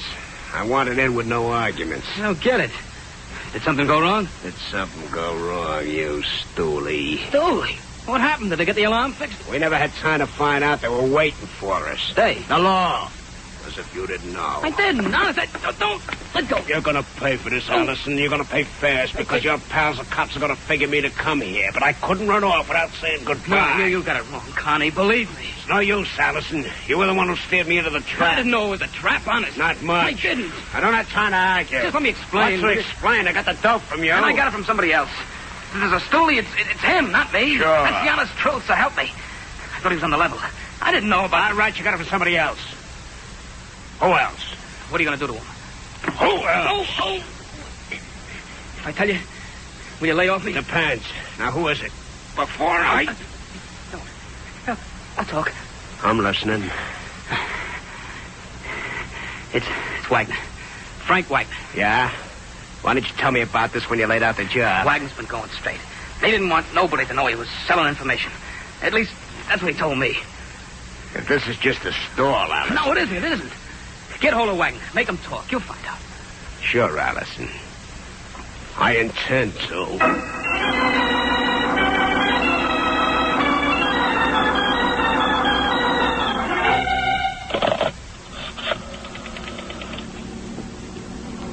Hello, operator. This is Mrs. Frank Wagner. I want an ambulance right away. And the police. Yes, Wagner. W-A-G-N-E-R in the Horton Apartments. Hurry, please. My husband's just been shot.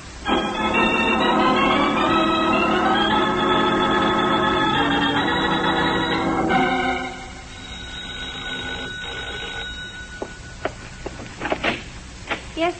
Hello. Mrs. Wagner, I'm Mike Waring. Oh, yes, Mr. Waring, come in. Thanks. My husband asked me to send for you. He wants to see you. He was injured in a shooting about a month ago. You may have read about it. Yeah, I remember. Where is he? Right down this hall. He's still in bed. According to the paper, he had a close call. Yes, he certainly did. The bullet just missed his heart. For a while, the doctors didn't hold out much hope. Here we are. Frank, here's Mike Waring. Oh, yes. Come in, Waring. Come in. Hello, Wagner. So you're the Falcon, eh? Does it show? Tell me you're quite the detective, Waring. And if I didn't, I'd get a new publicity agent. I want you to find out who shot me. Well, don't you know? No. Don't you have any enemies? Can't think of any. I'm a very likable character. How does it happen? Middle of the night. I'm in bed, see?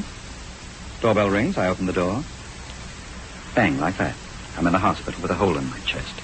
Then you were face to face with the person who fired the shot. He had a flashlight shined at my face. I couldn't see a thing. Patty. Yes, Frank. Where's Miss Willis? What do you want? I'll get it. Where's Miss Willis?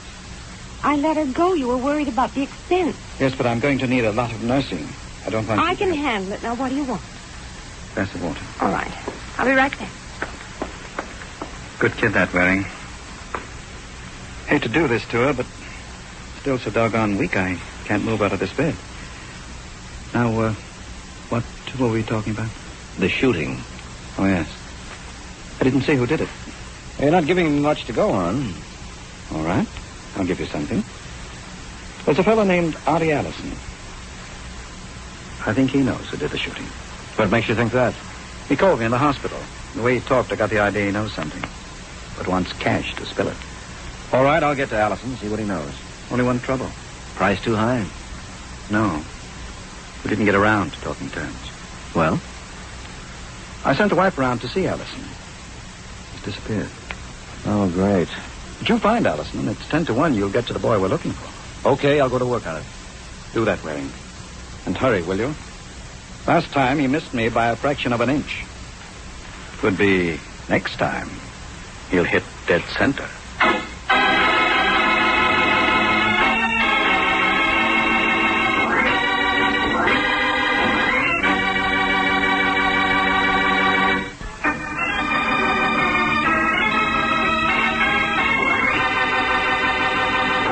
And now, back to the adventures of the Falcon. It's half a day since Mike Waring went to work for Frank Wagner. Now in a small restaurant near Journal Square in Jersey City, Mike slips into a booth and smiles at the nervous little man sitting across the table from him.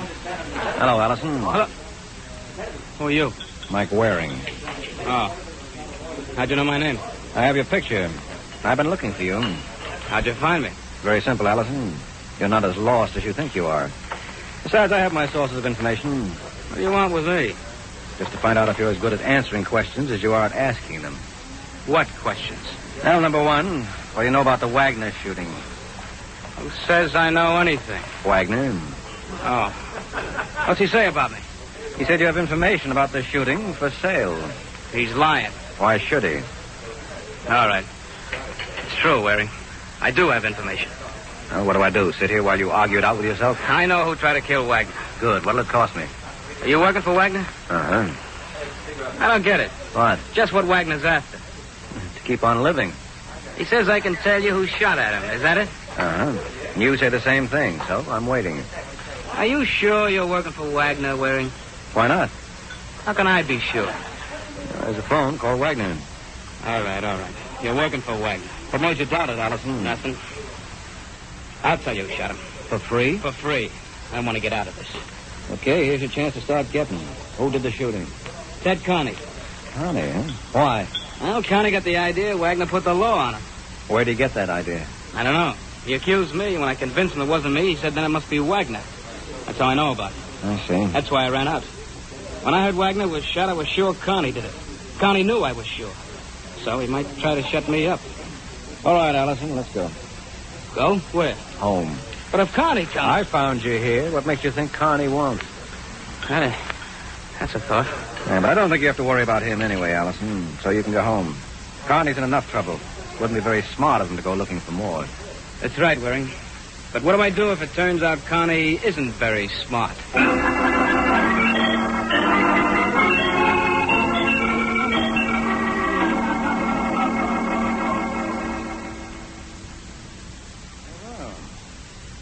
So you found Allison.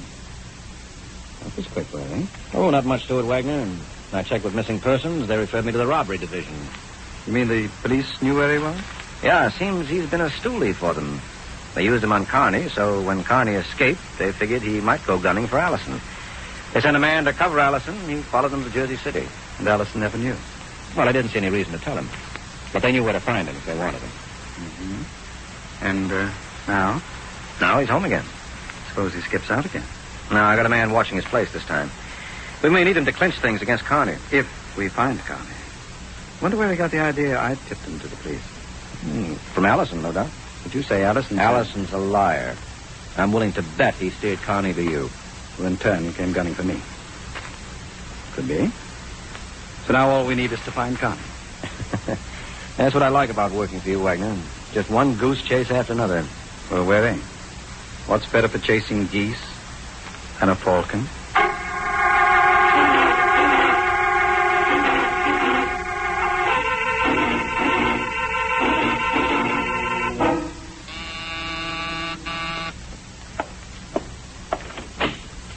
Oh, Mrs. Wagner, come in. Thank you. So you left your patient alone? Huh? He'll be all right till I get back. If he needs anything, there's a phone right by the bed. Well, what can I do for you? I wanted to talk to you without Frank knowing. What about? Well, now that the nurse is gone, there's no one at our place except Frank and me. And he's completely helpless. He tried to walk today, but he only took 2 steps and fell. Mm-hmm. Well, suppose Carney comes back and tries to shoot Frank again. What could I do? I think that we ought to have a man around the place. Don't you, at least at night? Might be a good idea. I didn't say anything to Frank. I didn't want to worry him. Well, I'll see if I can get you someone. Someone? But I... What's the matter? Well, nothing. It's just that, well, you're already in the case, and we do have a guest room, and... I see. Tell me something, Mrs. Wagner. Why don't you call me Patty now that we know each other? Do we? Well, don't we?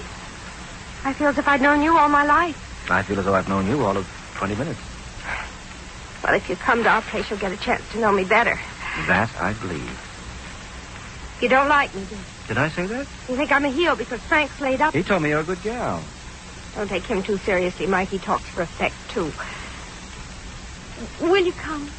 To protect Frank? Well, Carney might come back. You sure it's Carney?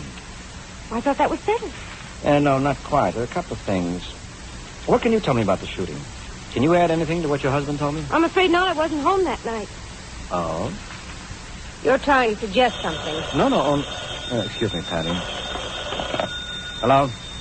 Willie? This is Frank Wagner. Oh, yes, Wagner. What is it? Frank, what does he want? Allison just phoned, Willie. He wanted you. Says he's contacting Connie. Knows where you can find him. Where? He wouldn't say over the phone. I think he wants cash. Starting that routine again. All right, Wagner. I'll go right over. So long. What is it?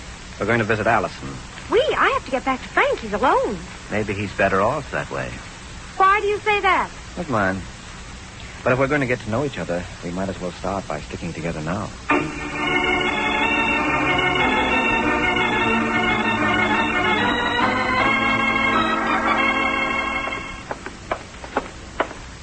Must you walk so fast? Something's going on that I don't like. Here we are. I had a man stationed across the street to see that Allison didn't leave, but he wasn't there when we came in. What does that mean? It could mean that Allison has left and my man's tailing him. But then why would Allison send for us? Shh. I hear somebody. Maybe we'll find out. Oh, you Waring. So you're not tailing him. I thought I asked you to stay across the street, Lippert, unless Allison went out. He's out. Then what are you doing here? Why aren't you tailing him? This is where he's out. For keeps. What? I heard a shot. I came up to investigate. Somebody must have come in the back way. Allison's dead. You want to look for yourself?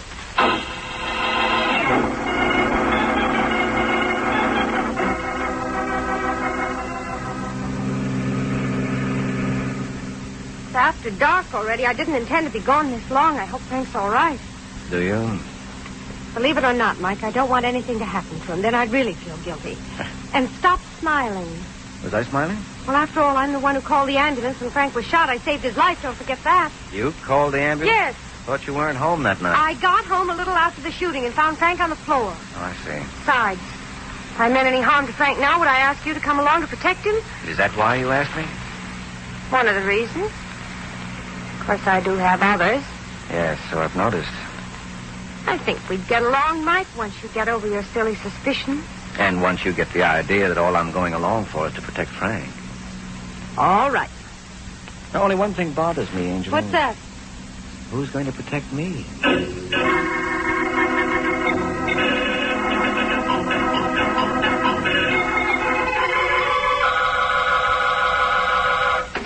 Hey, you'll have to forgive me, Wagner. I make a habit of coming through windows. Eccentricity of mine. Connie. Yeah, Connie. I've been holed up long enough. Figure it's time for me to blow. So I thought I'd better settle with you and Allison first. Too bad you're here all alone, isn't it? I thought you'd be crazy enough to come here, Connie. Nobody did. That's how come I'm here. Barking up the wrong tree, pal. I had nothing to do with your brush with the law. Allison says different. Is Allison your idea of the soul of honesty? No, Wagner, but neither are you. You've got no call to suspect me except Allison says so. If you can prove he was lying... How am I going to do that? That's your problem. Get Allison. Bring him here, face to face. I've had enough of that kind of stalling, Wagner. I don't know what to say. So don't say anything. I'll settle with you just like I was sure. After all, what can I lose but your life? Oh, Connie, wait. I've waited long and... Hey, somebody's coming. Must be Patty. This gun says you don't make a sound, I'm Wagner. home, Frank. Everything all right? Answer it. Tell her it is. Go ahead. Yes, Patty.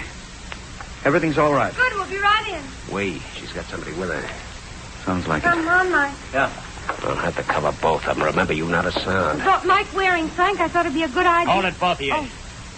Well, life's just full of little surprises. Get over next to Wagner's bed, you. Don't do it, Waring. He can't watch us both from where he is. Shut up, Wagner. Waring, now's your chance. Yeah. Hey! Ow! It's all right, Patty. Shot went into the wall. He's getting away. Now, we'll see. He's going down the fire escape. I can't follow because he's got a clear shot at me in the window. Patty, only the door. Turn off the light. All right, Mike. That's better. Can you see him? Yeah, now the odds are my way. All right, mister, that's far enough. I've got a gun on you, so don't take another step. That's for sure I'm not fooling. Now stand still. The next won't be a warning. All right, don't shoot again. And drop your gun. Go ahead. Okay. You drop it? He dropped something. I heard it. I don't know if it was a gun. It's too dark down there, but I'll go see. What if he's bluffing? And I'll call it. If he shoots me, we'll know he wasn't bluffing. Oh, see you later, Patty. I hope.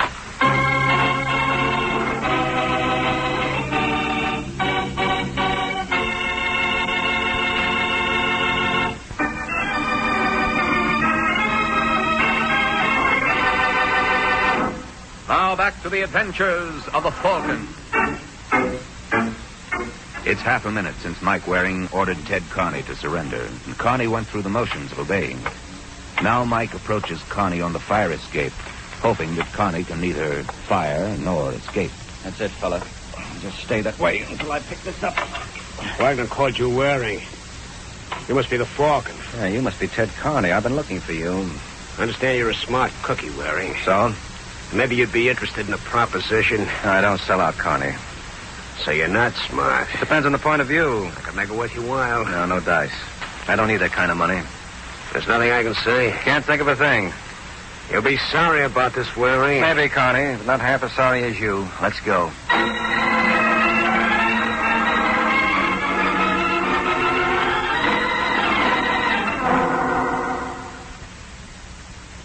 Yes, Sergeant, I'll hold him till you get here. Right, so long. Well, Carney, the police are on their way. I heard you ask for Sergeant Carr about a homicide. I didn't kill anybody. You tried to kill me. That's a lie, Wagner. And you did kill Alice. I didn't. Has Allison been killed? Yes, Wagner, he has. Well, I didn't do it. Tell me something, Carney. What? Why did you come here? I don't have to answer to you. All right, Wagner will. How about it, Wagner? It's just as you guessed, Waring. He said Allison told him that I was the one who put the law on. So he came to finish up what he started before. I didn't shoot you before. But you were going to shoot him this time. I was going to make him talk. What did you do from the moment you entered this room? Nothing. I was only here a minute when you came. All right, in that minute. Nothing. Wagner? He threatened me. All right, now let's have it from the beginning. From when he entered. But I'm lying here reading, and I hear a crash. I look around. He's coming through the window. He has a gun. He tells me he's been holed up long enough. He's getting out now. But first he's settling with Allison and me. Oh, with Allison and you. That's what he said. I didn't get around to Allison. I came here first. But you said you were settling with Allison. Look, Waring, you got me. They're going to throw the book at me, but I didn't shoot Allison. They're not getting me for that. Oh, we'll see, Carney. Wagner, get up. What? Get up. Walk across the room. I can't. Just from the bed to the door and back. What's the idea? I want to see how strong you are. I can't walk at all without help. I'm too weak. Can you crawl? I don't know, maybe. But what are you trying to prove? Maybe you're stronger than you pretend. Why should he pretend? Makes a good alibi. Hey, that's an idea. Maybe he killed Allison on account of Allison sicked me on him. You're crazy. You think he crawled all the way to Allison? This is ridiculous. I haven't set foot out of this bed alone in weeks. Call him on it, Waring. Make him get up. Make him walk. Maybe I will, Carney. Provided you explain one thing. What's that? How come you knew Allison was shot? Huh? Well, you said... I said he was killed. I didn't say how. Oh. That's right, Waring. Well, I just figured it was part of the same deal. Wagner was shot, so I figured if it was the same person both times, Allison be shot, too. Except you accused me. I didn't shoot myself. I didn't think about you doing it until what Waring said about maybe you could walk. That's pretty flimsy, Carney. Oh, I wouldn't say that, Wagner. I'll accept that explanation. But Waring... Yes, it's plausible enough. So that leaves you, Wagner. I promised Carney if he could explain, I'd ask you to walk. Now, go ahead, walk. I can't. All right, I won't argue about it. As long as you can walk into the courtroom. Are you serious about this, Mike? You don't really think that Frank... Killed Allison? Sure. You know, Wagner, you told me you're a friendly guy. If I have an idea you're going to lose your popularity awfully sudden. After all, you can't shoot your friends and have them, too.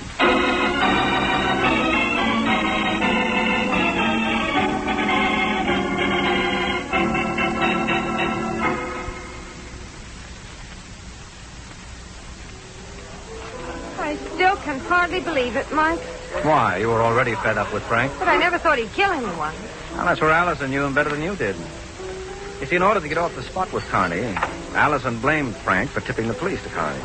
But Allison knew as soon as Frank heard about it, he'd try to get even. So Allison tried to kill him to protect himself. But he only wounded him instead. Mm-hmm. And Frank wanted revenge, so he hired me to find Allison for him.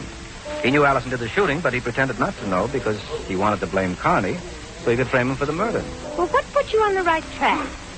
I was suspicious when Frank said Allison called him wanting to talk to me. He could have called me direct. Maybe Allison thought you were at our place. Yes, but when I wasn't, why didn't Allison call me direct? All right, that made you suspicious. But you certainly must have had something more than that to make you accuse Frank. Oh, I did. His lying about not being able to walk clinched it. How did you know he was lying? Well, he said he couldn't walk at all, not even from his bed to the door. Well? Well, it was light when you left him. When you returned, it was dark. But Frank had been reading. The light was on in the room and the light switches by the door. I remembered because you turned the lights out at the door when I was chasing Carney. right, so Frank could walk. Uh-huh. Well, that's all there is to it, Patty. Huh? And now that Frank's in jail for murder, maybe you won't be so standoffish as far as I'm concerned. After all, I'm sure you'd like me once you got to know me better. Yeah, could be. But I've always heard that what you don't know won't hurt you. So, Angel, I'm afraid part of my education will have to remain sadly neglected.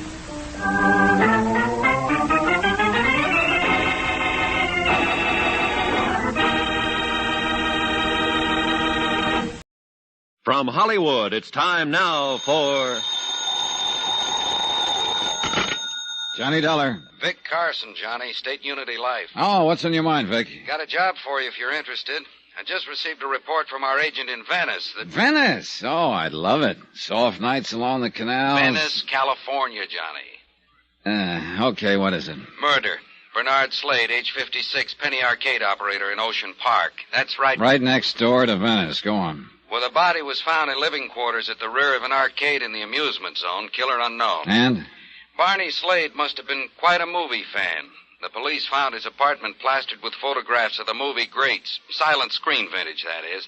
At least a dozen of them were of Mavis Gale, a real queen in her day. Yeah, the vamp type, I know. Oh? Oh, it's just a vague recollection, you understand. Yeah. Well, the police also reported that somebody, the killer probably, had drawn a big question mark in red crayon over each of Mavis Gale's photographs. Interesting.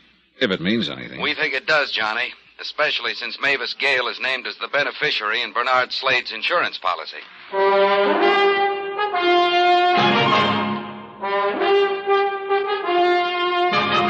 Tonight and every weekday night, Bob Bailey in the transcribed adventures of the man with the action-packed expense account, America's fabulous freelance insurance investigator. Yours truly, Johnny Dollar.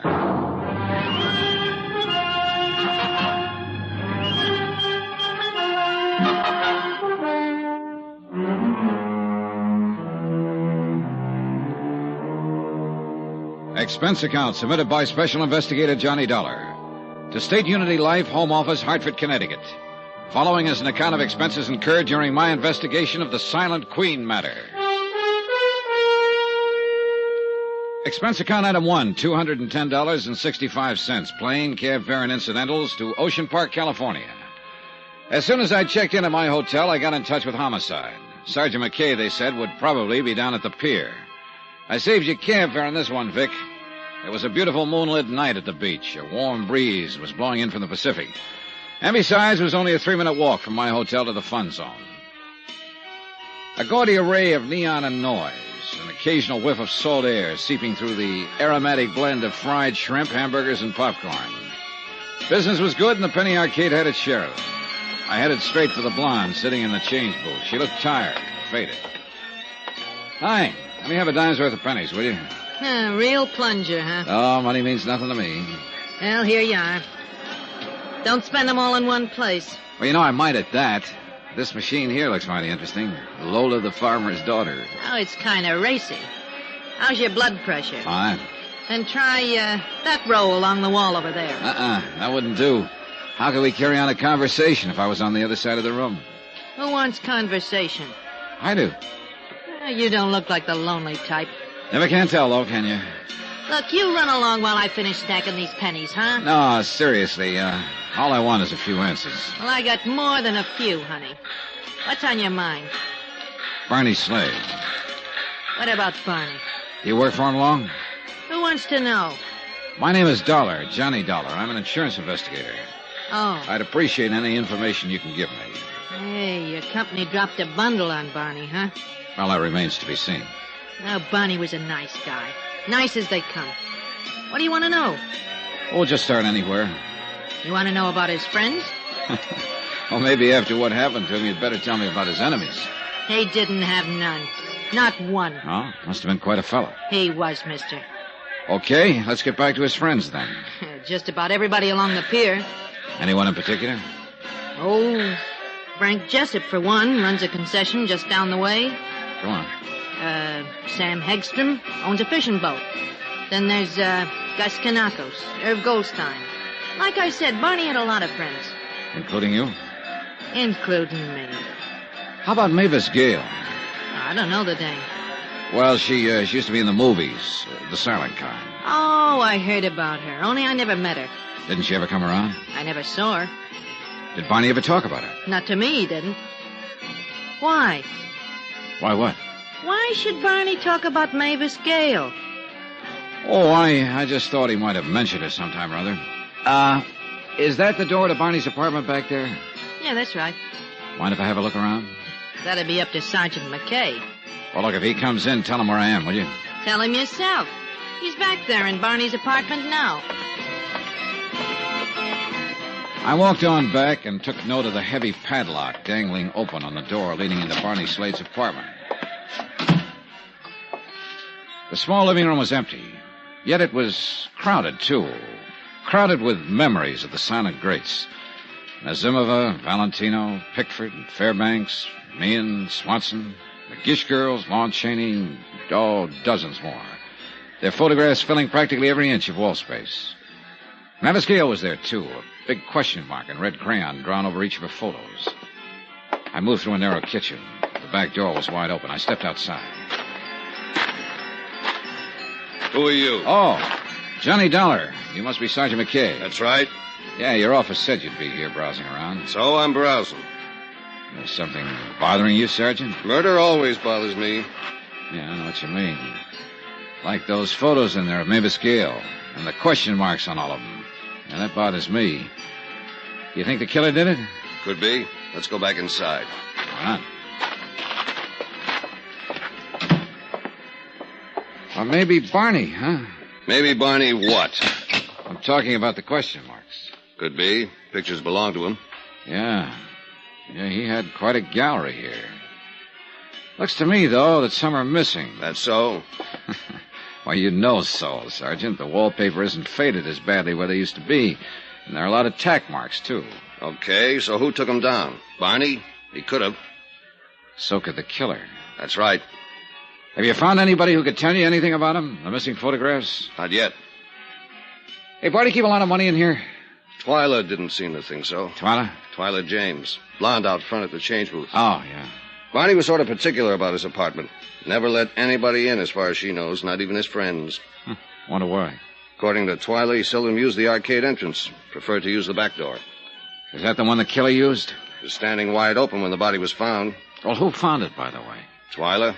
When she showed up for work yesterday, the arcade was closed up, so she went around back. Do you know when Barney was killed? Doc figures around 3 a.m. 2 slugs from a .38. One would have been enough. Any signs of a struggle? Yeah. Lamp over there was on the floor. That chair was turned over, and this table had been upset. Pipes, medicine bottles, pill boxes scattered around. Uh-huh. Heavy bolt and chain on the inside of both doors. Barney didn't have to let a visitor in unless he wanted to. That's right. Of course, he could have run into the killer outside somewhere. Sure he could. Only you don't think so. Unless Barney was in the habit of walking in his sleep. Oh? When we came in and found Barney, he was in pajamas and bathrobe. The wall bed over there had been pulled out and was mussed up. So it figures he was probably asleep when the killer tapped on his door. He got up and let him in. Yet according to Twyla... The place was off limits, even to his friends. But she wasn't around all the time and didn't know all his friends. You found some others? I'd like to find one of them in particular. A man Barney referred to as the preacher. Just the preacher? No name? No. At least Sam Hegstrom couldn't remember. And this preacher, was he allowed into Barney's inner sanctum? Sam's pretty sure he saw the two of them come out the back door one night, a little more than a week ago. Other times he spotted them taking a late evening stroll along the oceanfront walk. Mm-hmm. Did Sam ever talk with this preacher? No. But he got curious after a while, asked Barney about it. Barney said the man was a very old and dear friend. Let it go at that. And you haven't been able to find out anything more about him, huh? I'm still checking. Well, it would sure be a break if you could locate this preacher. He might be able to tell us something about those missing photographs, what they were. Might also explain why the killer took them. Have you seen enough in here, Dollar? Oh, yeah, sure, I guess so, Sergeant. Hey, tell me, what does Mavis Gale have to say about all this? I only got to talk with her just a couple hours ago when she returned from Palm Springs. She was pretty upset when I told her about the crayon marks on her photographs. Oh, but naturally she couldn't offer any explanation. None? How did she react to the news of Slade's death? Tears and such? she supposed to weep about it? Why not? Barney Slade must have been a pretty good friend of hers. After all, he named her as the beneficiary in his insurance policy. Oh? That's interesting. What? When I talked with Mavis Gale, she told me she never heard of Barney Slade. Expense account item 2 and 3, $1.10, phone call and cab fare. The call was to Mavis Gale's home in Bel Air. The butler said if it was important, I could find her at McCartney's mortuary in Venice. Cab fare to Venice via what is laughingly called the Speedway, a one-way alley lined with backyards and garbage cans. It took us less than a minute to cross over into Venice, a boom that had busted. A melancholy mixture of old broken-down buildings and the sound of the sea. Crumbling bridges, moss-covered canals, paved streets wandering disconsolately into sand dunes and ending where the money gave out. A dream that had kind of died of a broken heart.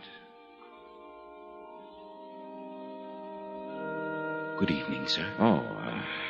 Bernard Slade, please. Oh, yes. Mr. Slade is in the slumber room at the end of the hall. Is anyone with him? Oh, indeed. Quite a number of his friends.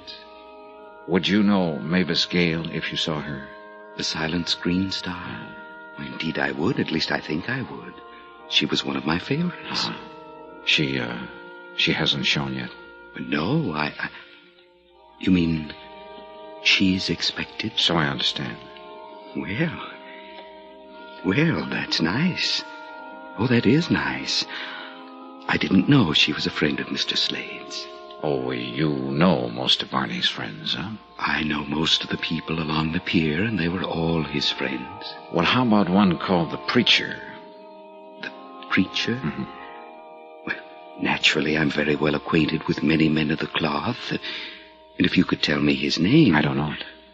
Oh. Look, you have a visitor's register here, don't you? In each of the slumber rooms, yes. Just inside the door. Well, thanks. Where did you say Mr. Slade was? Down the hall. Last room on the left.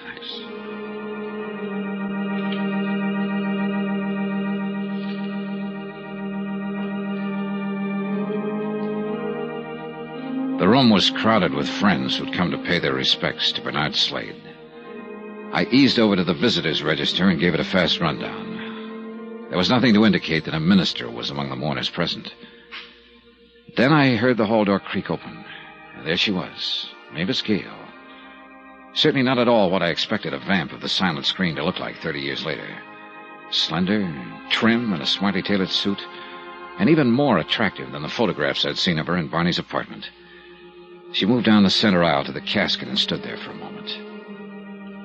As I walked toward her, she suddenly turned, her eyes wide and staring, her lips moving silently. Then she crumbled to the floor.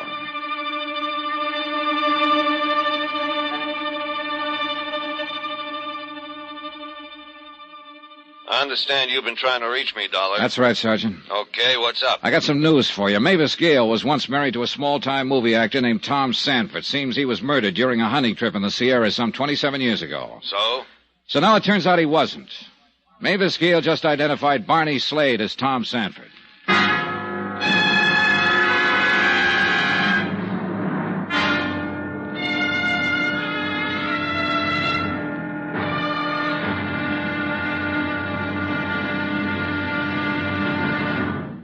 Now, here's our star to tell you about tomorrow's episode of this week's story. Tomorrow, a stagecoach ride. I get some lumps, and a surprise witness turns up. Join us, won't you? Yours truly, Johnny Dollar.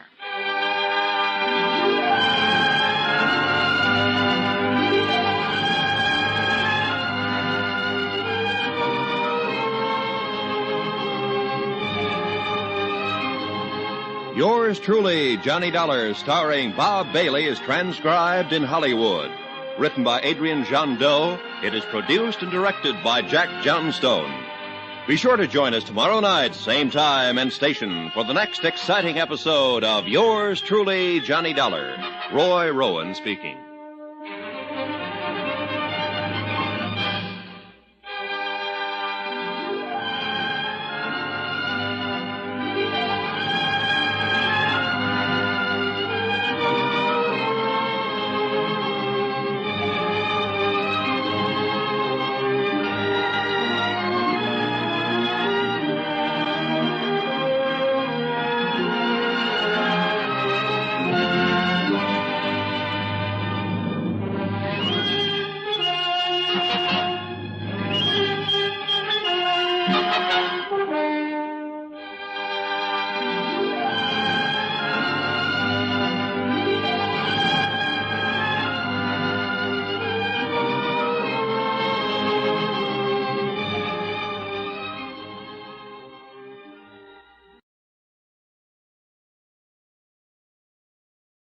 From Hollywood, it's time now for... Johnny Dollar. I understand you've been trying to get in touch with me, Dollar. That's right. Okay, what's up? I got some news for you, Sergeant. Mavis Gale was once married to a small-time movie actor named Tom Sanford. Seems he was murdered during a hunting trip in the Sierra some 27 years ago. So? Mavis Gale just identified Barney Slade as Tom Sanford. What? Same man, Sergeant. She's still at the mortuary? Yeah, the manager's office. I'll be over in 5 minutes.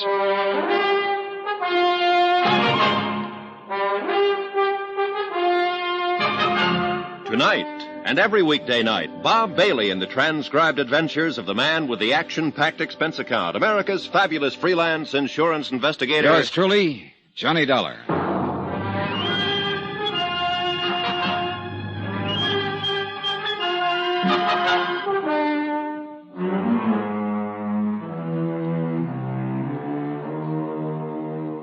Expense account submitted by Special Investigator Johnny Dollar. Location, Ocean Park, California. To State Unity Life, Home Office, Hartford, Connecticut. Assignment, The Silent Queen Matter. Expense account continued.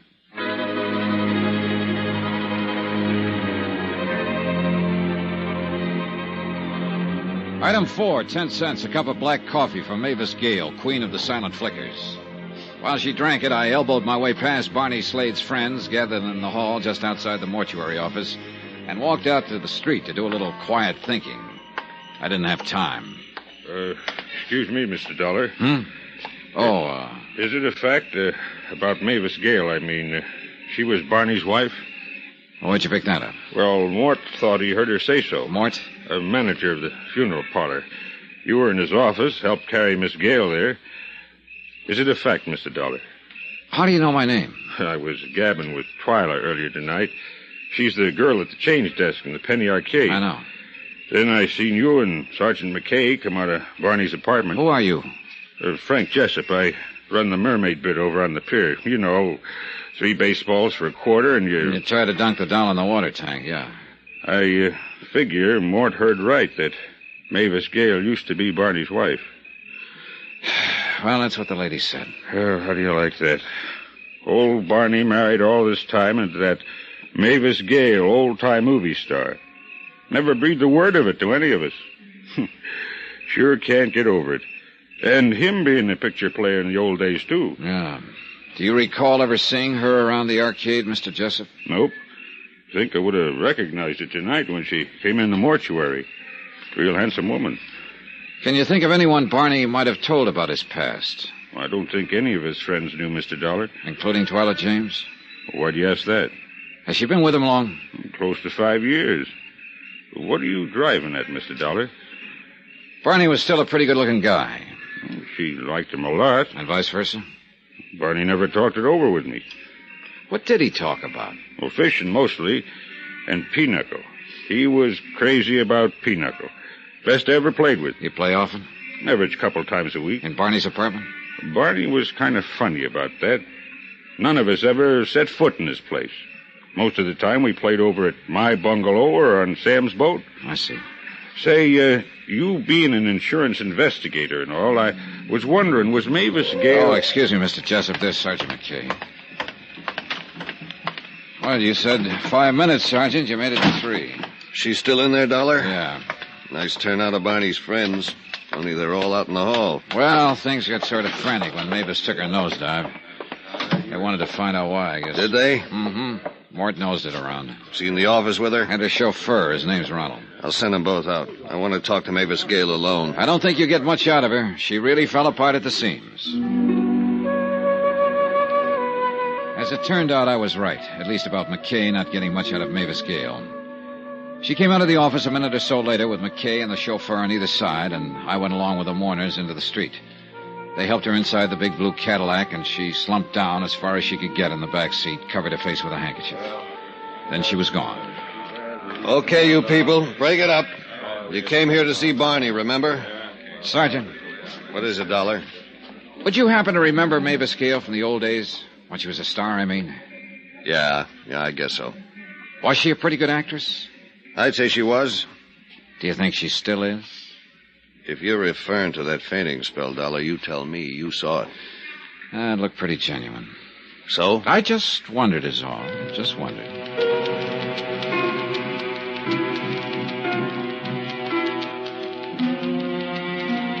Expense account items 5 and 6, $4.60, one morning newspaper, and cab fare to Mavis Gale's Bel Air home. Now that Barney Slade had been identified as Tom Sanford, husband of the old-time movie queen, the affair was splattered all over the front pages. There was also a complete account of the 27-year-old murder case in which this same Tom Sanford had presumably been killed with a shotgun blast during a hunting trip. The big wide gates of the ex-movie queen's estate were locked when I got there, but there was a phone close by. I picked it up, leaned on the buzzer. No answer. Nothing. Then I saw the car coming down the drive. I recognized Sergeant McKay at the wheel. Morning, Dollar. Hi. You have a special pass to this place? If you're figuring on having a talk with Mavis Gale, you better put it off. Doctor's orders. Still suffering from shock, huh? Yeah, and I figure she's leveling. According to the newspaper, she and Tom had a pretty stormy time of it during their brief marriage. She was a star and he wasn't. Maybe that had something to do with it. She was also pretty popular in the film colony. Oh, Tom had a few buddies, too. At least 4. The men who went on that hunting trip with him. The case was investigated pretty thoroughly. They came out of it clean. You know, it'd be interesting to find out who wanted Tom Sanford dead, though, wouldn't it? The fellow hunter who got his face blown off by a shotgun blast wanted Sanford dead. Only apparently Sanford beat him to the draw, right? Do you think somebody might have hired that would-be killer who instead became the victim? What are you getting at? So the person who did the hiring thought the mission accomplished, but then recently learned that Tom Sanford was still alive, posing as Barney Slade. You really have an imagination. So this time he does the job himself. Or herself. It's possible. Look, I know Mavis Gale stands to collect $25,000 insurance. Unless. Oh, sure, unless you can hang it on her. 2 attempts on hubby Tom Sanford. I'm not trying to hang this on anybody, Sergeant. The insurance company hired me to turn in a report, and they'll pay off according to that report. I just want to be sure, that's all. Okay, relax. If you're going back to the beach, get in. Oh, thanks.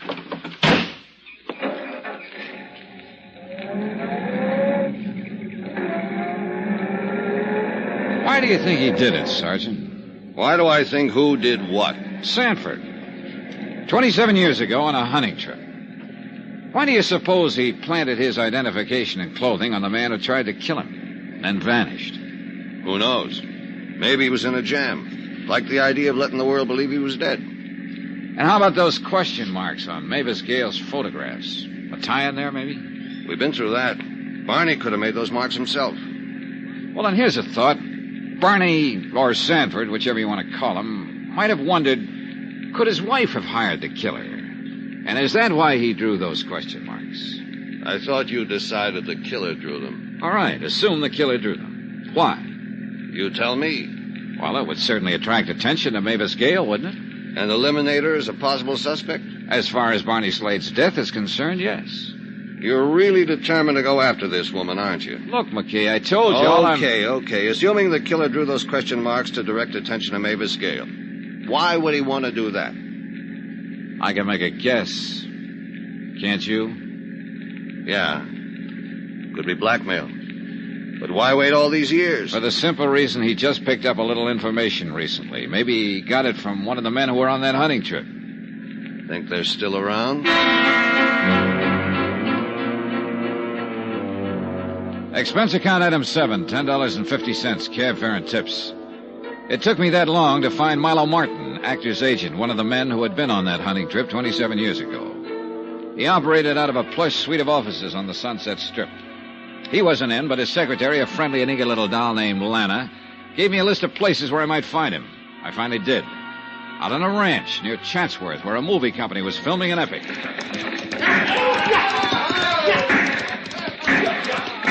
Yep, a Western. What else? Milo Martin was short and round. He wore cowboy boots, dungarees, no shirt. He was sitting on a wide, flat rock, sunning himself. Oh, yes, Mr. Dollar. I read about it in the morning paper. It came as a tremendous shock. Tom, alive all these years? It's incredible. It's fantastic. Well, according to newspaper accounts, you were the one who first discovered the body that day 27 years ago. A horrible experience, terrifying, and never forget it. We'd been searching the hills all night, and then in the cold gray of dawn, there he was in the ravine. Tom. Only it wasn't Tom.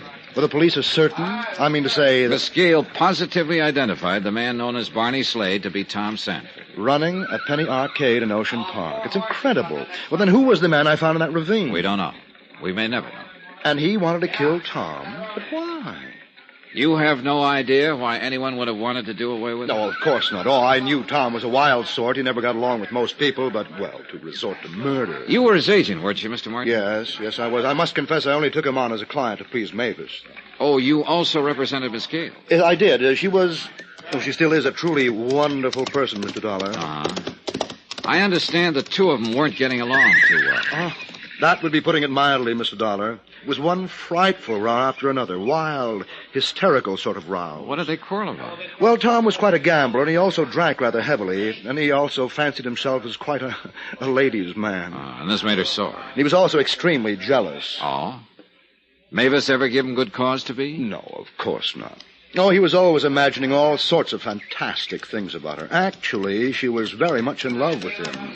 That was my impression, at least. Tell me, Mr. Martin, those other men who were on the hunting trip, are they still around? Well, let me see now. There's Trev, for one. Trev, that's Francis Trevelyan, used to be Miss Gale's cameraman, independent producer now. His pictures aren't very good, but they make money. Well, how about this Jarvis Pocket? Jarv? Let me think now. Oh, excuse me. You ready, doll? Okay. That's Saul, the director. He's a friend of mine. Look, about You Jarvis. like stage coaches, Mr. Dollar? Well, I can take him or leave him. Look, what Come about along. They're finished up here. We'll ride the coach back to the ranch house. It's only a few miles, maybe 5. In this contraption? Oh, you'll love it. All right, now, here. Get aboard, Mr. Dollar. Oh, brother. Hey, it's not too roomy, is it? Okay, doll. Let it go. Oh, how do you like it, Mr. Dollar? I know how John Wayne feels. Let me see now. You were asking about... Jarvis Pocket. Now, faster, doll. Faster. Oh, come on now.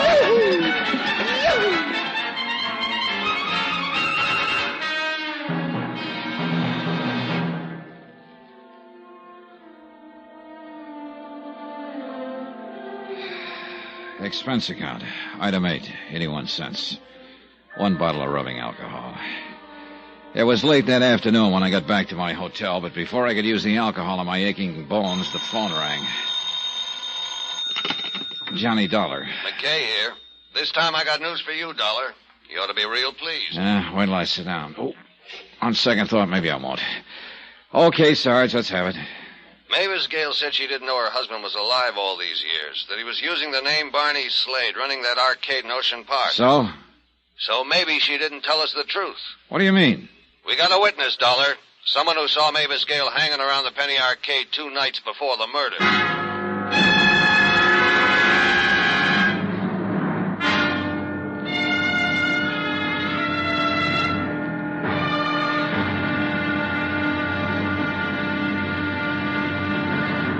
Now, here's our star to tell you about tomorrow's episode of this week's story. Tomorrow, a bowl of lentil soup, and I almost wind up in a cemetery.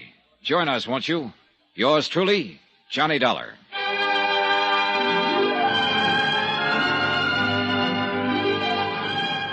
Yours truly, Johnny Dollar, starring Bob Bailey, is transcribed in Hollywood.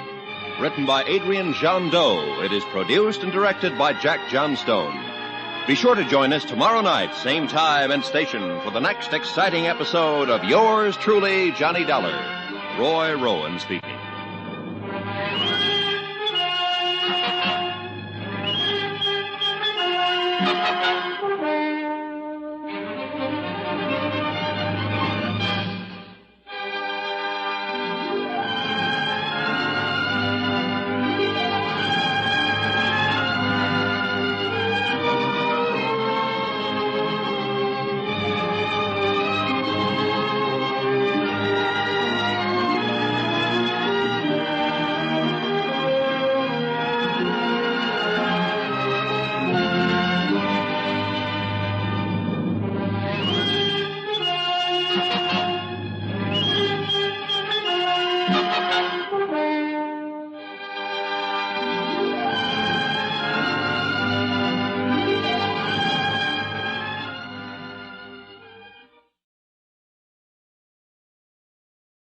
From Hollywood, it's time now for...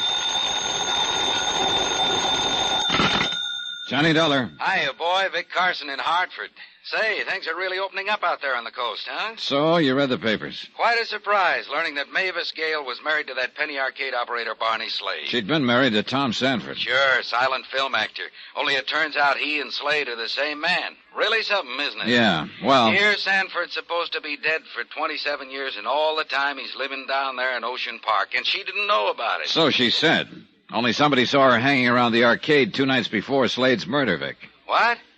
Well, what does she have to say about that? She wasn't around when the police went out to her place a little while ago. No one knows where she is. Look, have you been able to get an angle on those photographs of hers in Slade's apartment? Why the killer drew those question marks over them? No. And we haven't found out why the killer copped a half a dozen of the photos either. Photographs of who? How should I know? They're gone. Well, maybe they're important. No. Look, I'm on the trail of a character called the Preacher. If I find him, I may find some answers. Well, according to the papers, Johnny, are you sore about something? Yeah, Vic, I'm sore.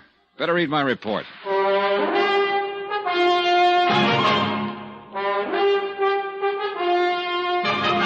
Tonight, and every weekday night, Bob Bailey in the transcribed adventures of the man with the action-packed expense account, America's fabulous freelance insurance investigator. Yours truly, Johnny Dollar.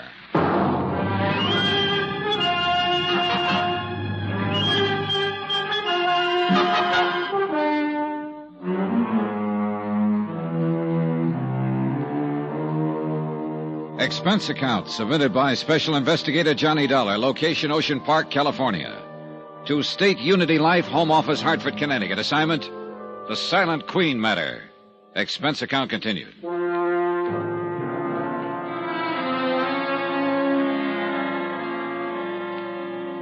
Item 9, 55 cents, 1 scotch and soda at a local pub. This was right after I talked with you, Vic. Yeah, I guess I was a little sore. Maybe it was because of that phone call earlier from Sergeant McKay, when he told me that old-time screen star Mavis Gale had been seen hanging around the arcade where Slade was murdered. Okay, so Mavis Gale was in line to receive $25,000 as the beneficiary of Slade's insurance policy. I suppose he figured I was itching to get something on her so the insurance company wouldn't have to pay off. I downed the rest of my drink and walked over to the penny arcade in the Ocean Park amusement zone. Hi, you back again? Yeah, I'm back again, Twyla. If you're looking for Sergeant McKay, he's... You sure about what you told him? That you saw Mavis Gale in here several nights ago? I'm sure. Recognize her picture in the morning paper. Well, you didn't volunteer this information to McKay until this afternoon. I sleep late. Okay. So Tuesday night, Mavis Gale showed up. Around 8, you said. Well, I couldn't swear to the time. It was around then. Well, exactly what did she do? I told the sergeant. Well, tell me. When I first noticed her, she was standing just inside the front door, like maybe she was waiting for somebody. Was Barney here in the arcade at the time? No, Barney was back there at that test your strength machine. It was busted. And I was helping fix it. Oh, hiya, Mr. Jessup. Evening, Mr. Dollar. Evening, Twyla. Hi. Yeah, Mr. Dollar, Frank here's pretty good with electrical stuff. So? So I helped Barney fix the machine. Look, Twyla, I mean, what happened then? What did Mavis do? Well, she waited around another 10 minutes maybe and then beat it. Did Barney see her? Did he, Frank? You mean Mavis Gale was in here the night he was fixing the machine? So Twyla says. Do you think he noticed her, Mr. Jessup? Kind of hard for me to say, Mr. Dollar. We were both pretty busy fooling with that machine. I didn't notice her, that's for sure. Look, Mr. Dollar, don't you believe I saw this Gale dame here? You need half a dozen witnesses. Okay, Twyla, don't get excited. Twyla, what I come in for, me and Gus are going to drive over to the mortuary, spend a little time with Barney. I know you were there. Oh, yeah, sure. Sure, I'd like to go again, Frank. I'll get one of the boys to take over the change booth for an hour or so. Thanks. And be around 8. Well, I'll see you around. Just a minute, Mr. Jessup. I'd like to ask the two of you something. Sure, go ahead. I've got a list of names here. Barney may have mentioned any one of them to you. Now, stop me if he did. Milo Martin, George Sheldon, Jarvis Pocket. Stop. Huh? Yeah, Sergeant McKay already asked us about that fella called the Preacher, too. We've never heard of him. Okay, thanks.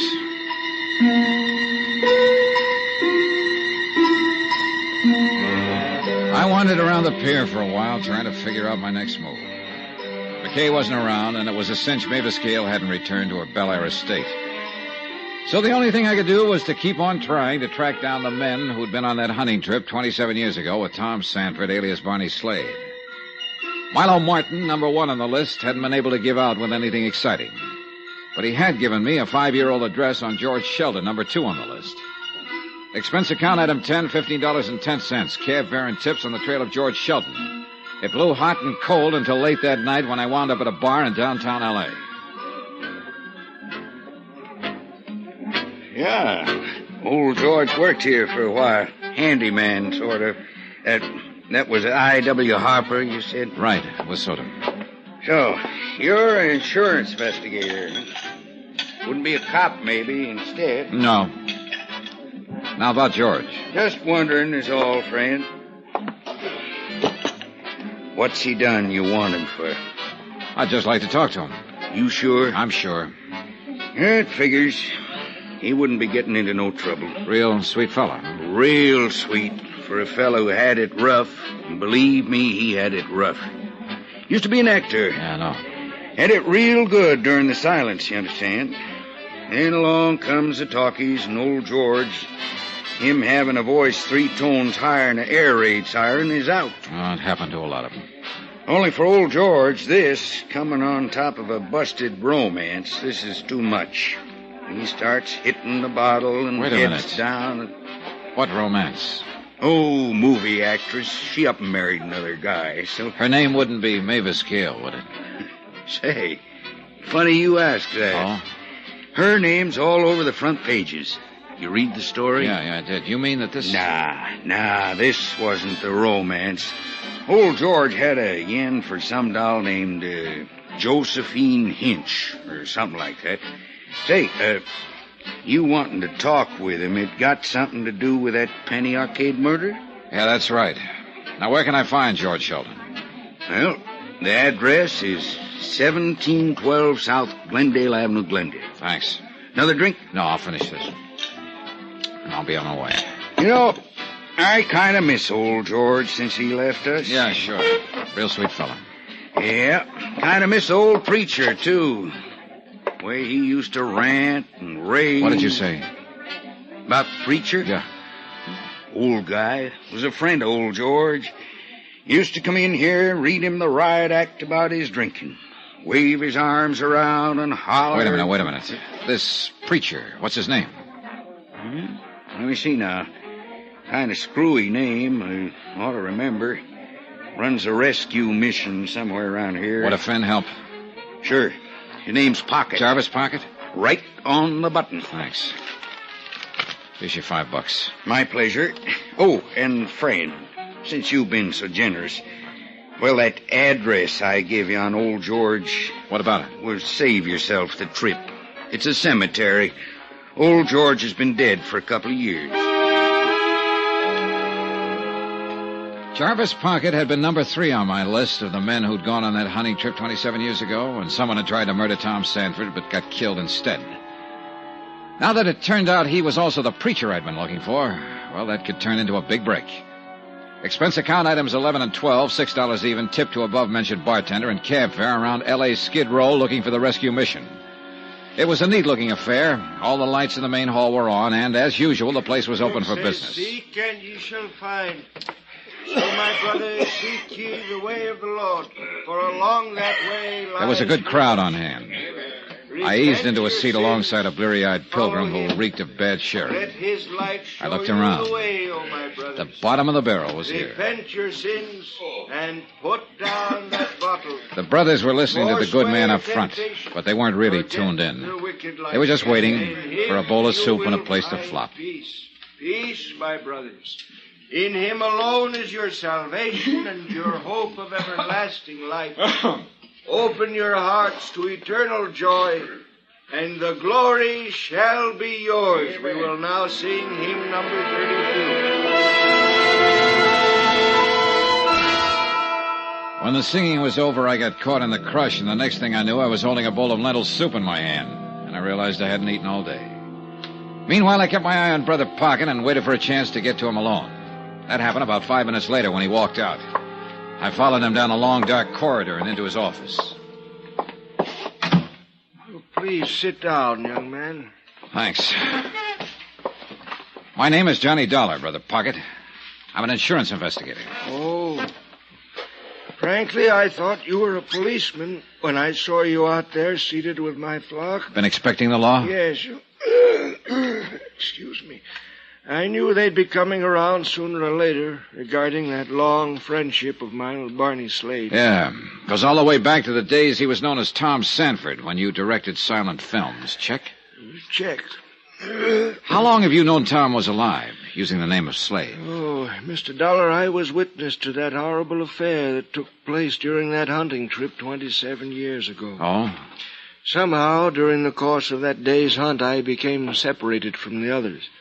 Then suddenly I came upon Tom struggling with a man in a deep ravine. The would-be killer? The man with the shotgun? The other man fell, the gun went off, and he was killed instead of Tom. Go on, Brother Pocket. Well, immediately I told Tom we should find the others, tell them what had happened, that he would have none of it. Is that when he told you he preferred to let the world believe he was dead? And I suddenly realized it probably would be best for all concerned. In what way? Well, Mr. Dollar, Tom was constantly involved in trouble of some kind, drinking too much, gambling, women, brawling. He knew what it was all doing to Mavis, but he couldn't help himself. Believe me, Mr. Dollar, he loved her passionately. Made her life miserable, and his own as well. I see. Brother Pocket, about the would-be killer. I know what you're going to ask. The name of the man that tried to kill Tom. Yeah, you knew him? Oh, yes. So did Tom. Only the two of us knew his identity. You're forgetting someone else. Hmm? The person who hired him. Hired? Oh, Mr. Dollar, what makes you think he was hired? So maybe I'm wrong. Am I? I was never quite certain myself. Did Tom think he was? Oh, no, definitely no. At least as far as Mavis Gale was concerned. Yeah, quite right. Did you share his opinion, Brother Pocket? Yeah, as I said before, I could never quite make up my mind. Oh, why not? Did you think Mavis Gale incapable of doing such a thing? Hiring someone to kill off Tom? No, I'd rather not say. Okay. So who was the man who tried to murder Tom? What was his name? I'm afraid it'll mean little to you, Mr. Dollar. His name was Joe Fallon. Well, you're right. It means nothing. Well, this fact, however, might prove interesting to you. Joe Fallon, at one time, had been Mavis Gale's personal chauffeur.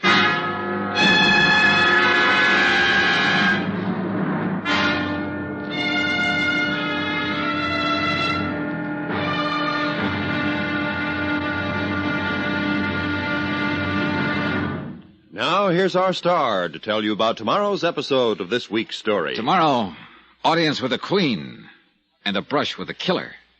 Join us, won't you? Yours truly, Johnny Dollar.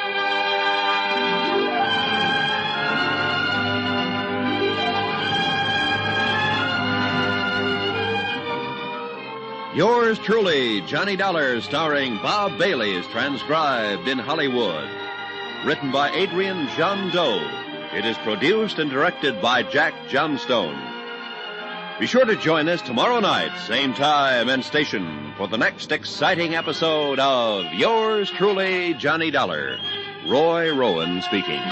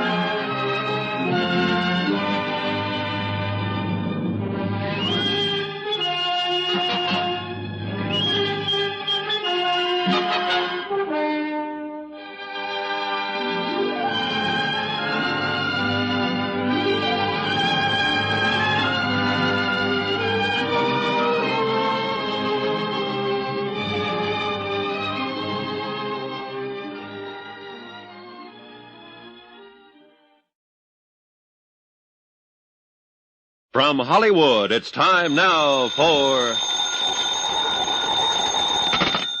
Johnny Dollar. Oh, it's you. Hiya, Sergeant. Headquarters just gave me this number to call. I was wondering who'd be in Barney Slade's apartment. How'd you get in? With a key. Brother Pocket had it. Give me that again? Jarvis Pocket. He's one of the men on that hunting trip with Tom Sanford 27 years ago. He's here with me now. How'd he get it, the key? Barney had given it to him a few years back. He's known all along that Barney Slade and Tom Sanford were one and the same. He also knows the name of the man who tried to kill Sanford. Who was it? Name was Joe Fallon. At one time, he'd been Mavis Gale's private chauffeur.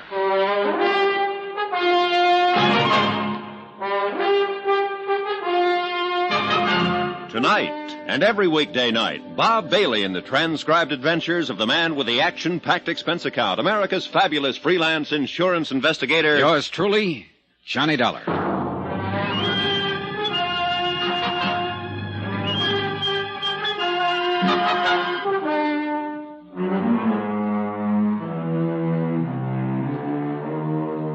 Expense account submitted by Special Investigator Johnny Dollar, location Ocean Park, California. To State Unity Life, Home Office, Hartford, Connecticut. Assignment, the Silent Queen matter. Expense account continued. Locating Brother Jarvis Pocket, who now ran a rescue mission along L.A.'s Skid Row, had been the only real break I'd had in the case so far. At least I hoped it would be. The one-time Phil director of the silent era had often visited with his old friend Tom Sanford, alias Barney Slade, might put us on the track of Slade's killer. I watched Brother Pocket as he paced back and forth across the small room, scratching his chin thoughtfully, glancing up at the blank spaces on the wall where the photographs had been. He was still pacing the room when Sergeant McKay arrived. How about it, Mr. Pocket? As I told Mr. Dollar, Sergeant, I'm positive that this entire wall was covered with photographs. Uh-huh. And now there are several missing. Were they photographs of some particular star? Oh, no. Action shots made during the filming of a picture that I directed for Miss Gale. Let me see, what was the title of that one? Oh, maybe that isn't important, Brother Pocket. Wait a moment. Yes, it was called Dangerous Lovers. Yeah. That George Sheldon starred with Mavis in that one. Was Tom Sanford in it, too? Tom, yes. Best role he ever had. Well, how about the next row of pictures? Yes, a photograph of Mavis and Tom, I believe. I can't recall the title of that film. A dreadful thing. Francis Trevelyan talked them into it and directed it, too. And should have stayed behind the camera where he belonged. And the bottom row, were they photographs of Tom Sanford and Mavis Gale? Yes, I'm certain of it. That picture was... Brother Pocket, would you say that Tom had changed much since those photographs were made? Not too much, no. He put on a bit of weight. His hair turned gray, of course, thinning on top. Oh, he'd grown a small mustache, too. How about it, Sergeant? You'll notice there isn't another photograph of Tom Sanford left on that wall. Okay, so assuming the killer took these away because they might identify Barney as Tom Sanford... And link him with Mavis Gale? Yes. Yet the killer went to the trouble of drawing red question marks over the other photographs of Mavis Gale. To deliberately draw attention to her. Why? Mavis Gale would have been involved anyway to a certain extent. After all, she is the beneficiary of Slade's insurance policy. Sure. But suppose the killer wasn't aware of that. $25,000, I believe, is the amount. Yeah, that's right. And you're wondering why he did it? Oh, I can make a guess. You said he'd been pretty reckless, tossed a lot of Mavis Gale's money around in the old days. May have amounted to something close to $25,000. Possibly. This may have been his way of squaring the account. $25,000 and a king-size shot. He could hardly be expected to guess that his death would come about under these circumstances, Mr. Dollar. No, but he could have passed away calmly in his sleep some night and wouldn't have changed a thing, Brother Pocket. Mavis Gale would still have been curious about a man named Barney Slade. Oh, yes, I suppose, yes. He must have been pretty sure she'd recognize him, that it would make a nice big splash in all the papers. Was he that much of a ham? Tom, I'm afraid so. He couldn't have loved Mavis Gale very much. Mr. Dollar, right to the last, yes. Still, he couldn't resist the magnificent gesture, the big payoff, returning her $25,000. You know something, Dollar? Now you sound like you're on her side. Yeah. Well, gentlemen, if that's all that you want me for, I think I'd best be getting back to my quarters at the mission. The flock may be getting a little restless, huh? You know how it is. There are times that one of the brothers will sneak a bottle of sherry into the dormitory, and things become quite gay. Sure, Mr. Pocket. You can run along, and thanks. Good night, gentlemen. Good night. Well, Sergeant, what's the next move? What about this Joe Fallon? You said he'd been Mavis Gale's chauffeur at one time. Yeah. Pocket saw the whole thing. The attempt to kill Tom Sanford 27 years ago. Fallon and Sanford were struggling. A shot went off, and Fallon got it full in the face. Sanford then decided to play dead. Yep. But ever since then, Sanford was hiding out down here under the name of Barney Slade. That is, until somebody caught up to him, caught on to it 3 nights ago, and killed him. Big question still remains, who? Come on, let's get out of here. I'll get it. Yeah? Uh-huh. Right, I got it. That was headquarters. They just got a call from Francis Trevelyan. Trevelyan? He was one of the men on that hunting trip, along with Pocket and the others. Yeah. Seems Mavis Gale just heard we've been wanting to ask her some questions. She wants us to come right over. She's at Trevelyan's beach house in Malibu. The beach house turned out to be one of those super modern jobs, low, sprawling, with a lot of glass and flagstone. The butler allowed us through the front door, and after a nice little stroll, we finally arrived at the den, a 50-footer at least, with a bar at one end. Mavis and a tall, distinguished-looking gentleman were at the other. Evening, Miss Gale. Good evening, Sergeant. I'm terribly sorry about all this. I didn't know you wanted to talk with me.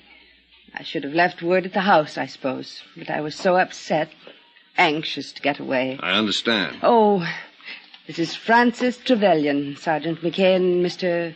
Dollar. We met at the funeral home. Oh, yes, I remember. Do sit down, gentlemen. May I offer you a drink? No, thanks, Mr. Trevelyan.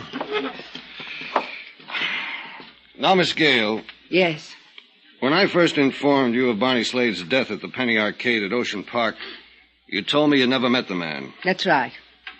I had no way of knowing it was Tom. Not until last night when I went to the mortuary. Had you ever been in or near the Penny Arcade at any time, Miss Gale, previous to the murder? Yes. 2 nights before. Why didn't you mention this to me when I spoke with you before? I don't know. I was frightened.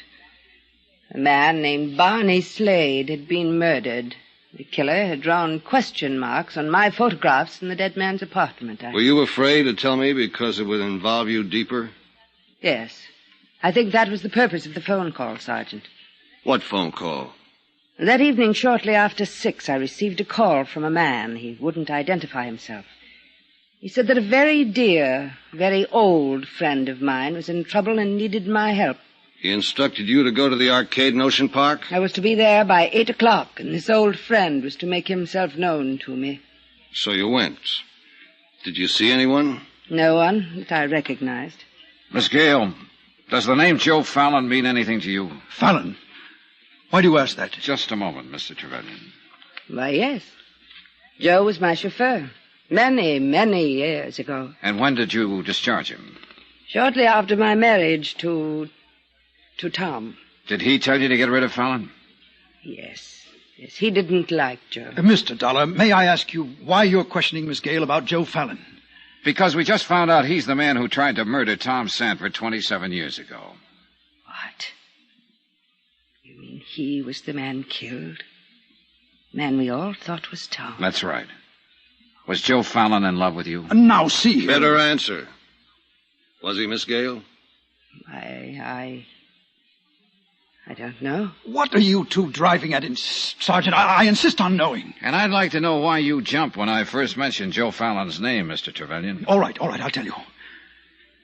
You see, I'd quite forgotten about him. It was only when you asked Miss Gale that it suddenly dawned on me who he was, and it startled me, because his name had been brought to my attention only some 24 hours ago. Oh? A phone call. A man who said he was in partnership with Joe Fallon. They had a business deal to talk over with me. And? Well, I simply told him that I wasn't interested. I was in the midst of my most important production, and I just couldn't be bothered. Did you receive a similar call, Miss Gale? I know. You know, Sergeant, I'll give you odds it's the same one who called Miss Gale before the murder to get her down to the Penny Arcade. But I don't understand. Why? Who is the man? When we find that out, Miss Gale, we'll have the killer.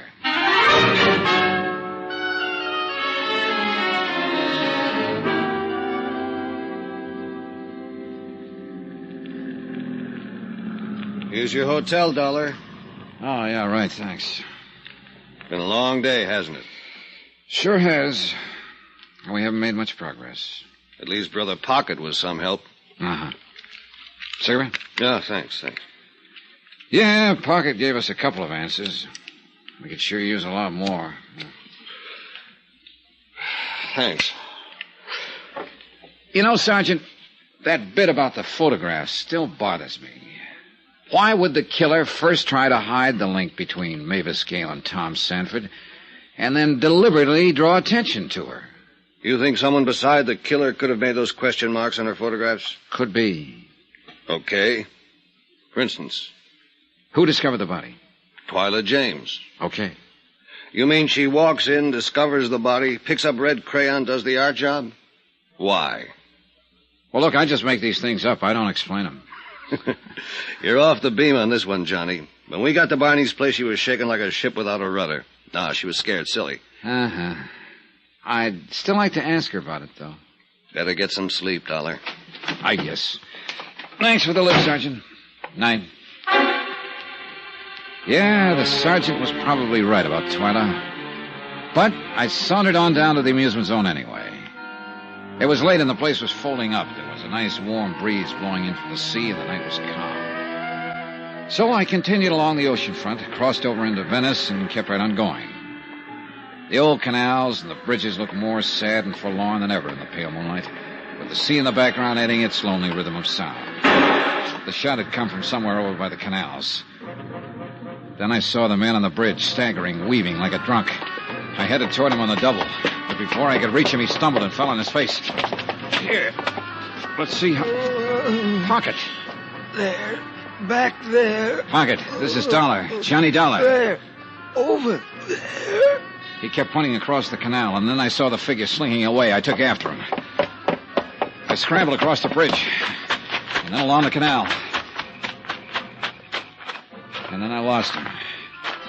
I pulled up on the bank of the canal, looking around. Listen. Nothing. Then, suddenly, something. Footsteps behind me. But I heard them a second too late. Oh!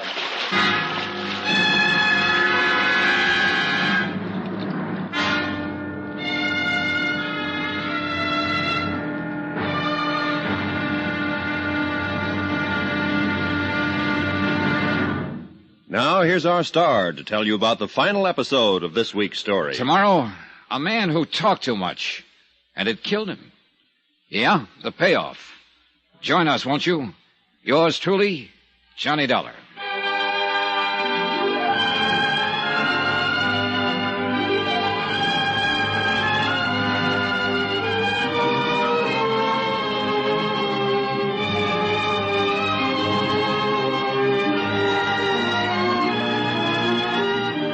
Yours truly, Johnny Dollar, starring Bob Bailey, is transcribed in Hollywood. Written by Adrian Jandot, it is produced and directed by Jack Johnstone. Be sure to join us tomorrow night, same time and station, for the next exciting episode of Yours truly, Johnny Dollar. Roy Rowan speaking.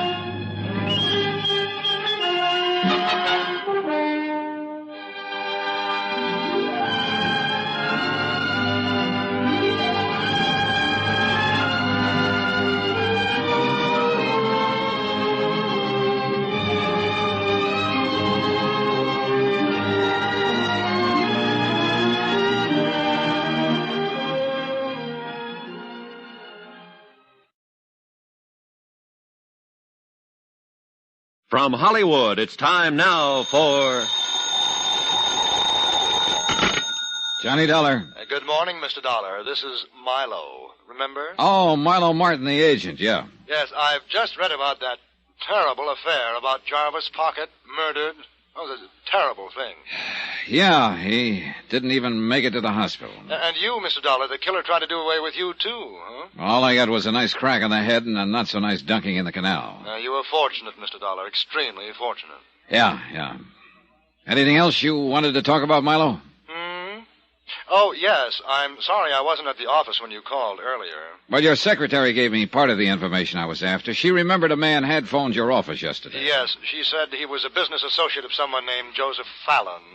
Well, I was out at the time, but he did leave that message. Well, what I wanted to know is, did he ever call back? No, he didn't. He probably will, unless he figures he's already found his pigeon. Pigeon? What for? Blackmail, Mr. Martin. Blackmail.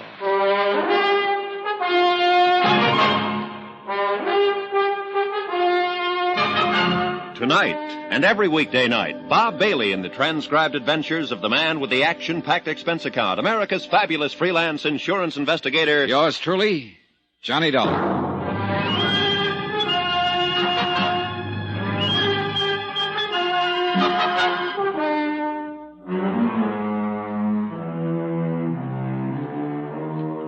Expense account submitted by Special Investigator Johnny Dollar, location Ocean Park, California.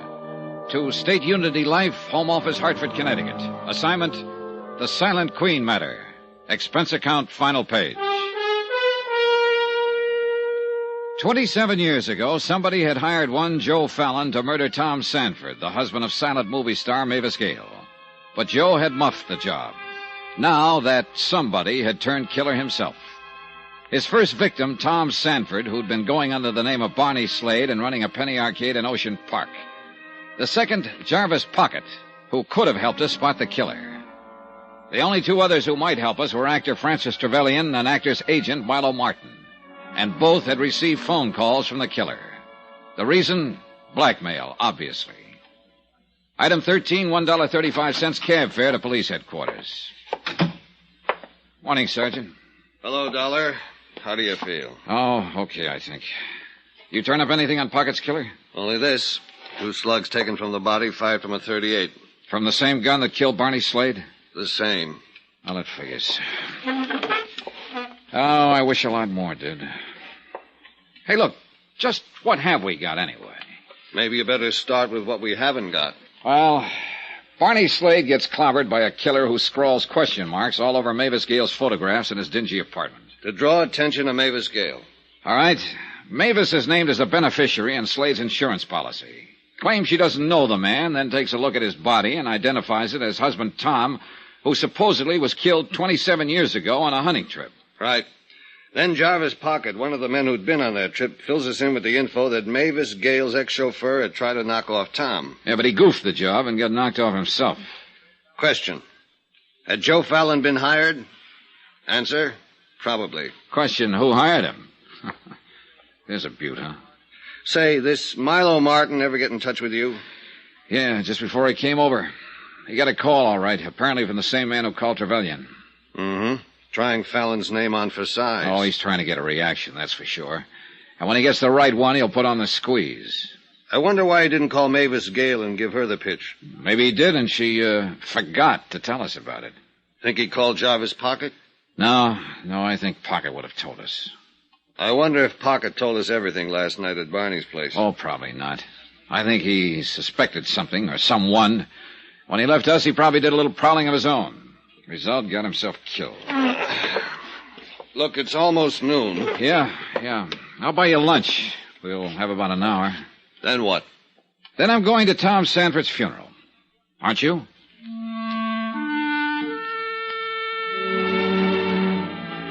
They buried Tom Sanford, alias Barney Slade, that afternoon under cold gray skies that made it look like it would rain any minute.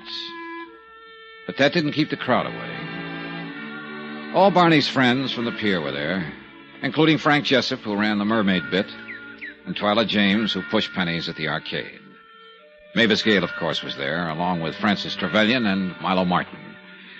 And there were the usual spectators who came out of curiosity. When it was all over, the sergeant and I started down the hill. there, Sergeant. Mr. Dollar. Oh, hiya, Frank. Mr. Jessup? Sure was a nice ceremony, wasn't it? Yeah, very nice. Pier was practically closed down. Everybody here for the funeral. We're all going to miss old Barney. Somehow I just can't bring myself around to calling him Tom. Won't seem to fit somehow. Sure. Well, I got to get back to Twyla. She's taking this kind of hard. Oh, yeah, sure. Was kind of surprised the way Miss Gale stood up. Real brave she was. No tears at all. Yeah, I noticed that. Sergeant? Maybe she was all cried out, Dollar. It happens, you know. Uh-huh. It happens.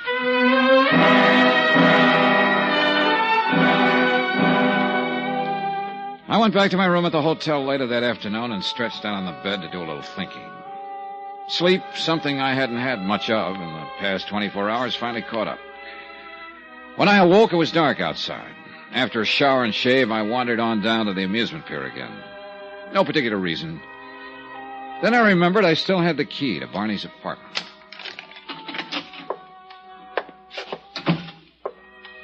I flicked on the light switch in the living room and sat down. Then as I reached around for an ashtray on the small table close by, my sleeve brushed several medicine bottles to the floor.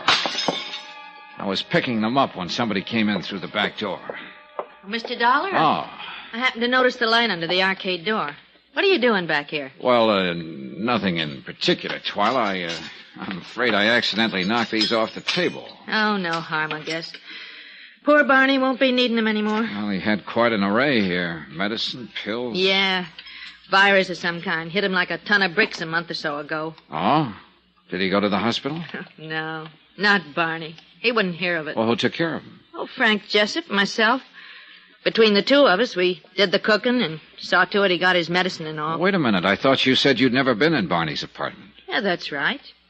First time was when I found the body. Well, look, if you and Frank took care of him while he was sick... Well, it was over at Frank's place in Venice. Oh. Yeah, Barney and Frank and a couple other fellas were playing cards. Suddenly, Barney wasn't feeling so good, so he decided to lie down for a while. That's when the game broke up. Frank stayed with Barney, and when he saw how bad his fever was, he called Doc Ferris. Doc Ferris, huh? Yeah, lives over in Venice. Thanks, sweetheart. Lock up for me.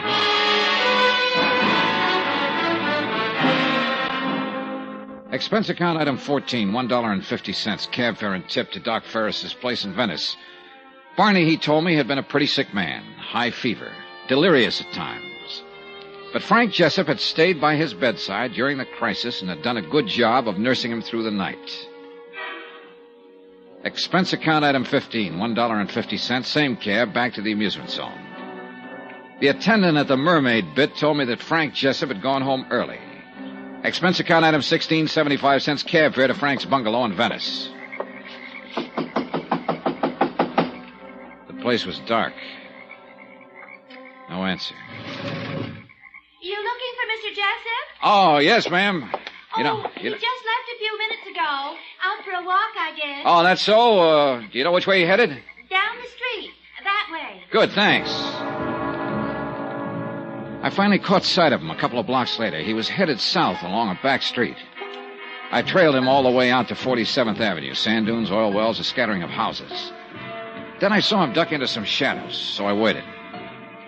About 10 minutes later, a big Cadillac came along, cruising slowly. As it reached the corner, someone inside flicked out a package, and then the car disappeared into the night. Frank Jessup suddenly darted out of the shadows, scooped up the package, and came running straight toward me. Hold it, Frank. I said, hold it. Let go. Let go. What are you doing here? I don't have to ask you that question, do I, Frank? And I don't have to guess what's in that package. Let go. Not a chance. All right. Look, Dollar, we get a good thing here, maybe. We have. Sure, why not? 50-50. That the deal you offered to your old friend, Barney Slade? Look, I didn't want to kill him, only when I went there the other night and told him what I had in mind, he got sore, started pushing me around. How did you find out about Barney's past? That time he was sick, delirious, fever make him do a lot of talking? That's right. So Barney spilled the whole thing without knowing it. Come on, Dollar, let's get out of here. Pocket guessed you were behind it all, didn't he? Figured that's exactly how you found out, so you had to get rid of him, too. Look, Dollar. Hold still, little pal. Now, who tossed out that package of money? Come on, Jessup. You called somebody on the phone and got a nice, fat reaction when you mentioned the name of Joe Fallon. Now, who is that somebody? I am, Mr. Dollar. Easy there. I'm a good shot. Well. The actor's friend and agent, Milo Martin. Thank you for holding our little friend here, Mr. Dollar. It makes things a lot easier. Huh? Your little friend was running a bluff on you, Martin. I don't think he's got the proof that you hired Joe Fallon 27 years ago. Oh, really? Perhaps not, but I couldn't risk it. Now, could I? So you thought you could make a little time with Mavis Gale if husband Tom was out of the way, that it? Yes, but I was wrong. Didn't even give you a tumble. Too bad, Milo. A stupid woman, really. Is quite stupid. And now, little man... Look, Mr. Martin, we can forget all this. Don't be ridiculous. We can't. And by the way, we haven't met, have we? Allow me. Frank Jessup. He runs a stall down at the amusement zone. Mr. Martin, you've got to trust me. I can keep my mouth shut. I fully intend to make certain of that, Mr. Jessup. Look, all we got to do is get rid of Dollar here. Oh, you're a sweet kid, aren't you? Nobody will ever know, Mr. Martin, I swear it. You're so right, little man. No one will ever know. Let go, Dollar! Hey! Frank pulled away from me somehow and started racing across the sand dunes, but he didn't get very far. Milo Martin pumped 2 shots into his back. That meant he took his eyes off me for just a split second, and that's all I needed. What? I belted him where he was very, very soft, and then followed with a hard uppercut.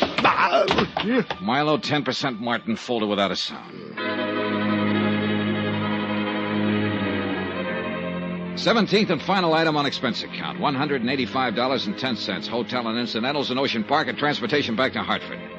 Expense account total $436.25. End of account. Remarks? About Frank Jessup. He got his out there in the sand dunes for the murders of Tom Sanford, alias Barney Slade, and Jarvis Pocket. About Milo Martin, in jail awaiting trial for murder of the above-mentioned F. Jessup. About Mavis Gale. She's going to see to it that the good work at Brother Pocket's rescue mission goes on. We'll donate $25,000 to the cause. Yeah, you guessed it. That'll be the insurance money. End of remarks, end of report. Yours truly, Johnny Dollar.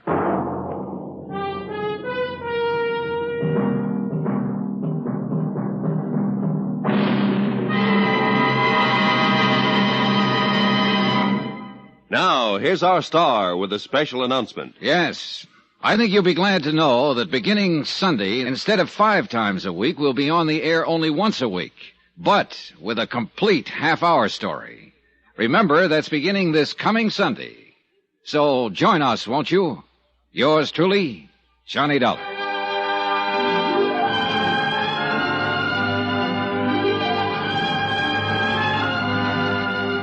Yours truly, Johnny Dollar, starring Bob Bailey, is transcribed in Hollywood. It is produced and directed by Jack Johnstone. This week's story was written by Adrian Jandot. Heard in the cast were Paula Winslow, Virginia Gregg, Victor Perrin, Paul Dubov, Frank Gerstle, John Daner, Lawrence Dobkin, and Chet Stratton. Musical supervision by Amerigo Marino. Remember, we'll now be on the air on Sunday nights. The time will be listed in your newspaper with more exciting stories of yours truly, Johnny Dollar. Roy Rowan speaking.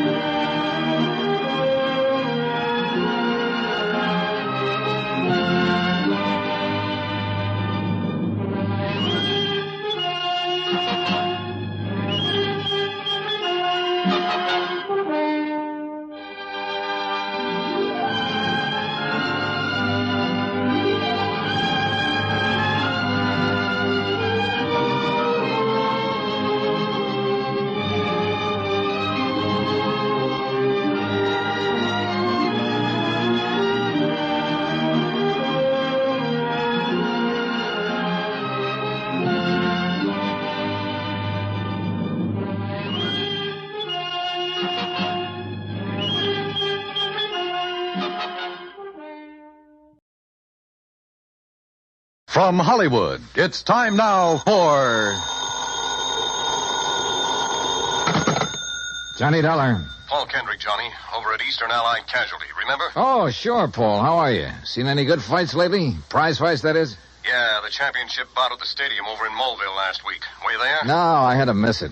But it didn't miss me. Huh? The minute Georgie hit the canvas in that fourth round, it cost me $50. Johnny, do you remember Al Coronado? Are you kidding? I've watched that boy come up from the Golden Gloves. Well, he fought in one of the preliminary bouts. I know. I lost on him, too. $20. Come on over, will you? And I'll tell you why the company may lose $50,000 on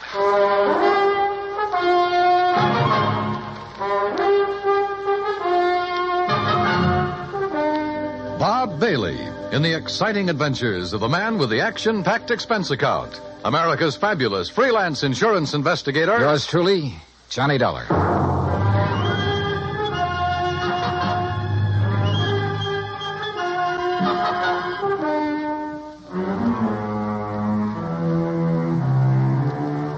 Expense account submitted by Special Investigator Johnny Dollar to Eastern Allied Casualty Insurance Company, 422 Spidal Building, Hartford, Connecticut.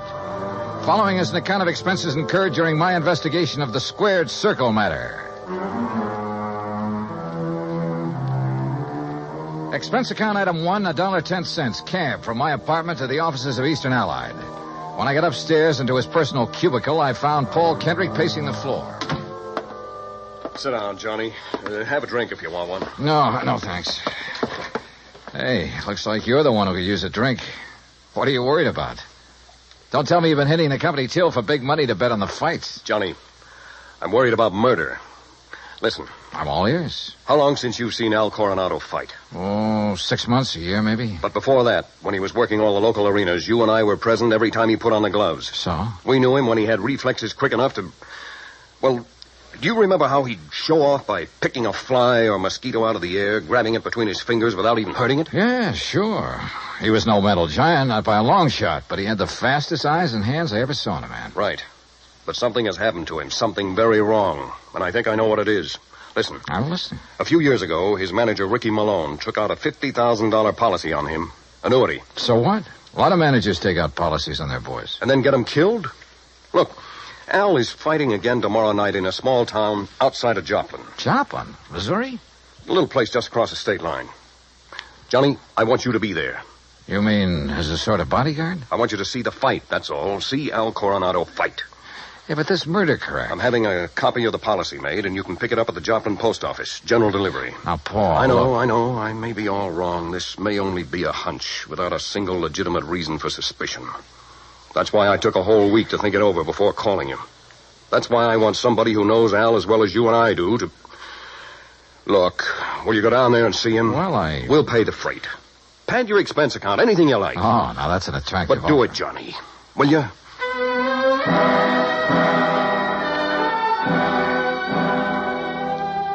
Item 2, another $1.10 back to my apartment to pack.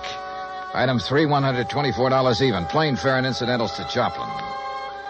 By your leave, Paul, the incidentals included a new sports shirt loud enough to startle the whole state of Arizona, an extra pack of razor blades, and a new toothbrush. Also, item 4, $3, flowers for the stewardess, who managed to find me an extra bottle of champagne. I arrived at Joplin shortly before noon, and after checking into a hotel, found that by some miracle, a copy of Al's policy was waiting for me at the post office. A quick glance at it brings up item 5, $4.25 phone call. Well, what do you mean, holding out on you? I thought you said Ricky Malone took out the policy. He did, and pays all the premiums. But the beneficiary named is Frankie Fortina. Now, who's he? I don't know yet. Well, his address is in New York City. You better look him up, will you? I've been trying to. But the last time Fortina was at the address on the policy, it was a racetrack bookie joint. Oh, so that's why you're worried. That's one reason. Well, if you learn anything about him, let me know, will you? I'm staying at the Beverly Arms. Okay, Johnny. Johnny. Yeah? Call me again, will you? After the fight tonight. Sure.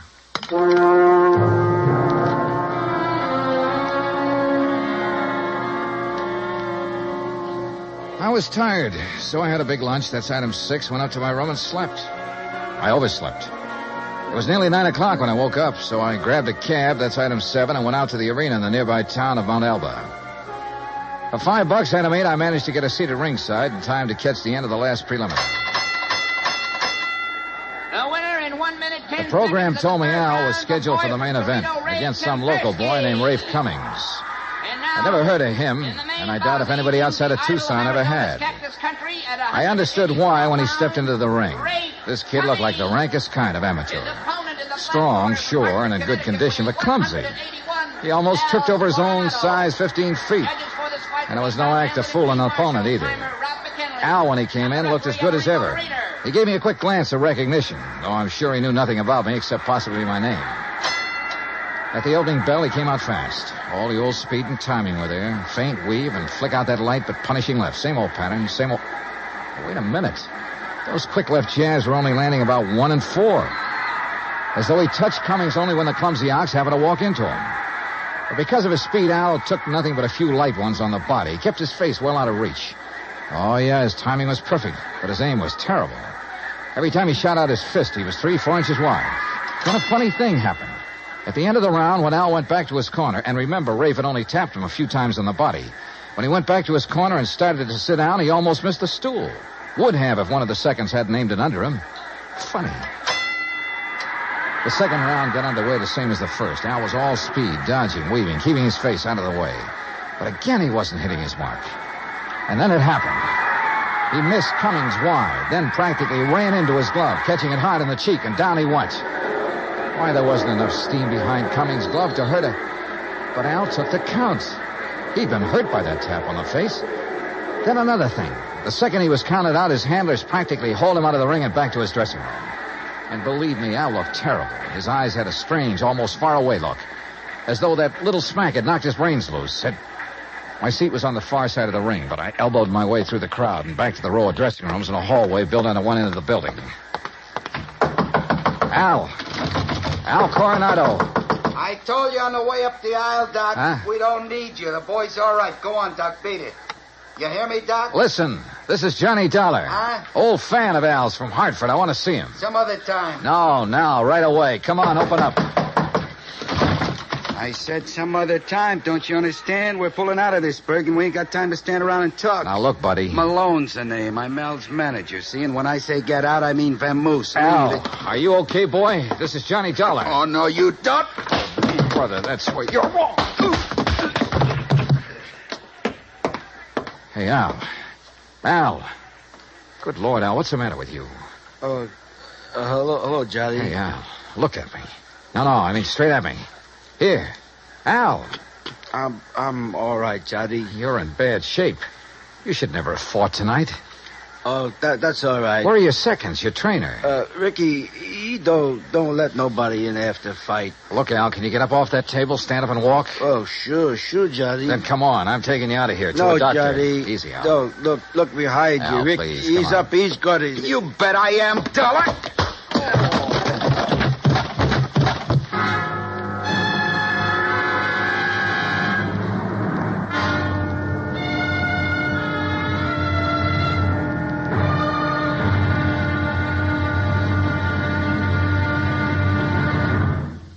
Act Two of yours truly, Johnny Dollar, in just a moment. Each Monday through Friday evening, most of these same stations bring you the Amos and Andy Music Hall. Variety entertainment at its best. For top songs, informal visits with top stars, and for a never-ending supply of fun. Turn your home into the Amos and Andy Music Hall 5 nights a week. Now, Act Two of yours truly, Johnny Dollar, and the Squared Circle Matter.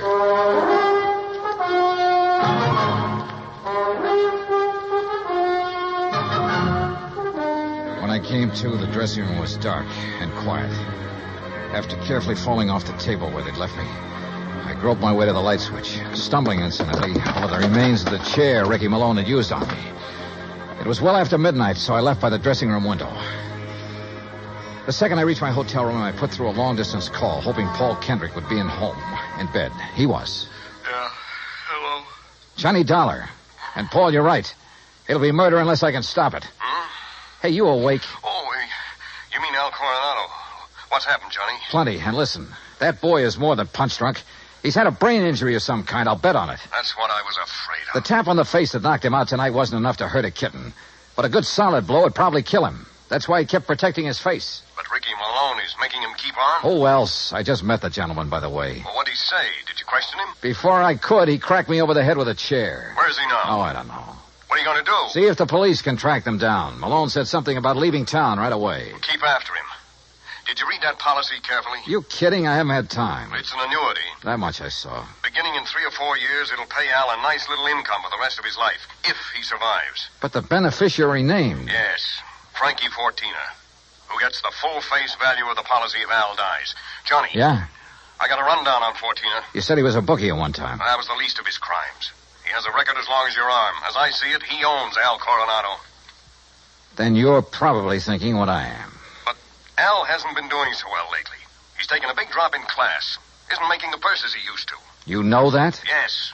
The ANBA keeps a complete record. So with this injury to his brain, the only way Fortina can clean up on him is by seeing him dead. That's right.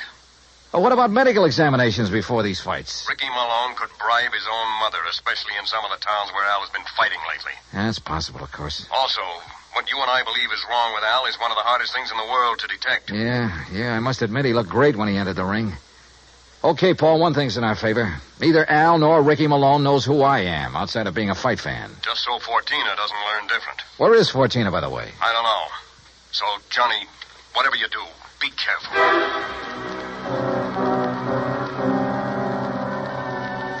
Expense account item 9370 for a couple of phone calls, some breakfast, and a taxi to police headquarters. I'll say this for the Joplin police. When they go into action, they really get things done. Within less than 2 hours, Sergeant Danny Ruskin dug up all the information I wanted. Well, that ties in with what Conroy found out at the airport. No, that does it, Herm. Thanks very much. Something? And I think it gives us the whole story, Johnny.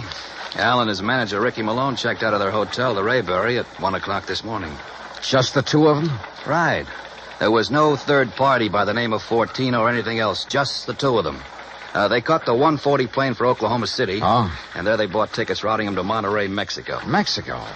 How soon can I get a plane? Going down there, huh? I told you, I gotta save that guy's life. All right, look, in Monterrey, look up Sergeant Romelia Garcia, Main Homicide Division. You mention my name, he'll give you anything you want. Good. Now, what about that plane?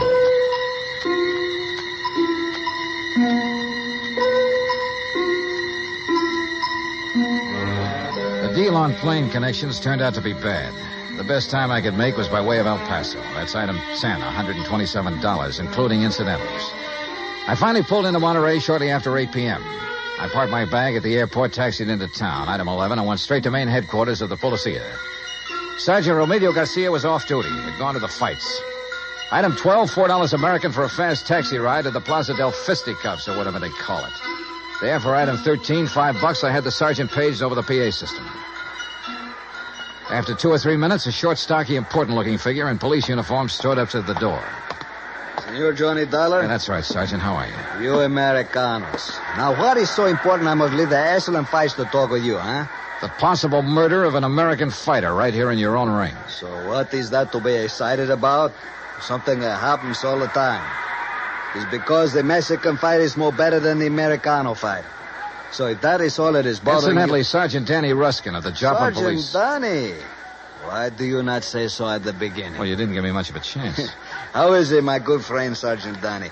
Pues it's too long I have seen here. Yeah, well, look. Excellent man, Sergeant Danny. When I have trouble with one of our Mexican nationals who escape across the border and go all the way to Missouri, Joplin, it's Sergeant Danny who... But you have a problem, huh? Yeah. A fighter named Al Coronado. Coronado. Oh, but of course, tomorrow night he is fighting here, and he will lose. Why do you say that? Come, look. Here on the, what you call, a billboard, a picture of the man he is to fight. So, El Toro Negro. That sounds more like the name of a bull than a... Holy... See, big man, is he not? Is this picture real? 240 pounds, senor. But Al Coronado only weighs in at 181. See, El Toro, big man. And Senor Dollar, he is a killer. Our best. 3 men he's knocked out of the ring. But nobody hurts him, so no wonder you worried. Sergeant, unless you and I can stop it, that won't be a fight tomorrow night. It'll be a premeditated, cold-blooded killing. Oh? How so?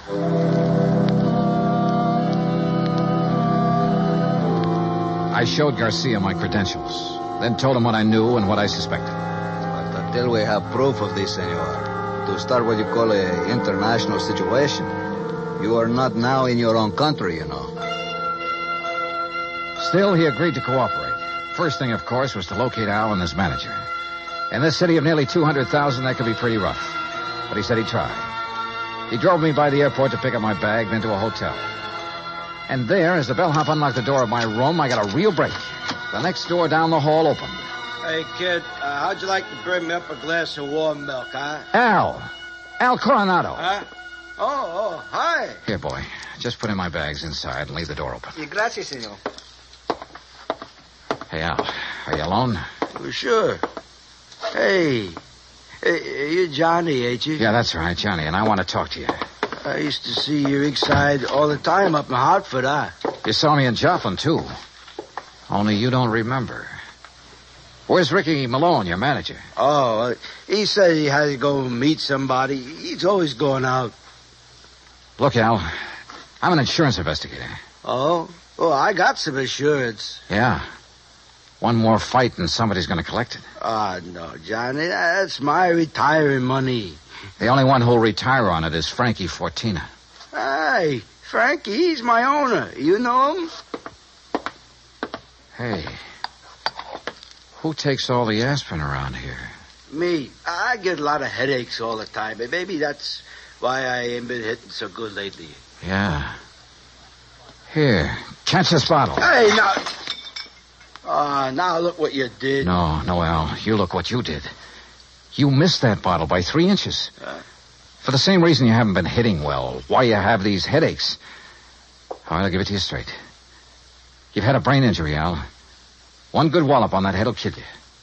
And that's just what Ricky and Fortina want. No. Ricky always says to keep my head protected, so you must be wrong. Am I? Well, Ricky's good to me. Why, you numbskull, he's trying to get you killed. Johnny, you're all wrong. You know the man you're up against tomorrow night? Well, I know his name. Well, he's the one scheduled to finish you off. Johnny, I don't believe that. Al, listen, you gotta believe it. Now, where's the telephone? Here. Who you gonna call? Hello, this is an emergency. Get me Sergeant Romilio Garcia at Central Police Headquarters. Cops? That's right, Al, and a doctor. No, look, Ricky says to stay away from doctors. All they can do is stop you from ever fighting again. And that would make you worth just $50,000 less to Frankie Sergeant Johnny Dollar. I found Al. Hotel room right next to mine, room 915. Bring a doctor, a brain specialist if you can, even if you have to drag him out of bed. Oh, look, we'll fight the international situation when we come to it. You get a doctor up here, you hear me? You hang up or I'll blow your head off. Well, Mr. Fortina, I believe. Frisk him, Ricky. Sure, boss. He's clean. Huh? I hate to shoot an unarmed man, Dollar, but if you make one phony move... So you know who I am, huh? Well, Ricky here may be stupid in some ways, but he had sense enough to call me from Joplin after you broke in on him there. Finding out what you're up to wasn't difficult. Finding out what you're up to wasn't very tough either, Fortina. But it's all over. Not for me, Dollar. That's where you're wrong. That phone call I made was to the police. I know, to Central Headquarters. That's over 3 miles from here. By the time your sergeant finds a doctor and gets here, you'll be dead. And I will be gone. Have you forgotten that you have a border to cross, Fortina? You think I'm stupid? Frankie Fortina has never been here. Has never been even in Mexico. Because my tourist card reads Charles Edward Smith. And since the next plane leaves for the States in about 20 minutes, Ricky... Yeah, boss? I think Mr. Dollar had better have an accident. Fall out of the window, perhaps. Oh, now, wait a minute, What? boss. I mean, well... Listen to me, Malone. I had 2 reasons for coming down here. To see if you were right about Dollar and to make sure of that fight tomorrow. You've been stalling with Al. You've taken too long. The heat is on up north. I need the dough. I told you, boss, that El Toro will do it tomorrow. Fellas, Shut up. And look, if you take care of Dollar, what about me? What? Maybe you can get back to the States, but me, with Dollar laying dead here, and if Al talks... Al won't talk. You won't either. Frankie. Dollar has given us a perfect setup. He came here to Al's room. You found him here. You had a fight. Dollar ends up in the street below. But what happens to me Haven't then? I always taken care of you in the past when you were working for me? You know what will happen if you ever try to cross it. No. All right, listen, all right, Frankie. all right. I have contacts down here. I have plenty of them. I have lawyers, good ones. It's going to be self-defense, pure and simple. But what if Al talks? I told you before, Ricky. You've taken too long with him. Frankie, listen. While I hold this gun, you're going to take care of Al, too.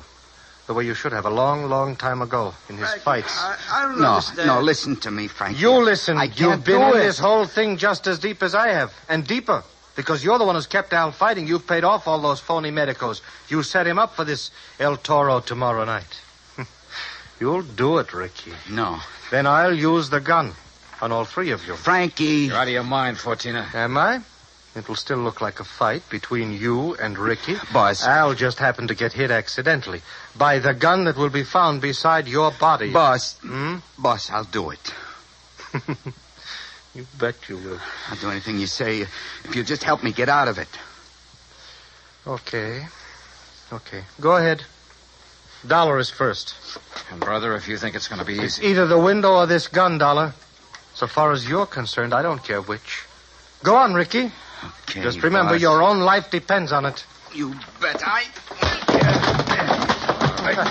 Play dirty, will you? The window, Ricky. The window, I said. Remember, it's your own life, Ricky.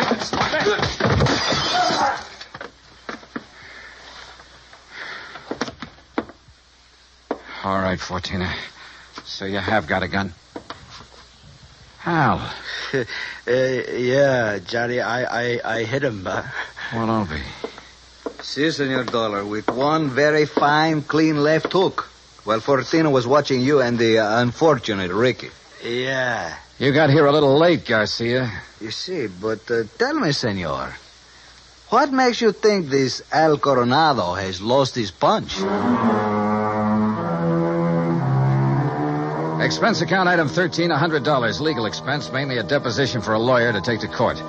Just how Garcia got me out of having to stay in Monterey for a hearing, I will never know, but he did. As for Al Coronado, I suggest the company make some adjustment in his policy that'll permit paying his annuities immediately. And why not? The company should have investigated more thoroughly before issuing this policy anyway. And if it doesn't show a little heart, well, I'm sure it will. Item 14, $224.50, hotel and incidentals and transportation back to Hartford. Expense account total, $491.20. Yours truly, Johnny Dollar.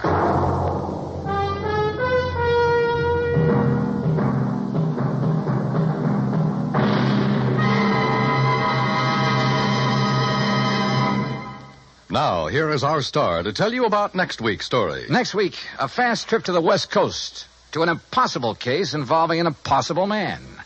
Join us, won't you? Yours truly, Johnny Dollar. Yours truly, Johnny Dollar, starring Bob Bailey, originates in Hollywood. It is produced and directed by Jack Johnstone, who also wrote tonight's story. Heard in our cast were Harry Bartell, Herb Ellis, Victor Perrin, Jack Crucian, Les Tremaine, and Lawrence Dobkin. Musical supervision is by Amerigo Marino. Be sure to join us next week, same time and station, for another exciting story of yours truly, Johnny Dollar. Stay tuned for 5 minutes of CBS News, to be followed over most of these same stations by the FBI in Peace and War. Dan Cubberly speaking.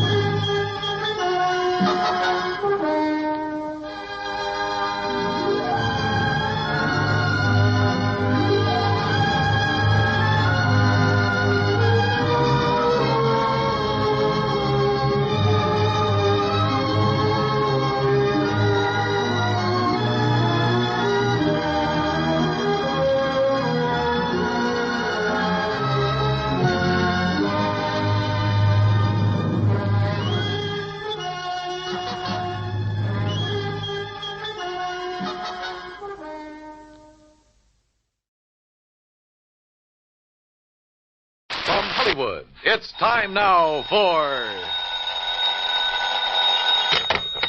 Johnny Dollar. Crutcher, Mr. Dollar. Lester Crutcher at Continental Insurance Company. Oh, how are you, Mr. Crutcher? Tell me, are you familiar with the Priest Expedition Collection? Priest Expedition? Some of the relics, artifacts of considerable archaeological import that were excavated from the ruins of the city of in the valley of the Euphrates. What? Findings from the temple erected to the god Baal, which proved of such historical value to students of the ancient Babylonian civilization. You know. Yeah, I certainly don't know. But what about it? We carry some special insurance on that collection. And what's happened to it? Nothing yet. But I think you'd better come over and see me. Right away. Okay, Mr. Crutcher. Why not?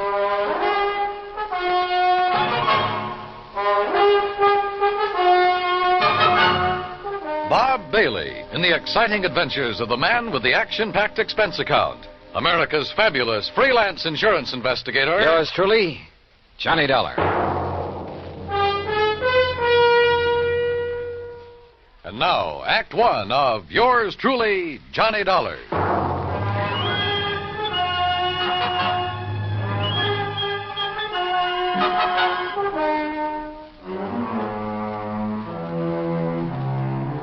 Expense account submitted by Special Investigator Johnny Dollar to the Continental Insurance Company, Hartford, Connecticut. Following is an account of expenses incurred during my investigation of the loss of memory matter.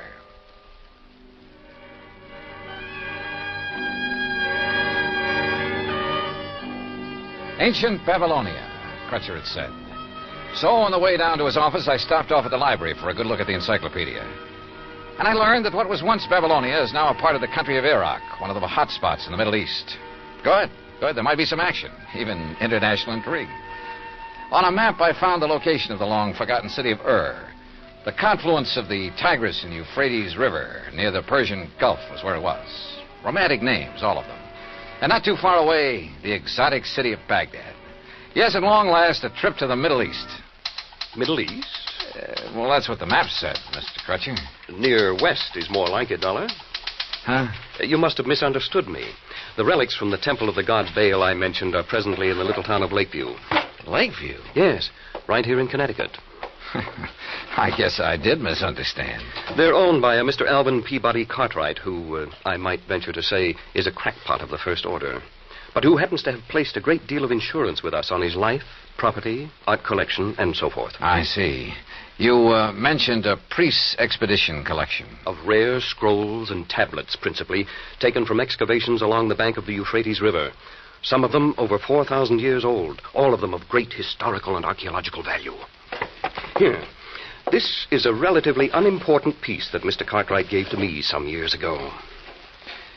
Well, what is it? What does it look like? Well, like a tiny sort of sofa pillow. Only it's made out of dried mud or some... Hey, wait a minute. There are a lot of tiny marks on it. Hieroglyphics, Dollar. Those are a perfect example of the cuneiform writing that was used by the ancients. Oh, what's it say?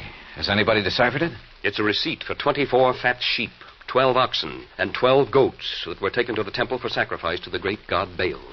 Well, how about that? Does the whole collection consist of stuff like this? Yes, and of priceless scrolls made of papyrus and leather. You've heard of the Dead Sea Scrolls? Oh, yeah, sure. That throw so much light on biblical times. Yeah, they've had a lot of publicity in time and life and so on. Yes. Those in the priest collection cover much of the history of the Canaanites and Phoenicians. And you've insured the collection? It's this way. Mr. Cartwright has decided to sell it to the museum here in Hartford. Has promised them that his stepson, Alfred Hocking, who lives with him, would deliver it to them today. But now he's suddenly worried to death that something will happen to it en route. So? So, to keep him happy, we've issued a $20,000 transit policy. Well, then what's he worried about? Now he demands a guard for it, too. Well, doesn't he trust his stepson, this Alfred? Who knows? Who knows what old Cartwright thinks, whom he trusts. Well, now look, And after all, $250 plus whatever expense account you can dream up for a couple of hours' drive in the country. But of his own... Oh? Well, sure, why not?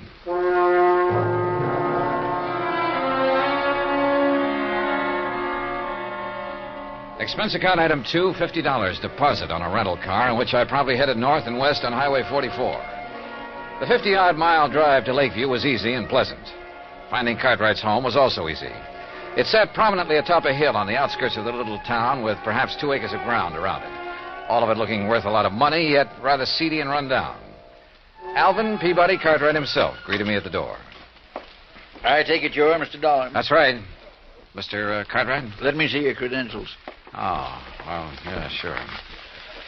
All right, here you are. Yes, all right, you can come in. This way, in my study. Right here. And there, Mr. Dollar, is the box containing the Babylonian relics. That one carton is all that's to be delivered to the museum in Hartford? That's all.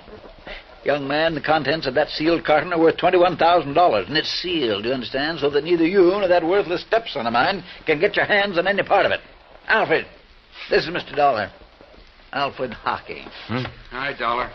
Oh, I'm sorry I didn't see you sitting back there. Yeah. Now let me finish this phone call that you interrupted. You still there, Mr. Waring? All right, now. Huh? Yes, he finally got here. Dollar's his name. That's right. Shall I sit down? Yeah, sure. Well, just you be sure he identifies himself. Yes, and that he's accompanied by my stupid stepson, whose name's Alfred Hocking. Now, if only one of them appears, or if the seals on the carton are broken, you're not to accept it. Make him bring it back to me in a... No. Call the police. Yes, that's what I said. Call the police. Otherwise, give the money to Mr. Dollar. Not to that half-wit stepson of mine. I don't trust him. Now, they'll leave here shortly, and I know it's late, but Waring, just make sure that you're there waiting for them with the money. Goodbye. Mr. Cartwright. Yes? Well, what? If you're so concerned about it, I can't help wondering why you haven't asked the police to guard this shipment for you. Because I don't trust them. I don't trust them any more than I trust this numbskull Alfred. Thanks. I don't trust anybody. Oh, does that include me? Of course it does.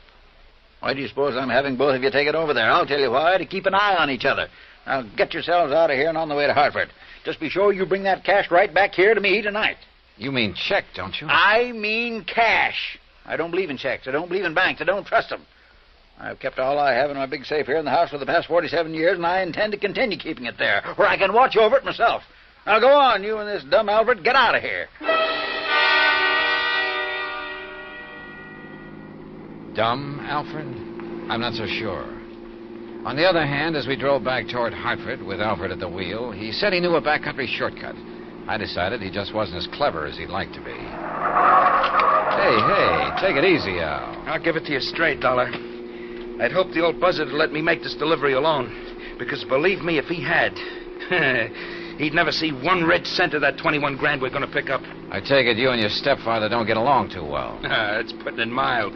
But I'm telling you, boy, that once I figure a way to relieve him of his dough, he'll never see me again. $21,000. Boy, that would get me so far away from here, I tell you. You, been living with him long? All my life. The crazy old Scrooge has never let me have any money of my own.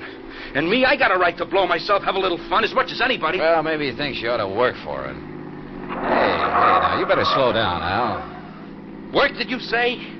When he's got more than he'll ever be able to use stashed away in that old safe in the cellar?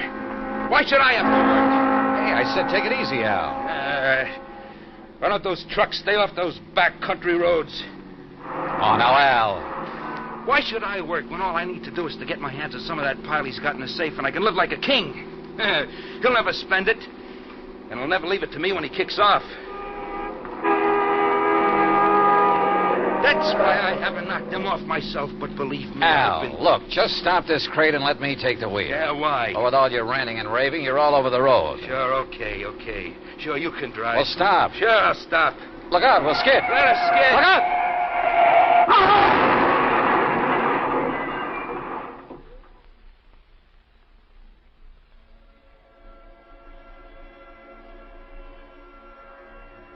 There was a long period of deep, dull blackness, without sound, without feeling. And then, slowly, hazily, the light came back, but it wasn't clear. Everything seemed very confusing, very vague. I was conscious of a terrible throbbing in my head, and then it slowly passed, leaving only a dull ache. A strange and helpless feeling of not knowing who or what or where I was, until the shadow of a man rose from the ground beside me. Slowly took definite form as it wavered for a moment, then stood over me. How about you, boy? Back to the world again? Well? Yeah, you really hit that windshield frame. Here, let me help you sit up. I'll lean you up against what's left of the car. And now. Car? Sure. Yeah, this is the wreck we cracked up in. There you are. Nothing busted. You were just knocked out. Cracked up? Sure. On our way to Hartford. Hartford? Hey. What's the matter with you? I don't know. I can't seem to remember anything. What do you mean? Not anything. I can't remember. My mind is all blank. Well, you know who we are, don't you? No. What? No, and my head, it's Look. Are you kidding, Hartford? Bud? Car? Sure. Hartford, to deliver some stuff and collect the big water. You're sure you don't remember? I don't remember. Not even who you are? I don't remember. I'm trying to, but Okay, Now, listen. Everything's going to be okay, real okay. You want to know who you are, huh? Yeah, who I am. Sure you do, and I'll tell you. Your name is Hocking. Alfred Hocking. Alfred? That's right, yeah. You're Alfred Hocking. We were driving along here in the car. See, I was. You were keeping me company, you get it? Yeah, I guess so. Sure you do, sure. You see, I have to deliver some stuff in Hartford. It's in this box here in the car. There, you see it? Box? Oh, yeah. Yeah, you just came along for the ride. The ride to Hartford, see? Oh. Yeah, and after I deliver this stuff and pick up make a little pickup, that is, why, then you and me will part and go our merry ways, you see? I don't know, I guess so. Sure you do, sure you do. Yeah, sure I do. You feel better now, huh? Yeah, much. If only my head would clear. If only I could remember something, anything. Look, you're going to be okay. Al? I'm Al. That's right. Yeah. But you... I can't remember. Huh? Who are you? Me? My name is Johnny Dollar. Dollar? Yeah, remember that. Johnny Dollar. That's right. Yeah.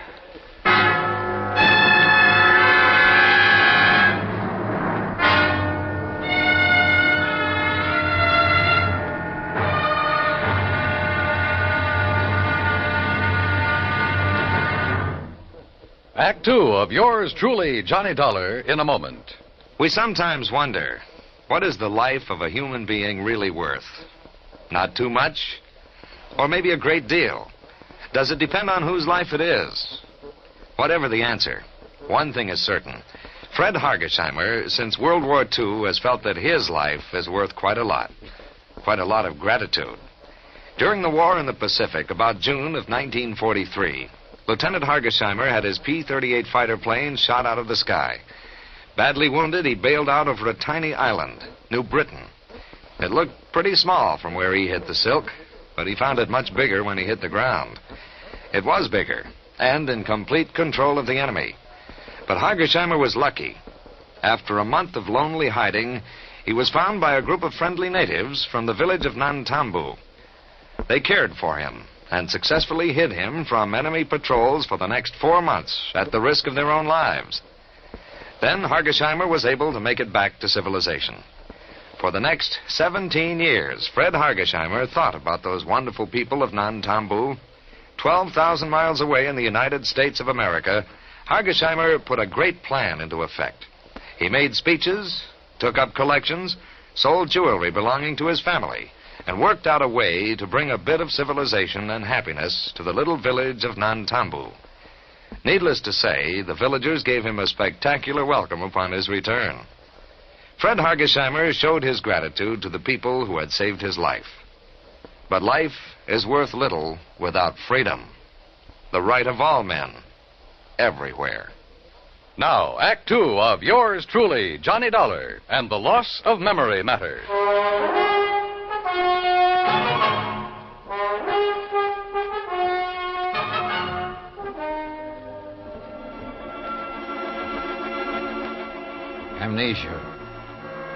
Sudden, complete amnesia. And all the feeling of utter helplessness that goes with it. The man who was with me told me the crack up of our car on the way to a place he called Hartford. Hartford meant nothing to me. Nor did I recognize anything of the countryside or the road where we sat waiting, hoping someone would pick us up. Names, places, I remembered nothing. Not even who I was, or who the man with me was. That's right. Dollar. I'm Johnny Dollar. I see. And your name is Hocking. Alfred Hocking. Hocking. Yeah. Yeah, you're feeling better, aren't you? Yeah, I think so. Well, look in the pocket of your coat. Pocket? Isn't there a billfold there? Yeah, open it up. Yeah, here it is. Yeah, there's a name in it? Sure, see? Alfred P. Hocking. That's right, that's you. And I'm Johnny Dollar. Just remember that and everything will be all right. Now, why don't some truck come along and pick us up, or a car? What are we doing out here, Johnny? You see this box? Well, I've got orders to deliver it to the museum in Hartford. Museum, huh? What's in it? No, just some old relics. Then I'll collect the money for it, and that'll be that. You can be on your merry way, okay? Yeah. Yeah, I guess so. Sure. But how come I'm going with you, Johnny? Why, you live in Hartford, see? Oh, I see. You didn't even know that. You still don't remember anything. Only what's happened since I woke up here. Look now. Yeah? Why don't you take me home first, if we can get a ride, that is, and maybe if I rest, I'll feel better. No. Maybe my mind will clear up. No, first the museum. But, Johnny... All right, listen. The crazy old coot I'm delivering this stuff for, he phoned ahead that there'd be two of us, see, so you've got to come along to the museum. Museum? Yeah, the museum, the one in Hartford, like I told you. Oh, yes, Hartford. But once I get the money for it, I'll take care of you. Yeah, I'll take care of you. You've done pretty good as it is, I guess. Sure I have, Al. I've pulled you out of the wreck and all. Hey, look, here comes a big moving van, and if I know those boys, who'll pick us up. Come on, get up on your feet, and we'll flag him down.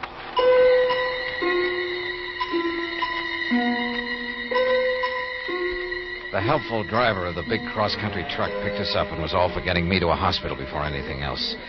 But my companion, who called himself Johnny Dollar, assured him he'd do it as soon as our mission was accomplished.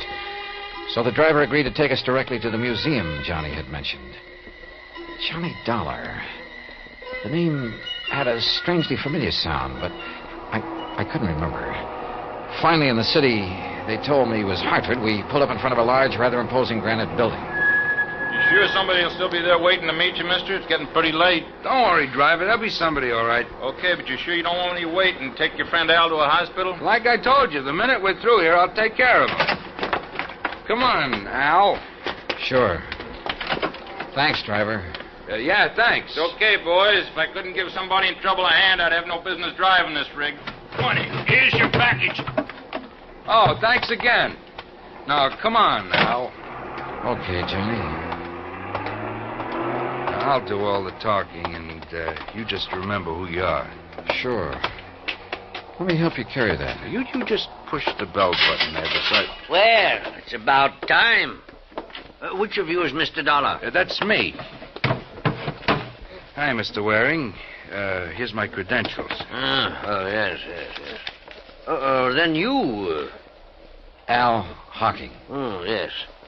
Just as Mr. Cartwright said on the phone. But what happened to you? I had a little car accident on the way. Oh, yes.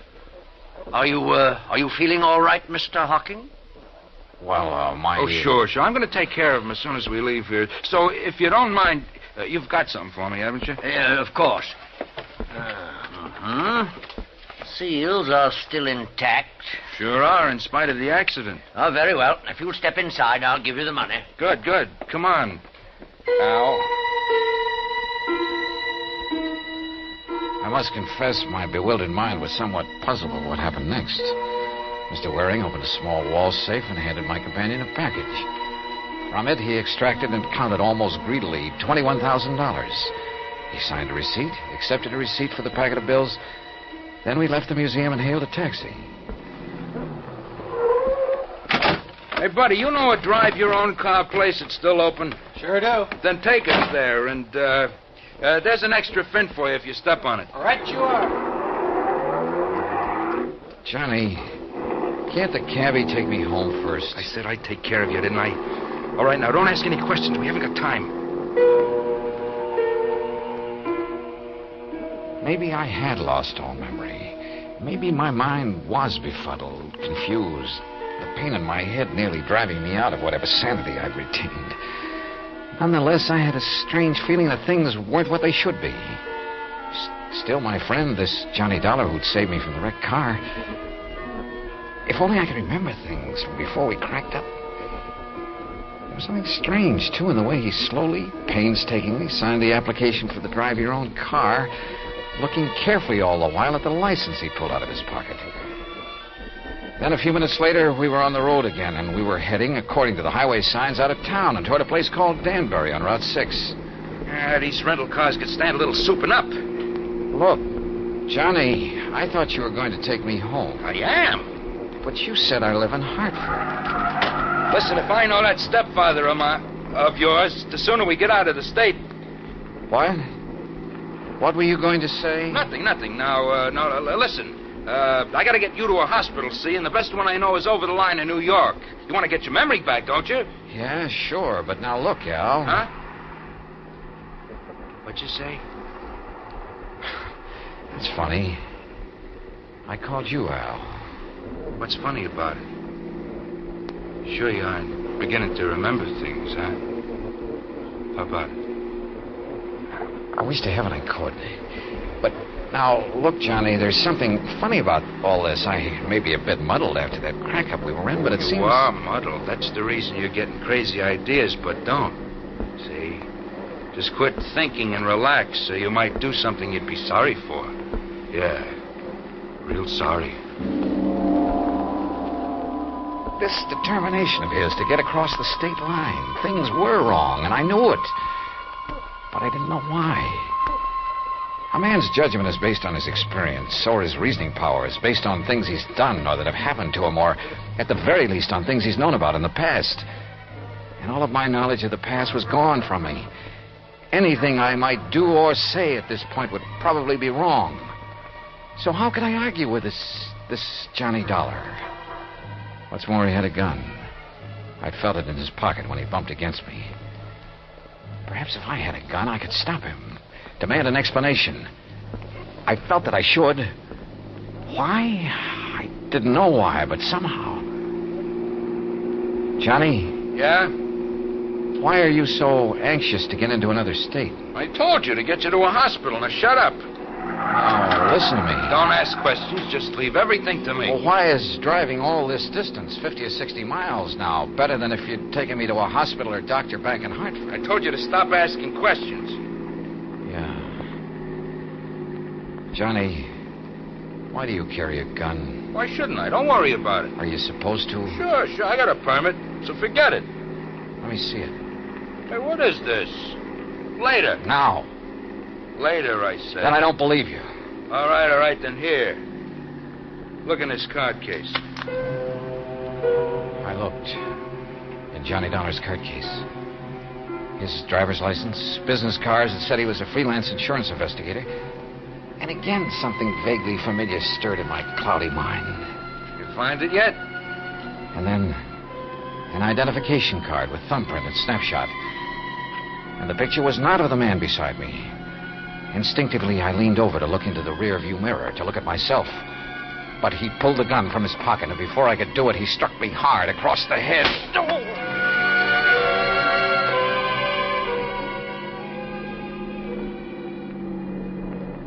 All right now, Al.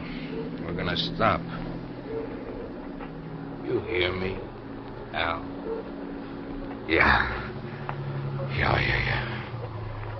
You hit me with that gun. That's right. That was a mistake. Because that second blow on the head. Why have we stopped? You'll see. You see, you gave me an idea about this gun. Get out. Sure. Why not? Pretty wobbly, huh? All right, now. Look down over the side of the road there. What about it? See that deep ravine down there? Why?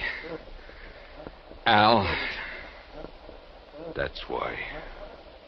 Because you called me Al. And this time you meant it. Yeah? I guess I did. Thanks to that poke on the head. So, you got some of your memory back, huh? But not your strength. No. So before you do... No, put that away. Oh, shit, I'm going to...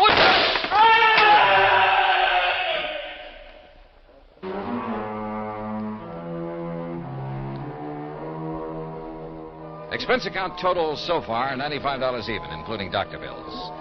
Repair bill on rental car is still to come, and strangely enough, old Cartwright is perfectly willing to pay it and any other expenses that may be involved. He's a changed man with his chiseling stepson out from underfoot. Also, I'll be required to appear in court against Alfred Hocking, and there'll be expenses involved there, too. The extra $500 Cartwright insisted I take doesn't go in this account since it came out of his own pocket. Not bad for just a couple of wallops on the head, huh? Yours truly, Johnny Dollar.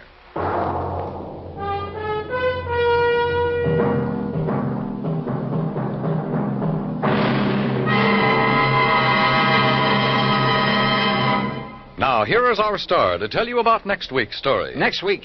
Well, it's another case of mistaken identity, but believe me, a completely different affair. Join us, won't you? Yours truly, Johnny Dollar. Yours truly, Johnny Dollar, starring Bob Bailey, originates in Hollywood. It is produced and directed by Jack Johnstone, who also wrote tonight's story. Heard in our cast were Les Tremaine, Parley Bear, Joseph Kearns, Barney Phillips, Tom Henley, and Shepard Menken. Musical supervision is by Amerigo Marino. Be sure to join us next week, same time and station, for another exciting story of yours truly, Johnny Dollar.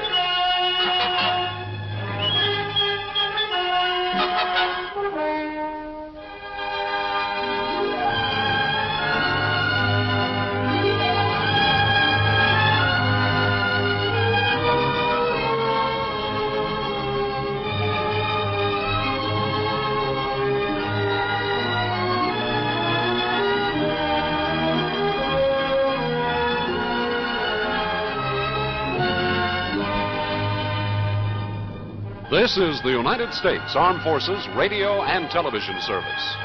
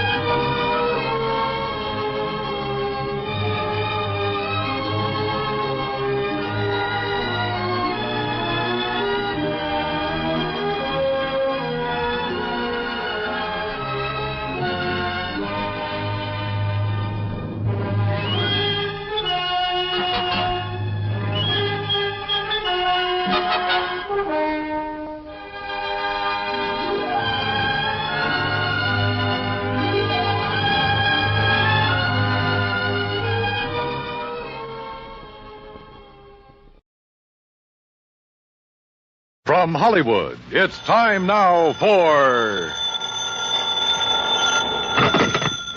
Johnny Dollar. Batter up, Johnny. Who's that? McGraw. Oh, as if I didn't know. What's on your mind, Bert? Dollar Mason. Ever hear of her? Her uncle Sylvester Mason. Mason Steel and Iron? That's the man. Doll is his favorite niece. About 6 weeks ago, she disappeared. So? So, yesterday, a body washed up on Newport Beach not too far from her parents' home. Darlis? According to her father. And you hold a policy on her? For $25,000, double indemnity. Ouch. So, why don't you pay it off? We would have, Today, except for one thing. Well, what's that? Right after Mason identified the body, a man named Dixon showed up and swore it was the body of his daughter. What?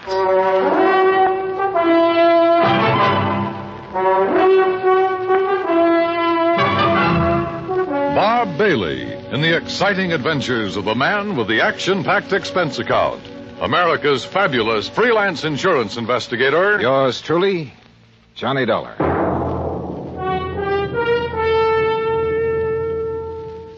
And now, Act One of yours truly, Johnny Dollar.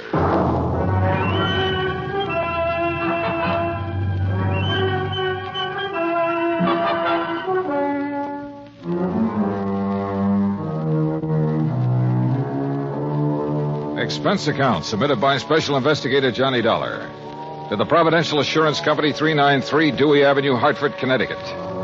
The following is an account of expenses incurred during my investigation of the Mason-Dixon mismatch matter. Expense account item 1, $1.20, taxi from my apartment to the Providential Building. The walls of Bert McGraw's office are covered with pictures of sporting events, and as I entered, Bert was preparing to hang another one. Oh, Johnny. Well, come in. You ever see this? Who is it? Who? Was me, that's who. The day I pitched for the Valdosta Lions. Struck out 10 of the Cherry Pointers that afternoon. Yes, sir. You win the game for him? Huh? I said, did you win the game for him? Oh. No. Cheating umpire. There. Well, Johnny boy, you ready to join our little team? I don't know. The body of a girl being found on a beach, Mason identifying it as his daughter, then somebody else showing up. Henry Dixon. Yeah, and saying the same thing. Can't the authorities identify her? Haven't been able to yet. Neither one of those girls had their fingerprints on record? Nope. Well, what about dental work? Nothing to go on there either. Oh, brother. It's not going to be an easy one, Johnny. How long had the body been in the ocean before it was washed up? Well, they figure about 6 weeks. You know what that means. Yeah. Hello? Oh, yes, sir. I see. Uh-huh. Well, if it isn't the Mason girl... Yes, sir. Yes, sir, that's right. Thanks for calling, Captain. That was Captain Miller of the Newport Police. They find out who she is? No.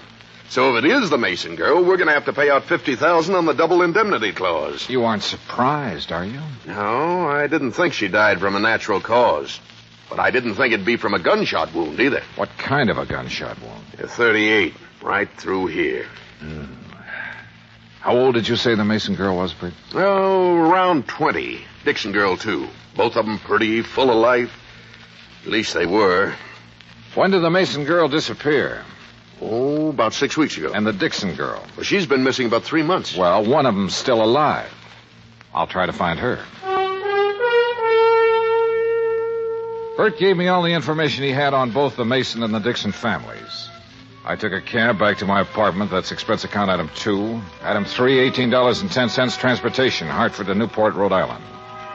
After checking in at the Ogden Hotel, I called Darla Mason's father, rented a car, and drove out to the Mason home on the beach. I was about to ring the bell when the front door opened. Hi. Well, hi. You must be Johnny Dollar. That's right. Come on in. I'm Joan Mason. Darla's little sister. Uh-huh. This way, Mr. Dollar. Mother's waiting for you in the den. Your mother? I thought my appointment was with your... Oh, my father's indisposed. Besides, Mother's the brains of this family. Of course, if you really want to know about Darla, you ask me. Maybe I will. You better. Mr. Dollar's here, Mother. Thank you, my dear. Come in, please, Mr. Dollar. See you later, Johnny. A dreadful mistake my husband made has upset him so. I thought it best to see you myself. Just what mistake are you referring to, Mrs. Mason? Well, we've released a statement to the newspapers. I thought you had heard. No, ma'am, I haven't. You've made a trip over here for nothing, then. Oh? Yes, you see, my husband erred when he identified that body as being our daughter's. It couldn't possibly have been. Well, I know you're glad of that, Mrs. Mason. But what made Mr. Mason change his mind? I haven't changed it, Dollar. Georgia, I thought you were going to stay in your room. Never mind. Dollar, any questions you want to ask, I'll try to answer them. Why, George Mason, you've been drinking. Only enough to take the bad taste out of my mouth, and you know what put it there. Don't look so mixed up, Jenny. I tried going along with you, but I got too weak a stomach. So here I am. I don't know what you're talking about. No. Listen, Dollar. Soon as they found out that girl had been murdered, my wife here decided it couldn't have been Darla. It isn't Darla, and you know it. Only thing I know is that you got a set idea good, proper people don't die nowhere else but in bed. Because this girl died like she did, because she was shot, you tried convincing me she ain't our daughter. Well, I won't hold still for it. That girl's Darla, no matter what that crazy coot Dixon says. Me, or Mr. what you Dollar? say. Surely. You hear? You hear me, Jenny? Oh. Doggone woman. I get so mad at her. Oh, you want a drink, Dollar? No, thanks. A little early for me. Yeah, I guess I've had enough, too. Well, Dollar, no matter what way our girl died, she was a good girl. Never gave me a bit of trouble. Never lied, never ran around like some her age do. Oh, she was a real good girl.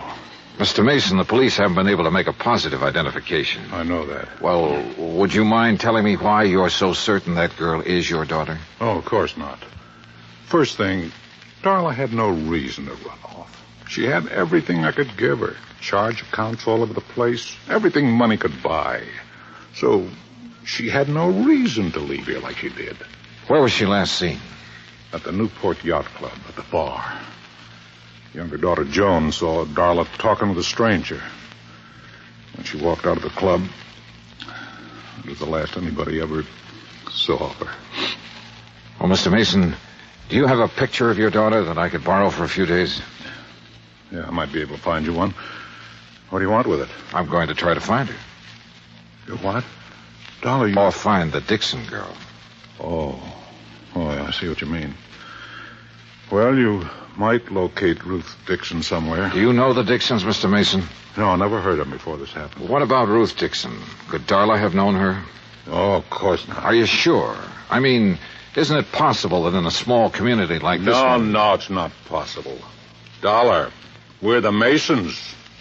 Now, maybe that don't mean much to you or to me, but it means an awful lot to my wife. And for the time poor Darla was born, my wife drilled it into her. You understand? No, I'm not sure that I do. Well, Darla never mixed with people she thought were beneath her, any more than my wife ever has. I see. You don't believe it, you just ask around. I plan to, Mr. Mason.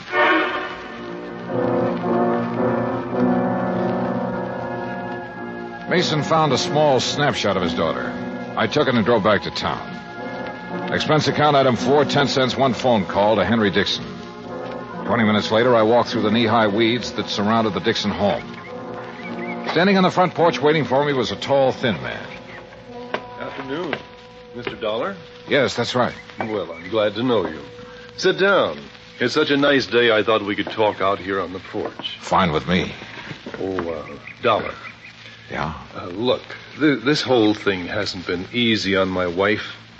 Now, I've spent all day convincing her that I was mistaken, that the girl found on the beach isn't our daughter.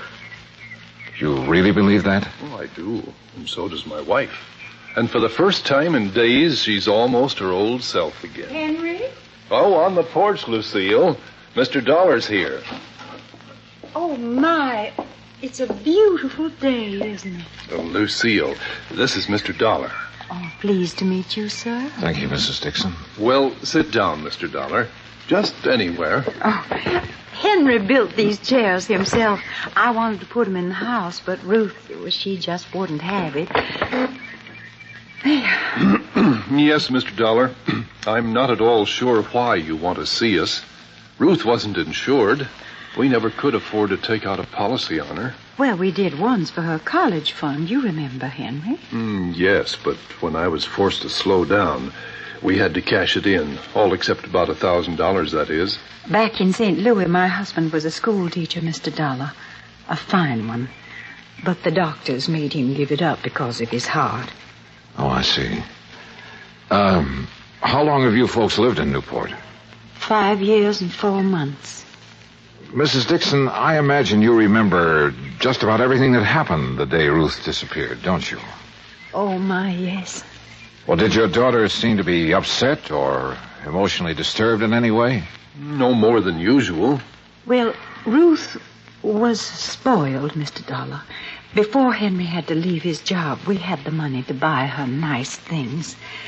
Then, when we didn't have it, well, Ruth just never could get used to seeing her friends in their pretty new dresses. That's one of the reasons we moved to Newport, to get away from that crowd. Yes, we hoped she would find some friends on her own, Financial level. yes, some friends like that. But she wouldn't change. Did she know the Mason girl? Or ever talk about her? No, I can't recall that she did. Now, wait a minute, Henry. She did once. Oh, when was that? Oh, about the middle of March. They were having a dance where Ruth worked. When she got home that night, she told me the Mason girl had been there and how nice her hair had looked. The Mason girl wasn't nearly as pretty. Oh, no. Have you ever seen a picture of Ruth, Mr. Dollar? Well, only the one in the newspapers. Oh, that doesn't look a thing like Ruth. Excuse me. Surely. Mr. Dixon, was Ruth happy with her job? Well, considering how little they pay girls for doing hostess work, she was. Now, here's a real nice picture of her, Mr. Dollar. You just look at this. Isn't that something? Sure. Mrs. Dixon, where was this taken? Why, where she worked. At the Newport Yacht Club. I borrowed the picture after promising to be careful with it. Then I went back to my hotel. At the desk, I stopped for my key and messages and found one from Captain Miller of the Newport Police. He wanted to see me in his office as soon as possible. It took me about 5 minutes to get there. Dollar? Yeah, that's right. In here. I'm Miller, homicide detail. I'm glad you could... Mr. Dollar, what wonderful good news. Jenny, leave the man alone. Well, I didn't expect to find you people here, Mrs. Mason. No, I'm sure you didn't. And Mr. Mason didn't expect to be here either. Oh, you just wouldn't hold the thought, would you, George? You just wouldn't have faith. Oh, You Jenny. had our girl dead and buried in her grave. For heaven's sake, never see anything so disgusting, Dollar. But she's not. No, sir. Oh, I'm so thankful, so very Mrs. Mason, you mean you found her? They haven't found her yet, Dollar. As a matter We of fact... found proof that she's alive. What kind of proof? A slip. A what? A little sail. Oh, Mr. Dollar, I'm so excited. Calm down, Jenny, for heaven's sake. I'll What calm did you down find, when Captain? I'm ready to. I didn't Mason, find not it, one Mrs. Mason. second did. Well, what is it? What is it? A bill from Kennedy's. That's a department store over in Providence. Oh, why don't you shut up, woman? Oh, Captain, what's a bill got to do with Darla Mason being alive? Just this. All the Masons have a charge account at Kennedy's. yes. So today a bill came to the Mason house addressed to Miss Darla Mason. You hear? You hear? Mrs. Mason opened it. Yes. Darla charged a fur wrap in Kennedy's. Oh. When? Just last week.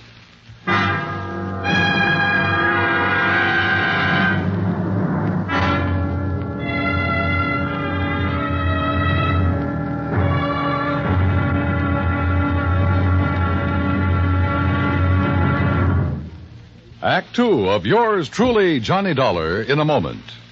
We often hear about people shooting the bull or throwing the bull. We often do it ourselves on occasion. But here's a story about a bull that threw the man instead of the other way around. When Air Force veterinarian Captain Tony Kamalacher was stationed in the Azores, he was asked by a Portuguese veterinarian to diagnose the wound of a young and promising bull that had been gored by another bull. It came from a long line of famous corrida bulls and was considered very valuable. But Captain Kamalacher's diagnosis was not favorable. An operation was needed, and there were no facilities for such a thing, just the young captain's bag of surgical instruments, a few strong field hands to hold the animal down, and Mrs. Kamalacher, who acted as nurse. The operating table was a rocky field under a penetrating drizzle of rain. But Captain Tony Kamalacher couldn't be stopped with mere inconveniences. After giving the bull a dose of tranquilizers and a shot of local anesthetic, he proceeded with surgery. Just as the operation was completed, the bull came to life. With a mighty lurch, it leaped to its feet, throwing the field hands aside like sticks, and, for thanks, immediately charged at the surgeon. But Kamalacher escaped over a nearby stone wall. The bull recovered, and its grateful owner renamed it Kamalacher for its debut in the ring, where, Portuguese style, it is against the law to kill the bull. That's how a simple act of kindness brought about new understanding, a step on the road to freedom, the right of all men, everywhere. Now, Act Two of yours truly, Johnny Dollar, and the Mason-Dixon mismatch matter.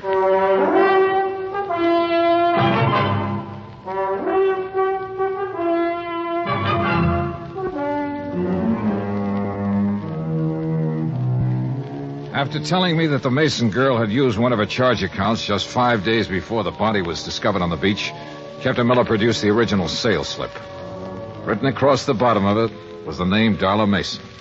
I wish to heaven I could be positive it's really her signature. You mean you think it's a forgery, Captain? I don't think anything yet. Mr. Dollar, you believe it's Darla's signature, don't you? Well, I haven't anything to compare the signature with, Mrs. Mason. Mrs. Mason, do you happen to have any of your daughter's legal documents at home, or her driver's license, or anything else that might contain her signature? No, I'm afraid I don't. You can order a copy from the Department of Motor Vehicles, Captain. Yeah, I will. What do you want it for, Captain? Well, it's just a matter of form, Mr. Mason. We have to be sure. But Darla's mother and me, we are sure. And we're the only ones that count. Well, that's not quite true, Mr. Mason. What? Have you forgotten about the Dixons? Oh, yeah, I guess I did for a minute. Well, you go ahead. Mrs. Mason and me will be at home. Yes, sir. You'll let us know as soon as you can, Captain. Yes, ma'am, I will. Thank you. Well, Darla, now what? How far is Providence, Captain? 40 miles. Why? Well, I don't know about that store over there, but where I came from, before a person could charge on an expensive item like a fur wrap, he'd have to produce some identification. Unless. Yeah? Unless the salesperson recognized him. Or her. What do you think? It's 3:10 now. If we hurry, we might have time to do a little shopping.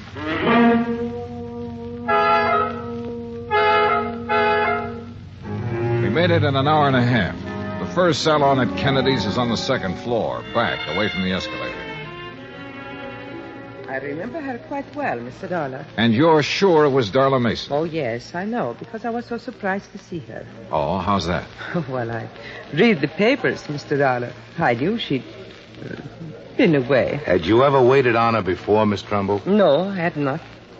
Do you remember how she was dressed? Well, she had on a hat. Gray felt fitted real close to her head, so you couldn't see any of her hair. And, yes, a navy blue dress, raw silk, I believe, and real décolleté. What? Low cut, Captain. Oh. Did you recognize her when she first walked in, or not until she told you her name? Well, you men are so picky. I don't remember everything. I'm sorry. Miss Trimble, I have 2 snapshots here. In a moment, I want you to tell me which of these 2 girls is Darla Mason. Well, that won't be hard to do. But first, may I borrow a pair of scissors and a small piece of paper, please? Certainly. Here you are. Thanks. What the devil are you up to, Johnny? Cutting paper hats. What do you think? What? Come over here to the counter. Miss Trimble, if you'll just wait there a second, please. Yes, whatever you say. This had better be good. I think it will be. Now watch. All right. Now, I put the snapshots on the counter, and on the head of each girl... Johnny! One of my little paper hats. Oh, really? This is ridiculous. Is it? Take a look. But Well, I'll be... When did you spot this? Today, at the Dixon house. Miss Trimble. Yes, sir? Would you come over now, please? Yes, certainly. All right. Look at the snapshots and tell me which of these ladies bought that fur from you last week. Why, you've covered up their hair. You said she wore a hat, didn't you? Yes, but... Which one of them was it, Miss Trimble? Well, I'm not sure. Uh-huh. They look so much alike with their hair covered like that. And just mature. The Mason girl had worn her hair short in the Italian style. Ruth Dixon, who didn't have the money to spend on beauty parlors, had let hers grow long and full. But both girls had similar features, and apparently I was the only one who had noticed this. Or was I? Captain Miller and I went to the credit department where we compared the signature on the sales slip with Darla Mason's original credit application. After that, well, there was little doubt in our minds as to what had happened. It was almost 7 when I got back to my hotel, took a shower, and stretched out to do a little thinking. Yeah, hello. Hi. Hi, yourself. Who is it? Oh, come on, Johnny. Who are you expecting? Well... Don't tell me you've forgotten about our date. Oh, no. Where shall I meet you, Miss... I'll meet you. Be right up, Johnny boy. I wasn't quite dressed when she began pounding on the door. I tucked my shirt in and opened the door. Hi. Joni. Well, who else? Well, don't look so amazed. Invite me in. Oh, sorry. Come in. That's more like it. You don't mind if I leave the door open, do you? Worried, Johnny? Oh, no. It's just that I like lots of air. You're cute. So are you for a 17-year-old. 18. But I'm quite sure you are. Now, Joni, before we go out tonight, would you mind if I ask you a couple of questions? I thought you probably would. Oh, why? Well, I'm sure everyone in Newport knows about Darla charging that for a rap. I see. What do you want to ask me, Johnny? It's about the day Darla disappeared. Yes? Well, you said she was in the bar with a stranger, right? That's right. But you and I, we both know that every stranger who enters the yacht club has to sign a guest book. Correct? Well, he's given a temporary card. With the name of the member who invited him to the club also registered in the book.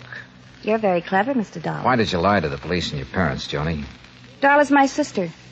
I thought maybe someday she'd do the same for me. Will you tell me who the stranger was? Or shall I go over to the yacht club and start checking their guest book? I'll tell you. Yeah? Would you mind closing that door? Tell me first. His name's Peter Hansen. Who is he? My mother can answer that. Or my father. Who is he, Joni? A tutor. My mother hired him for Darla and me. He moved into our house about 3 months ago. Of course, he didn't stay long. Where was he from? I don't really know. But I know how you can find out. Yeah? Mother hires all her help from the Castelloni Employment Agency in Providence. If anyone has his home address, they will. I started calling the Castelloni Agency at 8:30 the next morning. Hansen's last known address was in Providence, and half an hour later I was headed toward the highway. It wasn't until I reached the turnpike that I noticed I was being followed by a battered blue sedan. Hansen had moved, but he'd left a forwarding address, and 3 hours and 2 addresses later, I turned down a lonely oyster shell road and stopped. Ahead of me, I could see a small beach cottage, and still behind me, the battered blue sedan.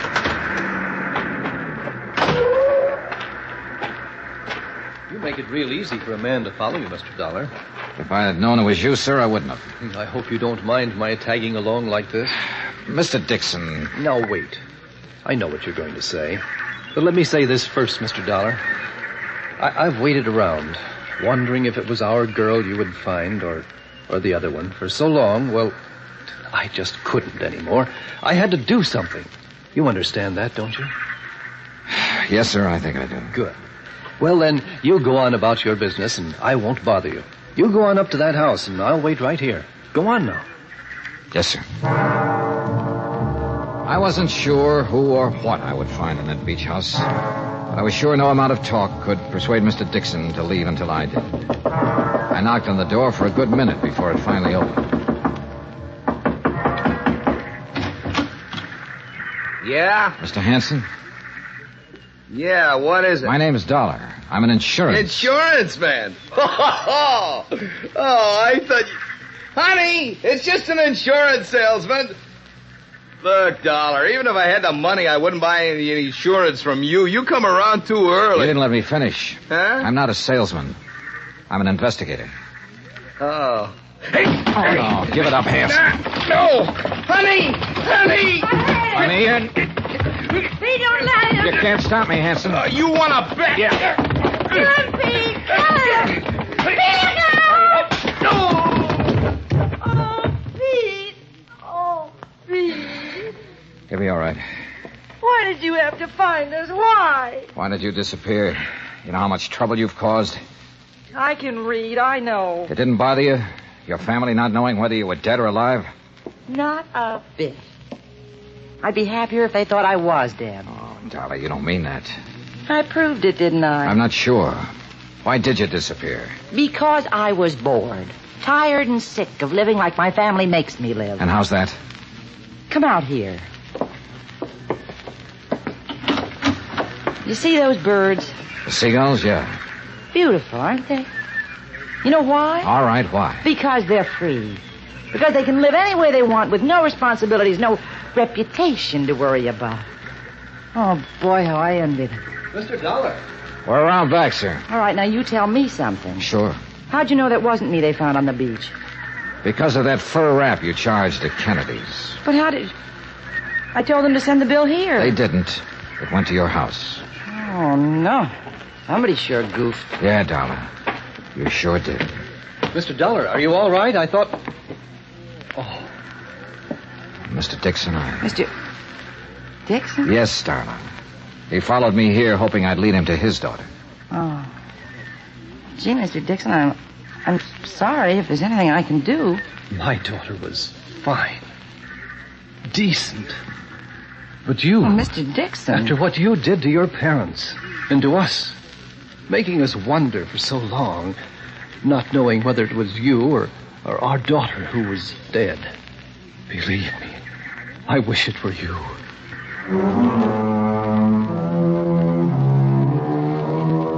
Like Bert McGraw told me a long time ago, somebody has to handle the rough ones. And for me, this was it. Henry Dixon was in no condition to drive his car, so he rode back with us. And on the way, well, Darla Mason will never forget the things he said to her. Neither will I. As for Ruth Dixon, who murdered her and why, well, that's up to the Newport police. Expense account total, including hotel bill, car rental, and transportation back to Hartford, $319 exactly. Yours truly, Johnny Dollar.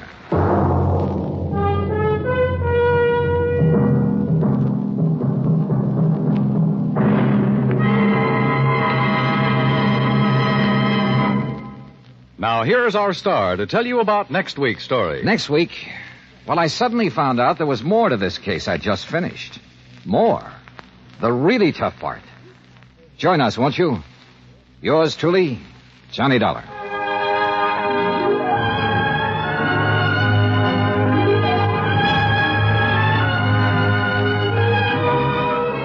Yours truly, Johnny Dollar, starring Bob Bailey, originates in Hollywood.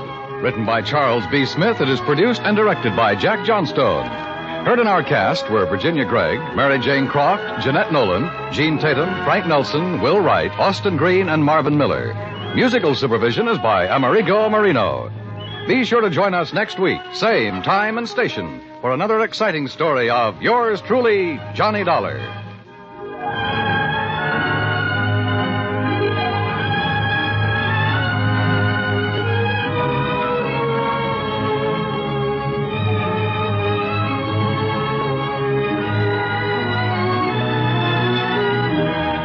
This is the United States Armed Forces Radio and Television Service.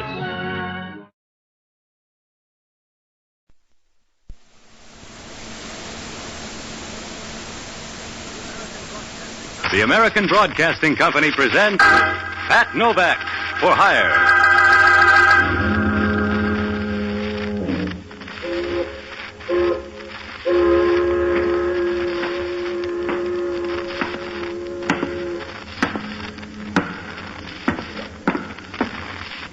Sure, I'm Pat Novak. For hire.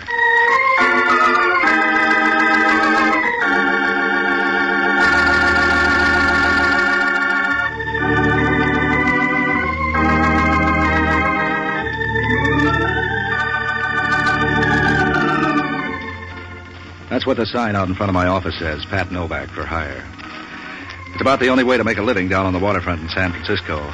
Because if you ever tried to practice the 10 Commandments down here, they'd steal 9 of them and frame you with the other. So I rent boats and do whatever else comes in handy to make a buck change pockets. Sometimes the hustle pays off. Sometimes you get lunch instead. Last week it was neither of these. I hung around my place at Pier 19 day after day, and nothing turned up at all. Just when I began to wonder if people had forgotten how to phone, a babe gives me a jingle. She sounds nervous and talks about trouble. Asks me to come up and hold her hand. I end up at a joint on the marina slant of Webster Street. It was probably important stuff once in the way of gold-plated living. Now it's just a tired wooden boarding house with about 30 people filling up space designed for a dozen. The paint was peeling off the walls. The garden had been on its own so long it was beginning to look like a jungle. When I rang the doorbell, I'd have given even odds a zombie would open it. I was nearly right at that. It was Hellman, a detective from City Homicide with a disposition made up of equal parts of hating people and confusion. Right then, though, he wasn't himself. His fat face was wrapped in smiles. He looked like a cat who'd learned to open the icebox. Sorry, Novak, we don't want any fish today. You're being glad. Somebody must have broken their neck. You're wrong. Again, and as usual. Somebody had some sort of bad luck. As bad as you can get? Dead, huh? You're too late this time, Novak. The killer's already in the bag. And you got the drawstring. I'm not complaining. Now scamper off somewhere and find another sucker. Put the brush away, Hellman. If you got the killer, it's even money. It turns out to be 4 other people. I don't know. The department managed before you dragged into town. We stumbled, but we got by. You can say that about a wine bum. I can make it fit you. Stumble on out of here, Novak. Yeah. But first, who done it? The landlady. She evicted a guy named Burke, the hardware. He didn't live here. He rented a room for some kind of an office. He was a freelance bookkeeper. She said he made too much noise working his machines at night. Did she confess? It's open and shut, Novak. No room for your chisel. Well, if she confessed, maybe you can pin it on her. What do you mean, pin it on her? The way you work, you couldn't prove Warren's governor. That's not my department, but keep on being smart and see if I can prove you'll fit in one of our cells down in Kearney Street. Don't strain your head, Hellman. I don't want any part of anything you're near, including this place. I'll buy that, too, and I'll breeze out of here. When the press shows up, don't worry about giving him your best profile. Either way, you'll look like a sack of potatoes. Either way, you look like a sack of potatoes. Gee, that's good, Novak. Before you tell Hellman that, you better go somewhere and grow a little. Look, Novak, how'd you like a tip on a horse? I got a hot one in the 5th at Del Mar tomorrow. I got a tip for you. Get out of my hair before I have to comb you out. Gee, Novak, that's no way to talk. I could be your friend.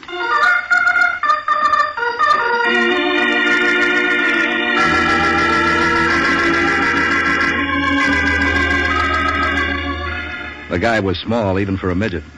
Since the rooming house was so full of interesting people, I decided I didn't want to go away after all. So I went back up the steps. Was just going to try my luck when the door opens from inside. The guy with the welcome is either middle-aged or he's done a lot of careful living. His face is as smooth and as neat as a barrel full of apples. You notice it because he acts like he forgot his face when he went into his act. The rest of him is as mysterious as an addict in a B horror picture. I didn't need any puzzles right then, so I started to brush him off. Especially when I noticed the suit. It was so ragged it looked like he was made up to put the bum on the town. But then I decided to play it for the laughs. How would you like to make some heavy money in a hurry? I quit buying oil wells. I'm not fooling, would you? Who are you? Name's Jack Lansom. I'm Burke's assistant, or used to be. He looks like quick, easy money. For an undertaker. For you, too. Sure. Why not? And how? Burke has some papers in his home safe that I don't want pawed over by any flatfoot snooper. They're my papers. Burke just kept them there for me. I want you to get them. I don't see any splints on your legs. I can walk, but I can't leave. Hellman's going to question all the tenants. So what do I do? Go to this address. It's on Nob Hill. Here are the keys. It's a wall safe, not a combination. Just 2 locks you have to open at the same time. The papers are in a sealed envelope marked Lansom Private. Get it and bring it here. I don't know. When a guy dies, the feds move in. They'll want to list his stuff for taxes. These aren't financial papers. They're just some private letters and things. I don't like flirting with the FBI. How would you like to flirt with $1,000? If the stuff's worth that much, it must be hot. I need those papers. Do you get them for me, or do I phone somebody else? I could change my mind. Here's $100. There's 900 more when the stuff's in my hands. You had me fooled there. You don't dress to fit this kind of dough. So I save my money. Are you going or not? Give me the keys. Lots of luck, Novak. Hey, Novak, wait a minute. About that horse. Go get a glass of water and drown yourself.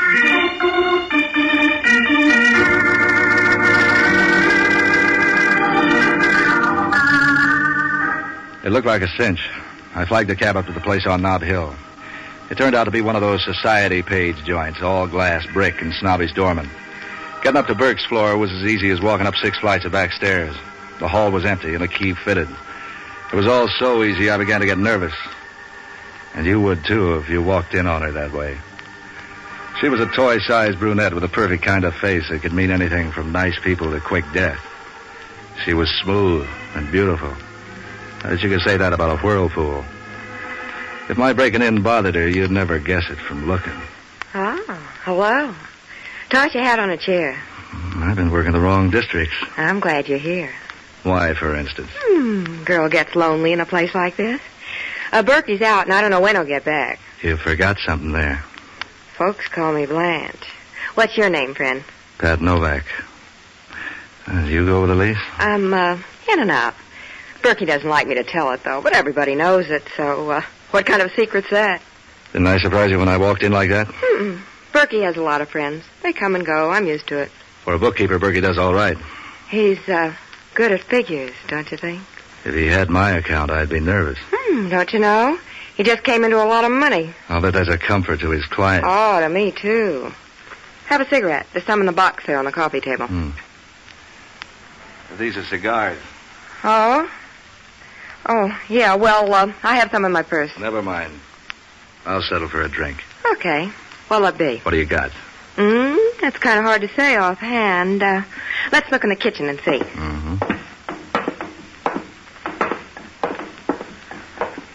It ought to be up here. But it isn't. I knew a girl that way once. Berkey must have moved the bottles. Look around. Try those cabinets. Oh, I'll get there. Hey, wait a minute. Take it easy. What's the matter? Jumpy? Good evening, miss. Is Mr. Novak in? Yeah, I'm in. You and your horse are both out. But Mr. Novak, it's a good horse. You always come in crowds? Yeah, that's Pinky. He's been on my tail all night. Aren't you curious about why I'm here? You must be a friend of Burke's. Would it matter? What do you mean? When you get tired of playing with those doors, let's admit you don't know where Burke keeps his booze. You don't know where he keeps his cigarettes. You don't know anything about the place because this is the first time you've been here. You're acting like a detective. Put it down, I'm just curious. And you can still fill in my question. Why not say I, wandered into the wrong apartment? You don't seem anxious to get out. Maybe I like the company here. Come on in the living room. He probably has the liquor in there. That isn't what you were after. Why don't we settle for my being lonely? The town's full of lonely babes. None of them look like you. I know a cure. Do you? Let me guess. Well, I guess when you can be sure. Like this. Now I know. Fill me in on the rest of your visit. I'm busy. Or, I could be. All right, let's close the post office. Did you get the papers? I could sulk. Men don't usually treat me that way. They'd live longer if they did. Look, baby, I'm not swinging any bats until I know who's pitching. Do you give with where you fit in, or do I have to bend it out of you? You know, I think I could like you. A dame gets tired of men she can twist around her fingers. Yeah, sure. I'm fascinating. Give. Don't flex your muscles. I'll tell you. Denver Red sent me. You're sure it wasn't Pittsburgh Pete or Chicago Clark? He's real. If you aren't too particular about what you call a man. He owns a nightclub called the Knife and Fork out on Geary Street. Then what? He sent me to get some papers Burke has hidden around the place. A small envelope. Did you find it? Sure. Here it is. You want it? You give up easy. I don't have to do this sort of thing to get along. I told Red that. What else are you going to tell him? I'll tell him you took the papers away from me. Unless you got a better idea. Put down your flaps, sister. What if I didn't go back to him? What if I went with you? I don't like your recommendations. Don't worry. I won't pretend I wouldn't drop you as soon as I found a better man. What do you want? Eternity? I haven't got time for that. All right, sucker. So, I'll go back to Red. He tears telephone books in half and things like that, so, watch him. I'll try to manage. Here's the booze. Let's drink to something or other. Why not? You sure you won't change your mind? About anything? Why don't you leave me your phone number? I got a better idea. Sucker.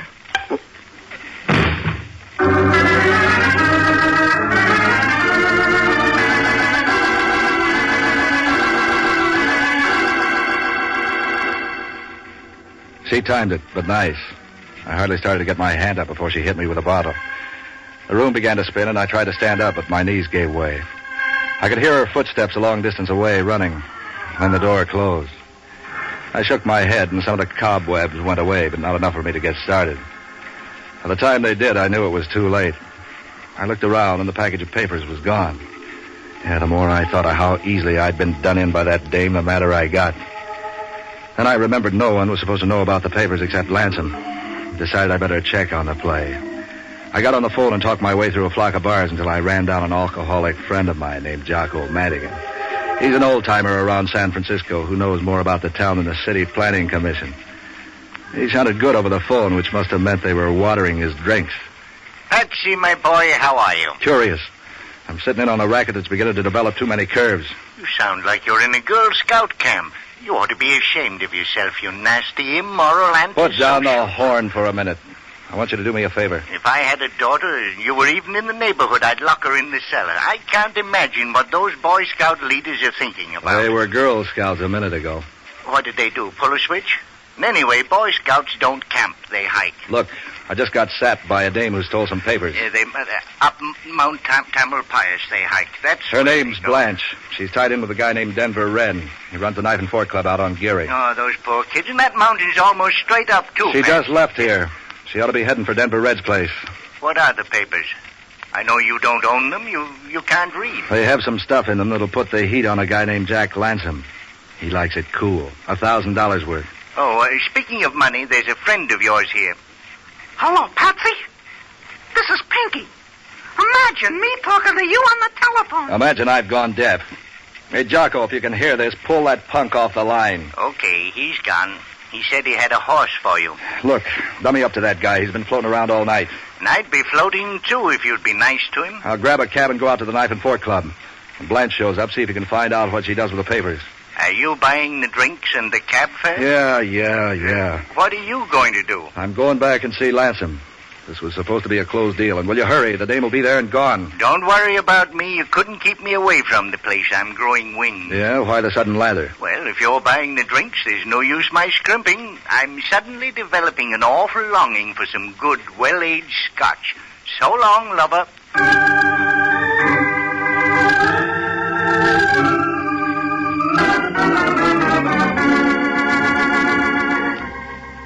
I ducked out of the place and started along the street looking for a cab. It was growing foggy and I couldn't see very well. In fact, I could see so little I didn't notice the car drive up. I could hear the driver all right. All right, Bub, inside the car. You must not like arguments. Don't think it won't shoot either. Get in.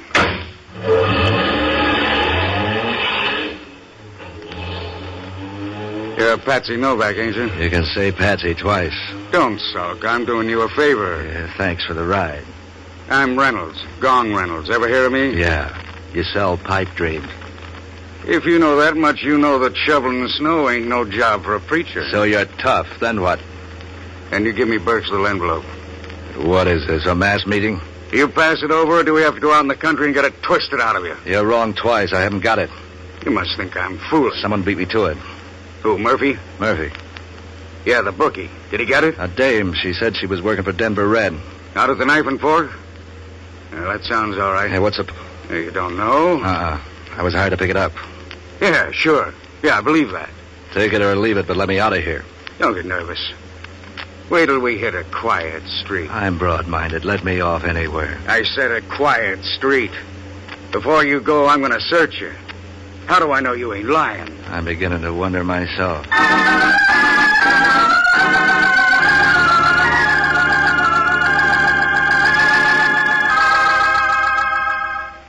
Reynolds was a nice guy for an opium peddler. No bumps, no scars. He even dropped me near a car line. Pretty soon I began to breathe regularly again and headed back to the place on Webster Street. The house was dark except for a light in one of the upstairs windows. Just as I was leaning on the bell, I hear someone coming up the steps behind me. I wish you'd stay put, Mr. Novak. Now, about that horse. He's a beautiful animal. Affectionate. Look, I'm tired of this shadow act. What's your pitch? Straight over the plate, Novak. I'm doing you a favor. Someday I may need one from you. I'm far-sighted. Well, I'm nearsighted. Come here. Hey, cut man. Light up and be somebody. What's your racket? Put me down, Novak. I got connections. You can't scare me. I can try. Going in for kidnapping midgets, Novak? Put him down and come on in. I don't want to draw a crowd. Make this the last time I see you, Pinky, or I'll fix it so you wish you had. Who was that? I don't know. I'm beginning to get curious. Forget it. You got the envelope? No. Don't sound so cheerful. Why not? Somebody changed my mind. Too much competition. Keep it understandable. What do you mean? Every tough monkey in town is after those papers, and Denver Red has the inside track. Who else? Tell me about the others. Why didn't you tell me? I didn't know about them. I know how you feel. I didn't know a lot of things either, but I'm beginning to learn. Start talking. Burke used to keep books for a lot of guys around town. That's where he really got his money, covering up the racket profits from the revenue boys. Don't stop there. That's all I know. That's not enough. All right. I don't know, but I can guess. Burke must have photostats of some of the records and use them to blackmail the gangsters. So it's a free-for-all with me in the middle. I didn't know about it. Honest, I didn't. You didn't know, but I get slapped, sapped, and held up. Good for me. You say Denver Red got the papers? And he can have them. I'm bowing out. Your $100 is nothing, don't you see? Get the papers and we'll both be rich. Richer than anyone in town. No dice. You want them, you get them. I'll give you $5,000. How much down? Here's the rest of the $1,000 I promised you. Is that fair? Fair enough. We're going to be rich, you hear? Rich. Yeah. The richest men in the cemetery.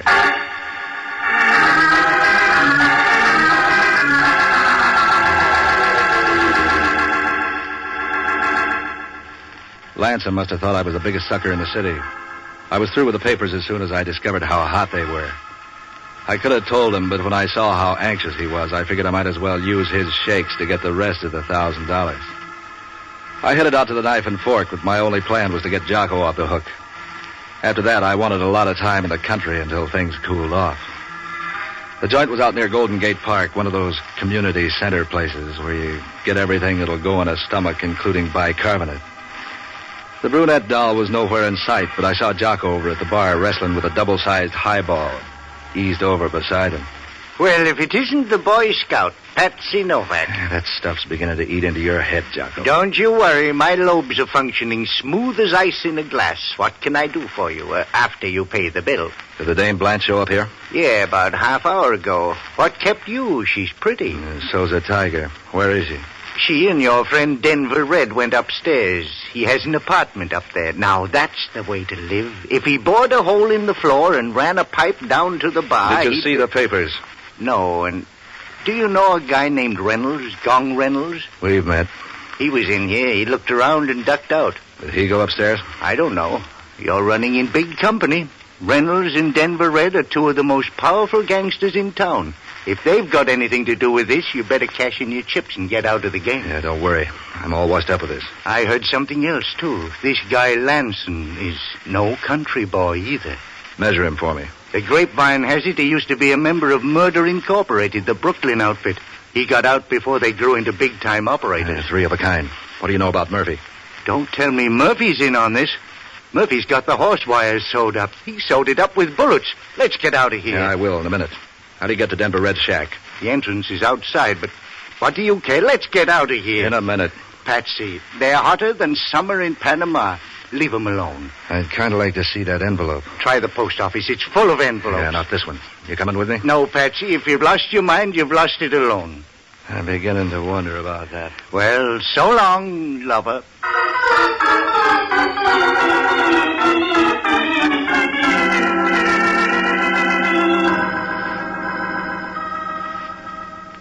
I worked out of the place without causing any fuss. Eased into the apartment entrance. The place was quiet. It was so quiet you could hear me breathing as I worked my way up the stairs. There was a carpet in the halls, but even then I was careful. I listened at the door, and there wasn't a sound inside. After a while, I tried the knob. The door opened. With the fog outside, you could barely make out anything in the place. Something told me to back out and forget it. There was something I wanted to know. I held my breath and listened. All I could hear was the jukebox faintly from the cafe below. And I felt for the light switch. Don't move. You're covered. What are you waiting for, Hellman? The payoff? You, baby. Keep your hands up. Where's the gun? I ate it. I guess it wasn't much good at that. You didn't have any bullets left. You counted them? I counted the bullets in the body. 6 bullets, 1 load. Who got it? Or do I have to guess? Denver Red and his dame. Name's Blanche. Know her? Yeah, I know her. She used to row stroke oar in my lifeboat. She looks the type. You want to tell me about it, or do we go downtown first? I didn't kill him, Hellman. Who made those holes in them? Termites? If they did, you better keep your hat on. They might get hungry again. You got all the brains, Novak. You better shake them up. You're going to need them. You ought to get a refund on that crystal ball, Hellman. That's not a bad idea. Or maybe I can swap it for a television set. I'd like to see you in those San Quentin broadcasts. You saw me come in, you fathead. You can't pin this one on me. It's pinned, Novak, but good. In fact, it's a hat pin. Try making sense. Try making this knot fit your head. This is my hat. Now all you got to do is get rid of the 5 people who saw you wearing it earlier this evening at the boarding house, and you're clear.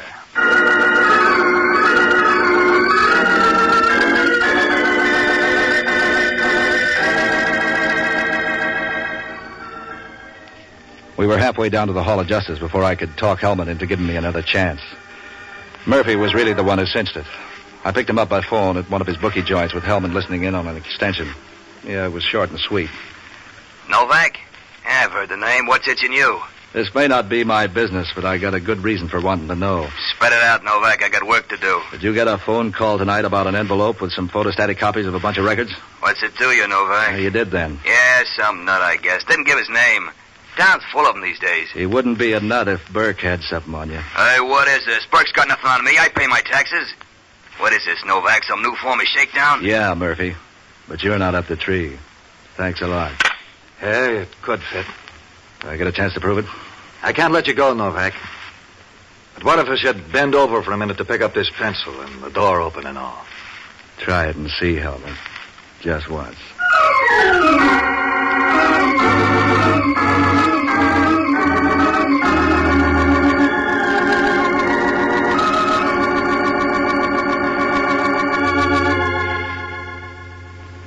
After that, I began to figure my bad luck had run out for the day. I jumped a cab and went down to the waterfront, but not to my pier. There was a guy at Pier 23 who was a friend of mine. He had a gun and a rowboat, and I borrowed both of them. I pushed off without being too careful, because between the wind and the cross-chop, nobody was going to be hearing anything. Even with everything on my side, it was a long, hard row. When I hit the bottom of the ladder at the end of Pier 19, I had to sit in the boat to let my heart slow down. It was blacker than the inside of Hellman's dress shoes. I took my time edging down the pier. I was just about to slide into my boathouse when I tripped a booby trap. I did a Brody, and somewhere along the line I lost my gun, which put me even up with Lawson. He turned on the lights. Novak, you have to sneak up in your own office?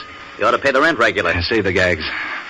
You fix up this welcome? I was all alone and didn't like the idea of being caught from behind.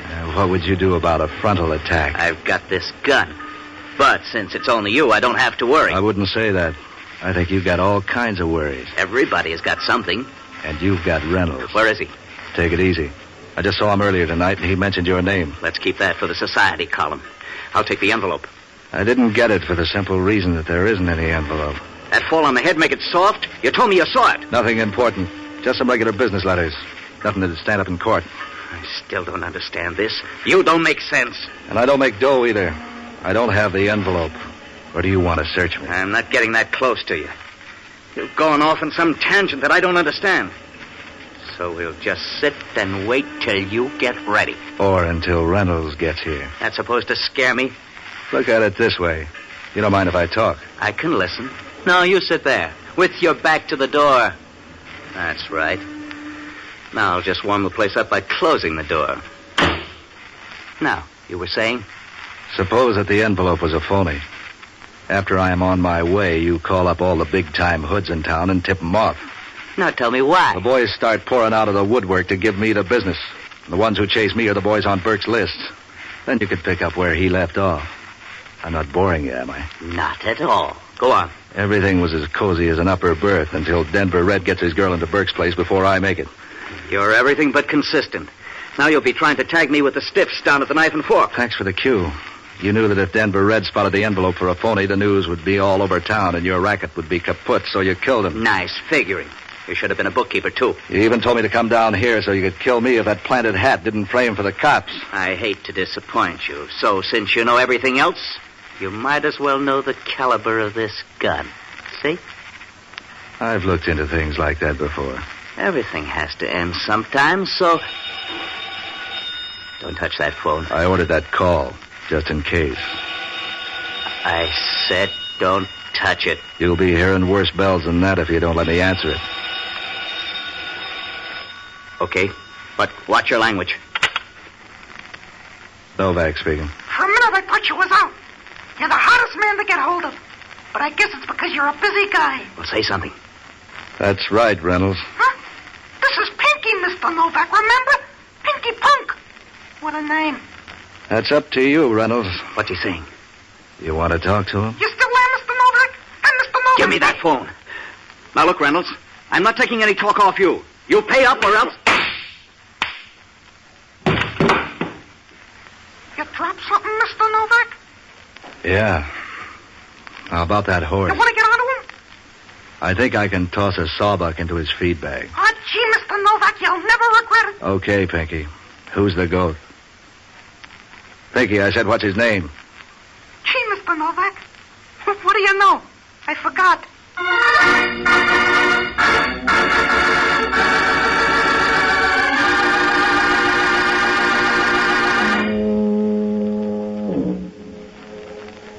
Pinky might have forgotten, but Lansome's memory was good. I handcuffed him to the chair and told him Reynolds would be down in a half an hour. Then gave him Hellman's phone number. He confessed to everything after sitting alone in my office for a while. I know how he felt. When the feds got the news, they moved in with a fine tooth comb, but they never did turn up anything. Nobody ever did. I'm pretty sure of that. But now and then I get the idea maybe I'm wrong. So I start nosing around for those papers. I never find the things. I usually find Reynolds instead. He's beginning to get gray. Who killed the bookkeeper? That was the landlady. Yeah, Hellman got her a room, too.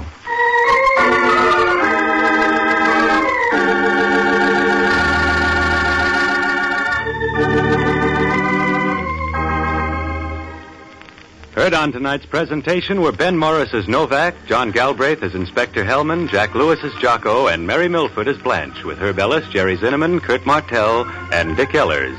Special music by Otto Clare. Listen again next week at this same time when over most of these stations, the American Broadcasting Company presents Pat Novak for Hire. This is ABC, the American Broadcasting Company. The Adventures of the Falcon, starring Les Tremaine.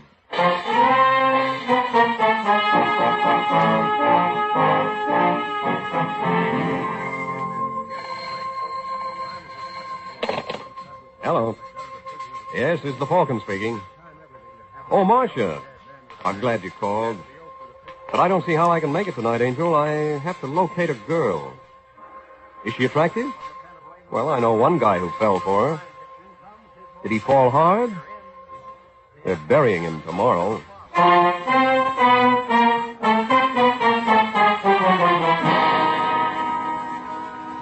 Once again, the Mutual Broadcasting System brings you the Adventures of the Falcon. One thing about Michael Waring, the Falcon, he certainly gets around. You met him first in his best-selling novels. Then you saw him in his thrilling motion picture series. And now we're happy to bring you again his adventures on the air. Yes, it's Michael Waring, that freelance detective who's always ready with a hand for oppressed men and an eye for repressed women. So join him tonight when the Falcon learns murder is a knockout.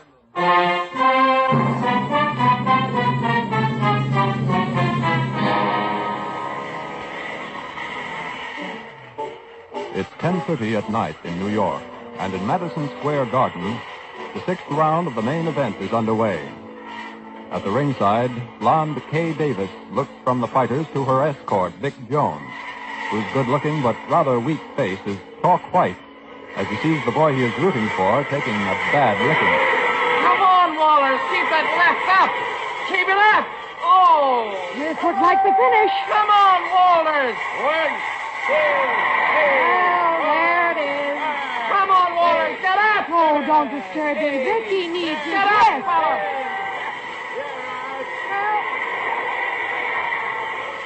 That does it. Yeah. Well, I'm afraid you're going to have to let me have 5 bills. What gave you that idea? I was on Walters. I wasn't. Oh, now, don't be like that, baby. From now on, Vic, that's exactly how I'm going to be. I've played sucker long enough. I got to have that dough, Kay. What's the matter? You got a broken leg? You want money? Work for it. I'm going to have plenty, but it'll take a little time. I have a lot of irons in the fire. You have one iron in the fire. Me. Well, I'm tired of getting burned. Okay, baby, you figure you got burned. So now you want to chill? Well, that's just what you're going to get. Anyway, it was nice knowing. Now, wait a minute, Vic. I'm not asking for a sign-off. That's what you think. And I was right. About what? You were only using me for what you could get out of me. If there weren't people around here, I'd kick your teeth in for that. Because I'm right. Oh, what are we fighting for, kid? You know it's you and me no matter what. We can't help ourselves. Wait a minute. Huh? Oh, what's the matter? Let's get out of here quick. What is it? Come on. Well, the aisle's jammed. Well, we can push our way through. Excuse me, please. Hurry up, Vic. Well, what goes? You see that character over there, the one on the gray hat? He's looking this way. Oh. Well, what about him? He works for Alexo. Oh. You think he saw you? I know he did. That's why he's here. Alexo knows I like to fight. Yeah. We'll have to shake him, Vic. He'll want to trail me and find out where I live. Is he following? Huh? I don't know. I can't see him now. Good. And that means he can't see us either. No. Well, we can only keep it that way. We'll be all right.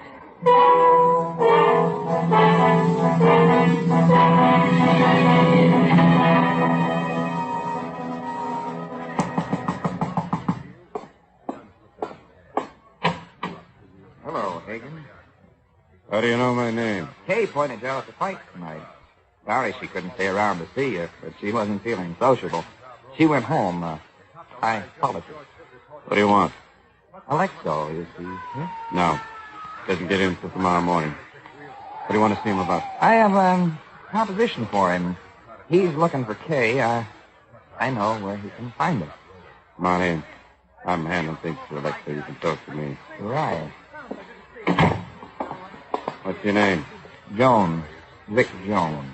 And what's your proposition? 500 on the line. That's kind of steep. Oh, I wouldn't say so. When Kay pulled out of L.A., she took $75,000 of Alexo's money with her. 5 P's isn't much to get it back.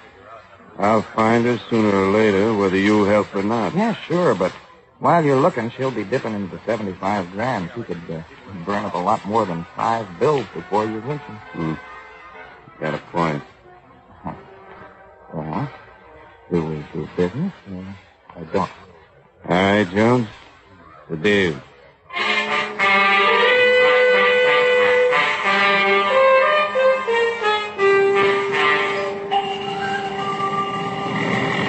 Flight 9 for San Francisco and intermediate cities now loading gate 3. All aboard. Flight 9, please. Alexo, here I am. Hello, Hagen. How was the trip? So. How are things going? Got anything on the girl? Not yet. Nothing? Tried the fight? Yeah, if she was there, I didn't see her. Don't think she's in New York. The detective in Chicago saw her buy a ticket to New York. Maybe she went on through. Florida, maybe. I think she's here. I wouldn't have come all the way from L.A. if I wasn't pretty sure. Well, what should we do? I've already wired Mike Waring. The Falcon? Yep. You don't want that bird snooping into your activities. He won't. All I'm going to have him do is locate the girl. Well, I don't like it. You know, Hagen, sometimes I get the idea you don't want me to find Kay. What? Now, look, Alexo, I turned the town inside out trying to find her. I hope you did. Because if I find out you are lying, you are the one that's going to be turned inside out.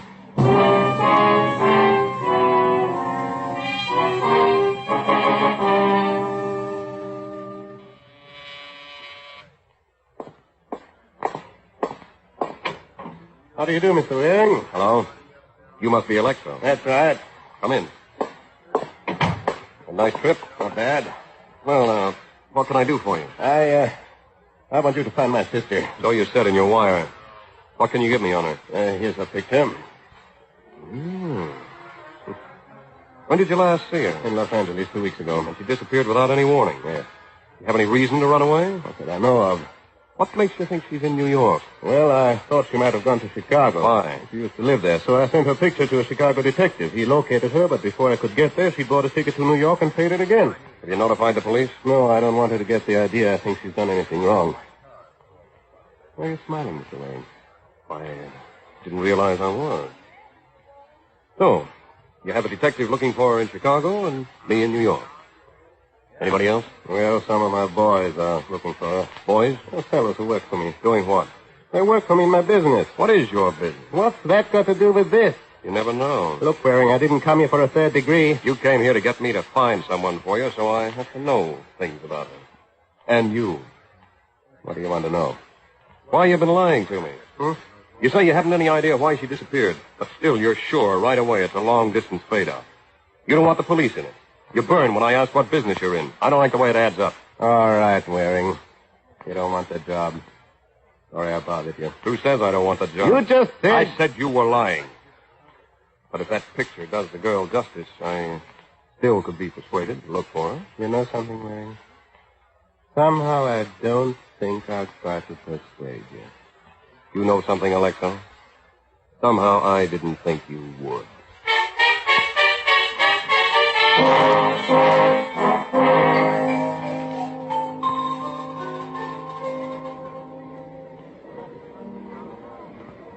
Hello, Kay. Higgins. How come a girl with your looks is eating alone? Maybe I like it that way. Nobody likes to eat alone. I'll join you. How did you know where to find me? Maybe I followed you last night and found out where you stand. Not unless you're invisible. I made sure I wasn't followed. Well, here I am. So I see. What would you do if I told you Alexo's in town? What? Does he know where I am? Not yet. Thank heaven. Don't thank heaven, thank me, Cave. And I know just how you can show your gratitude. Oh, you do? Yeah. You have $75,000 of Alexo's money, but I'm a generous guy. I'll let you keep 50 of it. Thank you, Hagen. Don't mention it. I'll finish your lunch. We'll go pick up my 25. Will I get time to think it over? What do you have to think? You either want to keep 50,000 or you keep nothing. All right. I'll bring you the money tonight. Oh, no, you don't. I'm not letting you out of my sight till I have the cash in my hand. Not giving you a chance to run away again. You don't miss any tricks, do you? I can't afford to. I bid a grand slam. Believe me, Kay, I'm going to make it.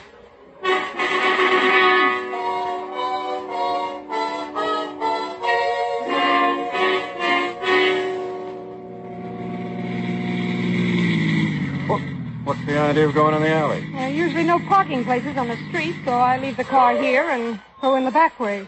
Oh. Okay. Go get the dough. All right. Wait a minute. You're parked too close to the building. I can't get out here. Well, slide over. You can get out on this side. I'll get out first. Okay. I hope you don't have the bright idea that you make a break for it while I'm trying to get out, because if you do, I'm... Oh!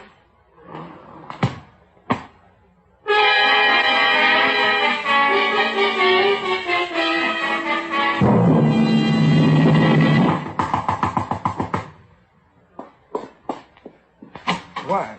Oh, hello, Kay. You dirty rat. Huh? What's the matter? I don't know what's the matter. Get out of my way. I'm coming in. Well, I don't know if you'd only tell me. I suppose you didn't tip Hagen where to find me. What? Well, why would I do that? You did it. You must know why. Hey, wait a minute. Where'd you get that gun? From Hagen. How? He tried to make a deal with me. $25,000 not to tip Alexo. I played along. Well, what happened? We drove into the alley behind my building. When he was getting out of the car, I clouted him with a flashlight.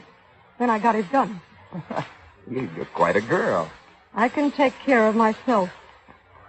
And I can take care of anybody who tries to cross me. I didn't cross you, baby. You gotta believe that. Maybe.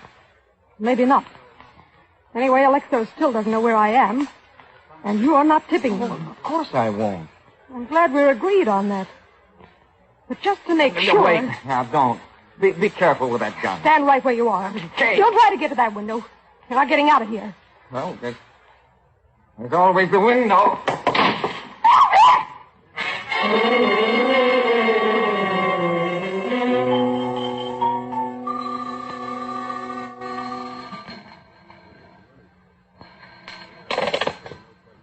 Hello? Hello, Kay. Vic. Well, that was a great stunt you pulled. Yeah, lucky I only live on the second floor. Anyway, it was better than getting shot. I wasn't going to shoot you. And it looked like it. All I wanted Never was... mind that now. All right. What do you want? I've been looking for Hagen. Finally found him. You did? Yeah, he's still in the alley where you left him. He was sure pack a wallop. I gave him everything I could. Sure did. Now, why are you calling? Just thought I ought to tip you off, even if you do think I double-crossed you. Tip me off for what? Police have already found Hagen. If you're going to blow, you'll have to hurry. Why should I blow? Well, you have a story ready in case they call on you? They're not calling on me. Hagen won't tell them anything about me. I know too much about him and Alexo. You're right, Hagen won't tell the police anything. But the reason he won't tell them isn't that he's afraid. It's that he's dead.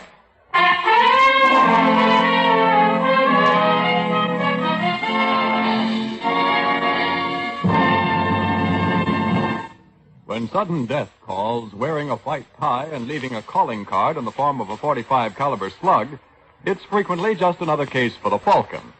But when wholesale disaster threatens a community, that's the time when everyone thinks in terms of the Red Cross. The 1949 Red Cross campaign has set its sights on the sum of $60 million to assault the problems that lie ahead this year. The increased total of disasters in the last year, the expanding national blood program, the large number of community services, all these require greater Red Cross efforts, made possible only by the financial support and volunteer participation of the people. Remember this. You, through your contributions and voluntary action, are the Red Cross, providing a channel through which compassion and mercy find expression in the relief of human suffering. You, too, can help through your Red Cross. Now back to the adventures of the Falcon. It's a couple of hours since the body of Hagen was found in an alley behind the apartment house where Kay Davis lives. Now, Peter Alexo, the client whom Mike Waring had rejected, is once again at Waring's door.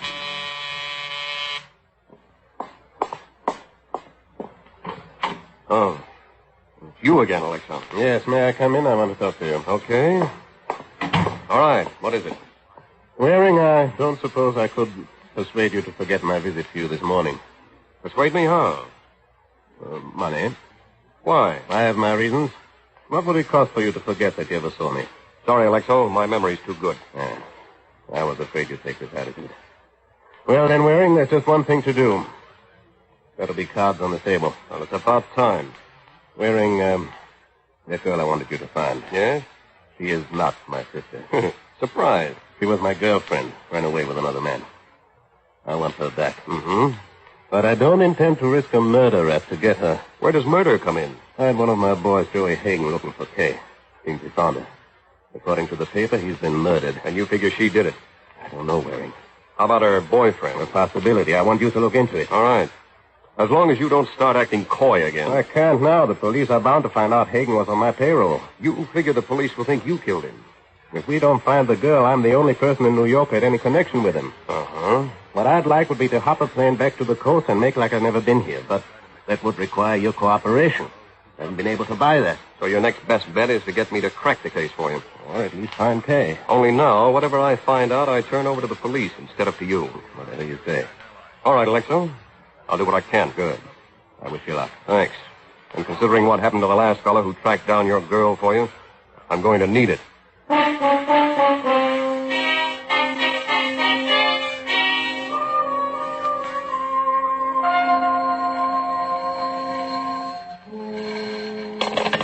Homicide Squad, Lieutenant Gleason speaking. Hello, Gleason. Mike Waring. Sorry, Waring, we don't have a thing for you. How do you know? You don't know what I want. I know what we've got. Oh, you're too modest. You ought to be able to give me something on the Hagen case. Well, I told Don't you you I even don't... have any suspects? A girl, but... A girl? Gleason, you interest me strangely. Well, before you start dancing in the streets, Waring, we don't have very much on her, only that Hagen was found in an alley behind the building where she lives. Her address was in his pocket, but she claims she didn't know him. We can't prove different. We're checking, but... Never mind that. What does she look like? Blonde, bleached, about 5'5", good-looking, but a little on the husky side for a dame. That's enough, Gleason. Where can I find her? At home, I guess. We're not holding her yet. But what goes, Mike? I'll let you know after I've seen her. And if she's who I think she is, the answer to your question is plenty.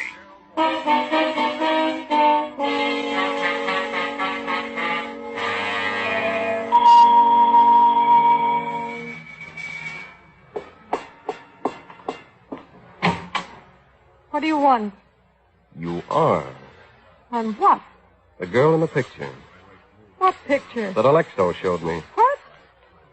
I don't know what you're talking about. I don't know any Alexo. Well, let me come in and I'll tell you all about it. No, you don't. All right. Then I go to the police and tell them that the Karen Dorrance they questioned is really Kay Davis of Los Angeles. And Joey Hagan came to New York for the express purpose of finding her. You win. Come in. Thanks. And now, Mr. Waring. Mike Waring. The Falcon. You're working for Alexo. Mm-hmm. The police know about him yet? Not yet. But I'll have to turn what I have over to them pretty soon. I don't think you will. Hey, that's not very smart, pulling a gun. You're not going to talk. All right. I don't talk. The police have a corpse. They'll check on its background. It'll lead them to Alexo, and that'll lead them to you. I don't know what to do. I have to have time to think. Should have thought before you killed Hagan. I didn't kill him. He came here to see you. Yes? And you didn't want him to report back to Alexo. He wasn't going to report back. Why not? He wanted me to pay him not to. Oh. And you agreed. I was going to think it over. But killing him was a cheaper out. I tell you, I didn't kill him. I want to ask you something, Mr. Waring. Go ahead. What is Alexo paying you? Why? Whatever it is, I'll double it if you'll work for me. Sounds like the same deal Hagan got. And look what happened to him. No, I've given up trying to get away from Alexo. I see it's no use. But I'm on a spot with a murder. Maybe you can help clear me. Maybe. Unless you're guilty. I'm not. Well, what do you say? All right, Kay. You've hired yourself a detective.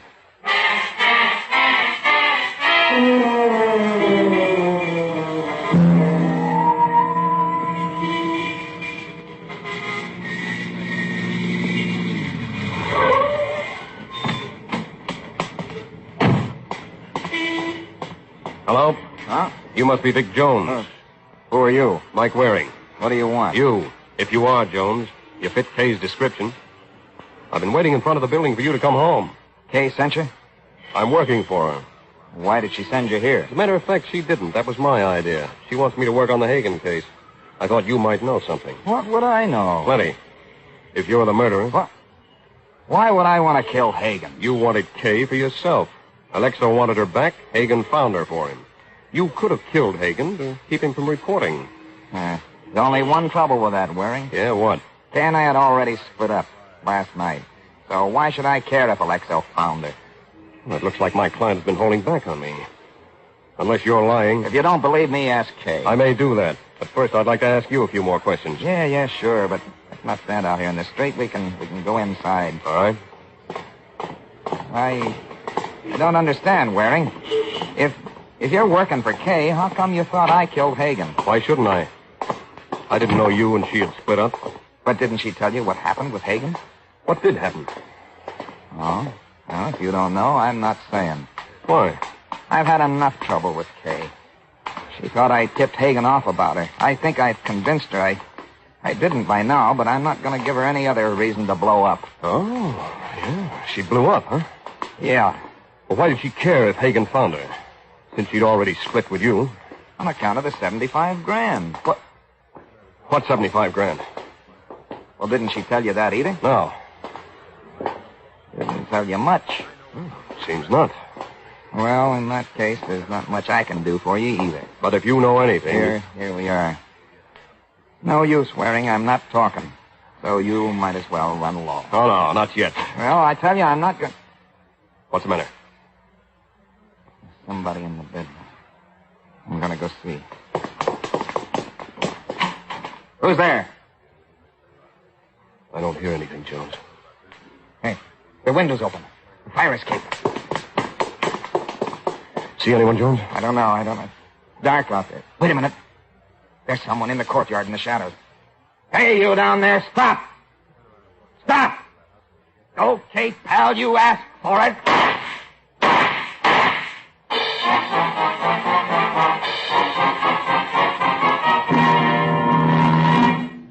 This high Western action adventure for you on Mutual's thrilling new radio program, Straight Arrow.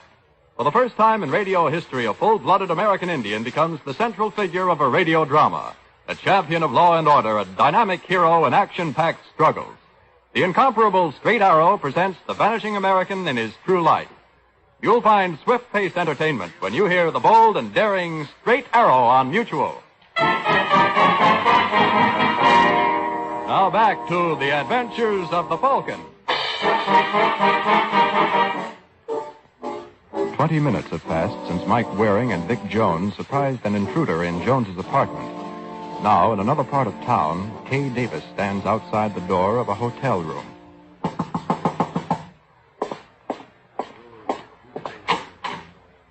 Hey, Hello, Alexo. this is a surprise. I thought it would be. Come in. All right. I see you'll never give up, Alexo, and I'm tired of running. So here I am. Good. Tell me something. Was it me or the money that you were really after? Don't you know? You're like a jerk. I know Bobby Foxer, but I really had it bad with that crumb Vic. That's all over now. I'm glad to hear that. Now we can go back and pick up where we left off. Aren't you forgetting something? What? A little matter of murder? Oh, that's right. But I think I know how we can take care of that. How? If we play it right, stick together, we ought to be able to pin this on Vic. Jones? How? Try this on the side. 75 grand. Suppose I'm not the one who took it from you. Vic did, and ran off with me. But I didn't know it was your money. Couldn't we say that? Then what? So you weren't really looking for me, you were looking for Vic. The only reason you tried to find me was that I could lead you to Vic. Oh, sure, I get it. Then when Hagen found you, Vic had to kill him to keep me away from the two of you. That's it. It gives him a motive. Yeah. I've already started on it. I planted your briefcase, the one I took the money in Vic's apartment tonight. He almost caught me at it, but I got away. Great. I think we can make it stick. Now, this calls for a drink, beautiful, a celebration. Who's that? I don't know, but whoever it is, remember our story. Sure, kiddo, sure. Hello, Alexo. Thought I ought to report. Yeah, come in. Waring, of course. Come in. Thanks. Oh, my other client's here, too. Oh, good.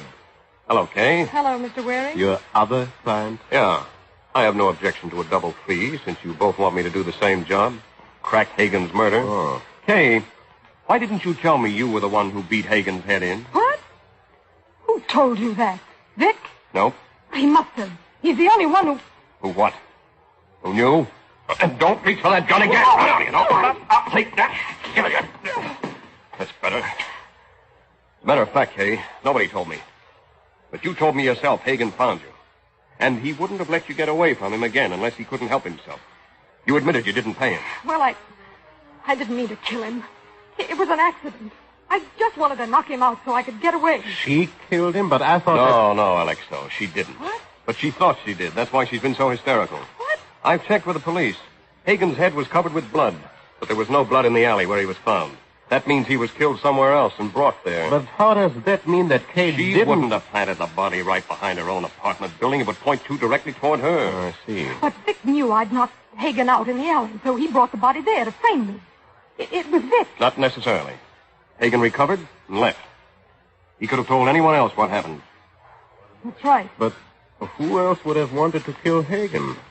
How about you, Alexo? Me? Hagen double-crossed you. You wanted revenge. You killed him. I didn't know about the double-cross. Then you tried to frame Kay. No. It's no use, Alexo. All I need is a few more answers from Kay, and I'll have all the facts I need.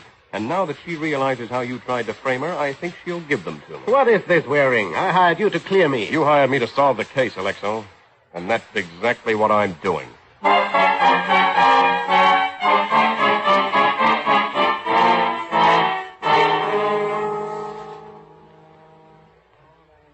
Up a plan to frame me, huh, Waring? Oh, that's right, Jones. Oh, I'm sure glad you saw through it. How did you know Alexo was the murderer? Well, I didn't. I was just feeling my way. First, I eliminated Kay. The body being planted in the alley cleared her. Yeah, you told me. But then there was one fact I had to get straight. Yeah, what was that? How Alexo and Kay got together. Kay could tell me, but I had to make sure she was telling the truth. And that's why I accused Alexo. What? Yeah.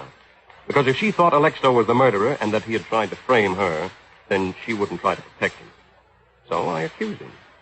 And then I asked how Alexo found her.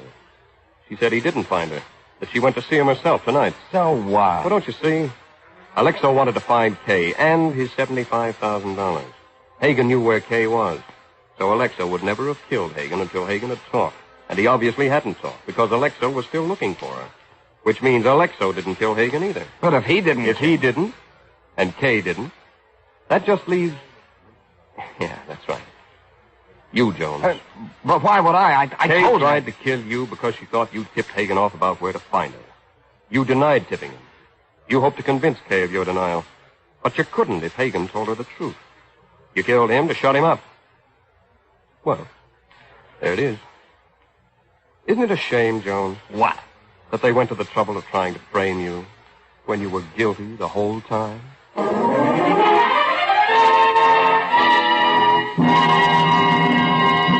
Death is a one-armed bandit. Death is a one-armed bandit. That's the title of next week's adventure of the Falcon, when Mike Waring learns that when it comes to slot machines, there's more than one way to make a killing. So be sure to listen next week at this time to another exciting adventure of the Falcon.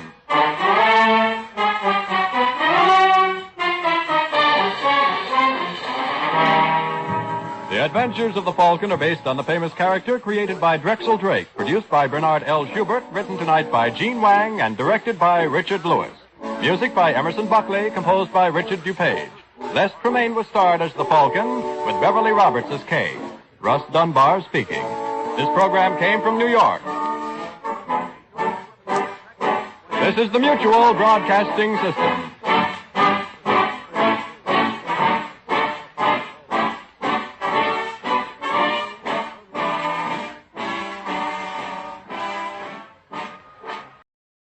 From Hollywood, it's time now for Edmund O'Brien as... Johnny Dollar. Johnny, Bob Hall at Plymouth. We've got a bad thing down here. Oh, what's that? One of our company investigators has been killed. I think you knew him, Gene Reimer. Gene Reimer is dead. Yeah, shot to death. We learned of it this morning. Sent him down to Charleston to look into a murder. Does his wife know yet? She was with him. I mean, she went to Charleston with him. We want to put somebody right on it, Johnny. That's why I called. Oh, sure, Bob. I'll come right over and get the rest of the story from you.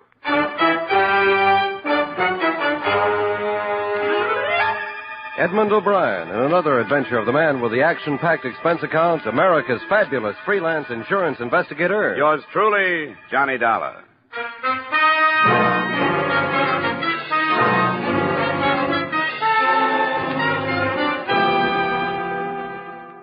Expense account submitted by Special Investigator Johnny Dollar to Home Office, Plymouth Insurance Company, Hartford, Connecticut. The following is an accounting of expenditures during my investigation of the LELAND BLACKBURN matter. Expense account item 1, $250 cab fare from my apartment to the Plymouth building. Hey, Johnny. Yeah? Oh, hi, Merle. What are you doing down here? The Gene Reimer shooting. I wondered if you'd heard. He talked a lot about you. You were good friends. We learned the business together in the Pinkerton agency. Almost opened our own office. It didn't pan out. I wish it had. We're going to miss him around here. He was a great guy. Yeah. Well, Bob Hall's waiting for me, Merle. I'd better get in there. Sure. Good luck, Johnny. Mr. Dollar, he's waiting for you. You can go right in. Thanks. How are you, Bob? Thanks for coming right over, Johnny. Wouldn't have blamed you if you turned it down. Forget it. I feel pretty awful about it. I gave the case to Gene myself. He wasn't up for one, but there would have been some extra money for him. I knew he needed it. He didn't have to take the case. He didn't have to earn a living this way. It's a funny thing for you to say. Well, there's no other way to look at it. You can't hunt trouble forever without finally running into some. I got the idea that you were his friend. I was. But you aren't hiring a friend, Bob. You're hiring an investigator. If you want me to go to work on this, I'd better get some facts. I don't understand you. What about the case he was on? You said it was murder? A policyholder named Leland Blackburn was bludgeoned to death in his home. How long had Gene been on it? Less than a week, 5 days. Had he sent in any report on what he'd learned? No, he hadn't. Is that all? That's all I know. He was staying at the Hotel Lee. His wife is still there. As I said, she'd been with him. I suggest you talk to her first. I will. I'll leave as soon as I can get plane space. All right, Johnny. Good luck.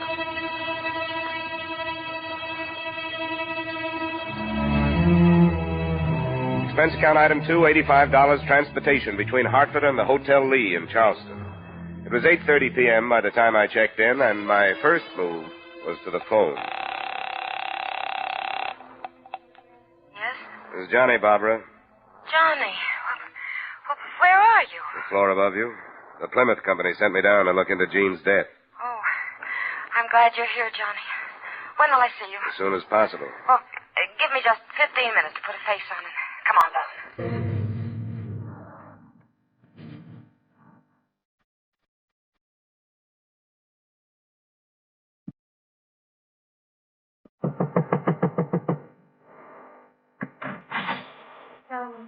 Hello. It's been a long time. I can't tell you what a shock it was to hear your voice on the phone. I've been thinking about you. Oh? It was natural to. You've been the only one I turned to when there was trouble. How did the company happen to send you? Because I knew Jean, I guess. Was anything said about us? There was no reason for that. Everything between you and me stopped when you got married. We'd better keep it that way now. Sure. It was a beautiful marriage all the way around. I told you it would be. You remember that? Yes. That there was a side of Jean Reimer that hardly anybody knew. You didn't believe me. I learned to. And you made some pretty serious statements to me after you did. I want to get that off my chest before we go any farther. I don't know how many times you told me that you were afraid you were going to kill him for what he'd done to you. And you meant it, didn't you? Johnny. The last time was less than a month ago. You don't think I killed him? I remember what you said. Johnny, don't. Why did you come to Charleston with him? Because he made me come. Why? Because he... I don't want to tell you. Why not? It doesn't have anything to do with what happened. Then you shouldn't mind telling me. He found out about somebody I'd been seeing in Hartford. I know it sounds cheap, but you must realize... Never mind that. Jean brought you down here to keep you away from this guy. Yes. Johnny, you can't think I killed him. I hope you didn't. For old time's sake, I'd hate to learn that you did. They were good times, Johnny. What do you know about the case Jean was working on? Nothing. He never talked about any of them. Well, I'll start on it tomorrow. Good night, Barbara.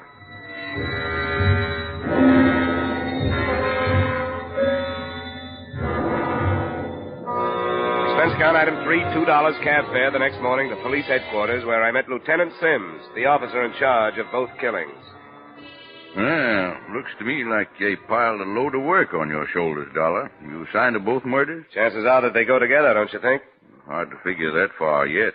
Well, what have you got on this LELAND Blackburn? The file isn't complete on him. The widow and son refused to authorize an autopsy. Took a few days to force it through, so we got no report. Who was he? An old codger, a pillar of the old South, so to speak. He was a broker, him and his son Rollin. Pretty wealthy folks. What do you think was the motive? Well, we're thinking it was robbery. Nobody knows how much, but old Leland's wallet was empty when they found it. He just told the phone operator he wanted the police when he was hit. The phone was still in his hand. Well, I'll have to go and talk to the family. Help yourself. This other Hartford man, a likable kind of fella, you know him? Yeah, I knew Gene for quite a few years. Makes it bad when it's a friend, don't it? Well, it doesn't help. Do you have anything on his death? No, absolutely nothing. He was shot 3 times at close range with a .32 caliber gun. All 3 slugs went through him and smashed up on a brick wall behind him. Spoiled him for ballistics. Where did it happen? In an alley off Magazine Street. And that's why we can't figure any connection between that shooting and the Blackburn killing. You know this town? No. Why, I know Blackburn had set foot in that Magazine Street section. They live at the other end of the town, south of Broad Street. That's a whole lot closer to heaven, I can tell you that. Yeah.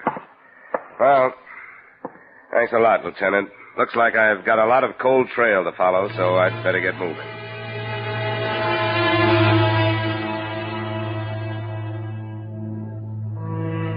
Later that day, after checking my phone to learn when the son would be home, I went to the Blackburn residence. It was a warm, friendly estate glowing with Southern tradition.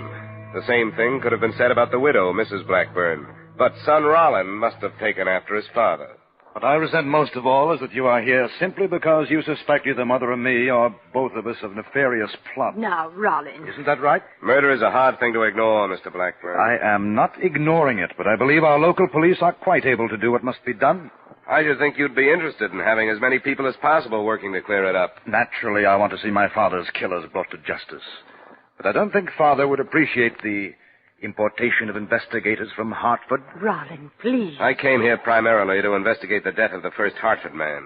I'm afraid you'll have to put up with me until I satisfy myself that there's no connection between your father and What that. possible connection could there be? I don't know. There isn't any. And if I hear of you dragging the Blackburn name into a sordid murder in that part of town, I will personally thrash you to within an inch of your life. Rollin, I must insist. I think perhaps that if you left, Mr. Dollar and I could conclude this meeting much more rapidly. Don't you have an appointment someplace? Don't you forget what I said, Dollar. I won't. Oh, I must apologize, Mr. Dollar. You don't have to. The loss of his father has been a great shock to him. And I must say that other young man who was here, as pleasant as it tried to be, did leave us with the impression that he suspected us. One doesn't say things like that about the Blackburns. It is an extremely proud and moral family. I understand. I don't want you to think that I... Now, Mr. Dollar, what do you want me to do? Well, I think you've probably been asked these questions by Mr. Reimer, but if you'll bear with me... Of course. Were you here the night your husband died? Yes. I was in the other wing where our bedrooms are. Rollin was there, too. But he came down to the kitchen. That's through there. And found poor Leland. Neither of you heard anything? No. I had my radio on, I remember. But even so, it is quite a big house. It's a beautiful house. Miss Blackburn, do you have any idea who could have done this thing? Any enemies of your husband's? I knew of nobody who disliked Leland. He was a charitable, honest man, and a pious one. I'm sorry, Mrs. Blackburn. I won't bother you any longer. My only hope is that I may join him soon.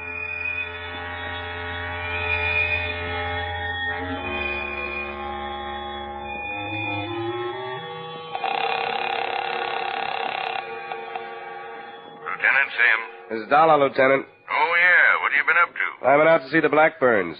How did you reconstruct the killing out there? Well, like I said, he still had the phone in his hand. He'd been hit a number of times with some blunt instrument. Anything to make you think there was more than one killer? No. The wounds were all on the right side of the head. Struck from behind by a right-handed man. Why? The son. He was a little agitated at my being there. He said killers. What's that? He said he wanted to see his father's killers brought to justice. Plural. What would make him say a thing like that? I don't know. Well, as it stands, it's not worth anything as evidence, but I thought I'd tell you.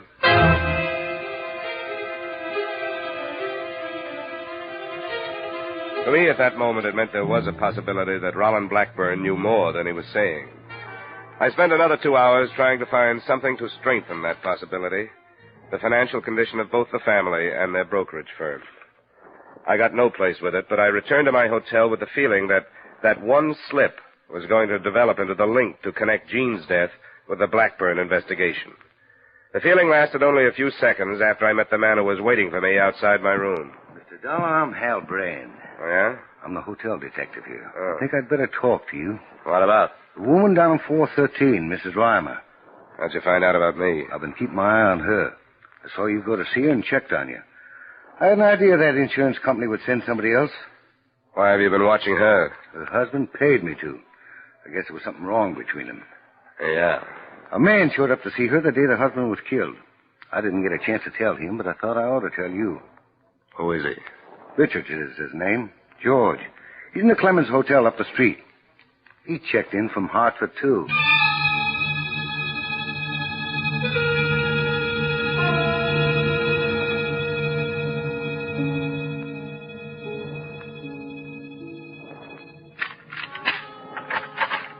Come on in the room, Brian. I want to hear the rest of it. Sure. There isn't much more. This Richard showed up at the Reimer room about 1 in the afternoon. Reimer was out, so I didn't get to him. And then he was shot that night about 10. Maybe it don't mean anything. You know where Richards is now? He checked out this afternoon and took the 540 plane to New York. Let me pour you a drink, Brand? Sure. You know, a man's a fool to marry a woman as beautiful as that. It always means trouble. That's my personal opinion anyway. My wife's as ugly as sin. But that's as far as it goes. Yeah. Thanks. Have you told this to the police, Brian? Not yet. Why not? Oh, I figure a couple of days won't make any difference. If the police don't come up with something else by then, I'll tell them. You've talked to her. What do you think? I don't know, but I'm going down to see her. Wouldn't be very smart, would it? Maybe not. That's the way I have to play it. Help yourself to another drink, Brian, and thanks.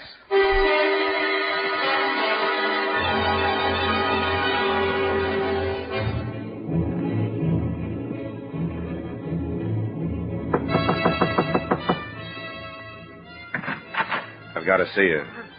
Sure, Johnny. Come in. What's the matter? Why'd you lie to me last night? I didn't. I don't understand. George Richards. Why didn't you tell me he was here?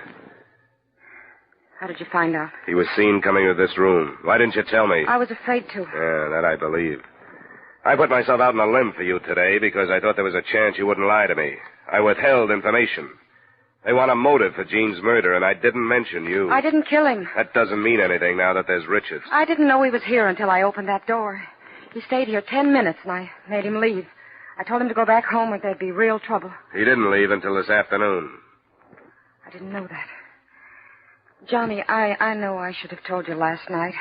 I've always trusted you, but I knew how bad the situation would look, and I just prayed that nobody would know George was here. You weren't covering up for him? No, I didn't know, Johnny. I didn't know he was still here. Quit it, will you?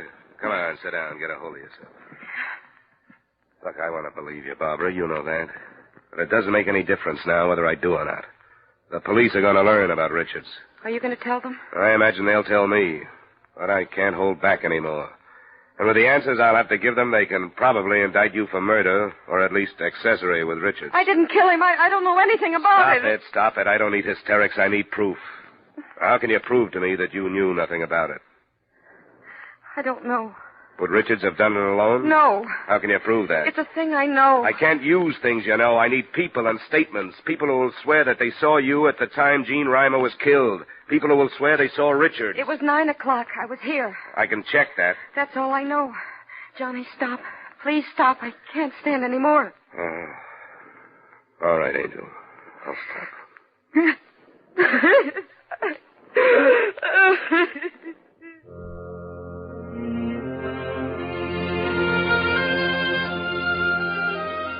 I tried to find an alibi for George Richards that night, but a stranger in a city the size of Charleston is hard to nail down.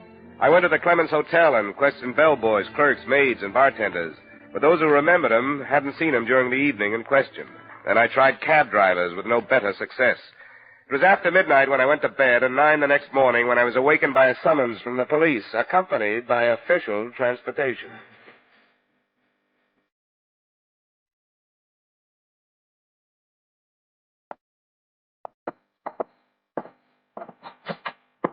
Here he is, Lieutenant. Thanks, Sergeant. You can wait outside. Yes? Sit down, Dollar. Thanks. I had an interesting chat with the hotel detective where you were stopping. Oh, I'm not surprised, Lieutenant. What's the matter with you, son?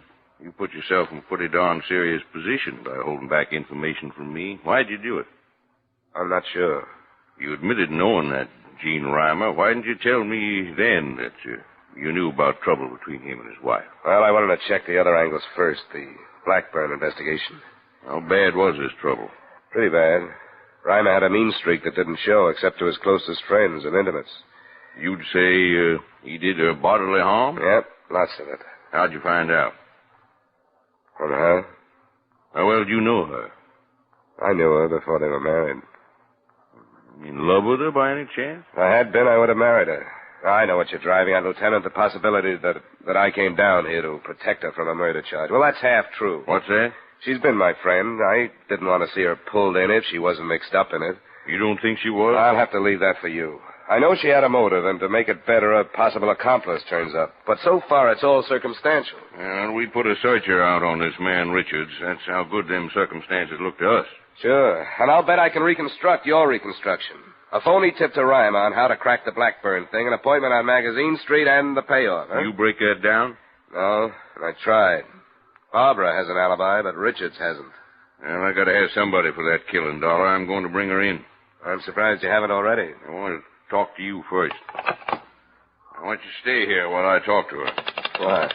Why, you think she'll break down because of me? What's the matter with that board? I'll be right back. I gotta go get a man to pick her up.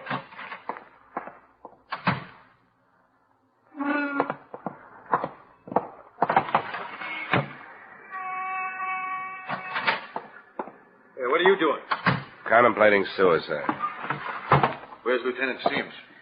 Just went out the other door. I'll be right back. Hey, I finally got the autopsy report on old man Blackburn. You sound as if you really didn't believe he was dead. Oh, no, he's dead all right. What is it, Sergeant? The Blackburn autopsy report. Yeah, look here. Well, I'll be narcotics user. The press has been waiting for this, Lieutenant. And they've got a right to it. No, wait. Don't give it to them yet. This has been pretty hard on that family. Hold on to it. No use dragging them through any more mud. At least till the federal men go to work on it.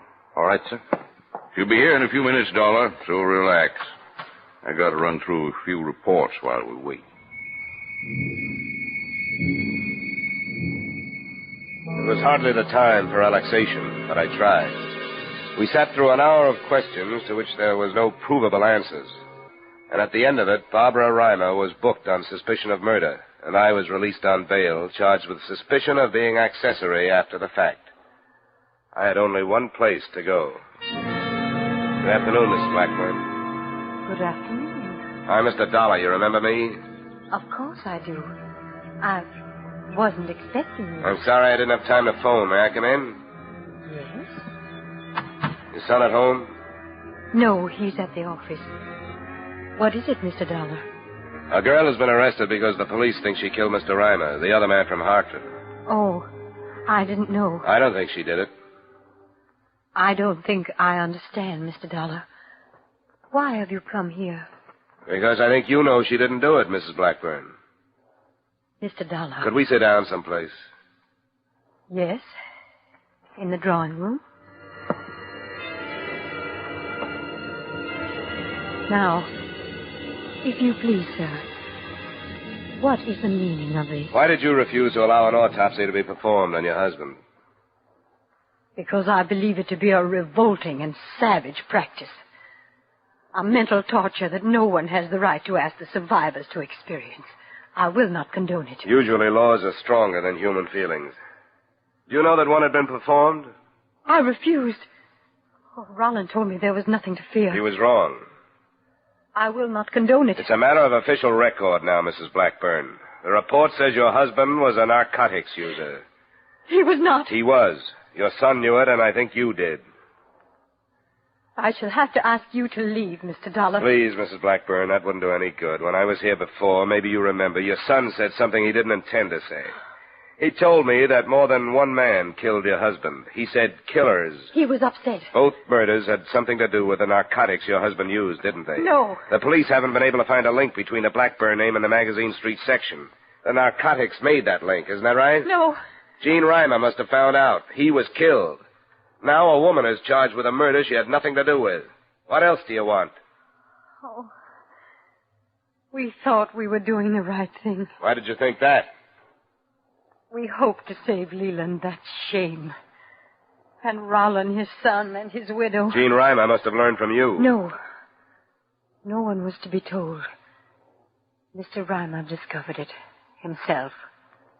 When he faced us, we begged him to say nothing.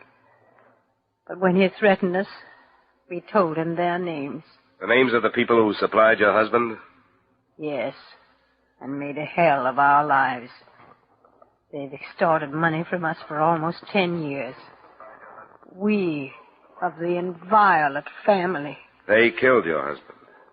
They came that night to force him to buy more. And when he refused and tried to telephone the police, they killed him. I want you to tell me who these people are. We told Mr. Reimer. And he... I won't go alone. It will be finished then. This farce we live. It would be finished anyway. Oh, yes. We go no further. There are two. One is named Miller, the other Stone. Where do I find him? You won't go alone. We've caused one death. I'll be all right. I'll tell you where to find them.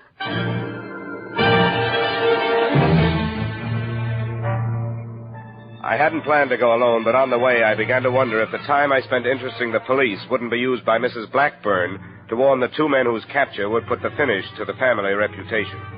So I didn't contact Lieutenant Sims. Instead, I stopped by my hotel to pick up an automatic and cab to the Magazine Street address by myself. This is the place. I'd take it easy up there if I was you. Thanks, I will. Here you are. Thank you, sir.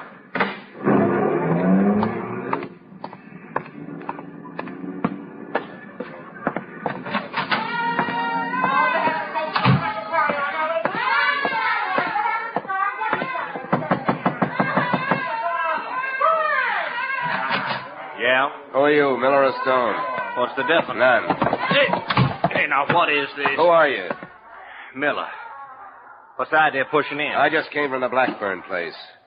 Where? The old lady is tired of trying to save the family pride. She talked again. What? What other reason would I have for being here? She's ready to talk to the police about her husband. I'm ready to talk to you about Gene Reimer. I don't get it. You'd better start. Come on. Where? Out the door. We'll find our way. Now, listen to me. You can't pull a man around like this without saying why I haven't done nothing. Then why argue? All right, I'll go. Miller!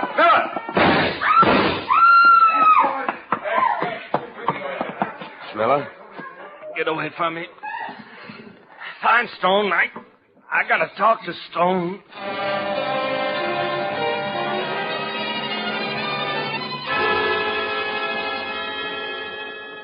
He did get a chance to talk to Stone, but not before Lieutenant Sims heard him out and added his statement and added the surviving Blackburns, which cleared Barbara Reimer and yours truly.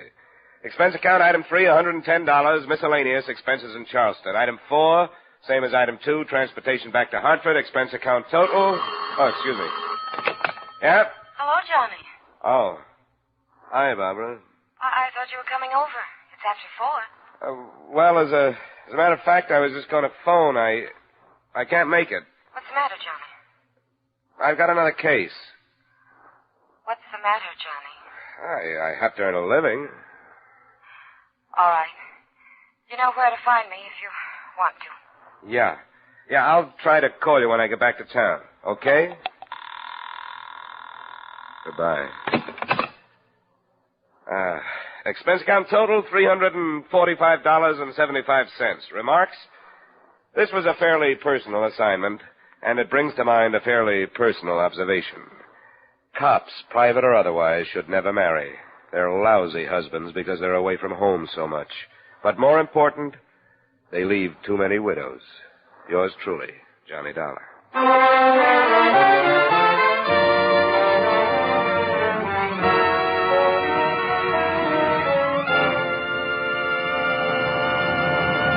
Yours truly, Johnny Dollar, stars Edmund O'Brien in the title role and is written by Gil Dowd with music by Wilbur Hatch. Edmund O'Brien's latest picture is the Paramount Pictures production, Warpath. Featured in tonight's cast were John Daner, Jim Nusser, Jeanette Nolan, Georgia Ellis, John McIntyre, and Larry Dobkin. Yours truly, Johnny Dollar, is transcribed in Hollywood by Jaime Del Valle. This is Dan Coverly inviting you to join us next week at this time when Edmund O'Brien returns as... Yours truly, Johnny Dollar.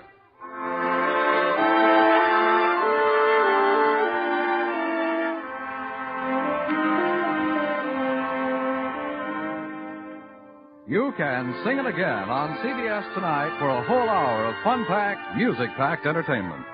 And maybe Dan Seymour will be calling you to solve one of the tuneful little riddle songs that lead to a chance at radio's largest cash jackpot, $5,000, plus $10,000 more in wonderful prizes. Alan Dale, Judy Lynn, Bob Howard, the Riddlers, and Ray Bloch's orchestra are on hand to sing and play the riddle tunes leading up to Dan Seymour's coast-to-coast calls. Be listening again later tonight when Sing It Again comes along on most of these same CBS stations. Now stay tuned for Von Monroe's Caravan, which follows immediately on most of these same CBS stations.